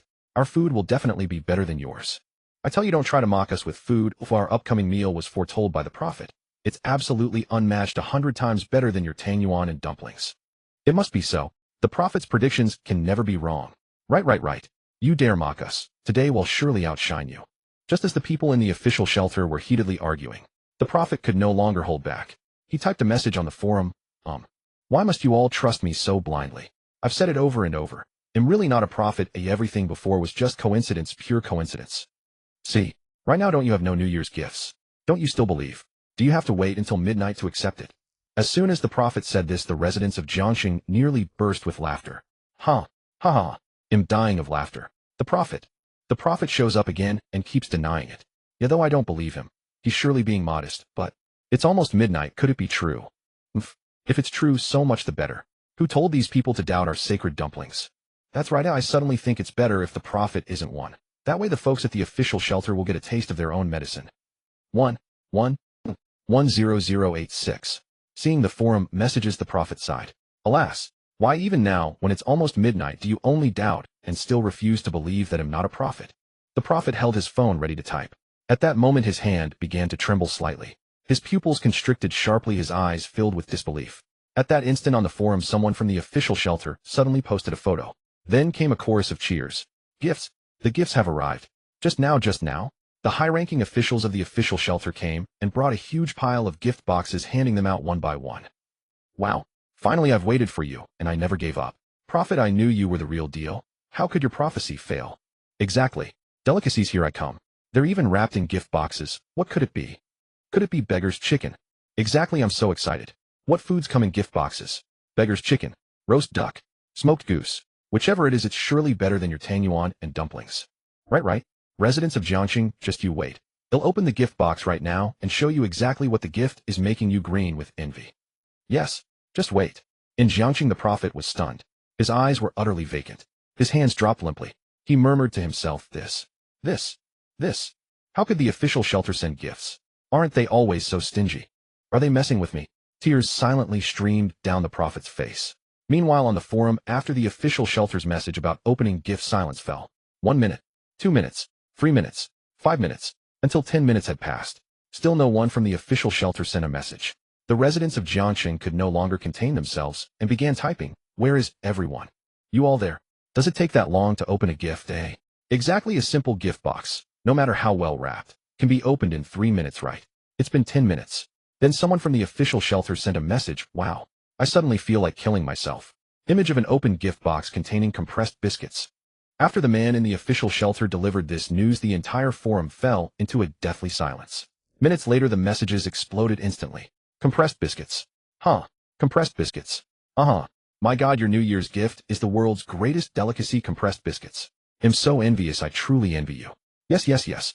No matter how much I thought about it, I never imagined your gift would be this kind of delicacy. It's so, brothers in the official shelter, your New Year's gift has truly shocked me for 18 whole years. Compressed biscuits. What flavors are they? Peanut, sesame, scallion, meat floss. Or is there one pack of each flavor?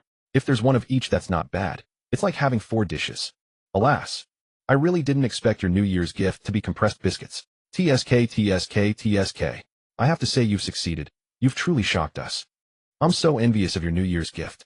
Compressed biscuits must taste better than tangyuan and dumplings, right? And with so many flavors, I really envy you. On the forum, the residents of Jiangxing instantly buzzed with lively discussion.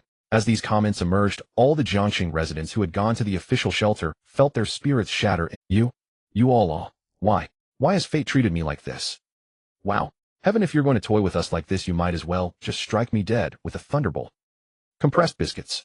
I've been hungry all day, looking forward to the New Year's gift all day, and it's just compressed biscuits. Does anyone have a gun? I want to rush out and fight them. Yes. We waited so long, and all the official shelter gives us is compressed biscuits, saying, we worked hard on the leak yesterday, and tonight is New Year's Eve, so they generously prepared a New Year's gift for us to enjoy a good meal. This is generosity. A good meal. Now I feel like vomiting just looking at compressed biscuits. And you people from Jiangxing, you're not human at all. That's right. We're already so miserable, even on New Year's Eve our food is still just compressed biscuits, and you're here mocking us. Exactly. We just mocked you a few times, just said, what'd make you envious when we got our New Year's gift? Is it? And could we not mock you? You send us food pictures every day. Do you know how much we crave them? Do you know what it's like to eat compressed biscuits for half a month straight? We're just unbalanced, wanting to vent a little. Yes. You people really, you're just too much. After learning our New Year's gift is compressed biscuits, you don't comfort us, instead you mock us. Yes, you're completely inhumane. The words of the official shelter residents gradually silenced the Jiangxing residents, stirring a faint unease in their hearts. Although they had indeed mocked these people earlier, they couldn't help but feel sympathy now. Because everyone was from Jiangxing, and those who went to the official shelter were truly suffering. Kicking them while they were down was indeed too much. After a moment, a Jiangxing resident couldn't help but say, actually, I never intended to mock you from the start. As these words fell, other Jiangxing residents chimed in. Yes, me too. And me. To be honest, none of us planned to mock you. It's just that you didn't believe us earlier. The tangyuan and dumplings from the big shot are really truly delicious. Yes. And besides, wasn't your official shelter's gift predicted by the prophet? No matter how bad a prophet's prediction is, it can't be that bad, right? As a result, we truly never expected your gift to be compressed biscuits.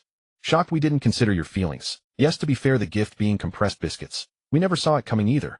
As the Jiangxing residents' words ended, a flood of official shelter residents suddenly appeared on the forum. Damn, you mentioning it makes me realize the New Year's gift was predicted by the prophet. Yes, damn it, prophet, get out here. Yes, prophet, come out now. I've figured it out. This is definitely your doing, prophet. That's right. It must be because we cursed you last night for predicting the official shelter's leak, so you specially punished us like this. What punishment is more agonizing than giving someone hope than crushing it with despair? You must have predicted on the forum that the official shelter would give us New Year's gifts, then secretly predicted the gift would be compressed biscuits just to mess with our minds. Prophet, get the hell out here. Yes, show yourself. Prophet, after poisoning us, you're lurking here watching us suffer. Are you even human? Prophet, come out now. You must explain yourself today, or you'd better pray the apocalypse never ends, because once I get out, I'll settle the score with you. Knife sharpening. Yes. Prophet, can you be a man and own up to your actions? Dare to poison us, but not to show your face. In an instant, the forum exploded, flooded with furious posts from residents of the official shelter. In a corner of Jiangxing, inside an ordinary residential building, the prophet stared at the messages on the forum, his hands trembling, nearly spitting blood from sheer rage. The next moment, he immediately typed and lashed out fiercely on the forum. How the hell did this get pinned on me again? Angry. And now you're dragging up last night's incident. That leak thing was just a random remark I made. The New Year's gift from the official shelter was just something I said to prove him, not the prophet. Who knew that stingy official shelter would actually give gifts? But even if they did, what does that have to do with me? And they say I secretly predicted the official shelter's New Year gift would be compressed biscuits. How do I have that much free time? Let me tell you one last time, I am not the prophet. Furious to the point of spitting blood. As soon as the prophet said this, it instantly drew an onslaught from everyone in the official shelter. Prophet, damn it, you finally showed up. Gnashing teeth. Prophet, are you still denying it? Do you really take us for fools? You are just using this excuse to escape our condemnation. Don't think you can fool us. Exactly. Multiple predictions with zero error, and you still claim you're not the prophet. I'm telling you, no matter what you say today, you won't get away. Right? Today you must give us an explanation. Why did you poison us? Hell, haven't we suffered enough? You've got a big shot protecting you in Jiangxing, living comfortably, and you're still not satisfied. You have to poison us. Are you even human? Knife sharpening. At this point, some Jiangxing residents couldn't stand it anymore and chimed in. Prophet, to be fair, you did go too far this time. Serious. Yeah, the brothers in the official shelter have it tough. Why do you keep targeting them? They have no grudge against you, and we're all from Jiangxing, fellow townsfolk. Side. Prophet, stop saying you're not the prophet. That excuse won't work. Honestly, prophet, why not just apologize and promise never to target the official shelter again? Let's just make a mountain out of a molehill and move on. Yeah, man up, will you? Own up to it, don't be so wishy-washy. Seriously, at this point, if you try to weasel out of it, even I want to hit you. Angrich. Exactly. Why does the big shot protect us? Because the big shot is a good person. But you're playing the villain and won't even admit it. Ask yourself, are you worthy of the big shot's care? Ernest advised. Prophet, it's never too late to mend your ways. In that moment, the entire forum rarely saw both Jiangxing residents and official shelter dwellers united in their stance. Meanwhile, inside the official shelter, Zhongsheng was touring with a beaming smile, observing everyone's reactions. Indeed, he had proposed the New Year's gift to the shelter's higher-ups. After all, yesterday the entire shelter had leaked, and everyone worked hard to plug the leaks. They deserved a reward to boost morale and gratitude. Moreover, 3 packs of compressed biscuits a day were hardly enough to fill one's stomach. Plus, tonight was New Year's Eve, so he suggested the New Year's gift. At least it would let everyone have a full meal on this special night. Consider it a good omen. A full meal on New Year's Eve meant a full year ahead. Although the underground vegetation in the official shelter hadn't matured in its first cycle and food was scarce, even compressed biscuits were better than nothing. After touring most of the area, Zhongsheng's smile grew wider. Good, everyone is quite happy. Finally, Zhongsheng turned his gaze toward the Jiangxing residents' quarters within the official shelter. These were the people he had brought here his own, and the ones he cared about most. He had even proposed the New Year's gift partly to earn their gratitude. But as he approached and looked, Zhongsheng was utterly dumbfounded. What's going on? Compressed biscuits were thrown on the ground, and almost everyone wore expressions of intense fury. This doesn't make sense. People in other areas are all so happy. Sure, we've been eating compressed biscuits for a while, and everyone's a bit tired of them, but at least they fill you up. Better than going hungry. Besides, this is the apocalypse. Having food is already a luxury. Who's picky? But why are the Jiangxing people so unhappy with this New Year's gift? Even angry? Zhongsheng muttered to himself. Then he quietly slipped away. He had originally planned to tell everyone that he was the one who proposed the New Year's gift, hoping to earn their admiration. But now, better to forget it. With them this angry, it's best not to stir up trouble. At the same time, in a corner of Jiangxing, the prophet was so angry he was crying. Wah! I really am not the prophet. Why do you all have to pin the blame on me? You're having a hard time. Do you think I'm not? And this has nothing to do with me, so why should I apologize? The prophet picked up his phone and gritted his teeth as he typed on the forum. I will never apologize. Not in this lifetime. I'm not the prophet, so why should I apologize? And you people from Jiangxing, why are you turning against me too? Besides, can't you think rationally? Is being a prophet even possible? This is pure superstition, okay? Can't you believe in science? You've made me cry with anger. Why can't you trust me just once? Oh wait. Why do you refuse to believe what you should but blindly believe what you shouldn't? The prophet typed with tears streaming down his face. He almost wanted to take a crying selfie and post it on the forum. Honestly, the thought had crossed his mind. But just now, aside from the officials at the shelter denouncing him, even the residents of Jiangxing were condemning him. He was genuinely terrified, afraid that if he posted a photo, the residents of Jiangxing would come knocking at his door to beat him up. Wah! The prophet looked up at the sky. Why, oh why had heaven done this to him? Inside the shelter, Ye Liangren had been keeping an eye on the forum messages. At that moment, seeing everyone ganging up on the prophet, even he found it hard to watch. Ye Liangren shook his head. He typed on the forum, "Everyone please calm down and let me say something." As soon as he said this, the once lively forum fell silent, leaving only a few emojis scattered about. Wow, it's the big shot. Paying respects to the big shot. Big shot, please speak. Your humble followers will go through fire and water without hesitation. Ye Liangren chuckled softly and continued typing. Everyone, let's be rational. In fact, what the prophet said is correct. Your current state is bordering on superstition. Prophecy is, after all, just a form of speculation. Everything has a traceable pattern. For instance, the official shelter's leakage. It had leaked before, indicating a flaw in the waterproofing. Even if you reinforced it internally, if the external water flow becomes too heavy, it will leak again. Take the aurora, for example. I don't even need to explain that. The news has already made it clear. It's caused by changes in the magnetic fields at the North and South poles. As for tonight's New Year's gift from your official shelter, that's even easier to explain. To feed so many people, the official shelter naturally has to ration food as much as possible, so giving out compressed biscuits is the most logical decision. Moreover, everyone seems to have forgotten one thing. This is the apocalypse. In an apocalypse, having any food at all is already a blessing. Although those who stayed in Jiangxing are living relatively well, your frame of reference shouldn't just be Jiangxing. It should be the entire planet. Compared to you having compressed biscuits for New Year's, the vast majority of people don't even have that. So you shouldn't compare yourselves to those in Jiangxing, but to others. Having said this, Ye Liangren paused briefly before typing again. The point of all this is to tell you one thing. Even without the prophet, all of this would still happen. You shouldn't blame someone for the consequences of inevitable events, and then condemn that person. Do you really think that if you condemn him, none of this would have happened? Calm analysis. And frankly, what you just said amounts to cyberbullying.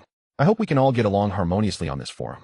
Smile. After Ye Liangren's words in an ordinary residential building in Jiangxing, the prophet burst into tears, moved to tears by Ye Liangren's words.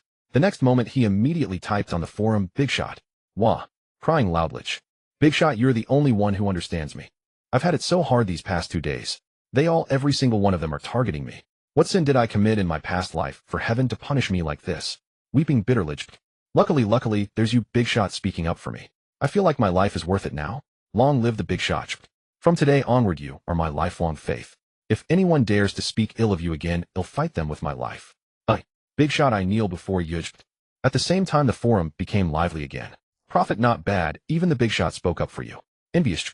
Upstairs, while I'm envious, I have to admit the Big Shot is right. We really have been a bit too superstitious. Serious. Yes. Just like the Big Shot said, even without the prophet's prophecy, all this would still happen. We did go overboard blaming someone for something that was bound to happen. Prophet, I'm sorry. Guilty. Sigh. I used to hate cyberbullies the most. Because I was once cyberbullied myself. I remember it was when I was 23. A friend set me up on a blind date. The woman brought 23 relatives, and the meal cost nearly 20,000 yuan. I left on the spot because who would be such a fool for someone they barely know?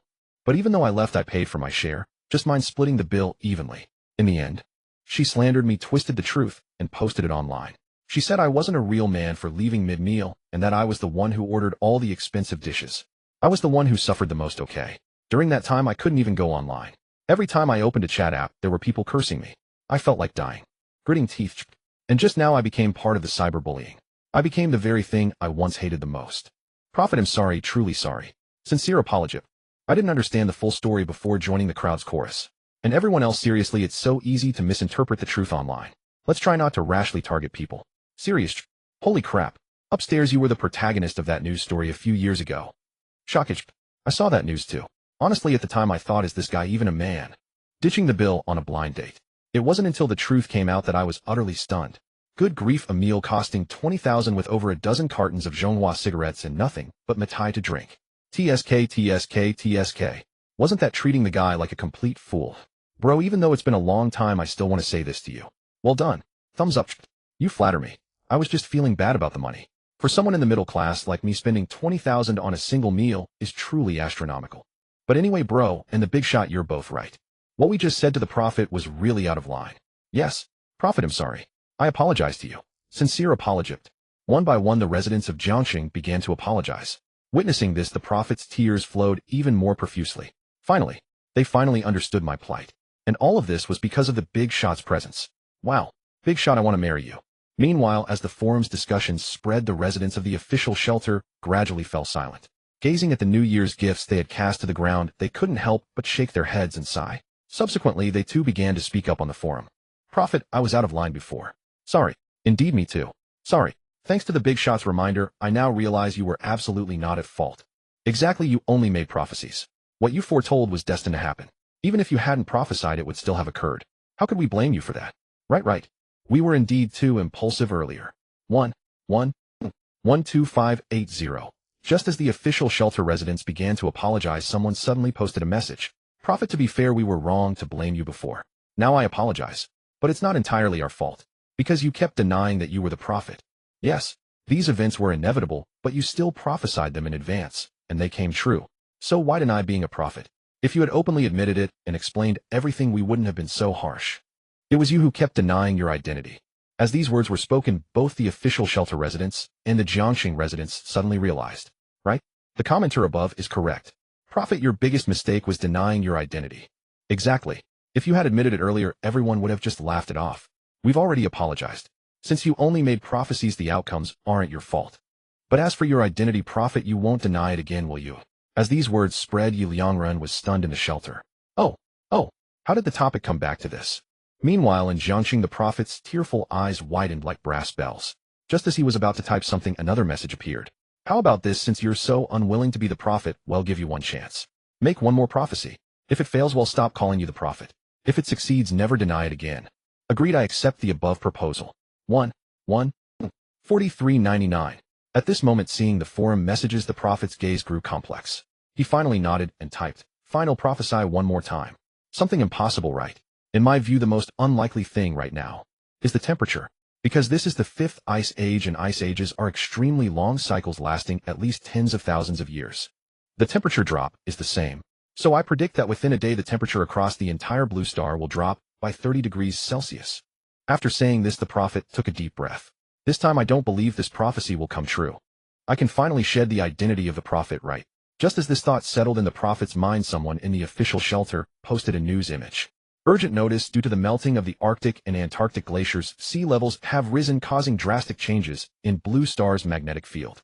2 cold currents will sweep across the entire blue star from the poles. Barring unforeseen circumstances, from tonight to tomorrow daytime, the temperature will drop by over 30 degrees Celsius. And it will last for at least half a year. Residents are advised to take cold-proof measures. The emergence of this news instantly plunged the entire forum into dead silence. In the shelter, Ye Liangren was completely dumbfounded upon seeing it. He then couldn't help but type to defend the prophet this. I think everyone should stay rational. As Ye Liangren sent his first sentence and was typing the second, the prophet's message suddenly appeared. Enough, big shot, you don't need to say more. Having you trust me and understand my difficulties is enough. The others don't matter. They just want me to admit in the prophet, don't they? Admit it. In Jiangxing, the prophet sighed and typed. He had resigned himself to his fate. Just then, as his words were posted, the forum erupted in jubilation. Damn, prophet, you're amazing. Yes, prophet, your prophecy was brilliant. Our official shelter finally has air conditioning. I can finally sleep without curling up like a turtle. Wow, tonight I can finally get a good night's sleep. Prophet, thank you. Yes, thanks. In Jiangxing, the prophet saw the crowd's adulation on the forum, paused in surprise, then scratched his head. Being a prophet seems pretty good, doesn't it? Just admitting my identity and letting them flock to me. Isn't that satisfying? I was really foolish before. Meanwhile, the Jiangxing residents also sent congratulations. This farce is finally over. Yeah, I can finally enjoy my dumplings in peace. Right, and we need to eat quickly. Didn't the news say it's going to get cold? Don't let them cool down. Exactly, such delicious dumplings would be a shame if they got cold. If only these dumplings could be made into compressed dumplings, I could boil one dry, divide it into 10 portions, and enjoy this delicacy every day. That's right. The official shelter residents exploded upon seeing this. Damn, you've gone too far. Are you hinting at compressed biscuits with your compressed dumplings? Fine. If you're ruthless, don't blame us. Big shot. Big shot, the Jiangxing walls are already built. Yet these people didn't even remind you. They're secretly collecting sand and stones to exchange for points, taking advantage of you. They have no respect for you. The moment the official shelter's words were spoken, the residents of Jiangxing erupted. Wow, how could you? Actually, tattle. Mind blown. Exactly, we were just lightly boasting a little, weren't we? And we were just livening up the atmosphere. Angry, right? We even thought you were feeling bad earlier, so we didn't finish our tangyuan and dumplings while comforting you. Now that it's over, what's wrong with us continuing our New Year's Eve dinner? What did we do wrong? Besides, the tangyuan and dumplings were really delicious. We were just expressing a wish to eat them every day. Did we say something wrong? How are we being ungrateful? But you're repaying kindness with enmity. And you're even snitching to the big shot. Wow, you're truly not acting human. Angry. Right. Do you think we have it easy? There are so few ways to earn points, and collecting gravel is just slightly less strenuous. And you're blocking even this one easy path for us. You're cutting off our last resort. People from the official shelter, you have no martial virtue. You should behave yourselves. On the forum, the residents of Jiangxing completely exploded, one furious post after another appearing. Simply put, if they truly couldn't collect gravel anymore, their standard of living would drop several levels. To them, this was practically a devastating blow. In response, the people from the official shelter just sneered and immediately typed back, "Us no martial virtue." Sneered. People of Jiangxing, you still don't think you've done anything wrong. Questioning. Exactly. Has the big shot ever treated you poorly? When has the big shot ever wronged you? He provides you with work, gives you ways to earn points, so you can exchange them for food. Whenever danger arises, the big shot is always the first to step up and solve it. Just a few days ago, when the temperature dropped, you immediately got protective suits. Especially during holidays, you get gifts. When the big shot is in a good mood, he even sends you fruit. Jealous and gnashing teeth. But what do? You still think about taking advantage of the big shot. Indignant. What did the big shot do wrong? Or how has he failed you? Tell me. What the person above said is right. People of Jiangxing, your actions are a complete betrayal of the big shot. Serious. Why can you live comfortably? Why can you eat your fill? Why can you survive the apocalypse? It's all because of the big shot. Look at us. In the official shelter, we don't get enough to eat or wear, and we do far more work than you.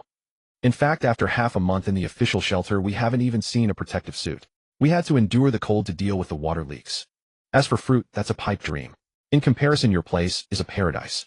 As I speak, my tears suddenly betray me and fall. And all of this was given to you by the big shot.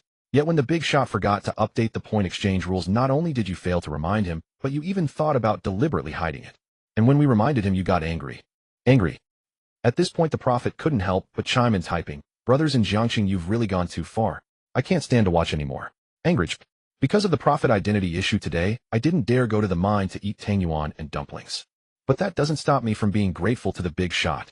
Seriously, with the big shot here, we can survive. Without him, we'd be dead. Yet in this situation, you're still trying to gain petty advantages. Aren't you afraid this will make the big shot hold a grudge against us? If the big shot really stops caring for us, how will we survive? Angry. The official shelter and the prophet, one after another, continued to denounce the other residents of Jiangxing on the forum.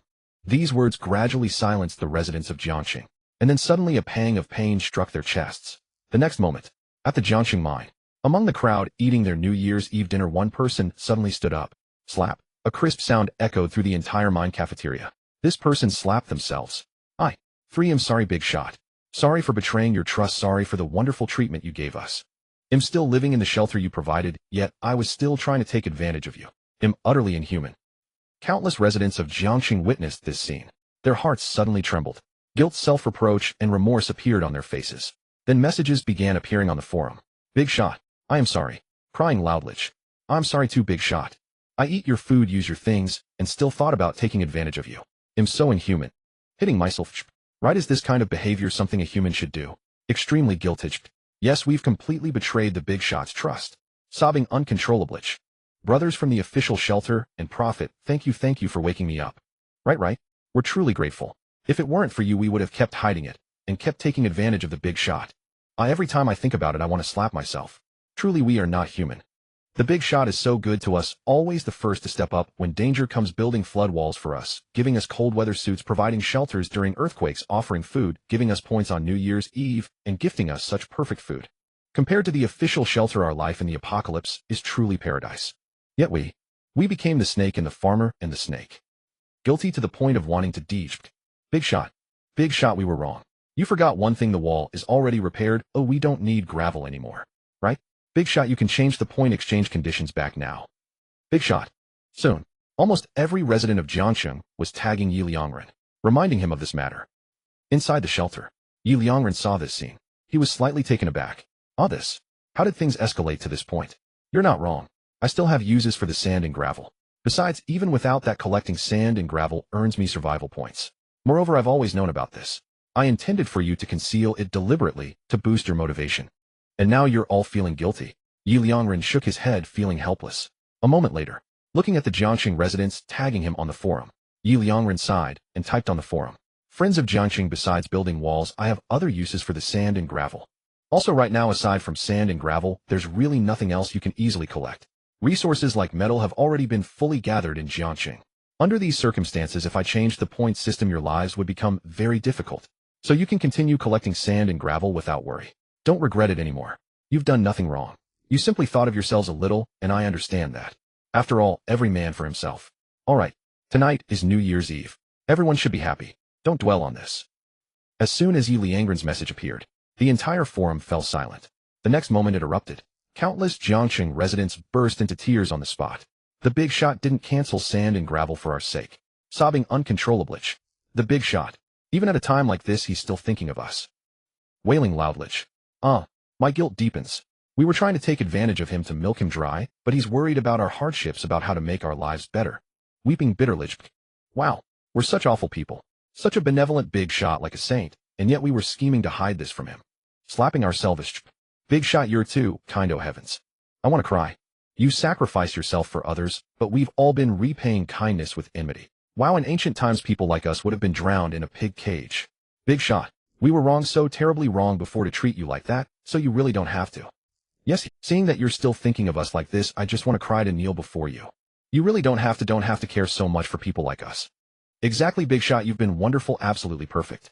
There's no need to waste resources on people like us. Crying.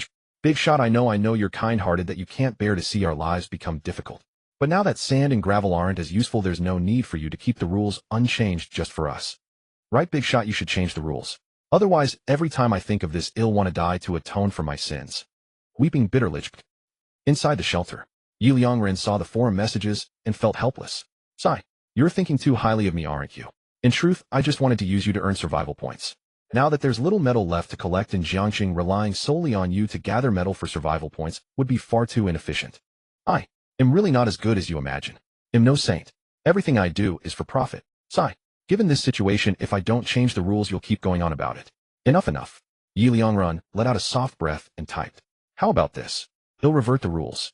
Back to the original 1 point for every 100 kilograms of sand and gravel. Will that do? Let's not say more. I really do need the sand and gravel. Oh, it's not entirely for your sake. As soon as Ye Liangren said this, the forum exploded again.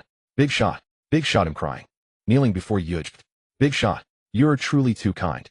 Even now you've left us a way out. Sobbing uncontrollably. Since the big shot says no more, let's accept this favor one last time.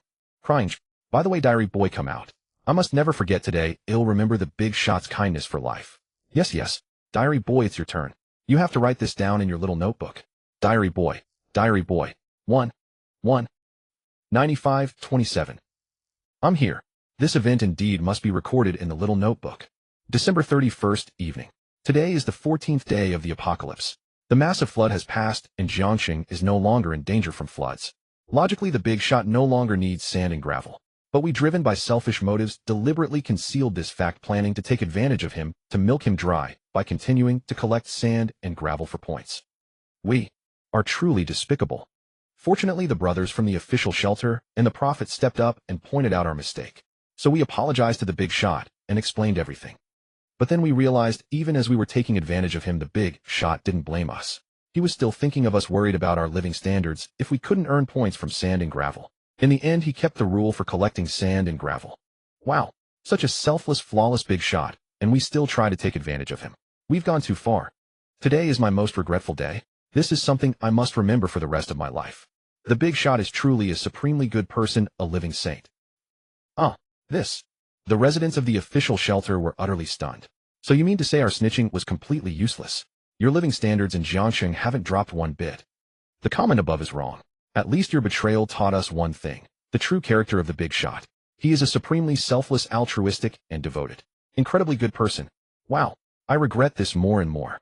Why didn't I stay with such a great big shot instead of coming to the official shelter? Just then Ye Liangren sent a message on the forum. Alright, it's getting late. Stop chatting on the forum and head back early, especially those in Jiangxing. By the way, the temperature will drop tonight. I suggest you sleep in your protective suits to avoid catching a cold from the chill. As for those who have already gone to the official shelter, even though the heating is finally on, the temperature hasn't fully dropped yet. Once the cold wave hits Jiang province, the temperature will plummet by 30 degrees Celsius. Even with heating, it's hard to maintain a constant indoor temperature. So tonight, make sure to keep warm. Put on your winter clothes and cover up with blankets. Don't take the temperature lightly just because the heating is on. Got it, big shot. We understand, big shot. Well, do as you say. In the shelter, Ye Liangren looked at the forum messages, nodded, and put down his phone. Just then a virtual screen popped up. Ding. While everyone thought you would cancel the rule of exchanging sand for points, you did not. You maintained the best way for Jiangxing residents to earn points. This decision has made your image even more magnificent in the eyes of Jiangxing residents. Their faith in you has risen to a new level. Meanwhile, residents of the official shelter are also beginning to develop faith in you. Keep up the good work. Reward survival points, 4,000. Remaining survival points, 180320. Seeing the reward, Ye Liangren was first stunned, then his eyes lit up, and a brilliant smile spread across his face. So this time I just earned 4,000 survival points from their imagination. 180,000 survival points. TSK Tiskim really a super rich man now. Ye Liangren smiled, and turned his gaze to the surveillance footage, carefully observing Jiang province and the surrounding provinces. The cold wave was coming naturally. He had to take precautions. He would nip all potential problems in the bud as early as possible. Only then could he better earn survival points and protect the safety of Jiangxing residents. When the temperature drops, the first thing to watch out for is the imbalance of body temperature. An imbalance can lead to chills, cardiopulmonary failure, and even death. But this issue is already solved. The protective suit's cold resistance is enough to maintain body temperature. As for the official shelter, they haven't used heating for half a month, allowing residents to gradually adapt to the cold and regulate their body temperature autonomously. Even if this cold wave is terrifyingly severe, turning on the heating will help them adjust to the drastic drop. Ye Liangren stroked his chin, pondering. So that's about the human body. For now, that shouldn't be a major issue. The biggest problem is external factors. The sharp temperature drop should kill a large number of plants and animals. Plants' efficiency in absorbing carbon dioxide will plummet and the oxygen content in the air will drop significantly, making altitude sickness a common occurrence. This can be solved inside the official shelter, which must have greenhouse areas for cultivating oxygen-producing plants. But outside, most plants will die. A new generation adapted to the environment won't emerge for decades, or even centuries. This needs to be addressed soon. Still, the oxygen level won't drop drastically immediately since most people now live in shelters with few outside. So I still have time to prepare. Ye Liangren nodded and continued thinking. Next should be the water issue. First, the massive floods cause seawater to intrude inland, drastically reducing freshwater resources. Then comes the temperature drop. Most of the water will likely freeze. Plus, it's the apocalypse now. Those who managed water resources have long stopped working, so they won't be able to remove the ice. So the most urgent matter right now is water. Having thought it through, Ye Liangren immediately looked toward the urban construction center of the super research base. T2 level water purifier level 5. Required materials 100 kilograms titanium alloy, 100 kilograms aluminum alloy, 2 energy stones. T2 level regional heating device level 5. Required materials 100 kilograms titanium alloy, 100 kilograms aluminum alloy, 5 energy stones. It's time to install the purifiers and heating devices. Luckily, the materials for these don't require sand or have to spend a fortune in survival points. Ye Liangren breathed a sigh of relief, then looked at the details of the 2 devices. Note, each water purifier can supply daily water for 200 people. Note, each regional heating device can warm an area of 2000 meters. To heat the entire Jiangxing, we need 100 heating devices. If the population is concentrated, 10 devices will suffice. 5 water purifiers should be enough. But 10 heating devices definitely won't do. Because we need to cover not just Jiangxing, but also connect to nearby water sources. At least we must ensure the water can flow and enter the pipes without freezing. Ye Liangren's gaze shifted to the nearest lakes around Jiangxing. After roughly calculating the positions, Ye Liangren raised an eyebrow. He needed at least 30 T2 level regional heating devices and 5 T2 level water purifiers. That totals 160 energy stones. Each energy stone costs 500 survival points, so 160 of them would be 800 survival points. Ye Liangren felt a pang of pain again. System exchange for 159 energy stones. Ye Liangren immediately spoke. A few days ago, someone had mined an energy stone in the mining area, so 159 would suffice. Ding. Exchanging for 159 energy stones requires a total of 79500 survival points. Confirm exchange. Confirmed. Ye Liangren said with a pang of reluctance. Ding. 159 energy stones successfully exchanged. Your current metal resources: pure iron 19050 kg, titanium alloy 15550 kg, gravel 0 kilograms. Energy stones 160 pieces. Remaining survival points 100820. As soon as the energy stones were exchanged, Ye Liangren spoke again. System produced 30 T2 level regional heating devices and 5 T2 level water purifiers. Ding. Building 30 T2 level regional heating devices and 5 T2 level water purifiers requires materials: titanium alloy 3500 kg, aluminum alloy 3500 kg. Confirm. Yes. Ye Liangren nodded. Ding. Construction failed. A virtual screen popped up displaying a large cross. Ye Liangren was stunned. Construction failed? He looked closely and then realized. Good heavens. Although producing these 2 devices doesn't require gravel, it does need aluminum alloy. And now I don't even have 1 kilogram of aluminum alloy. They'll have to exchange again. Ye Liangren gritted his teeth and spoke with reluctance. System exchange for 3500 kg of aluminum alloy. Ding. Exchanging 3500 kg of aluminum alloy requires 700 survival points. Confirm exchange. Ye Liangren's forehead beaded with sweat. Exchange 3500 kg for 700,000 survival points. Are you kidding me? Ye Liangren glanced at the exchange system's listing for aluminum alloy and barely refrained from cursing. Aluminum alloy 1 kilogram, 200 survival points. This is daylight robbery. He turned his gaze to the transport robots on the surveillance screen. He immediately commanded, Transport robot no. 1234. Go and collect all the aluminum alloy doors and windows from the unoccupied shops on Jiangxing Street. Command received. For robots swiftly headed toward Jiangxing. Ye Liangren waited anxiously, his forehead lined with worry. Just then the all-purpose domestic robot brought over a steaming cup of coffee. Ding. It's now 12:30 at night. You are staying up late, which affects your metabolism. Please maintain a good mood and avoid anger to prevent further harm to your body. Later I will prepare a healthy dessert for you to soothe your mood and protect your liver function. All-purpose domestic robot health tip reminder. Seeing the thoughtful reminder from the all-purpose domestic robot, Ye Liangren let out a gentle sigh and his mood gradually eased. You're the one who truly cares. Producing you was definitely my best decision. Soon over 10 minutes passed. The all-purpose domestic robot brought out a dessert, a pure green tiramisu. As the all-purpose domestic robot had promised, it was a healthy little dessert. Ye Liangren picked up a spoon, gently scooped a bit, and put it in his mouth. It had a rich aroma of wheat and vegetables along with a pleasant sweetness that didn't irritate the tongue. The sugar powder was likely brewed purely from sugarcane juice, carrying a hint of fruit fragrance. Combined with the subtle sweetness of wheat and the freshness of vegetables, it was a pure sensation. It felt as if one were in a primeval forest breathing in the scent of nature. Sweet but not cloying, pure but not turbid, resilient but not tough, enjoyable, without satiety, lingering without excess. This must be the happiness born from such an experience. Every aspect was perfectly balanced. A smile gradually spread across Ye Liangren's face. Desserts truly are the easiest way to lift one's spirits.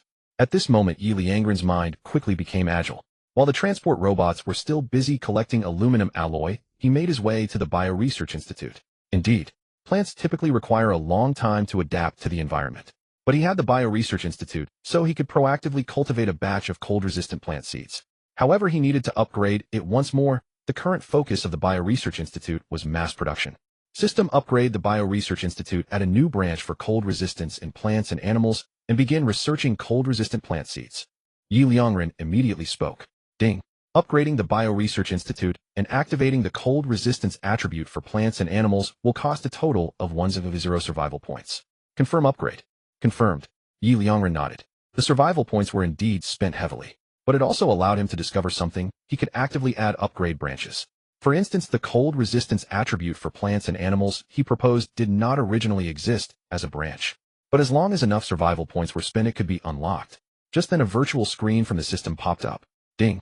A total of 1000 survival points spent to upgrade the Bioresearch Institute. Upgrade successful. Bioresearch Institute area 100 square meters. Upgradable. Upgrade direction, research speed 2000. Current research products, advanced breeding livestock offspring increases breeding volume 10-fold. Research time 2 hours 33 minutes 32 seconds. Primary plant and animal edible taste increases deliciousness by 30. Research time 11 hours 33 minutes 32 seconds. Primary plant cold resistance attribute allows survival in environments as low as -20 degrees Celsius. Research time 5 hours 59 minutes 59 seconds. Remaining survival points 90820. Ye Liangren nodded. If the primary level could withstand -20 degrees Celsius, then the intermediate level would suffice. By tomorrow evening, the intermediate level plant seeds should be researched.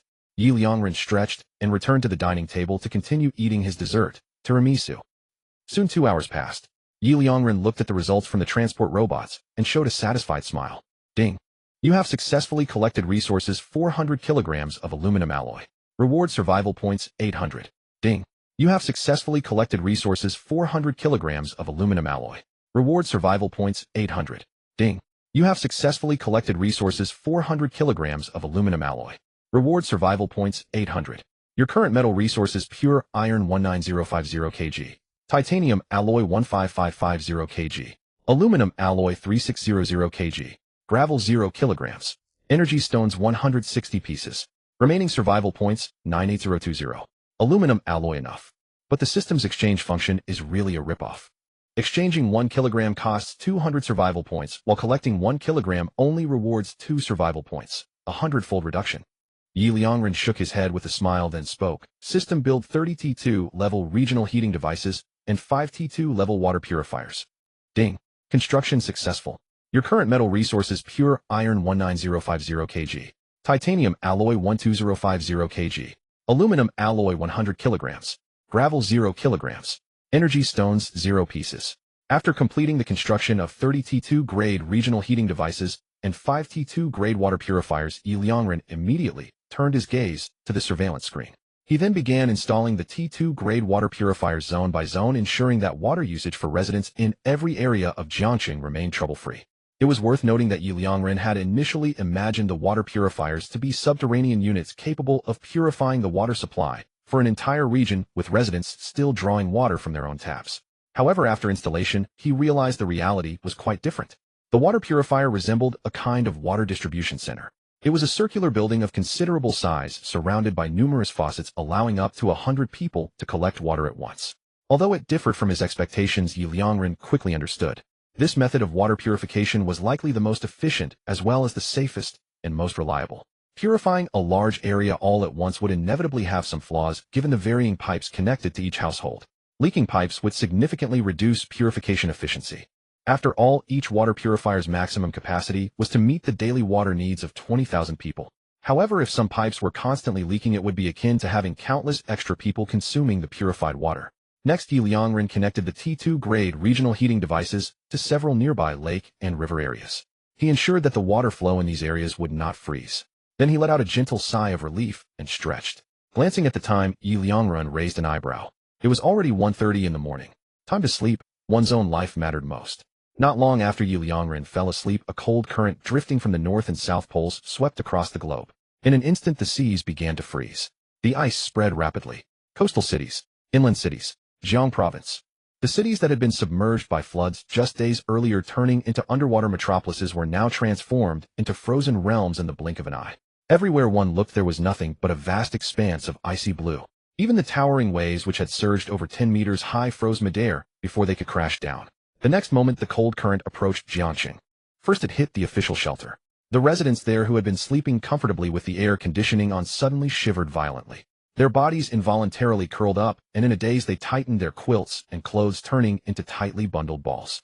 Meanwhile, the cold current arrived in Jiangxing. The remaining water on the roads instantly froze. Inside the residential buildings, the residents of Jiangxing, clad in protective suits, were also sleeping soundly. Suddenly, they felt a bit hot, threw off their covers, and exposed their bodies to the air. Then they continued their comfortable slumber. The cold current was baffled. It blew fiercely. In an instant, countless trees and the ground began to frost over.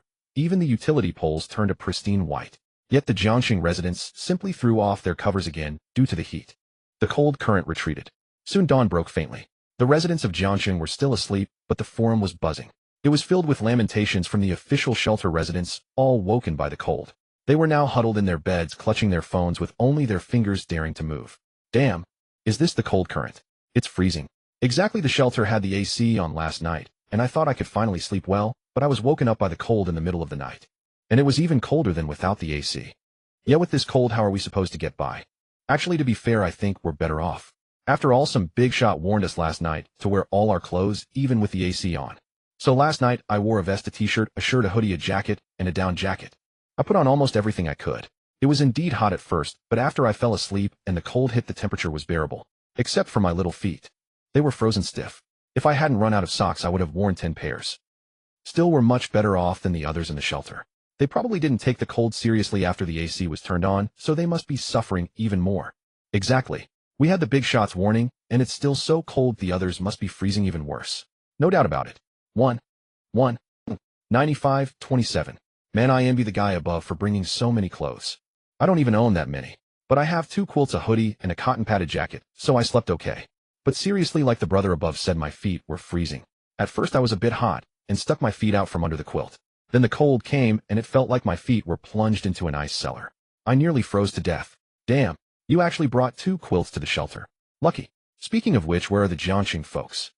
Yeah, why haven't any of them shown up yet? Are they all still sleeping? No way can they really sleep through this cold. Well, didn't the big shot tell them to sleep in protective suits? With that insulation, they probably aren't too cold. I disagree. The shelter is underground, and with the AC on, it's already well insulated. Even if the Jiangxing folks have protective suits, they might not be warmer than us. Aren't you all forgetting something? What? They live in Jiangxing. Who doesn't have spare quilts at home? Even for guests, you'd need some. A few quilts on top of them would probably be warmer than us. Well, in an instant the forum was filled once more with the wails of the official shelter residents. A little past 8. Finally, a resident of Jiangxing emerged on the forum. It's been so long since I've had such a comfortable sleep. Feeling great. Yeah, last night's sleep was incredibly comfortable. I felt like I was lying in cotton with not a single cold crack. All I could feel was warmth and peace. I suddenly think the happiest thing in the world might just be sleeping right. Well said. By the way, wasn't it supposed to get cold last night? Wasn't there a cold snap sweeping the entire blue planet? Why didn't I feel cold at all?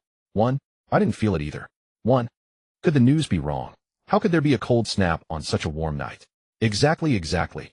As soon as the Jiangxing residents said this, it nearly caused an uproar among those in the official shelters. Jiangxing folks, starting your humble brag again. Spitch. Jiangxing folks, you're going too far. Even if you're showing off, this isn't the way. Can't you have some shame? Sarcasm. Not cold at all. And all you could feel was warmth and peace. Were you sleeping in a furnace? Not a single gap of cold. Exactly. You just have a few extra quilts in Jiangxing to keep warmer, and you act like this. Right? Truly shameless. Think a few extra quilts are amazing. Try not using quilts. Then I'd like to see if you still dare to say that. The official shelters immediately launched into mocking mode. This barrage of taunts left the Jiangxing residents baffled and utterly confused. How are we showing off? Confused? Exactly, we didn't show off anything. Perplexed said, and what's this about several quilts? I only have one quilt on my bed, and I even felt hot last night, barely covered myself. Serious? That's right, I also felt a bit hot last night, and didn't use the quilt. 4396. On the forum, the official shelter residents erupted again. Damn, you really have no shame at all. Only one quilt, and you still feel hot. Are you all superhumans? Damn it. Angered. Just as the official shelter residents began cursing. Suddenly, a Jiangxing resident posted a picture on the forum. Window view of a snowy world. Holy crap. Guys, look out the window. Snow? It hasn't snowed in Jiangxing for 4 or 5 years. But last night, in just one night, everything outside turned white. Wow, the view is so beautiful. It's like a painting. Shockage. Really? Outside is pure white, it's like a fairy tale world. Beautiful. If only I had a white horse now, I'd feel like a prince, just wondering where the Snow White is. Daydreaming. Upstairs, you a prince. You're having quite the daydream. Speaking of which, guys, I finally understand why our brothers in the official shelters were so mad. 1. I get it now. 1. I understand too. Overnight, the whole world turned white. You can imagine how cold it must have been last night. No wonder they thought we were bragging. Yeah, even the utility poles are covered in frost. At this temperature, it's at least minus 10 or 20 degrees. It seems our brothers in the official shelters must have frozen badly. Probably. But honestly, why didn't I feel cold last night? Upstairs, you fools still haven't figured it out. Of course, it's because of the protective suits the big shot gave us. So that's it, the suits keep out the cold. I should have thought of that. As expected from the big shot suits, absolutely amazing. Full body warmth while sleeping, the cold snap is nothing. I've decided from now on my protective suit is my pajamas. 14134. The people in the official shelters fell silent. They felt like hitting someone. These people were too much, and outside was so beautiful, yet they couldn't see it. Just then a message appeared on the forum. Brothers who came with me to the official shelter, don't worry. They might not be cold at night, but soon they'll be in for a rough time. This message bore an ID. Face bro. Almost instantly the forum exploded. Countless Jiangxing residents replied enthusiastically. Wow, the Jinx face bro. Shockage. Jinx face bro, you're here again. Welcome, welcome, warm welcome, Edge. Jinx face bro, what are you jinxing this time? Jinx face bro, tell us, how are we going to suffer? Curious. On the forum, a crowd immediately asked curiously. In the official shelter, Zhongsheng looked at these messages with a cold sneer. Just as he was about to type, he received 2 private messages. Zhongsheng. As your childhood friend, I sincerely advise you stop targeting the people of Jiangxing and the big shot. How many times have you been slapped in the face already? I can hardly bear to watch anymore. You can't beat the big shot. As someone living in Jiangxing, I know too well how great the big shot is. The messages were from his childhood friend Wang Tong. Wang Tong genuinely cared for him, although Zhongsheng had severed ties. Watching Zhongsheng get slapped in the face time and again only to stand up and be slapped again, Wang Tong's heart ached. After all, they were brothers who grew up together. But to Zhongsheng, these words seemed like pure mockery. His face instantly darkened. Advise. Sincerely advise me.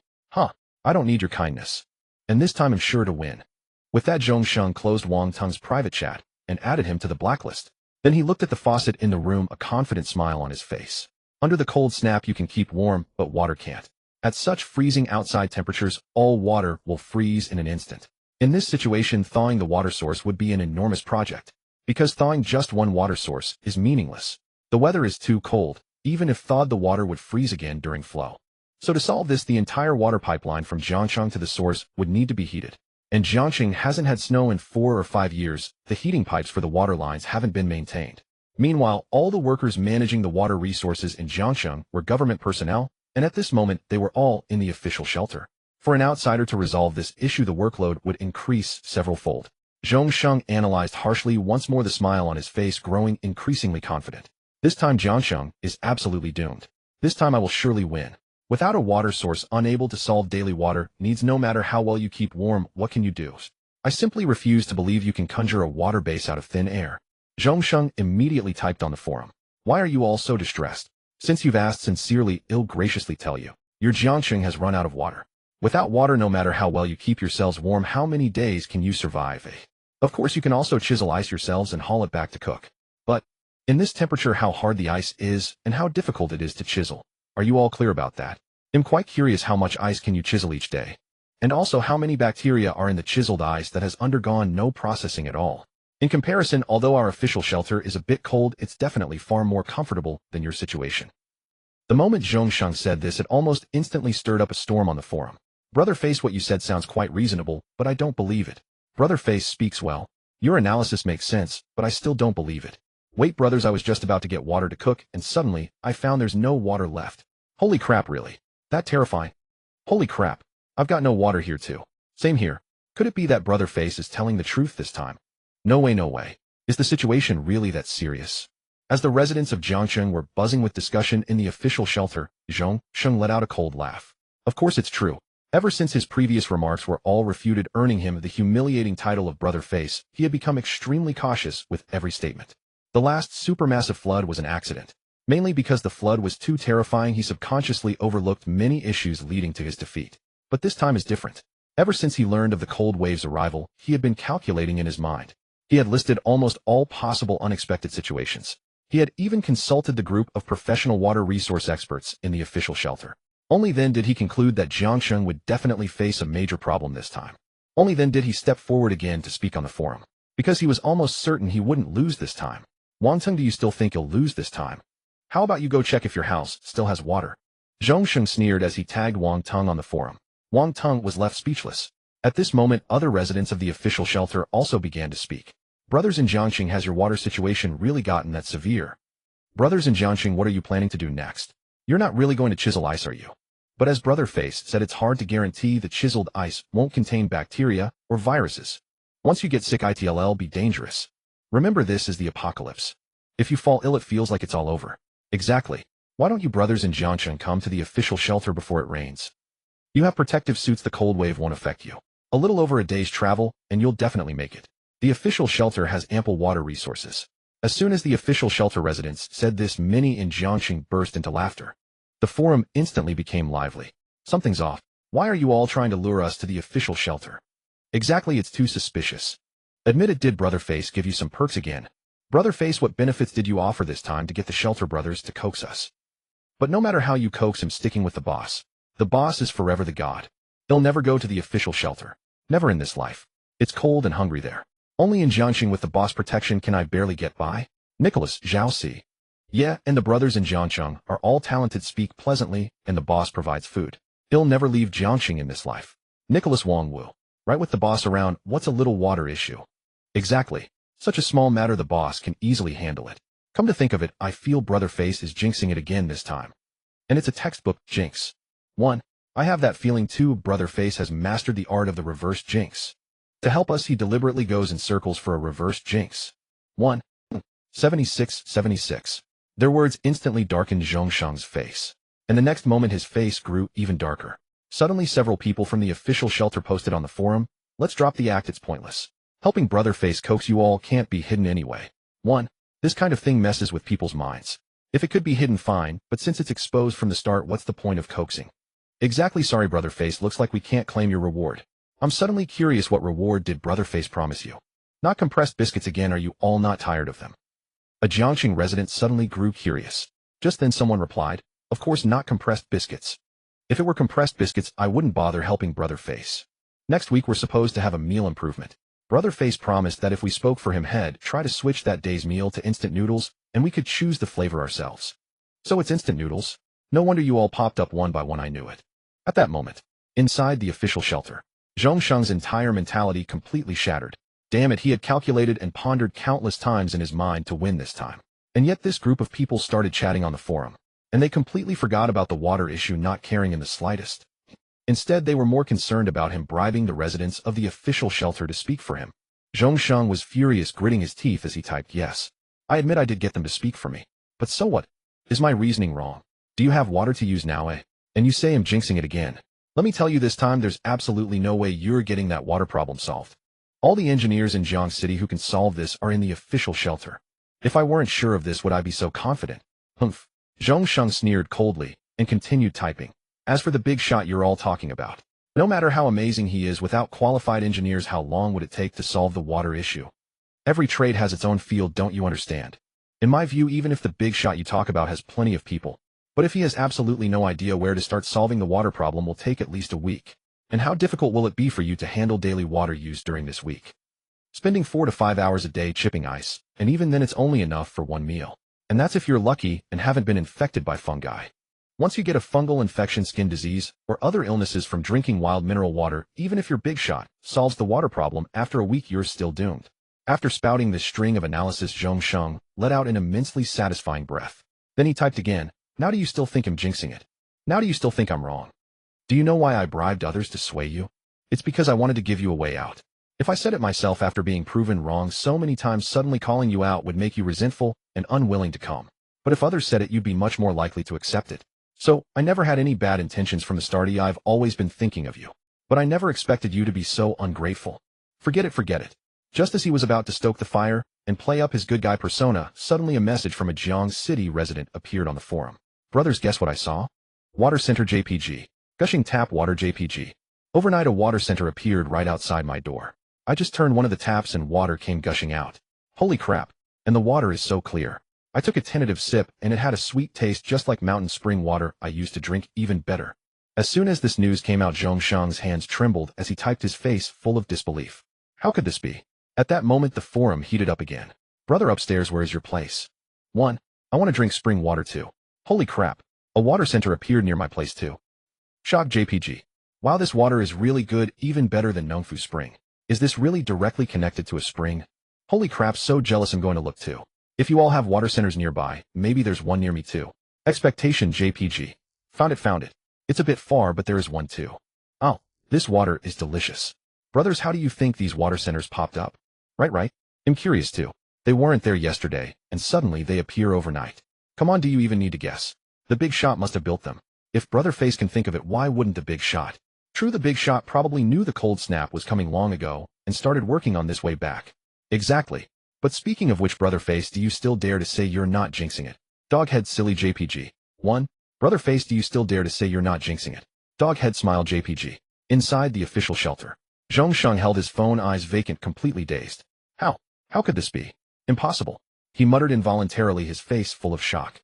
According to my calculations, even at the fastest it would take at least 3 days to solve this. But, in just one night, he built several water centers. Could it really be, as they say, that what I can think of he thought of too? And he thought of it earlier, so he started planning long ago. No, impossible. This must be a coincidence. Yes, a coincidence. Zhong Sheng shook his head violently, his face contorted with rage. The next moment, he found someone on the forum sent a private message, then immediately and furiously shut down the forum and uninstalled it. Close to 11 o'clock. In the shelter, Ye Liangren finally opened his eyes. He had gone to bed late last night, and even after sleeping until 11, he was still a bit sleepy. But it was time to get up. Ye Liangren stretched, took out his phone, and opened the forum. Buzz. The moment he opened the forum, a vibration sounded. Someone had sent a private message. Ye Liangren looked at it, and was completely stunned. Zhong Sheng, I bought a watch last year. Ye Liangren was bewildered. What happened? I just slept, and I just woke up without doing anything. I didn't even confront Zhong Sheng about anything. Why is Zhong Sheng cursing me and sending a private message to curse me? Ye Liangren closed the private message, puzzled, and opened the forum.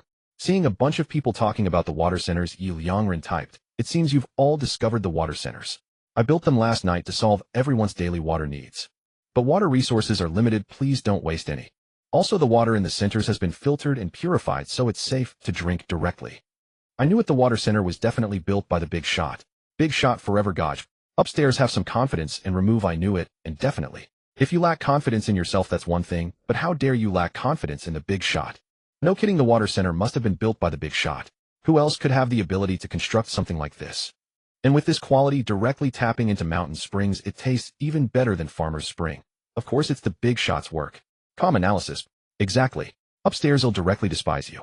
Next time you dare use your short-sighted thoughts to doubt whether this was done by the big shot, believe me, he'll come through the internet to punch you. How dare you doubt the big shot? There's no need to think about it. It's definitely the big shot, all right. Serious. The forum quickly became lively. Then it was filled with laughter and joy. Brothers, down this cup of Farmer's Spring, and in the next life, we'll still be the big shot's people. No doubt. Born as the big shot's people, dead as the big shot's soul. Betraying the big shot. Never in this life. Brothers, ill down mine, first feel free to take your time. If anyone dares to take their time, I'll beat them to death. Seeing this harmonious scene, Ye Liangren in the shelter revealed a gratified smile. A feeling arose in his heart, as if his own children had grown up and no longer quarreled. Just then, on the forum, Residents of Jiang City who had gone to the official shelter suddenly sent a message. Holy crap, Brother Face is truly cursed. Crying without tears. As soon as this was said, the people of Jiang City immediately asked curiously, "What's up? What's up? What did Brother Face do? Brother Spill It, don't keep us hanging." Brother Face said your Jiang City would have a water outage. But your Jiang City didn't have a water outage, and now the official shelter has one. Crying loudly. Then the official shelter told us to go fix the water pipes. Ugh, it's minus over 20 degrees now. Inside the official shelter it's okay, the air conditioning is on. Though it's cold, it's bearable. But going to fix the pipes? That's outside the air conditioning's range, and we have to touch water. We can't wear down jackets or thick coats. Once they get wet, who knows how long they'll take to dry. This is really going to freeze us to death. Sobbing profusely. Brother Face's curse this time has directly knocked out our official shelter.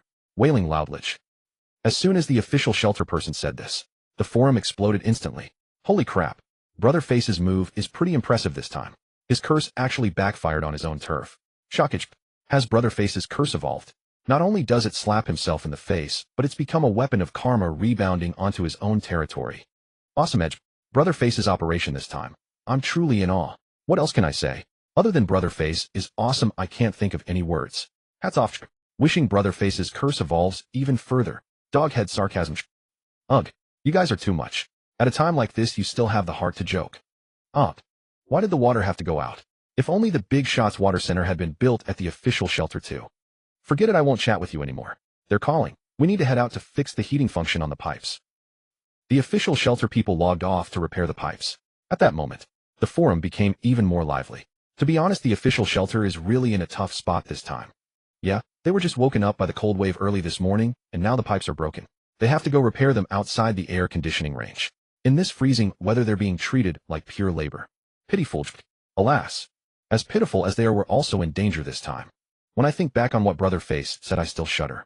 If it weren't for the big shot, we'd probably be done for. Serious. Upstairs what you said is right, but also not right. Right, without the big shot we'd indeed be finished this time. But if there truly were no big shot, would have been finished long ago, alright. Would we have waited until this water outage to be finished?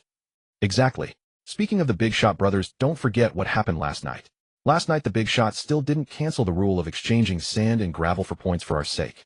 The Big Shot is thinking of us, so we must repay the Big Shot well. Don't ever take this lightly. After eating, let's all go gather supplies. Right. Count me in. 1, 1, 1, 2, 5, 8, 0. Soon the sky darkened. Night fell. In the official shelter, the repair of the water pipes finally came to an end. Though not fully fixed, 2 pipelines were usable. The rest would be tomorrow's work. After all, the temperature was truly freezing. Working continuously would be too easy to catch a cold. Just then the official shelter issued an announcement. All who repaired the pipes gather in the shelter hall. As this voice sounded, many people's eyes lit up instantly. Could it be that the official shelter saw how hard they worked on the pipes and decided to reward them? The Jiang City people in the official shelter looked around at each other, seeing the burning anticipation in each other's eyes. After waiting so long, were they finally going to have a proper meal? Instantly, they rushed impatiently to the shelter hall. By now, quite a few people had already gathered in the hall. This was the first time they saw people from outside Jiang City in the official shelter. In the official shelter, each city had its own area, and residents lived within their own zones, rarely crossing paths. For major announcements aside from broadcasts, the official shelter usually notified the area leaders. After all, there were too many people. If they all mixed together, a conflict could throw the entire shelter into chaos. And this also made management easier. At this moment, after glancing at people from other cities, the Jiang City residents' eyes immediately fixed on the center of the shelter hall. There nearly 100 large cauldrons stood. Instantly, not only the Jiang City people, but also those from other cities, Yunlong City, Linshui City. Nearly everyone from all cities in Jiang Province stared fixedly, their eyes blazing with fervor. Soon all the nearly 100 large cauldrons in the official shelter hall were opened. Each city was allocated for cauldrons. Then, under the direction of the shelter managers, people lined up in an orderly manner and stepped forward to receive their food. Everyone received 2 packs of compressed biscuits and a bowl of seaweed and egg drop soup. At that moment, almost everyone who received the food felt invigorated, as if they had come back to life. Then, as if they had found a precious treasure, they held the bowls of seaweed and egg drop soup with both hands, tears streaming down their faces. How long had it been? They had forgotten how long. Finally, they could finally drink a bowl of hot soup. Moreover, the soup contained meat. Although the meat was only eggs, and it seemed that in one large cauldron there were barely 10 eggs to serve over 500 people, each person could only taste a 50th of an egg. But they had tasted meat. Even if it was just a shred of egg flour, it brought them spiritual comfort at that moment. The entire world at this instant was no longer gray. Instead, it became bright and colorful. However, while most residents in other areas displayed looks of exhilaration, the residents of one area were strikingly different. After receiving 2 packs of compressed biscuits and a bowl of seaweed and egg drop soup, they showed neither excitement nor surprise. Instead, upon seeing the seaweed and egg drop soup, they clicked their tongues in disdain. Moreover, it wasn't just one resident, all of them clicked their tongues after receiving the soup, as if they looked down upon it. Then they walked to the side with utter indifference, beginning to drink the soup and eat the biscuits with expressionless faces, as if chewing wax. Many didn't even eat at all, placing the biscuits and soup on the ground with contempt, and instead picked up their phones to chat with someone. Today's work is done. We worked for a full 6 or 7 hours in temperatures of minus 20-something degrees Celsius. After we finished, the official shelter told us to go to the hall to get food. I thought there would be something good, but compressed biscuits x2 JPG, seaweed and egg drop soup with barely any eggs. Is this a day? Is this a day? It's boring, truly boring. Damn it, the total meat eaten by everyone in the entire official shelter isn't as much as what one person eats in the mining area cafeteria, right? Yeah, I feel seriously unbalanced right now. I was so looking forward to it, and they fobbed me off with a bowl of hot water. The official shelter is inhumane. Angrage. 1. Even if they're saving, do they have to be this stingy? We worked so hard for so long, and they can't even spare a bit of meat. Is it worth it? Sigh. I was at the back of the line. Before getting the food, I saw the reactions of people from other areas. Damn. They were so happy getting their food, as if the apocalypse had ended. Damn it, I thought the officials had issued some gourmet food. At the very least, even if it wasn't braised pork, it should have been a stew. Even if it was mostly water, everyone should have gotten a piece of meat, right? But, damn it, everyone just got a bowl of seaweed and egg drop soup. And I think calling this stuff seaweed and egg drop soup is an insult to seaweed and egg drop soup. A big bowl can easily hold half a kilo of water, but in that half kilo there are only 2 fingernail-sized pieces of seaweed and a strand of hair-sized egg flour. Screw this. You might as well just give us hot water. At least hot water can be refilled endlessly, right? It could at least warm us up. This stuff can't be refilled, what use is it? Spitch. On Jiangxing Forum, countless people from Jiangxing who had gone to the official shelter immediately started posting messages. They nearly crashed the forum. It took a while for the forum to become smooth again.